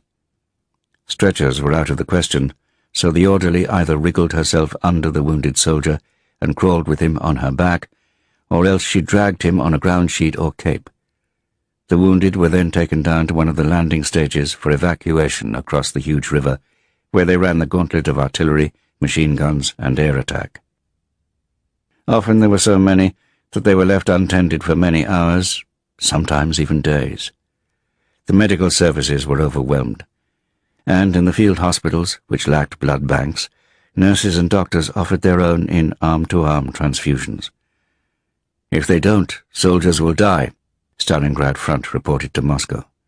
Many collapsed from giving too much blood. The critical battle for Stalingrad also saw a major shift in power within the Red Army. On the 9th of October, Decree No. 307 announced the introduction of a unified command structure in the Red Army and the elimination of the post of Commissar. Commanders who had suffered from the interference of political officers felt triumphant. It was an essential part in the renaissance of a professional officer corps. Commissars, on the other hand, were appalled to find that commanders now ignored them. The political department of Stalingrad Front deplored the absolutely incorrect attitude which had emerged. Numerous examples were sent back to Moscow. One commissar reported that the political department is considered to be an unnecessary appendix.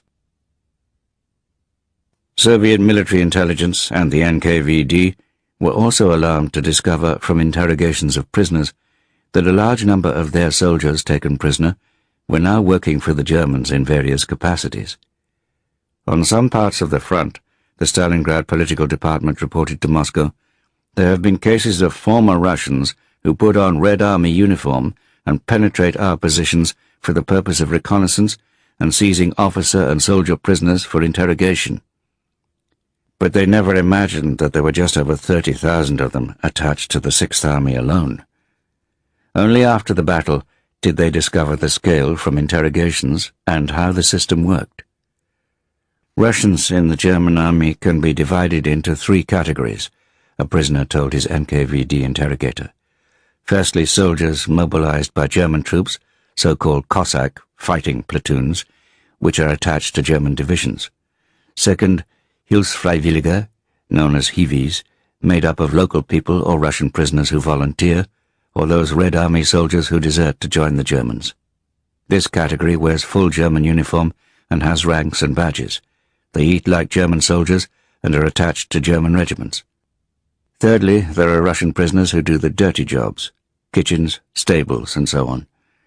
These three categories are treated in different ways, with the best treatment naturally reserved for the volunteers. In October 1942, Stalin faced other problems. Chiang Kai-shek and the Kuomintang leadership in Chongqing were keen to exploit Soviet weakness at this moment when German armies threatened the Caucasian oil fields. For several years, Stalin had been increasing Soviet control over the far northwestern province of Xinjiang, with its mines and the important Dushansi oil field. With careful diplomacy, Chiang began to reassert Chinese nationalist sovereignty over the province. He forced the Soviets to withdraw troops and hand back mining and aircraft manufacturing enterprises which they had set up. Chiang sought American assistance, and eventually the Soviets pulled out with ill grace. Stalin could not risk alienating Roosevelt. Chiang's very clever handling of the situation prevented the Soviet Union from taking over Xinjiang in the same way as it controlled Outer Mongolia. The Soviet withdrawal also signified a major setback for the Chinese communists in the province. They would not return until 1949, when Mao's People's Liberation Army captured it towards the end of the Civil War. The relentless German attacks in Stalingrad were renewed with even greater vigor during October. A furious artillery bombardment began when we were preparing breakfast, wrote a Soviet soldier. The kitchen in which we were sitting was suddenly filled with foul-smelling smoke. Plaster fell into our mess tins with their watery millet broth. We immediately forgot about our soup. Someone outside shouted, "Tanks!" His cry broke through the noise of thunder, of walls collapsing, and someone's heartbreaking screams. Although the 62nd Army had been pushed back dangerously close to the bank of the Volga, it continued to fight a terrible battle of attrition in the ruined factories of the northern part of the city. Stalingrad Front reported that its troops showed a real mass heroism. It was, however, greatly helped by the massive increase in Soviet artillery fire from across the Volga, breaking up German attacks. During the first week of November, Stalingrad Front noted a change. In the last 2 days, observed a report to Moscow of the 6th of November, the enemy have been changing tactics. Probably because of big losses over the last 3 weeks, they have stopped using big formations. In the course of 3 weeks of heavy and expensive attacks, the Germans had not managed to advance more than an average of 50 meters a day. The Russians identified the new German tactic of reconnaissance in force to probe for weak points between our regiments. But these new, sudden attacks were achieving no more success than the old ones. The morale of Soviet soldiers was improving. I often think of the words of Nekrasov, that the Russian people are able to bear everything that God is able to throw at us, wrote one soldier. Here in the army, one can easily imagine that there is no force on earth which can do away with our Russian strength. German morale, on the other hand, was suffering badly. It's impossible to describe what is happening here, a German corporal wrote home. Everyone in Stalingrad who still possesses a head and hands, women as well as men, carries on fighting. Another acknowledged that the Soviet dogs fight like lions. A third even wrote home, "The sooner I am under the ground, the less I will suffer. We often think that Russia should capitulate, but these uneducated people are too stupid to realize it." Infested with lice, weakened by short rations, and vulnerable to many ailments, of which the most prevalent was dysentery, their only comfort was to look forward to winter quarters and Christmas. Hitler demanded a final push to seize the west bank of the Volga before the snows came. On the 8th of November he boasted in a speech to the Nazi old fighters in the Bürgerbräukeller in Munich that Stalingrad was as good as captured. "Time is of no importance," he claimed. Many officers in the Sixth Army listened in disbelief to his words, broadcast by Berlin radio. Rommel's Panzerarmee Afrika was in retreat, and Allied forces had just landed on the North African coast. It was an example of terrible bravado, which would have a disastrous effect on German fortunes, especially those of the Sixth Army. Out of pride, Hitler would not be able to countenance a strategic withdrawal. A series of ill-considered decisions followed. Führer headquarters ordered that most of the Sixth Army's 150,000 artillery and transport horses should be sent several hundred kilometers to the rear. Huge quantities of fodder would no longer have to be sent forward, thus saving greatly on transport. This measure deprived all the unmotorized divisions of mobility. But perhaps Hitler intended to remove any possibility of retreat.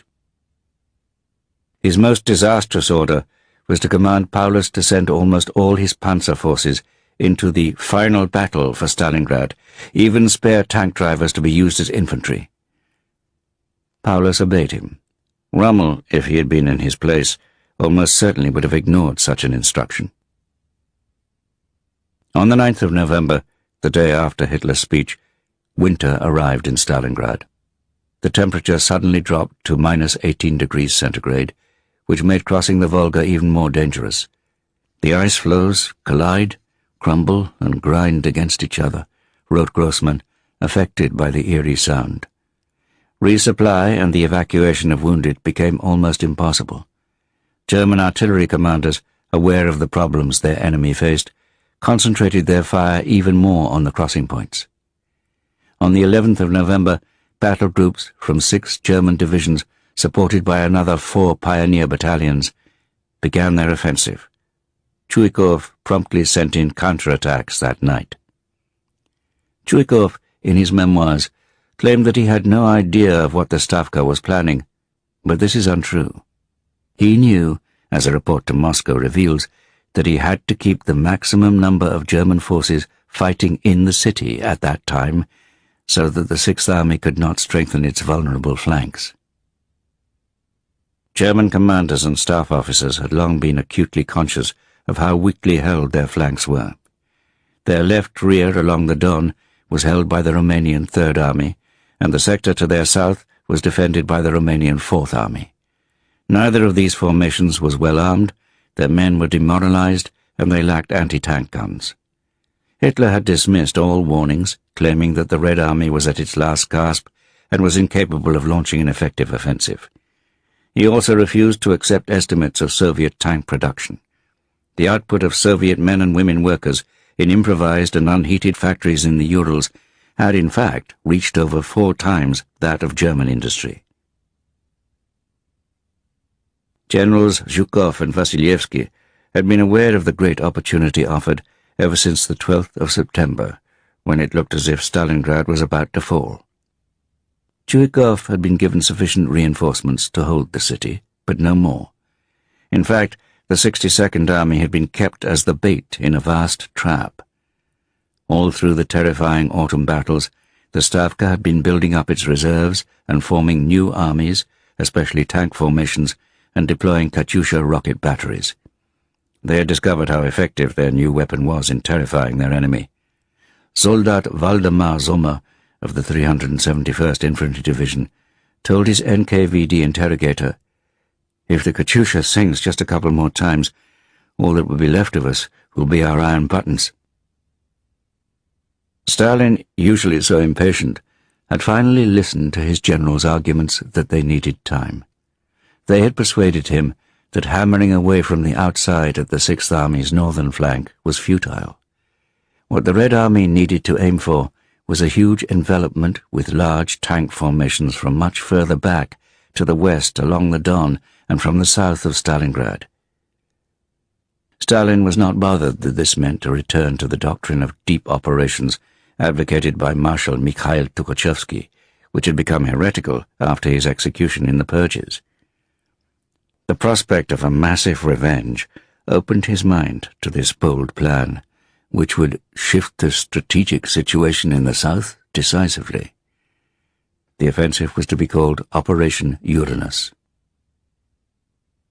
Since mid-September, Zhukov and Vasilievsky had been assembling new armies and training them with short periods on different sectors of the front. This procedure had the added advantage of confusing German intelligence, which began to expect a major offensive against Army Group Center.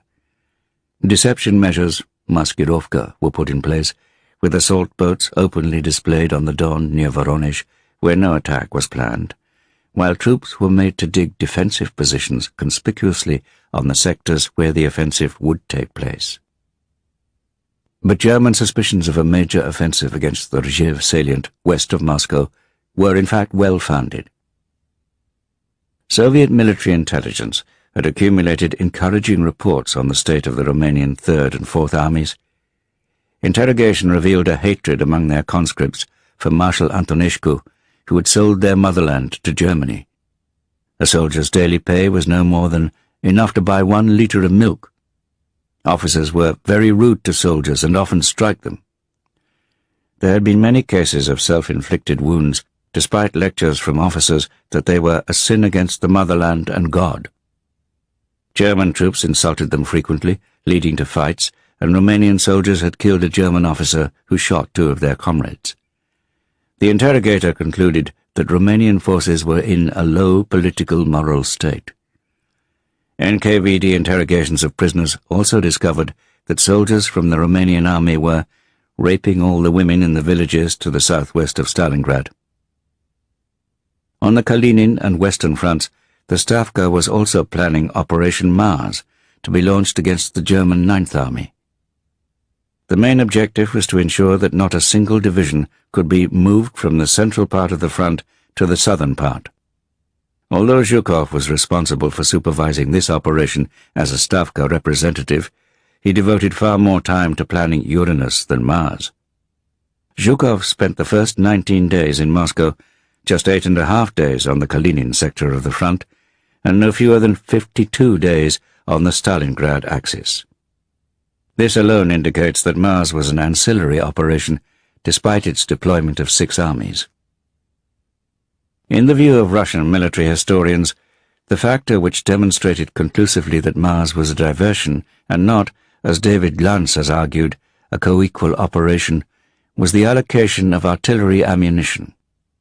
According to the General of the Army, M.A. Gareev of the Russian Association of the Second World War Historians, the Uranus offensive received 2.5 to 4.5 ammunition loads per gun at Stalingrad, compared with less than 1 in Operation Mars.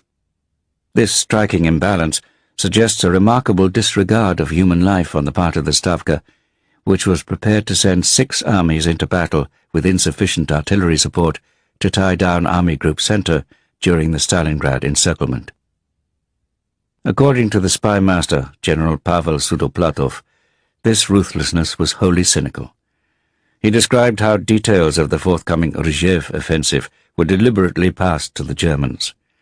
Together, the Administration for Special Tasks of the NKVD and GRU military intelligence had prepared Operation Monastery, an infiltration of the German Abwehr.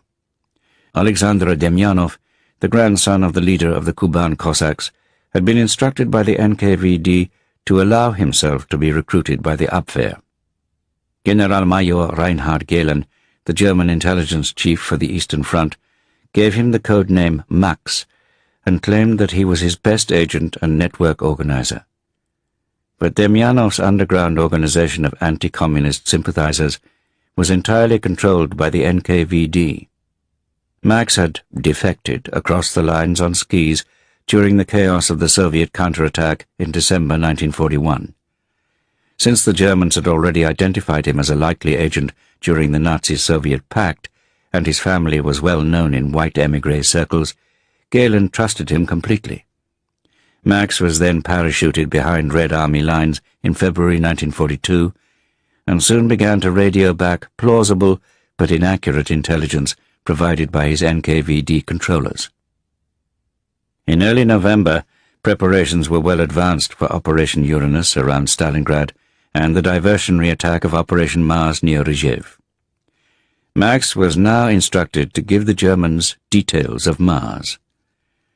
The offensive predicted by Max on the Central Front near Rzhev, wrote General Sudoplatov, chief of the Administration for Special Tasks, was planned by Stalin and Zhukov to divert German efforts away from Stalingrad.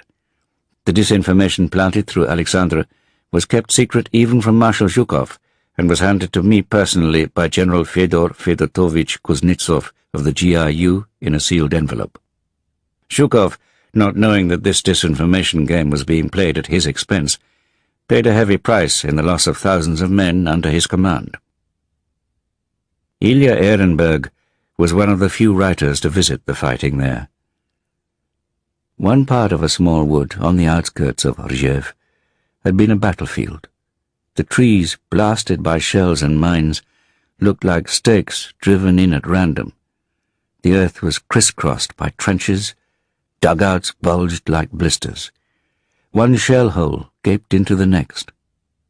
The deep roar of guns and the furious bark of mortars were deafening. Then suddenly, during a lull of 2 or 3 minutes, the chatter of machine guns would be heard. In the field hospitals, they were giving blood transfusions, amputating arms and legs.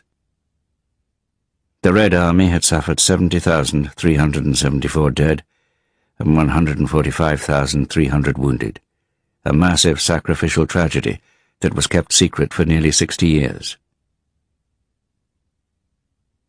For the great encirclement operation against the Sixth Army, Zhukov reconnoitred in person the attack sectors on the Don, while Vasilievsky visited the armies south of Stalingrad. There, Vasilievsky ordered a limited advance to just beyond the line of salt lakes to provide a better start line. Secrecy was of paramount importance. Even the army commanders were not told of the plan. Civilians were evacuated from behind the front. Their villages would be needed to conceal the troops being brought up at night.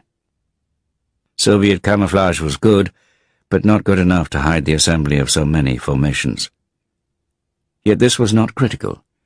While 6th Army and Army Group B staff officers expected some sort of attack on the Romanian-held sector to the northwest to cut the railway line to Stalingrad, they never imagined an attempt at outright encirclement.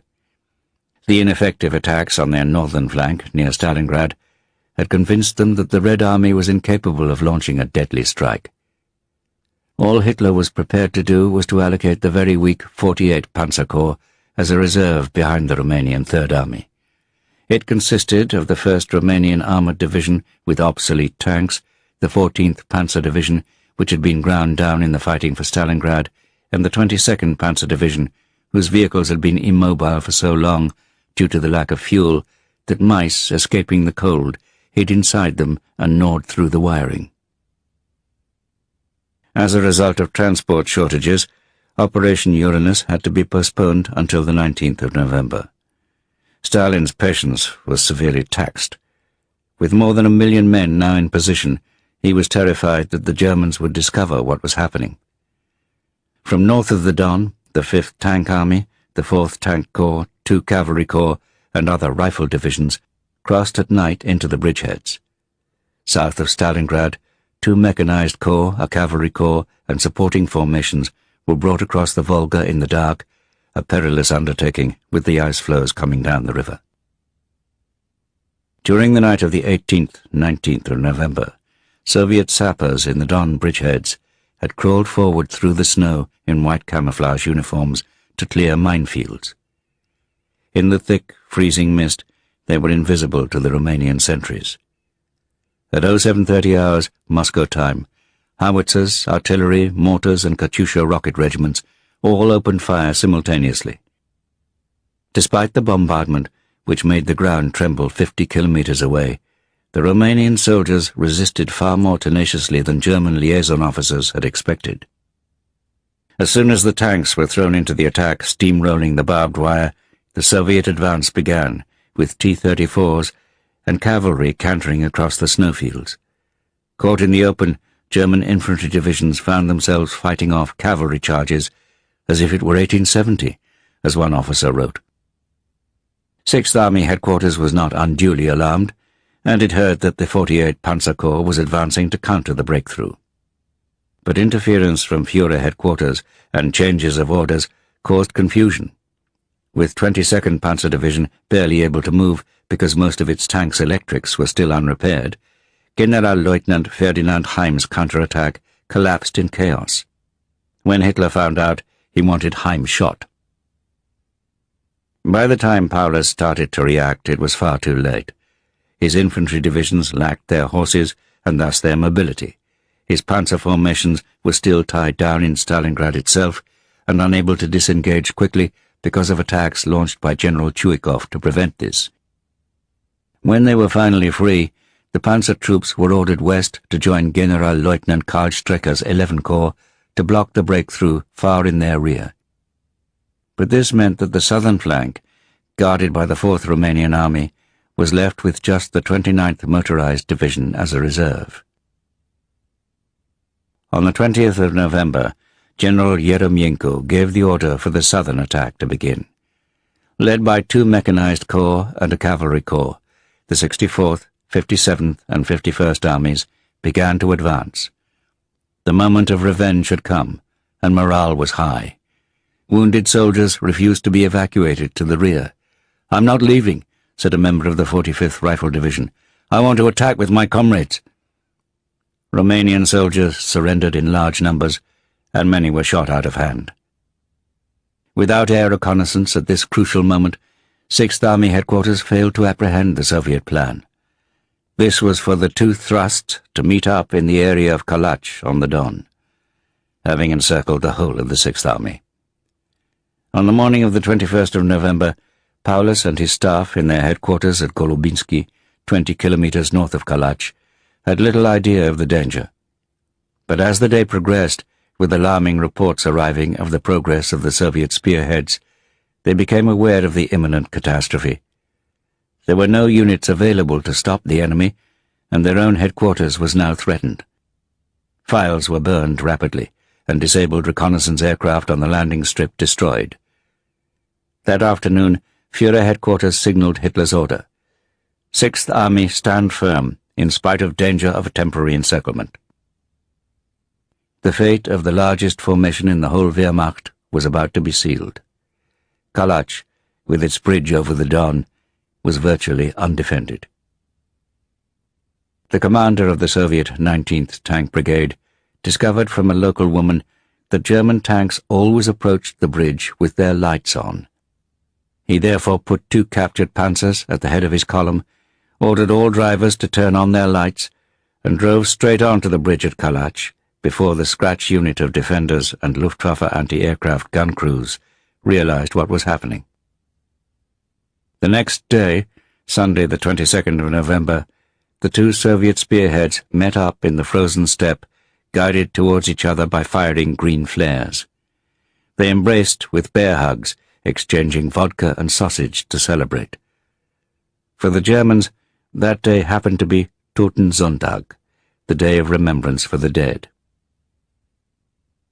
"I don't know how it is all going to end," Generalleutnant Eckhard Freiherr von Goblenz, the commander of the 384th Infantry Division, wrote to his wife. "This is very difficult for me, because I should be trying to inspire my subordinates with an unshakable belief in victory."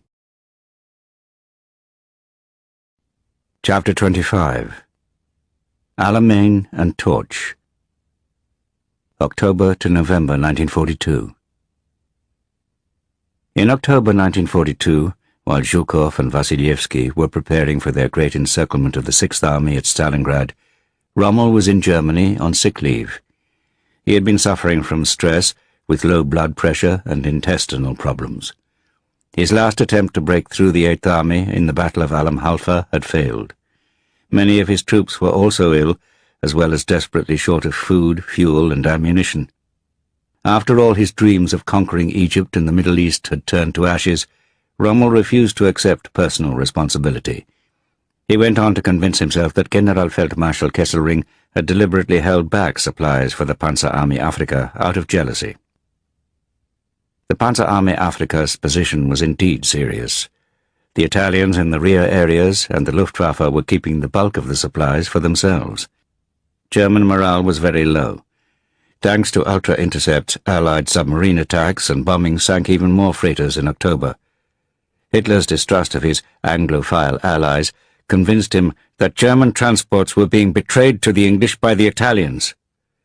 The possibility that German Enigma codes were being broken did not occur to him. General der Panzertruppe Georg Stumme, the corps commander who had been court-martialed for the loss of the plans for Operation Blau, commanded the army in Rommel's absence, and Generalleutnant Wilhelm von Thoma took over the Afrika Corps. Hitler and the OKW did not believe that the British would attack before the next spring, and therefore there was still a chance for the Panzer Army Afrika to break through to the Nile Delta. Rommel and Stumme were more realistic. They knew that they could do little in the face of Allied air power and the Royal Navy's attacks on their supply convoys. Rommel was further dismayed by the complacency he encountered in Berlin when he received his Field Marshal's baton. Goering dismissed Allied air power, saying, "Americans can only make razor blades." "Herr Reichsmarschall," Rommel replied, "I wish we had such razor blades." Hitler promised to send 40 of the new Tiger tanks, together with units of Nebelwerfer multi-barreled rocket launchers, as if these would be more than enough to make up for his shortages. The OKW played down any suggestion that the Allies might land in northwest Africa in the immediate future. Only the Italians took the threat seriously. They made contingency plans to occupy French Tunisia, a project which the Germans opposed for fear of resistance from the Vichy French forces. In fact, Allied planning for Operation Torch was more advanced than even the Italians suspected. In early September, Eisenhower's headaches began to lessen as transatlantic disagreements were resolved. There would be simultaneous landings at Casablanca on the Atlantic coast and at Oran and Algiers in the Mediterranean. But the supply problem, due to confusion and a shortage of shipping, became a nightmare for his Chief of Staff, Major General Walter Bedell Smith. Most of the troops crossing the Atlantic arrived without weapons or equipment, so amphibious training was delayed. On the diplomatic front, both the American and British governments began to reassure Franco's regime in Spain that they had no intention of violating Spanish sovereignty, either in North Africa or on the mainland. This was necessary to counter German rumours that the Allies planned to seize the Canary Islands. Fortunately, the pragmatic General Conde Francisco de Jordana was again foreign minister after Franco had removed his pro-Nazi and over-ambitious brother-in-law, Ramon Serrano Suñer. The diminutive and elderly Jordana was determined to keep Spain out of the war, and his appointment in September was a great relief to the Allies. Stumme, although lacking precise intelligence, remained certain that Montgomery was preparing a major offensive. He stepped up patrol activity and accelerated the laying of nearly 500,000 mines in so-called Devil's Gardens in front of the Panzer Army Afrika's positions. Following Rommel's guidance, Stumme strengthened the Italian formations with German units and split the Afrika Corps with the 15th Panzer Division behind the northern part of the front and the 21st Panzer Division in the south. General Alexander acted as an umbrella, shielding Montgomery from Churchill's impatience. Montgomery needed time to train his new forces, especially Lieutenant General Herbert Lumsden's 10 Armoured Corps, which he proudly and over-optimistically called his corps de chasse. The newly arrived Shermans were being prepared, bringing the Eighth Army's strength up to over 1,000 tanks. Lumsden, a flamboyant cavalryman who had won the Grand National, was hardly Montgomery's favourite, but Alexander liked him. Montgomery's plan, Operation Lightfoot, consisted of making his main attack in the northern sector, which was also the most heavily defended. He assumed that the Germans would not expect this. Lumsden's 10 Corps was to exploit the breakthrough once 30 Corps made it across the minefield south of the coast road. With the aid of a sophisticated deception plan carried out by Major Jasper Maskelyne, a professional illusionist, Montgomery hoped to persuade the Germans that his main push was coming in the south so that they would move their forces down there. Maskelyne installed hundreds of dummy vehicles and even a fake water pipeline in the southern sector. Radio traffic was stepped up in the area, transmitting pre-recorded signals, while trucks drove around towing chains behind the lines to stir up dust. To lend weight to this vital part of Montgomery's plan, Lieutenant General Brian Horrocks' 13 Corps would attack, followed by the 7th Armoured Division and supported by a third of his artillery.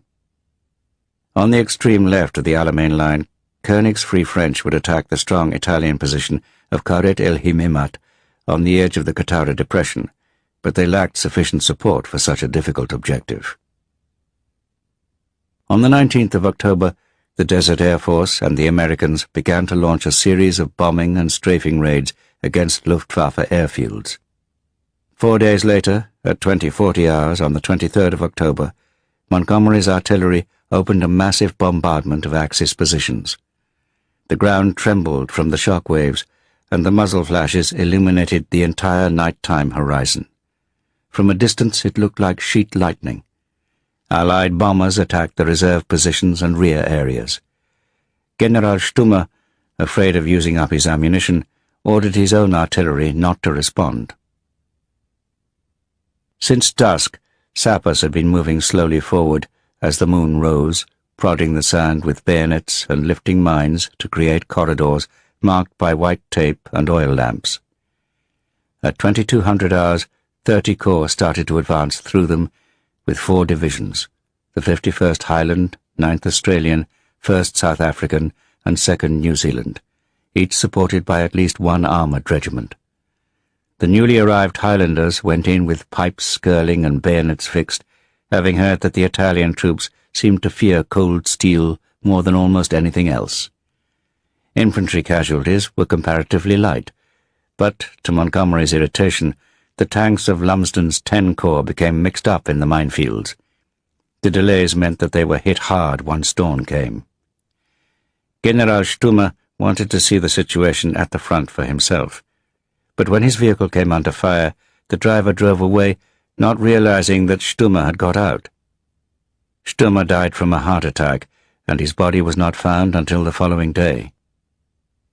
When General von Thoma heard the news and took command, he was reluctant to launch a major counterattack because he did not dare use up fuel before his forces were resupplied.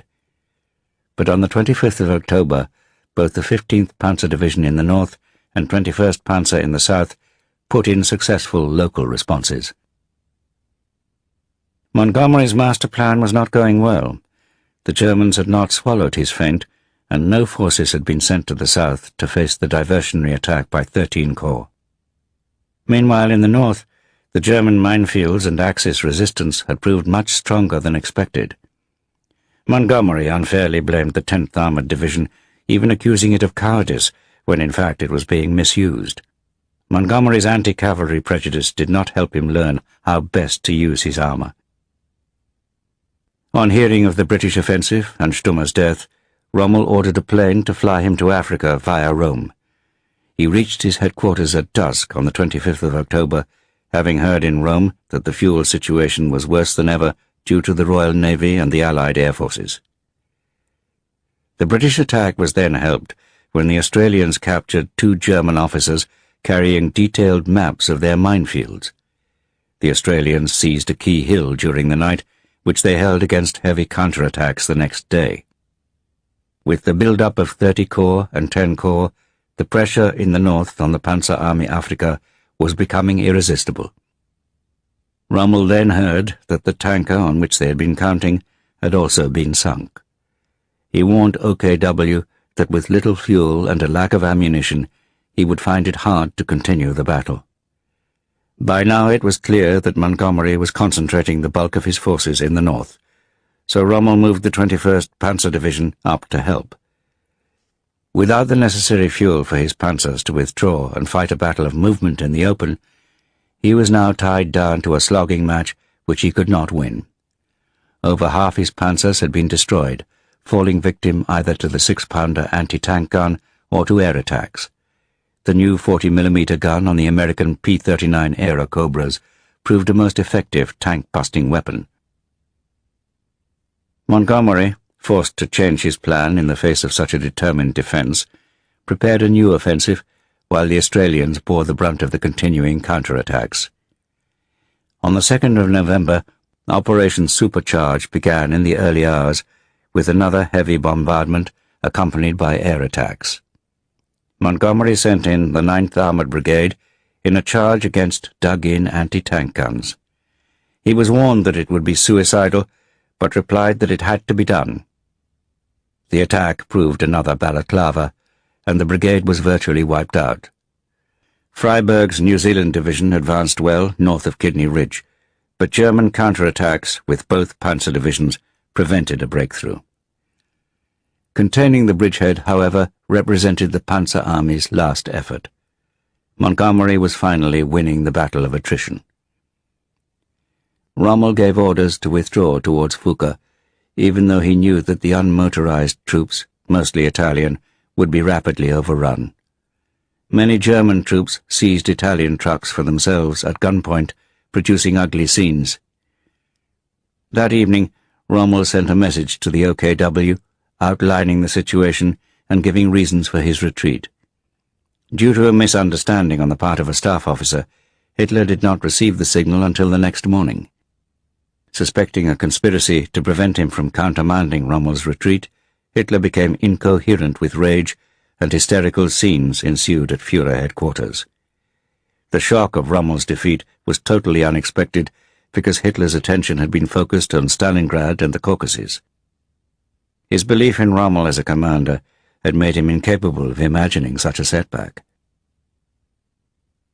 Shortly after midday on the 3rd of November, he sent Rommel an order. In the position in which you find yourself, there can be no other thought than to stand fast, not to take even one step back, and to throw every available weapon and soldier into the battle. He promised Luftwaffe support and supplies, and finished, "This is not the first time in history that resolute determination will prevail over the stronger battalions of the enemy. There is only one choice you can offer your troops: victory or death." Rommel was shaken and bewildered by the insanity of this command. Yet Hitler's self-deluding lies that enabled him to reject the reality of defeat would be repeated very soon afterwards to General Paulus in the Don steppe west of Stalingrad. Rommel, despite all his military instincts, felt he had to obey. He issued orders to halt the withdrawal. Only the Italian divisions in the south were told to move northwestwards. This allowed Horrocks's 13th Corps to advance unopposed on the 4th of November.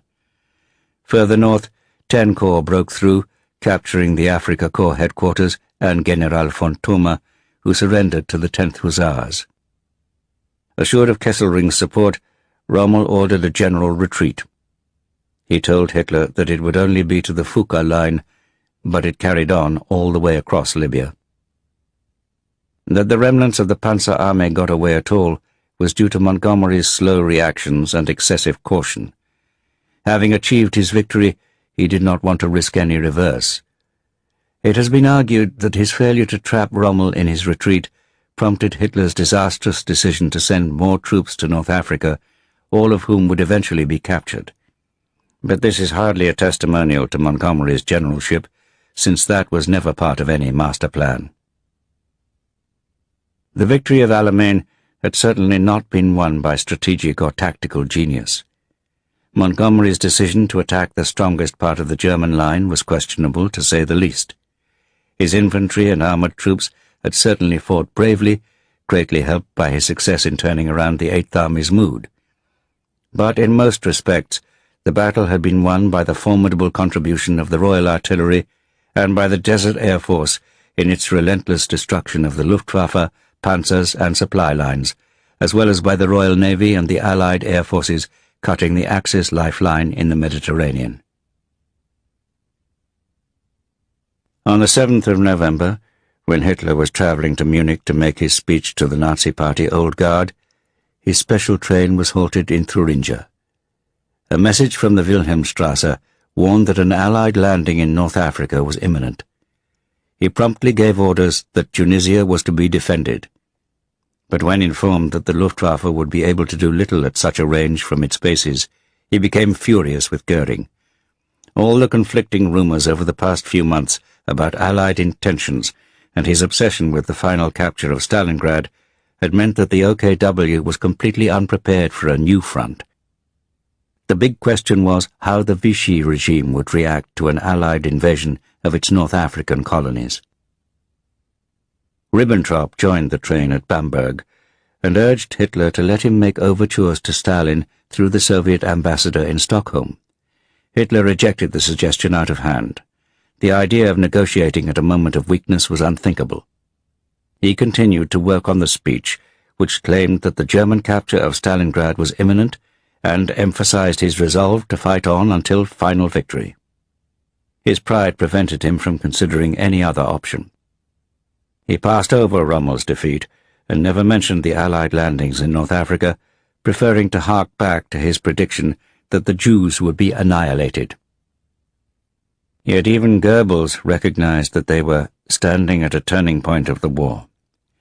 Apart from fanatically loyal Nazis, most Germans now felt that victory was further away than ever, as reports on civilian morale by the Sicherheitsdienst showed only too clearly. Few shared Goering's notion that the Americans were capable of manufacturing only razor blades. The mounting Allied bombing offensive against their cities demonstrated a growing material superiority. For Eisenhower and his planners, the reaction of Vichy France and Franco's regime in Spain had also been a key question. The politically naive Eisenhower soon found that he had entered a minefield of French politics. Roosevelt did not want to have anything to do with General de Gaulle, and he put pressure on Churchill not to tell the Frenchman what was afoot. Churchill's relationship with de Gaulle had been even more strained by French suspicions that the British coveted Syria and Lebanon, and Churchill knew that he would be furious at being kept in the dark. De Gaulle could also never accept that, in order to avoid heavy fighting, the Allies had to come to some arrangement with the Vichy authorities in North Africa. But Churchill had one offering, in the hope of pacifying the proud general. The Royal Navy, unable to forget that Japanese aircraft flying from Vichy airfields in Indochina had sunk the Prince of Wales and the Repulse, continued to be concerned by the French colony of Madagascar, which lay parallel to their convoy routes off the southeast African coast. Within a few weeks of the disaster off Malaya, a landing force was allocated to Operation Ironclad, the seizure of the main port Diego Suarez at the northern tip of Madagascar. At first, both General Brooke in London and Wavell in the Far East had opposed the plan when so much else was threatened. Then, at the beginning of March 1942, American intercepts of Japanese naval codes had revealed that Berlin was urging Tokyo to intervene in the western Indian Ocean to attack British supply ships going around southern Africa to Egypt. On the 12th of March, the War Cabinet finally approved Operation Ironclad. At the beginning of May, the British force, sailing from South Africa, stormed the port of Diego Suarez with Marines landed at night in fine Nelsonian style. That was as far as the plan went, for it was assumed that a modus vivendi would be established with the Vichy authorities in the capital of Tananarive. But on the 30th of May, a Japanese midget submarine torpedoed the battleship HMS Ramillies in the harbour of Diego Suarez. The Japanese submarine flotilla went on to sink 23 ships with supplies for the Eighth Army, marking the only direct assistance which the Japanese gave their German ally during the war. A reluctant Churchill, persuaded by Field Marshal Smuts that the Japanese might establish bases in other Vichy ports on Madagascar, agreed to the conquest of the whole island. He also thought it might be a way of pacifying de Gaulle, who had wanted to take the island with Free French forces, and then been furious to discover that the British planned to deal with the Vichy authorities there. Once the whole island was captured, it could be handed over to de Gaulle. This was finally achieved on the 5th of November, after a fruitless guerrilla campaign waged by the Vichy governor Armand Hanet. A week before Hanet's surrender, Churchill had been able to inquire graciously of General de Gaulle whom he would like to appoint as governor of Madagascar. De Gaulle suspected that the Allies were planning to land in North Africa, but if he had known of all the American dealings with Vichy generals that had been going on to prepare for Operation Torch, he would probably have stormed out of the room. Robert Murphy, who had been the American chargé d'affaires in Vichy and was now Roosevelt's emissary in French North Africa, was also convinced that de Gaulle should be kept out of the picture entirely. For most officers of the French colonial army, de Gaulle was still seen as little better than a traitor in the pay of the English. They needed to be reassured with a figurehead to their liking. General Henri Giraud was a tall and brave officer with a magnificent moustache, but not famed for his intelligence. De Gaulle called him the Tin Soldier. Giraud, who had been captured at the head of the French 7th Army in 1940, had escaped from Königstein, a fortress prison in Saxony. He had made his way to Vichy, where Pierre Laval, Pétain's prime minister, had wanted to hand him back to the Germans, but the Maréchal refused. Murphy felt that Giraud could best serve Allied interests, but Giraud had his own ideas. He insisted that he should be the commander-in-chief of Operation Torch, and he demanded that the Allies should land in France as well as North Africa. He also did not want the British involved, since the Royal Navy attack on the French fleet at Mers el-Kabir had not been forgotten or forgiven. Giraud was also a close friend of General Charles Mastre, a key commander of French forces in North Africa. Murphy, who had developed a network of contacts among senior officers and officials, arranged a secret meeting between General Mastre and his fellow conspirators with Eisenhower's deputy, Lieutenant General Mark Clark. On the night of the 21st of October, Clark had been landed near Algiers from the British submarine HMS Seraph, accompanied by commando bodyguards. His main task was to convince Mastre that the American forces would be so overwhelming that the French should not attempt to oppose them. Clark claimed that 500,000 men would be landed, when the forces consisted of only 112,000. Mastre reminded him that, although the army and air force could be won over, the French Navy would resist with determination. Other French officers provided Clark with valuable intelligence on the disposition of their troops and defences. Fear of discovery by the local gendarmerie, who had been told that smugglers had landed, led to Clark's undignified return to the submarine the following night without his trousers. Despite this minor humiliation, his dangerous mission had proved largely successful. The submarine HMS Seraph, this time pretending to be American, was sent to collect Giraud from the Côte d'Azur and then convey him to Gibraltar to join Eisenhower. Axis agents and air reconnaissance reported the growing presence of shipping at Gibraltar. Fortunately for the Allies, German intelligence assumed that the vessels were intended either to reinforce Malta or to land forces in Libya to cut off Rommel's line of retreat. German U-boats in the Mediterranean were therefore ordered to concentrate off the Libyan coast, well to the east of where the invasion forces were going to land. Another Axis theory was that the Allies intended to take Dakar on the West African coast as a naval base to help them in the Battle of the Atlantic. Through Murphy, the Americans had received overtures from Admiral Darlan. Admiral William D. Leahy, Roosevelt's former ambassador to Vichy, saw Darlan as a dangerous opportunist. The fact that Darlan loathed Laval, who had replaced him as Pétain's deputy, was hardly a guarantee of his trustworthiness. Yet even Churchill was prepared to have dealings with this most determined Anglophobe, if it might lead to the French fleet at Toulon coming over to the Allied side.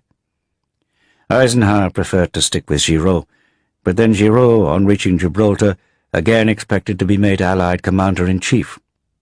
Seldom had a military operation been so complicated by politics and personal rivalries. On the 4th of November, just 4 days before the landings, D'Arlon, who had been on a tour of French African colonies, flew to Algiers. He had just heard that his son, a naval lieutenant suffering from polio, had suddenly taken a turn for the worse. D'Arlon had no idea that Allied fleets were at sea, and when his son's condition improved, he planned to fly back to Vichy. Western Task Force, containing 35,000 troops, commanded by Major General George S. Patton, had already left Hampton Roads, bound for Casablanca. The other 2 task forces, which had sailed from England, were headed into the Mediterranean for Oran and Algiers. Altogether, the troopships were escorted by 300 warships under the overall command of Admiral Cunningham, who was delighted to return to the Mediterranean. On the evening of the 7th of November, D'Arlon was at dinner at the Villa des Oliviers, the residence of General Alphonse Juin, the commander-in-chief in Algiers. Juin had replaced Weygand, who was now imprisoned in Königstein in Giraud's place, because Hitler feared that he would side with the Allies. They were interrupted towards the end by the chief naval officer at Algiers, who rushed in to tell them that the Allied ships were perhaps not heading for Malta after all. They might be coming to land troops at Algiers and Oran. D'Arlon dismissed such fears and went off to get some sleep before his flight early next morning. At midnight, Murphy heard the code word over the French service of the BBC to confirm that the landings were going ahead. He sent the French irregulars that he and General Mast had recruited to seize key installations and headquarters. In the early hours of the 8th of November, Murphy went to the Villa Olivier and had Juin woken. He informed him of the landings. Juin was dumbstruck at first. He then said he must first consult his senior officer, Admiral D'Arlon, who was present in Algiers. Murphy felt that he had no alternative but to talk to D'Arlon. Murphy's Buick was sent to fetch him. D'Arlon arrived in a fury. The short, bald, barrel-chested admiral, who constantly smoked a pipe, was soon nicknamed Popeye by the Americans, who were amused by his built-up shoes.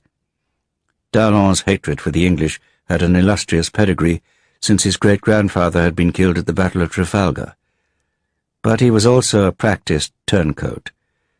Just after the armistice in 1940, the veteran French politician Édouard Herriot had said of him, "This admiral knows how to swim," when D'Arlon, having promised the British total resistance, secretly joined the Capitulaires.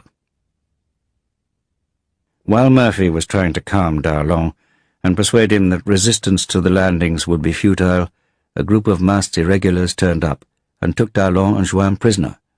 Then a squad of gendarmerie arrived to release them and take the insurgents and Murphy prisoner. Murphy had been expecting American troops to have arrived by this time, but they had landed by mistake further down the coast. But a far greater disaster was unfolding.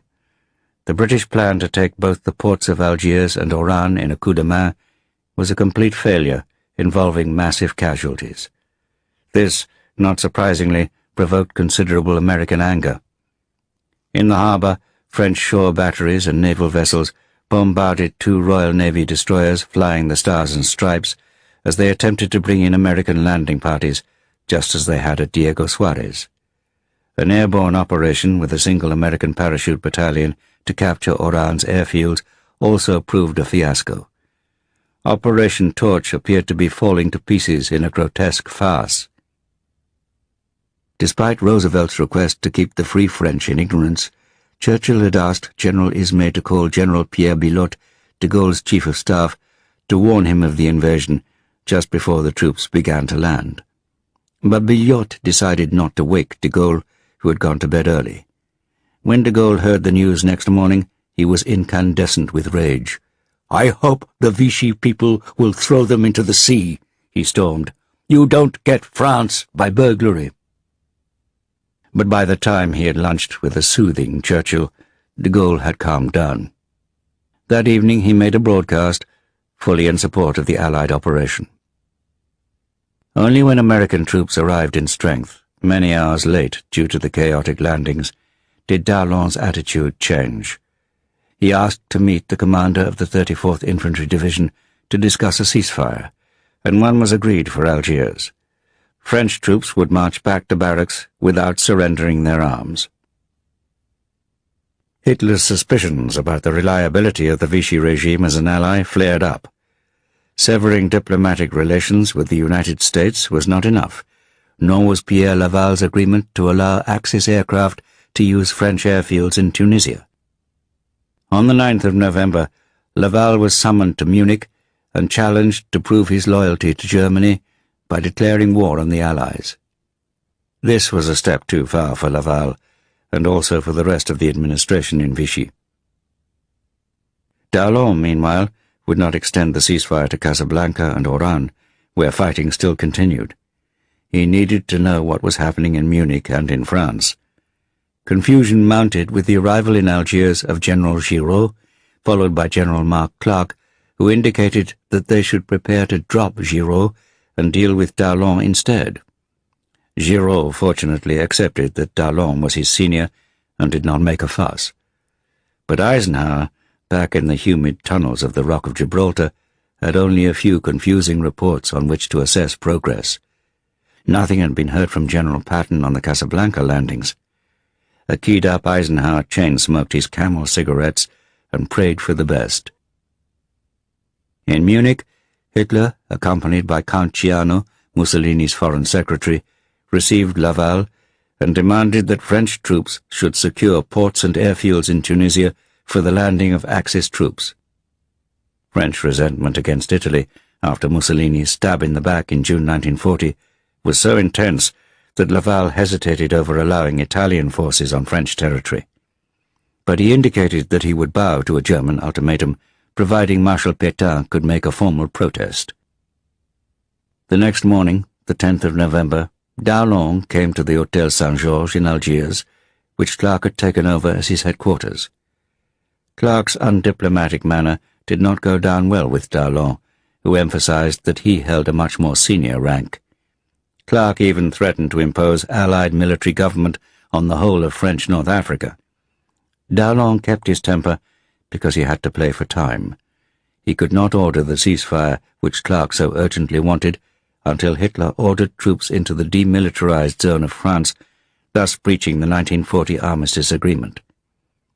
Eisenhower, on hearing from Clark that negotiations had stalled, exploded, "Jesus Christ! What I need around here is a damn good assassin." At least Oran was secured that day by the U.S. 1st Infantry Division, at the cost of 300 casualties, but French forces were still resisting Patton's troops in Morocco, even after almost all their warships had been sunk off Casablanca in a furious battle. Early the next day, Hitler announced that German troops would occupy southern and southeastern France in Operation Anton. He would still recognize Pétain's government, but the Marshal's reputation was now in tatters. Many of his supporters felt that he should have fled to North Africa to join the Allies. Hitler also gave orders that the Pyrenees should be occupied by German troops. Franco's government feared that Hitler might demand the passage of troops through Spain to attack Gibraltar, and a Council of Ministers in Madrid on the 13th of November ordered a partial mobilization. With the German move into the unoccupied zone of France, Darlan was now able to argue that Pétain was a prisoner. He gave instructions that the ceasefire should extend throughout French North Africa. But Darlan did not manage to deliver the French fleet in Toulon, as Churchill had hoped. The commander there, Contre-Amiral Jean de Laborde, who resented Darlan and feared that his sailors and officers wanted to join the hated Anglo-Saxons, remained loyal to Vichy in splendid isolation. Assured by officers of the Kriegsmarine that German forces would not try to seize his ships or the port of Toulon, Laborde decided to stay put. But the arrival of SS panzer troops and increasing dissent among his crews forced him to make up his mind. As German forces entered the port, he gave the order to scuttle the fleet. Almost 100 warships were sunk or blown up. Operation Torch had cost the Allies 2,225 casualties, of whom roughly half were killed, and the French lost around 3,000. As both Patton and Clark acknowledged, the chaos of the landings had been lamentable. If they had been fighting the German army instead of badly armed French colonial troops, they would have been massacred. British officers made supercilious jokes about how green is our ally, but the disorganization and chaotic logistics made painful reading in the after-action reports. Above all, it proved that General Marshall's desire to launch an early invasion of France would have led to catastrophe. Whatever the motives of Churchill and General Brooke in forcing the Americans to invade North Africa, the result was undeniably the right one. The U.S. Army had a great deal to learn before it could take on the Wehrmacht in Northern Europe or even in Tunisia. The morale of troops is often volatile, swinging wildly between dejection and exultation. The easy victory in Morocco and Algeria prompted an unsustainable optimism. Their mood, boosted by the cheap local wine, American soldiers believed that they had been blooded and were almost battle-hardened. Those who had seen the obsolete French Renault tanks brought to a halt with their new bazookas yelled, "Bring on the Panzers!" Even Eisenhower told Roosevelt that he expected to take Tripoli by late January. Chapter 26. Southern Russia and Tunisia. November 1942 to February 1943. Out on the frozen Don steppe, word of the Soviet encirclement spread rapidly in the Sixth Army. On the 21st of November 1942, Paulus and his chief of staff flew from their headquarters at Golubinsky in the two remaining Fieseler-Storch light aircraft to Nizhne Tirskaya outside the Kessel. There they held a conference the next day with General Huth of the 4th Panzer Army to discuss the situation and to communicate over a secure line with Army Group B. But Hitler, on hearing where Paulus was, accused him of abandoning his troops and ordered him to fly back to rejoin his staff at Gumrak, 15 kilometers west of Stalingrad. Paulus was deeply aggrieved by this slur, and Huth had to calm him down. They discussed Hitler's order for the Sixth Army to stand firm despite the threat of temporary encirclement. Assuming that Hitler would soon come to his senses, they agreed that the Sixth Army needed urgent resupply by air of fuel and ammunition in order to break out. But the commander of 8 Flieger Corps warned them that the Luftwaffe simply did not have enough transport aircraft to supply a whole army. With his panzer formations short of fuel and his infantry divisions deprived of their horses, Paulus knew that the Sixth Army would have to abandon all its artillery, to say nothing of its wounded, if it were to escape. His chief of staff, Generalleutnant Arthur Schmidt, a bull-necked man with small eyes and thin lips, observed that would be a Napoleonic ending. Paulus, who had studied the campaign of 1812 in great detail, was haunted by the prospect. General-Major Wolfgang Pickert, the commander of the Luftwaffe 9th Flak Division, arrived during the meeting. He said that he was pulling his division out immediately. He too knew that the Luftwaffe could never hope to supply the Sixth Army by air. Hitler had no intention of allowing his troops to withdraw from Stalingrad. He had invested so much of his reputation in the capture of the city, especially his boasts during the Munich speech just 2 weeks before, that he could not bear to pull back. He ordered Generalfeldmarschall von Manstein to leave the northern front and form a new Army Group Don to break through and relieve the Sixth Army. Goering, on hearing what Hitler intended, summoned his most senior transport officers. Although the Sixth Army needed 700 tons of supplies per day, Goering asked his officers whether they could manage 500. They replied that 350 tons would be the absolute maximum, and then only for a short time. Goering, hoping to curry favor with Hitler, then assured Führer headquarters that the Luftwaffe could resupply the Sixth Army. This false promise sealed the fate of Paulus and his forces. On the 24th of November, Hitler ordered Fortress Stalingrad, with its front on the Volga, to hold out whatever the circumstances. Altogether, the Red Army had surrounded some 290,000 men in the Stalingrad Kessel, a figure which included over 10,000 Romanians and more than 30,000 Russian heavy auxiliaries. Hitler refused to allow the news to be released in Germany. OKW communiques deliberately falsified the true state of affairs, but rumors began to spread at home. Hitler wanted to blame anyone but himself for the Soviet triumph. A furious exchange took place with Marshal Antonescu at the Wolfschanze in East Prussia when Hitler tried to place responsibility for the disaster on the Romanian armies on the flanks. Antonescu pointed out angrily that the Germans had refused to provide his men with adequate anti-tank guns and that all their warnings of an imminent attack had been disregarded. He did not know that the Sixth Army was now refusing to provide rations to his troops. German officers were saying, "It's useless to feed Romanians because they surrender just the same." Sixth Army troops cut off west of the Don had managed to fall back just in time to rejoin the main body. The Stalingrad Kessel took on the shape of a squashed skull, with the forehead in the city and the rest defending a perimeter out in the Don steppe, measuring 60 kilometers by 40. German soldiers referred to it cynically as the fortress without a roof. Rations, which had been insufficient even before the encirclement, were cut drastically. Men became exhausted digging trenches in the frozen ground. In the bare steppe, there was little wood to cover the earth bunkers. Officers attempted to stiffen soldiers' resolve with the argument, "Even death is preferable to a Russian prison, and we must hold out to the end. The fatherland cannot possibly forget about us." The Soviet encirclement took back large areas of occupied territory. The arrival of Red Army troops was greeted with tears of joy by the plundered and starved civilians, but the NKVD arrived in their wake to seize any suspected of collaboration.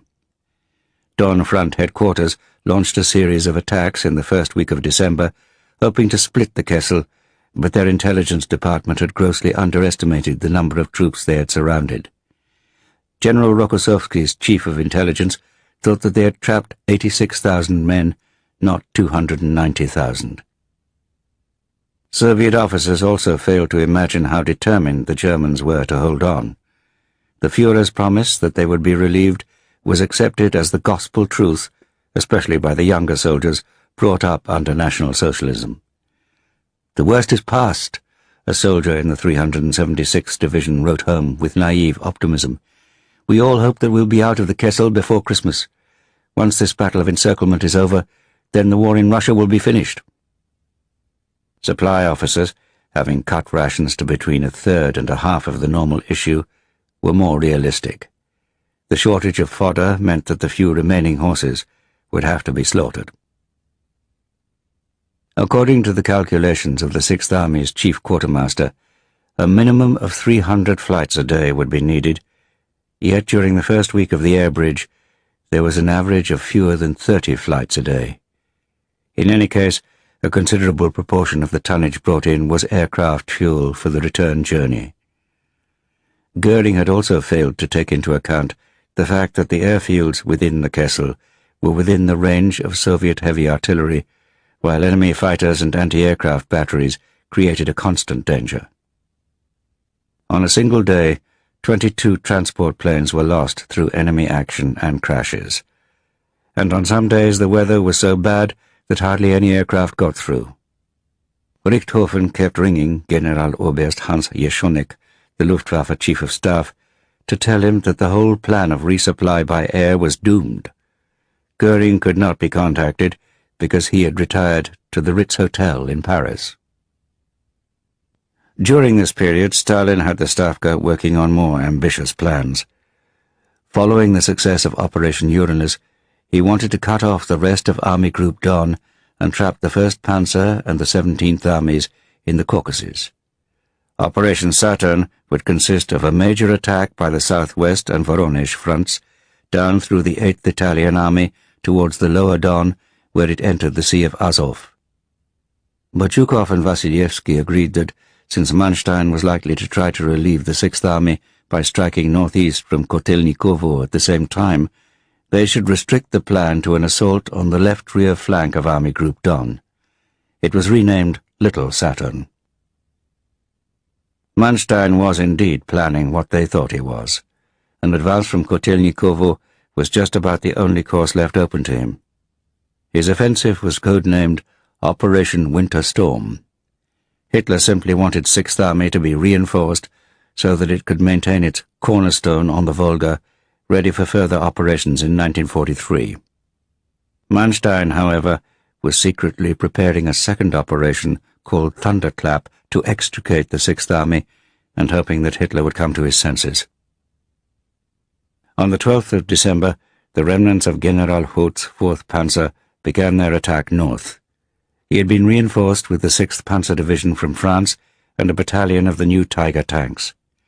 6th Army soldiers on the southern edge of the Kessel heard the opening barrage 100 kilometers away, and the word ran round, "Der Manstein kommt." Hitler's promise was about to be fulfilled, they told themselves. They did not know that he had no intention of letting them retreat.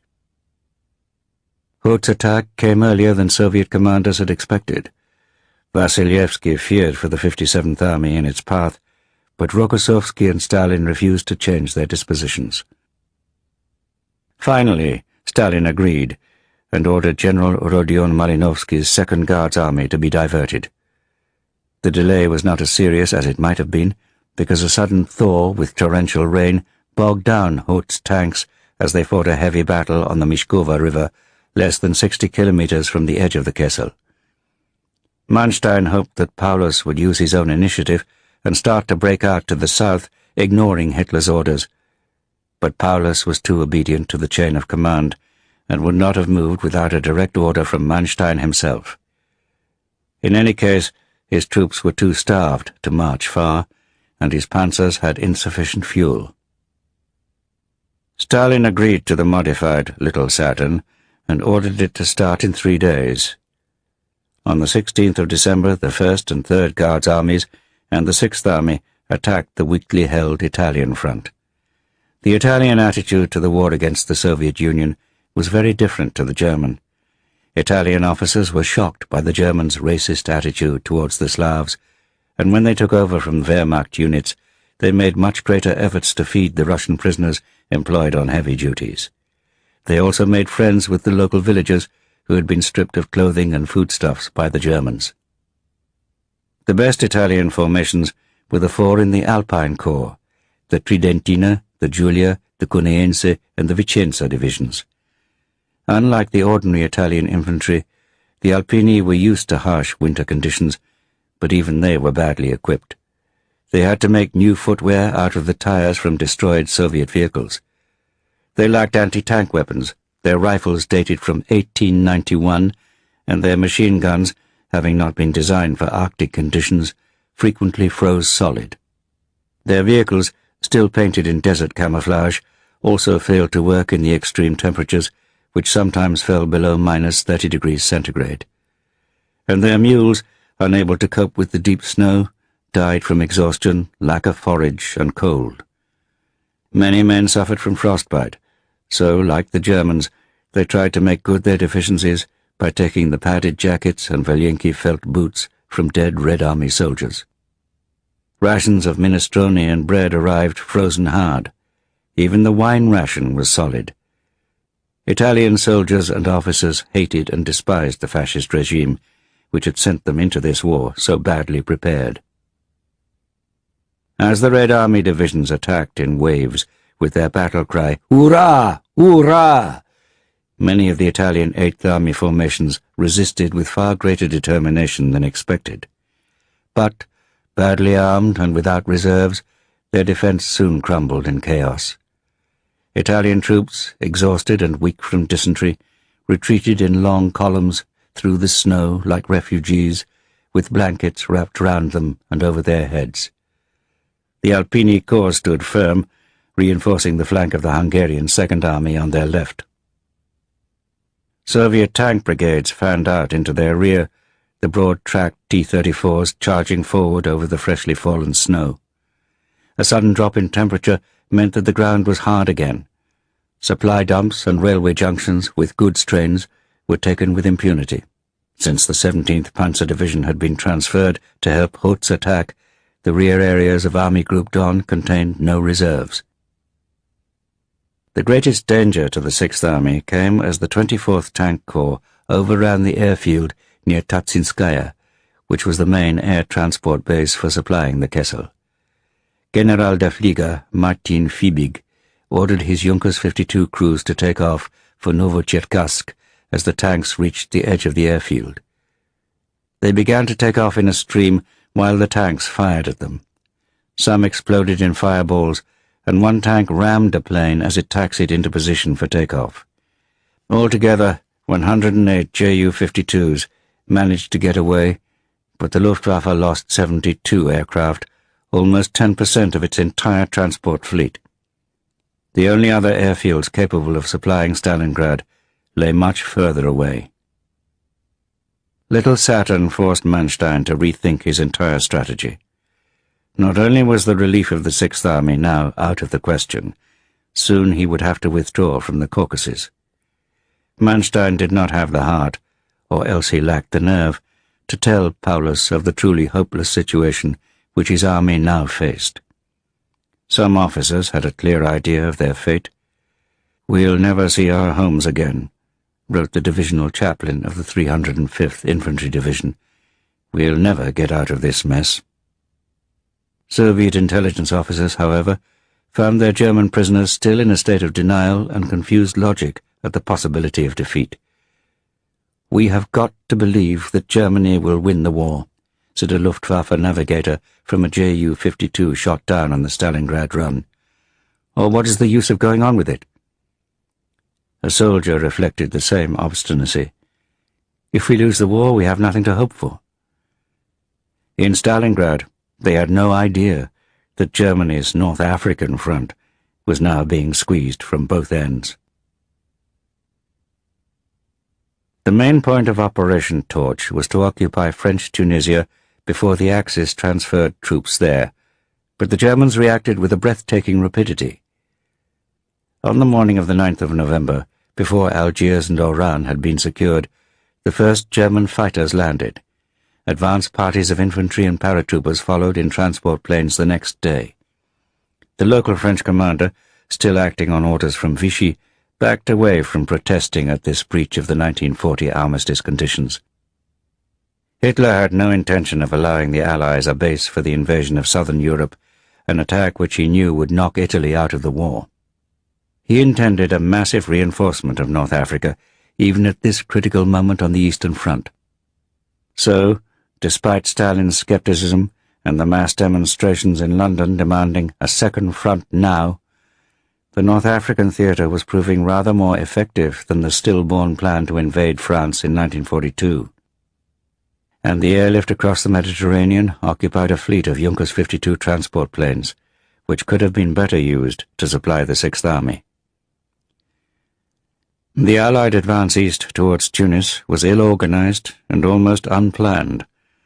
The skeleton British First Army, commanded by a gloomy Scot, Lieutenant General Kenneth Anderson, was bolstered by several American armored units and some French infantry battalions. Despite the small size of his force, which amounted to less than a corps, Anderson made the mistake of splitting it into 4 axes of advance. He had no idea that the Axis had already deployed 25,000 men by the 25th of November.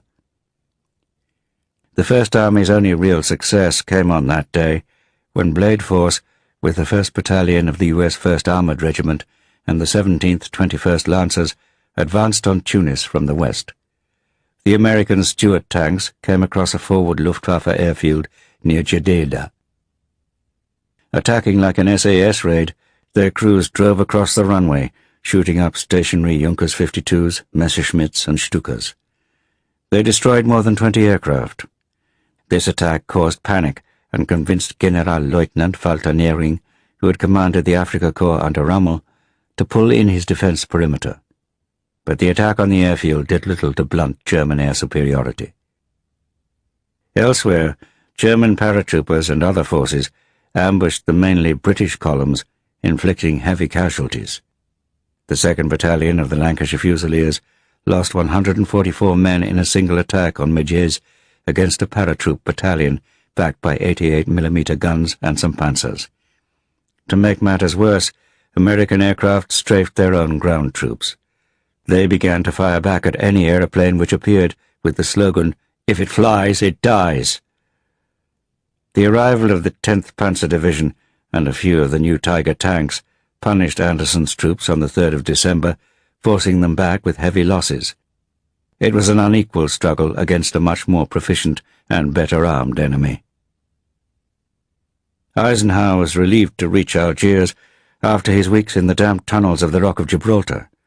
But instead of being able to focus on the faltering campaign in Tunisia, he became enmeshed in the problems of supply and of French politics.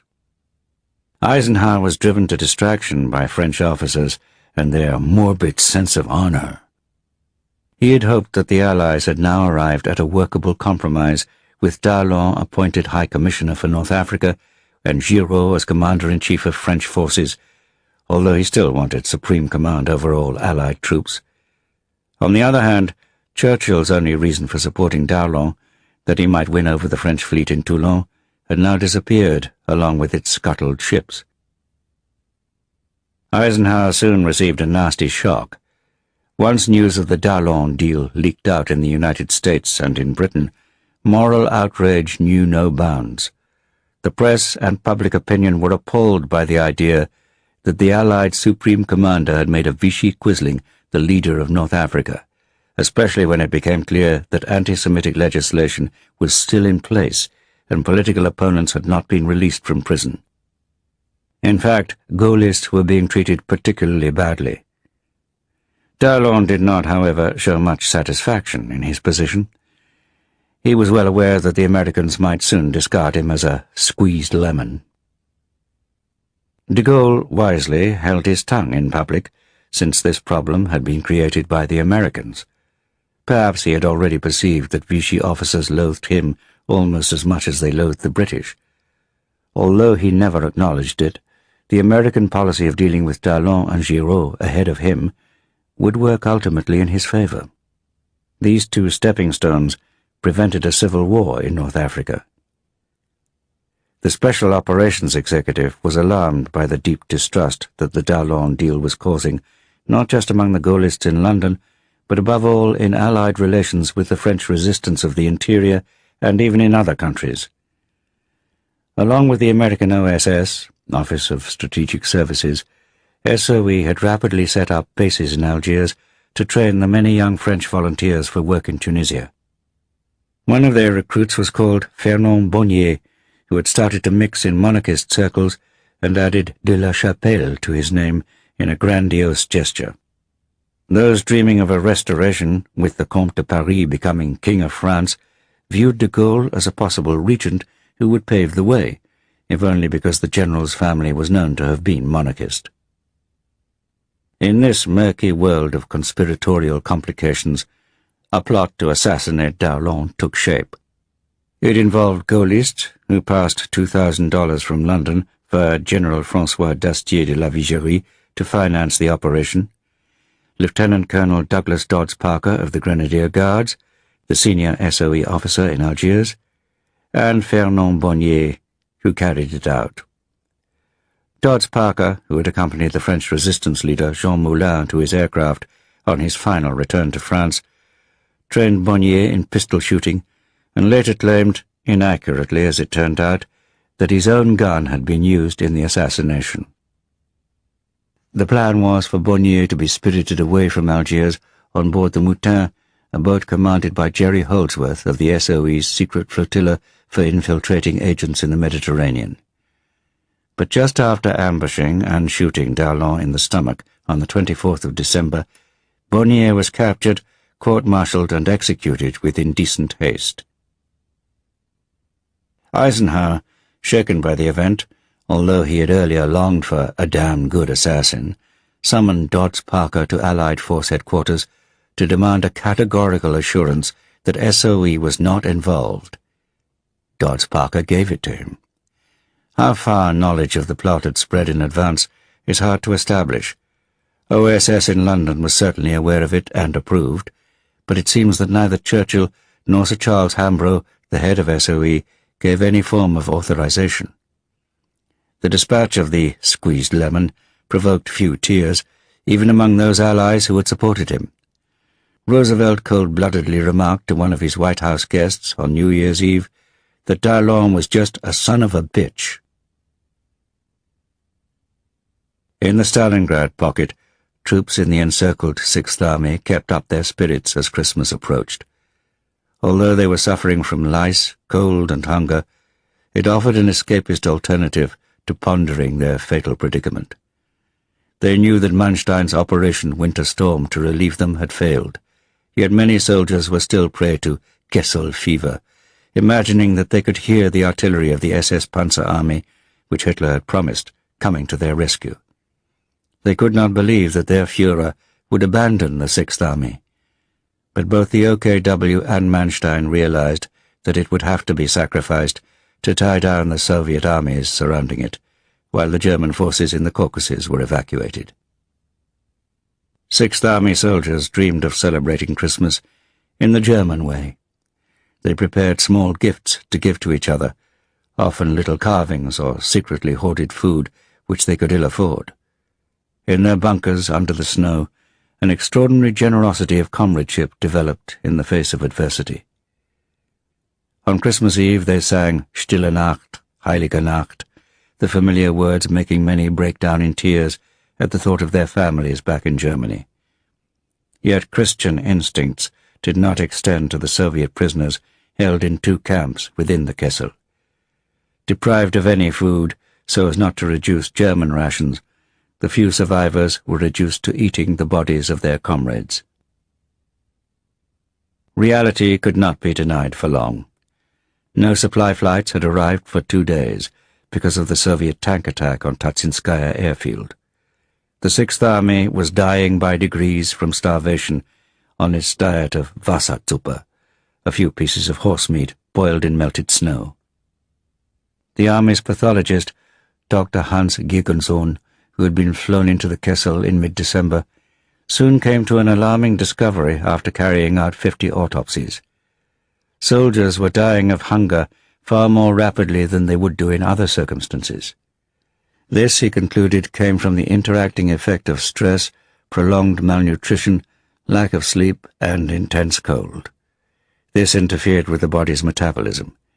Although the soldier might have consumed a few hundred calories worth of food, his digestive system absorbed probably only a fraction. The resulting weakness also reduced his ability to survive disease.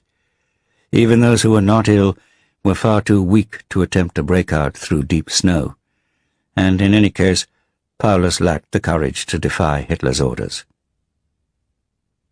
Conditions in the field hospitals were appalling beyond belief. Blood from open wounds froze even inside the tents.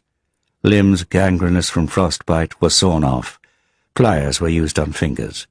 No anesthetic remained, and those with stomach or serious head wounds were left to die. The desperately overworked surgeons had to carry out a pitiless triage. "The German soldier suffers and dies with uncomplaining bravery," wrote the chaplain of the 305th Infantry Division. Even the amputees were composed. Only walking wounded were now evacuated by transport plane because stretchers took up too much room. Feldgendarmerie, armed with submachine guns, tried to hold back the crowds of wounded and malingerers who attempted to storm each plane on the ice runways at Kumrak and Pitomnik airfields. Even a secured place on a plane was no guarantee of survival. The heavily loaded Junkers 52s and large Focke-Wulf Condors struggled to gain height before reaching the perimeter, where Soviet anti-aircraft batteries fired away at them. Soldiers watched a number crash in a fireball, knowing they were full of wounded comrades. The new year of 1943 brought another irrational surge of hope, when Hitler, in his message, promised that "I and the whole German Wehrmacht will do everything in our power to relieve the defenders of Stalingrad, and that with your staunchness will come the most glorious feat in the history of German arms." Out of respect for the suffering of the Sixth Army, Hitler banned the consumption of brandy and champagne at Führer headquarters. The German people were still not told that the Sixth Army had been surrounded, and soldiers writing home were threatened with severe punishment if they revealed this fact. One sent home a New Year's drawing, but in the corner, in tiny letters, he wrote in French, "It's 20 days since we were encircled. It's terrible to be sitting here in this trap. But they say to us, hold on, but we get 200 grams of bread per day and some horse meat soup. We have almost no salt. Lice are a torture, and it is absolutely impossible to get rid of them. It is dark in the bunkers, and it is minus 20 or 30 outside." But his letter never reached home, for it was in a felt post sack on one of the transport planes shot down. The Don Front Intelligence Department was using German communists and deserters to sift all this intercepted mail. Another soldier wrote sarcastically, "On the first day of the holidays, we had goose with rice for dinner. On the second day, goose with peas. We have been eating geese for a long time. Only our geese have got 4 legs and horseshoes." Stalin begrudged every delay in the mounting of Operation Ring, the coup de grace for the Sixth Army. Rokossovsky would have 47 divisions supported by 300 aircraft. On the 8th of January, Don Front headquarters sent 2 emissaries under a white flag offering surrender terms to Paulus. But almost certainly on the orders of his chief of staff, General-Lieutenant Schmidt, they were sent back with the document they had brought. 2 days later, at dawn, Operation Ring began with a heavy artillery bombardment and the scream of Katyusha rocket batteries. Red Army officers now referred with pride to their massed guns as the God of War. The main attack was directed against the Marinovka Nose, a salient in the southwest of the Kessel. German soldiers, wrapped up like scarecrows, could hardly fit their swollen, frost-bitten fingers round their triggers. The white landscape, with little mounds of snow marking unburied bodies, was pitted with black shell holes stained yellow at the edges by cordite. On the southern sector, the remnants of a Romanian division broke and ran, leaving a kilometre gap in the defence line. The 64th Army immediately sent in a brigade of T-34 tanks, their tracks churning through the frozen snow crust. German divisions in the southwest, forced to withdraw, found it impossible to establish a new defence line as the ground was too hard to dig trenches. They had so little ammunition left that soldiers waited until their Soviet attackers were at almost point-blank range. The chaplain of the 305th Division recorded the ruthless Soviet attack, crushing the wounded with tanks, pitiless shooting down of wounded and prisoners. Pitomnik airfield was a chaotic mess, with blackened, smashed aircraft and piles of frozen corpses outside the hospital tents. There was little fuel left to evacuate the remaining wounded back to field hospitals. Some were dragged on sledges until their comrades gave up, exhausted. The scenes of misery were almost beyond imagination. Dispirited and shell-shocked, soldiers tried to escape back towards the ruined city in such numbers that the Feldgendarmerie found it hard to maintain discipline. Yet most men fought on, joined in many cases by Russian heavies, who knew full well what fate awaited them when the battle was over. On the 16th of January, Pitomnik was abandoned, and the last Messerschmitts stationed there flew out on orders from Richthofen. The other, smaller airfield at Gumrag was in no state to receive transport aircraft and was itself now under direct artillery fire. The Luftwaffe began to parachute supplies in, but most drifted and fell behind Soviet lines. A whole battalion of German troops from the 295th Infantry Division surrendered that day. Some battalion commanders could not face the suffering of their men any more. They limped on frost-bitten feet, their lips had cracked open, and their bearded faces had the yellow, waxen aspect of departing life. Crows circled and landed to peck out the eyes of both the dead and the dying. The Red Army felt no pity, especially after gruesome discoveries. When liberating the hamlet of Novomaximovsky, Don Front NKVD reported, Our soldiers found in 2 buildings with bricked-up windows and doors 76 Soviet prisoners, 60 of them dead from starvation, some bodies decomposed. The remaining prisoners are half alive, and most of them cannot stand up because they are so starved. It turned out that these prisoners spent about 2 months in these buildings. The Germans were starving them to death. Sometimes they threw them pieces of rotten horseflesh and gave them salted water to drink.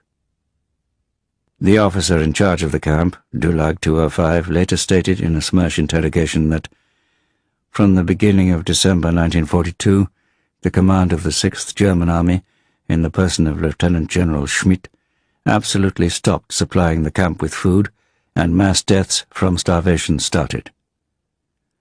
Soviet soldiers showed no mercy to the German wounded, especially after they came across the last few surviving Russian prisoners who had been starved in another camp at Gumrak.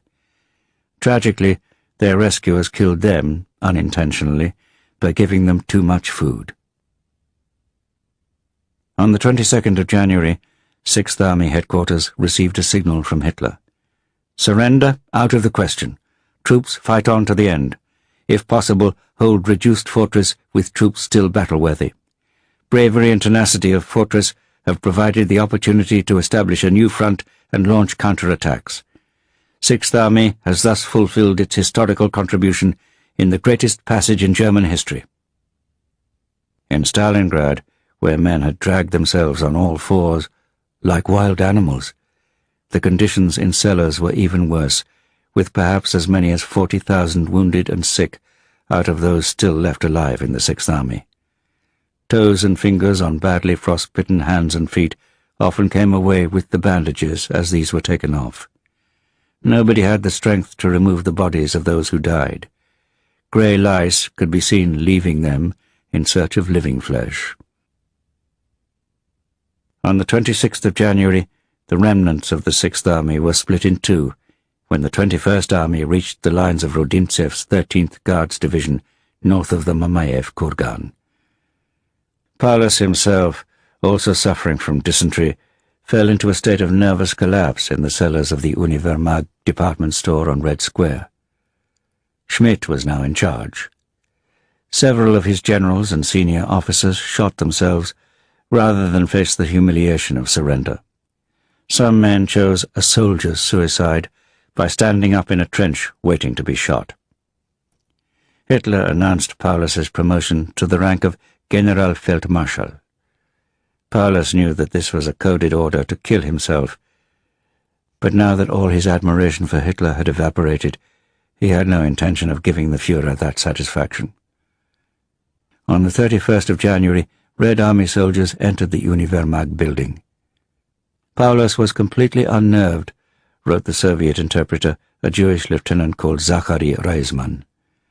His lips were quivering. He told General Schmidt that there was too much commotion going on, that there were too many people in the room. Reisman escorted 151 German officers and soldiers back to their divisional headquarters. He had to stop Red Army soldiers from trying to humiliate them on the way. "Such is the irony of fate," a German colonel announced, intending to be overheard. "A Jew is seeing to it that we are not harmed." Paulus and Schmidt were taken to the 64th Army headquarters of General Shumilov, where their surrender was filmed. Paulus's nervous tic was still much in evidence. Hitler heard the news of the surrender in silence. He apparently stared into his vegetable soup. But next day his anger exploded against Paulus for having failed to shoot himself. On the 2nd of February, General Strecker, commanding the few remnants of 11 Corps in the ruins of northern Stalingrad, also surrendered. The Red Army discovered that they had 91,000 prisoners on their hands, far more than expected. Due mainly to lack of preparation, they received no food and no medical assistance for some time. Nearly half had died by the time spring arrived. Soviet casualties for the whole Stalingrad campaign amounted to 1.1 million, of whom nearly 500,000 died. The German army and its allies had also lost over 500,000 men killed and captured. In Moscow, the bells of the Kremlin rang out a victory peal. Stalin was portrayed as the great architect of this historic victory. The reputation of the Soviet Union soared around the world, bringing many recruits to communist-led resistance movements. In Germany, radio stations were ordered to play solemn music. Having steadfastly refused to acknowledge that the Sixth Army had been surrounded since November, Goebbels now tried to pretend that the whole of the Sixth Army had perished in a final stand. They died so that Germany might live. But his attempt to create a heroic myth soon backfired. Word spread rapidly in Germany, mainly from those listening in secret to the BBC, that Moscow had announced the capture of 91,000. The shock of the defeat was overwhelming in Germany. Only Nazi fanatics still believed that the war could be won. The OKW was disturbed by the great agitation caused among the German public after the surrender of the Sixth Army at Stalingrad, and issued a sharp warning to officers not to exacerbate the situation with criticism of the military or political leadership with so-called factual accounts of the fighting.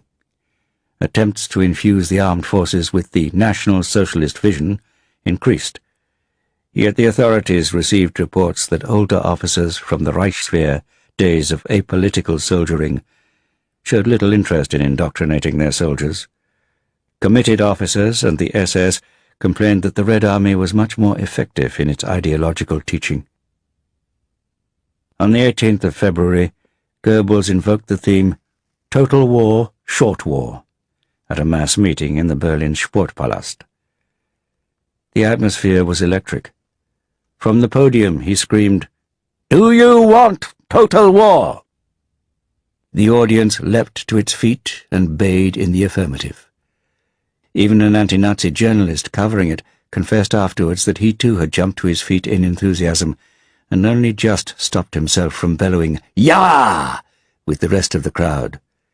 He said later to friends that if Goebbels had yelled, "Do you all want to go to your deaths?" the crowd would have roared back their consent. The Nazi regime had trapped the whole population of the country as accomplices, willing or not, in its own crimes and its own insanity.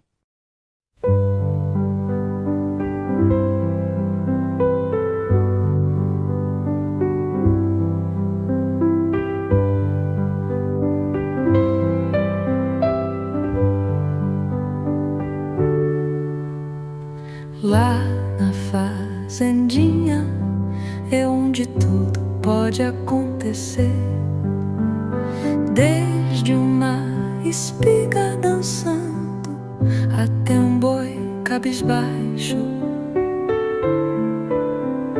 Lá na fazendinha é onde tudo pode acontecer, desde cavalo revoltado até pombo cantando.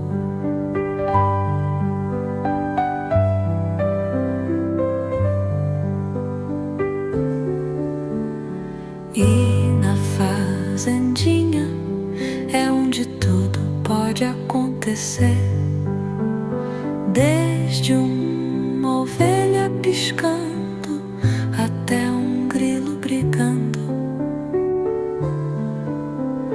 Lá na fazendinha é onde tudo pode acontecer, desde pássaro em choque até uma tartaruga.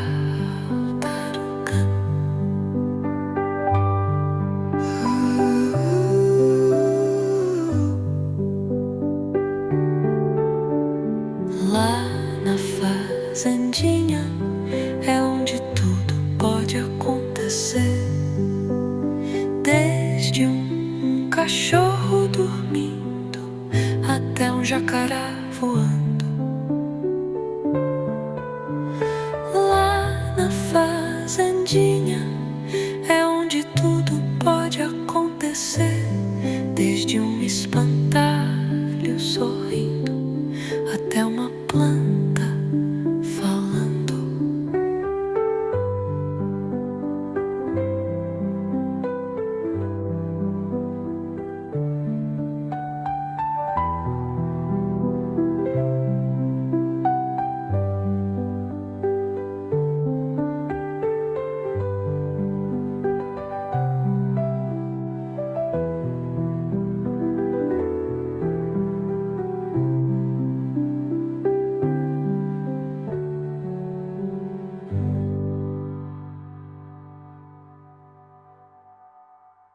Chapter 27. Casablanca, Kharkov, and Tunis. December 1942 to May 1943. During December 1942, while Anderson's First Army struggled in the rain-lashed hills of Tunisia, Montgomery's Eighth Army failed to follow up Rommel's retreating Panzer Army with any dash. Montgomery, anxious not to harm his reputation as a guarantor of victory, did not want to get a bloody nose from the sort of sudden counterattack in which the German army excelled.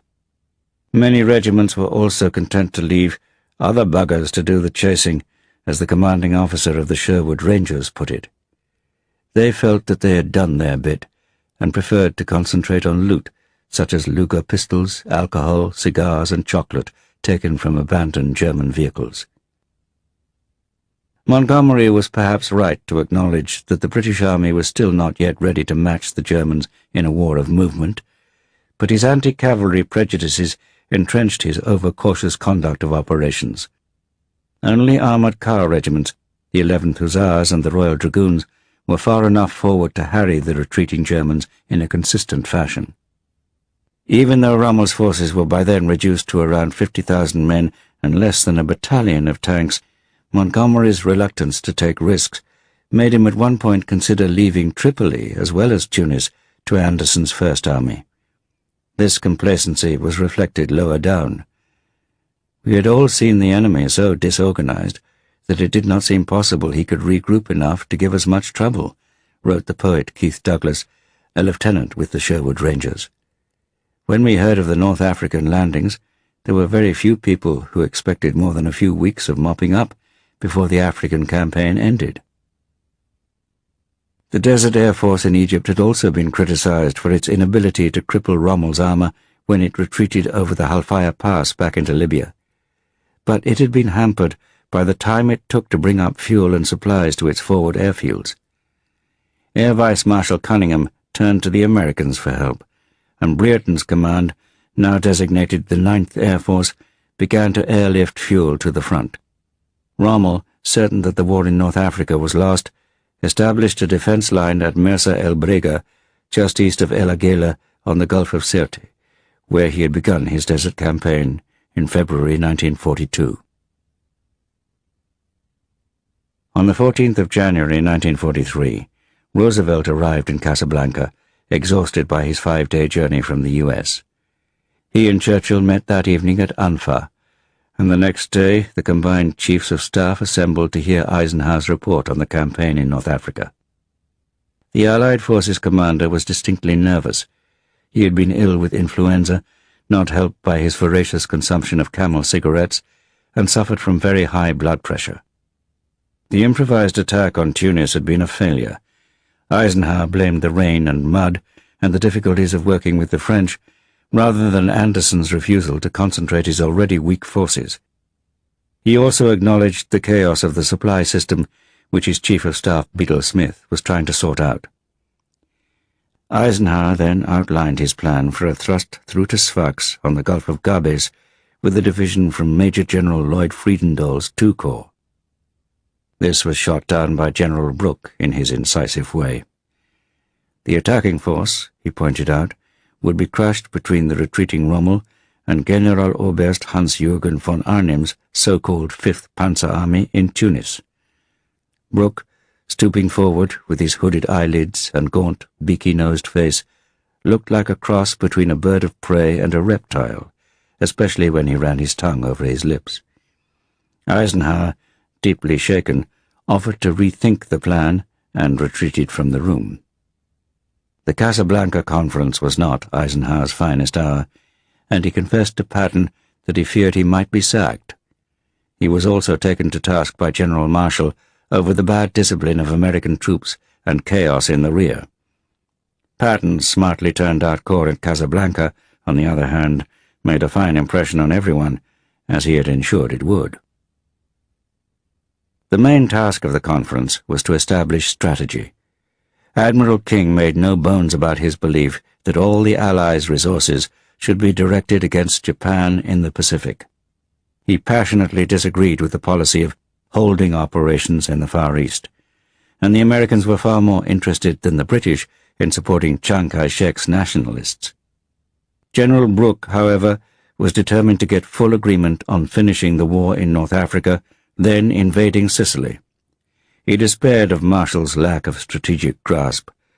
Marshall still clung to the idea of a cross-channel invasion in 1943, when it was clear that the American army was still far from ready to take on the 44 German divisions in France, and the Allies lacked the necessary shipping and landing craft. Marshall was forced to concede. Thanks to good staff preparation, the British had all the statistics at their fingertips. The Americans did not. Brooke felt that Marshall was a brilliant organizer of American military strength, but did not know what to do with it. Once the Americans had been argued out of an invasion of France and were uncertain what course to follow in its stead, Brooke managed to wear them down. He also had to win a battle over the British planning staff, who wanted to invade Sardinia instead of Sicily.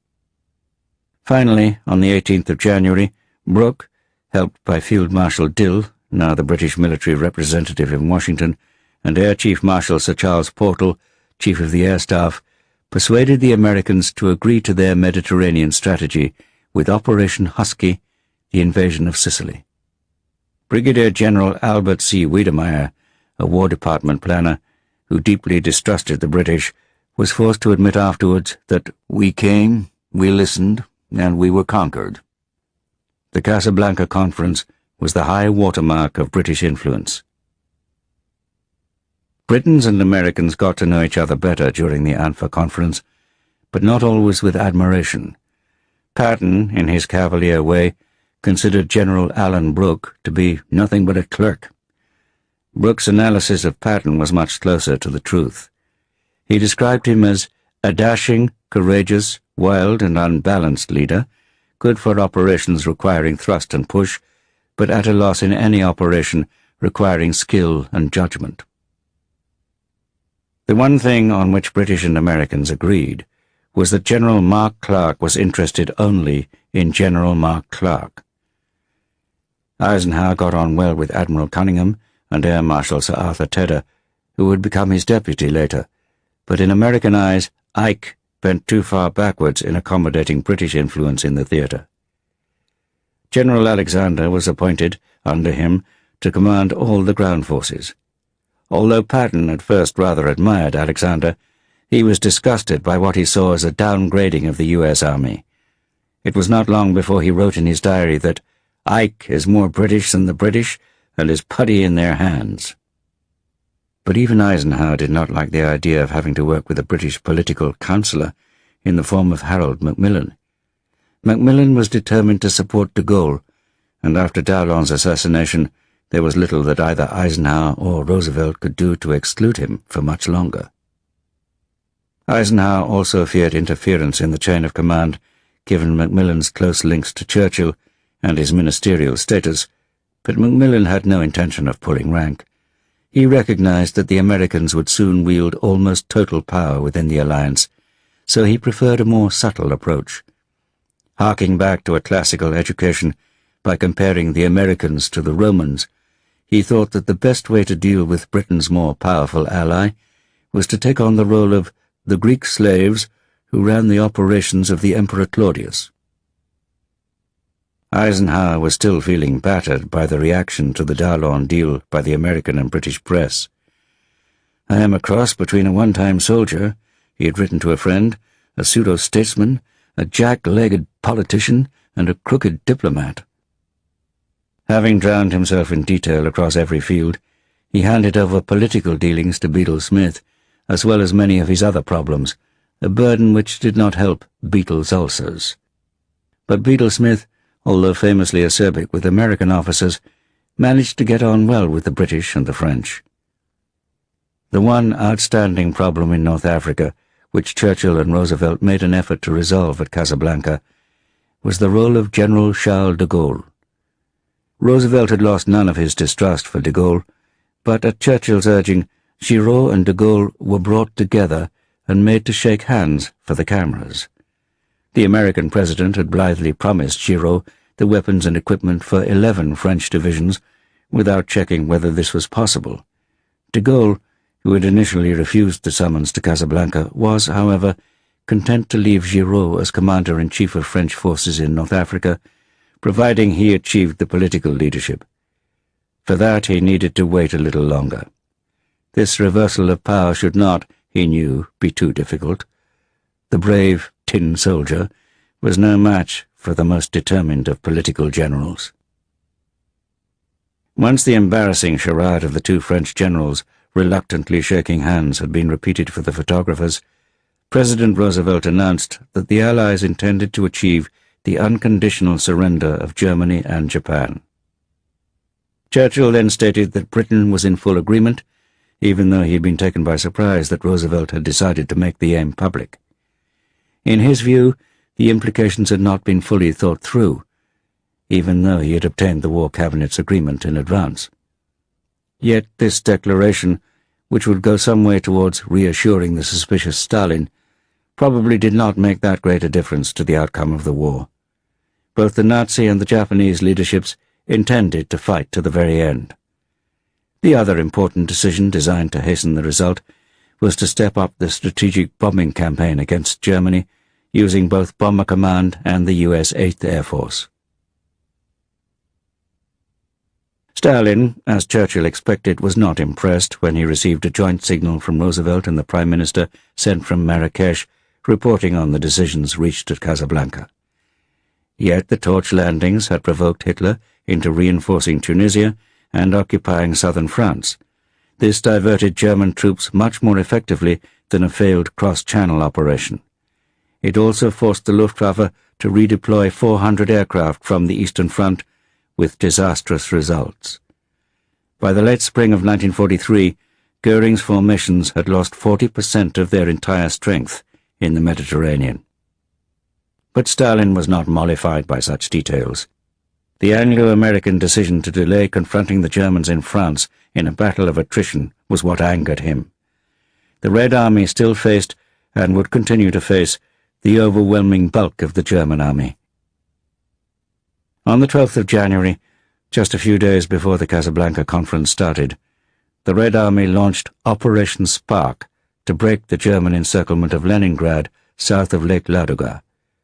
Zhukov, sent back by Stalin to coordinate the offensive, used the 2nd Shock Army attacking from the mainland, the 67th Army from the Leningrad side, and 3 brigades of ski troops crossing the great frozen lake. The 67th Army had to cross the Neva, and the offensive was delayed until the ice on the river was thick enough to support the lighter tanks. The offensive opened with a heavy bombardment, finishing in a storm of screaming Katyusha rockets. In temperatures of -25 degrees centigrade, Soviet troops in white camouflage surged across the ice. On the southwestern corner of Lake Ladoga, the Tsarist fortress of Schlüsselburg was surrounded. In 2 days of fighting in the forests and frozen marshland, the vanguards of the two attacking armies were within 10 kilometers of each other.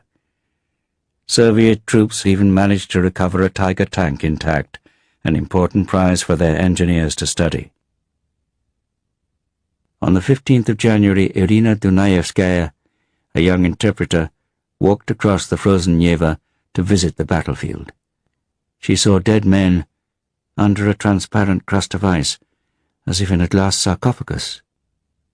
In a captured German headquarters, she found Red Army soldiers rolling cigarettes with the paper from lists recommending the award of medals. Because of their nicknames, she guessed that they were released criminals transferred from the Gulag. Outside there were treetops knocked off, and branches on the ground, felled trees, snow that is black with soot, and bodies of soldiers, individual and in piles, mostly those of the enemy, but also ours, corpses of horses, scattered ammunition and broken weapons. Too much for a woman's eyes. The corpse of a very young, blonde German was lying on the road in a very natural pose, as if he were still alive. 3 scorched corpses of German soldiers were still sitting in the front seat of their huge vehicle. Once again there were corpses of our soldiers under the ice on the highway, as if under glass, squashed into a flat sheet by the heavy vehicles that had recently driven over them. Far away from us, the landscape was of a whitish-grey colour. The pine trees were greyish-brown. All the colours were stern, cold and lonely. "Your prayers," a tank driver wrote home to his mother, "must be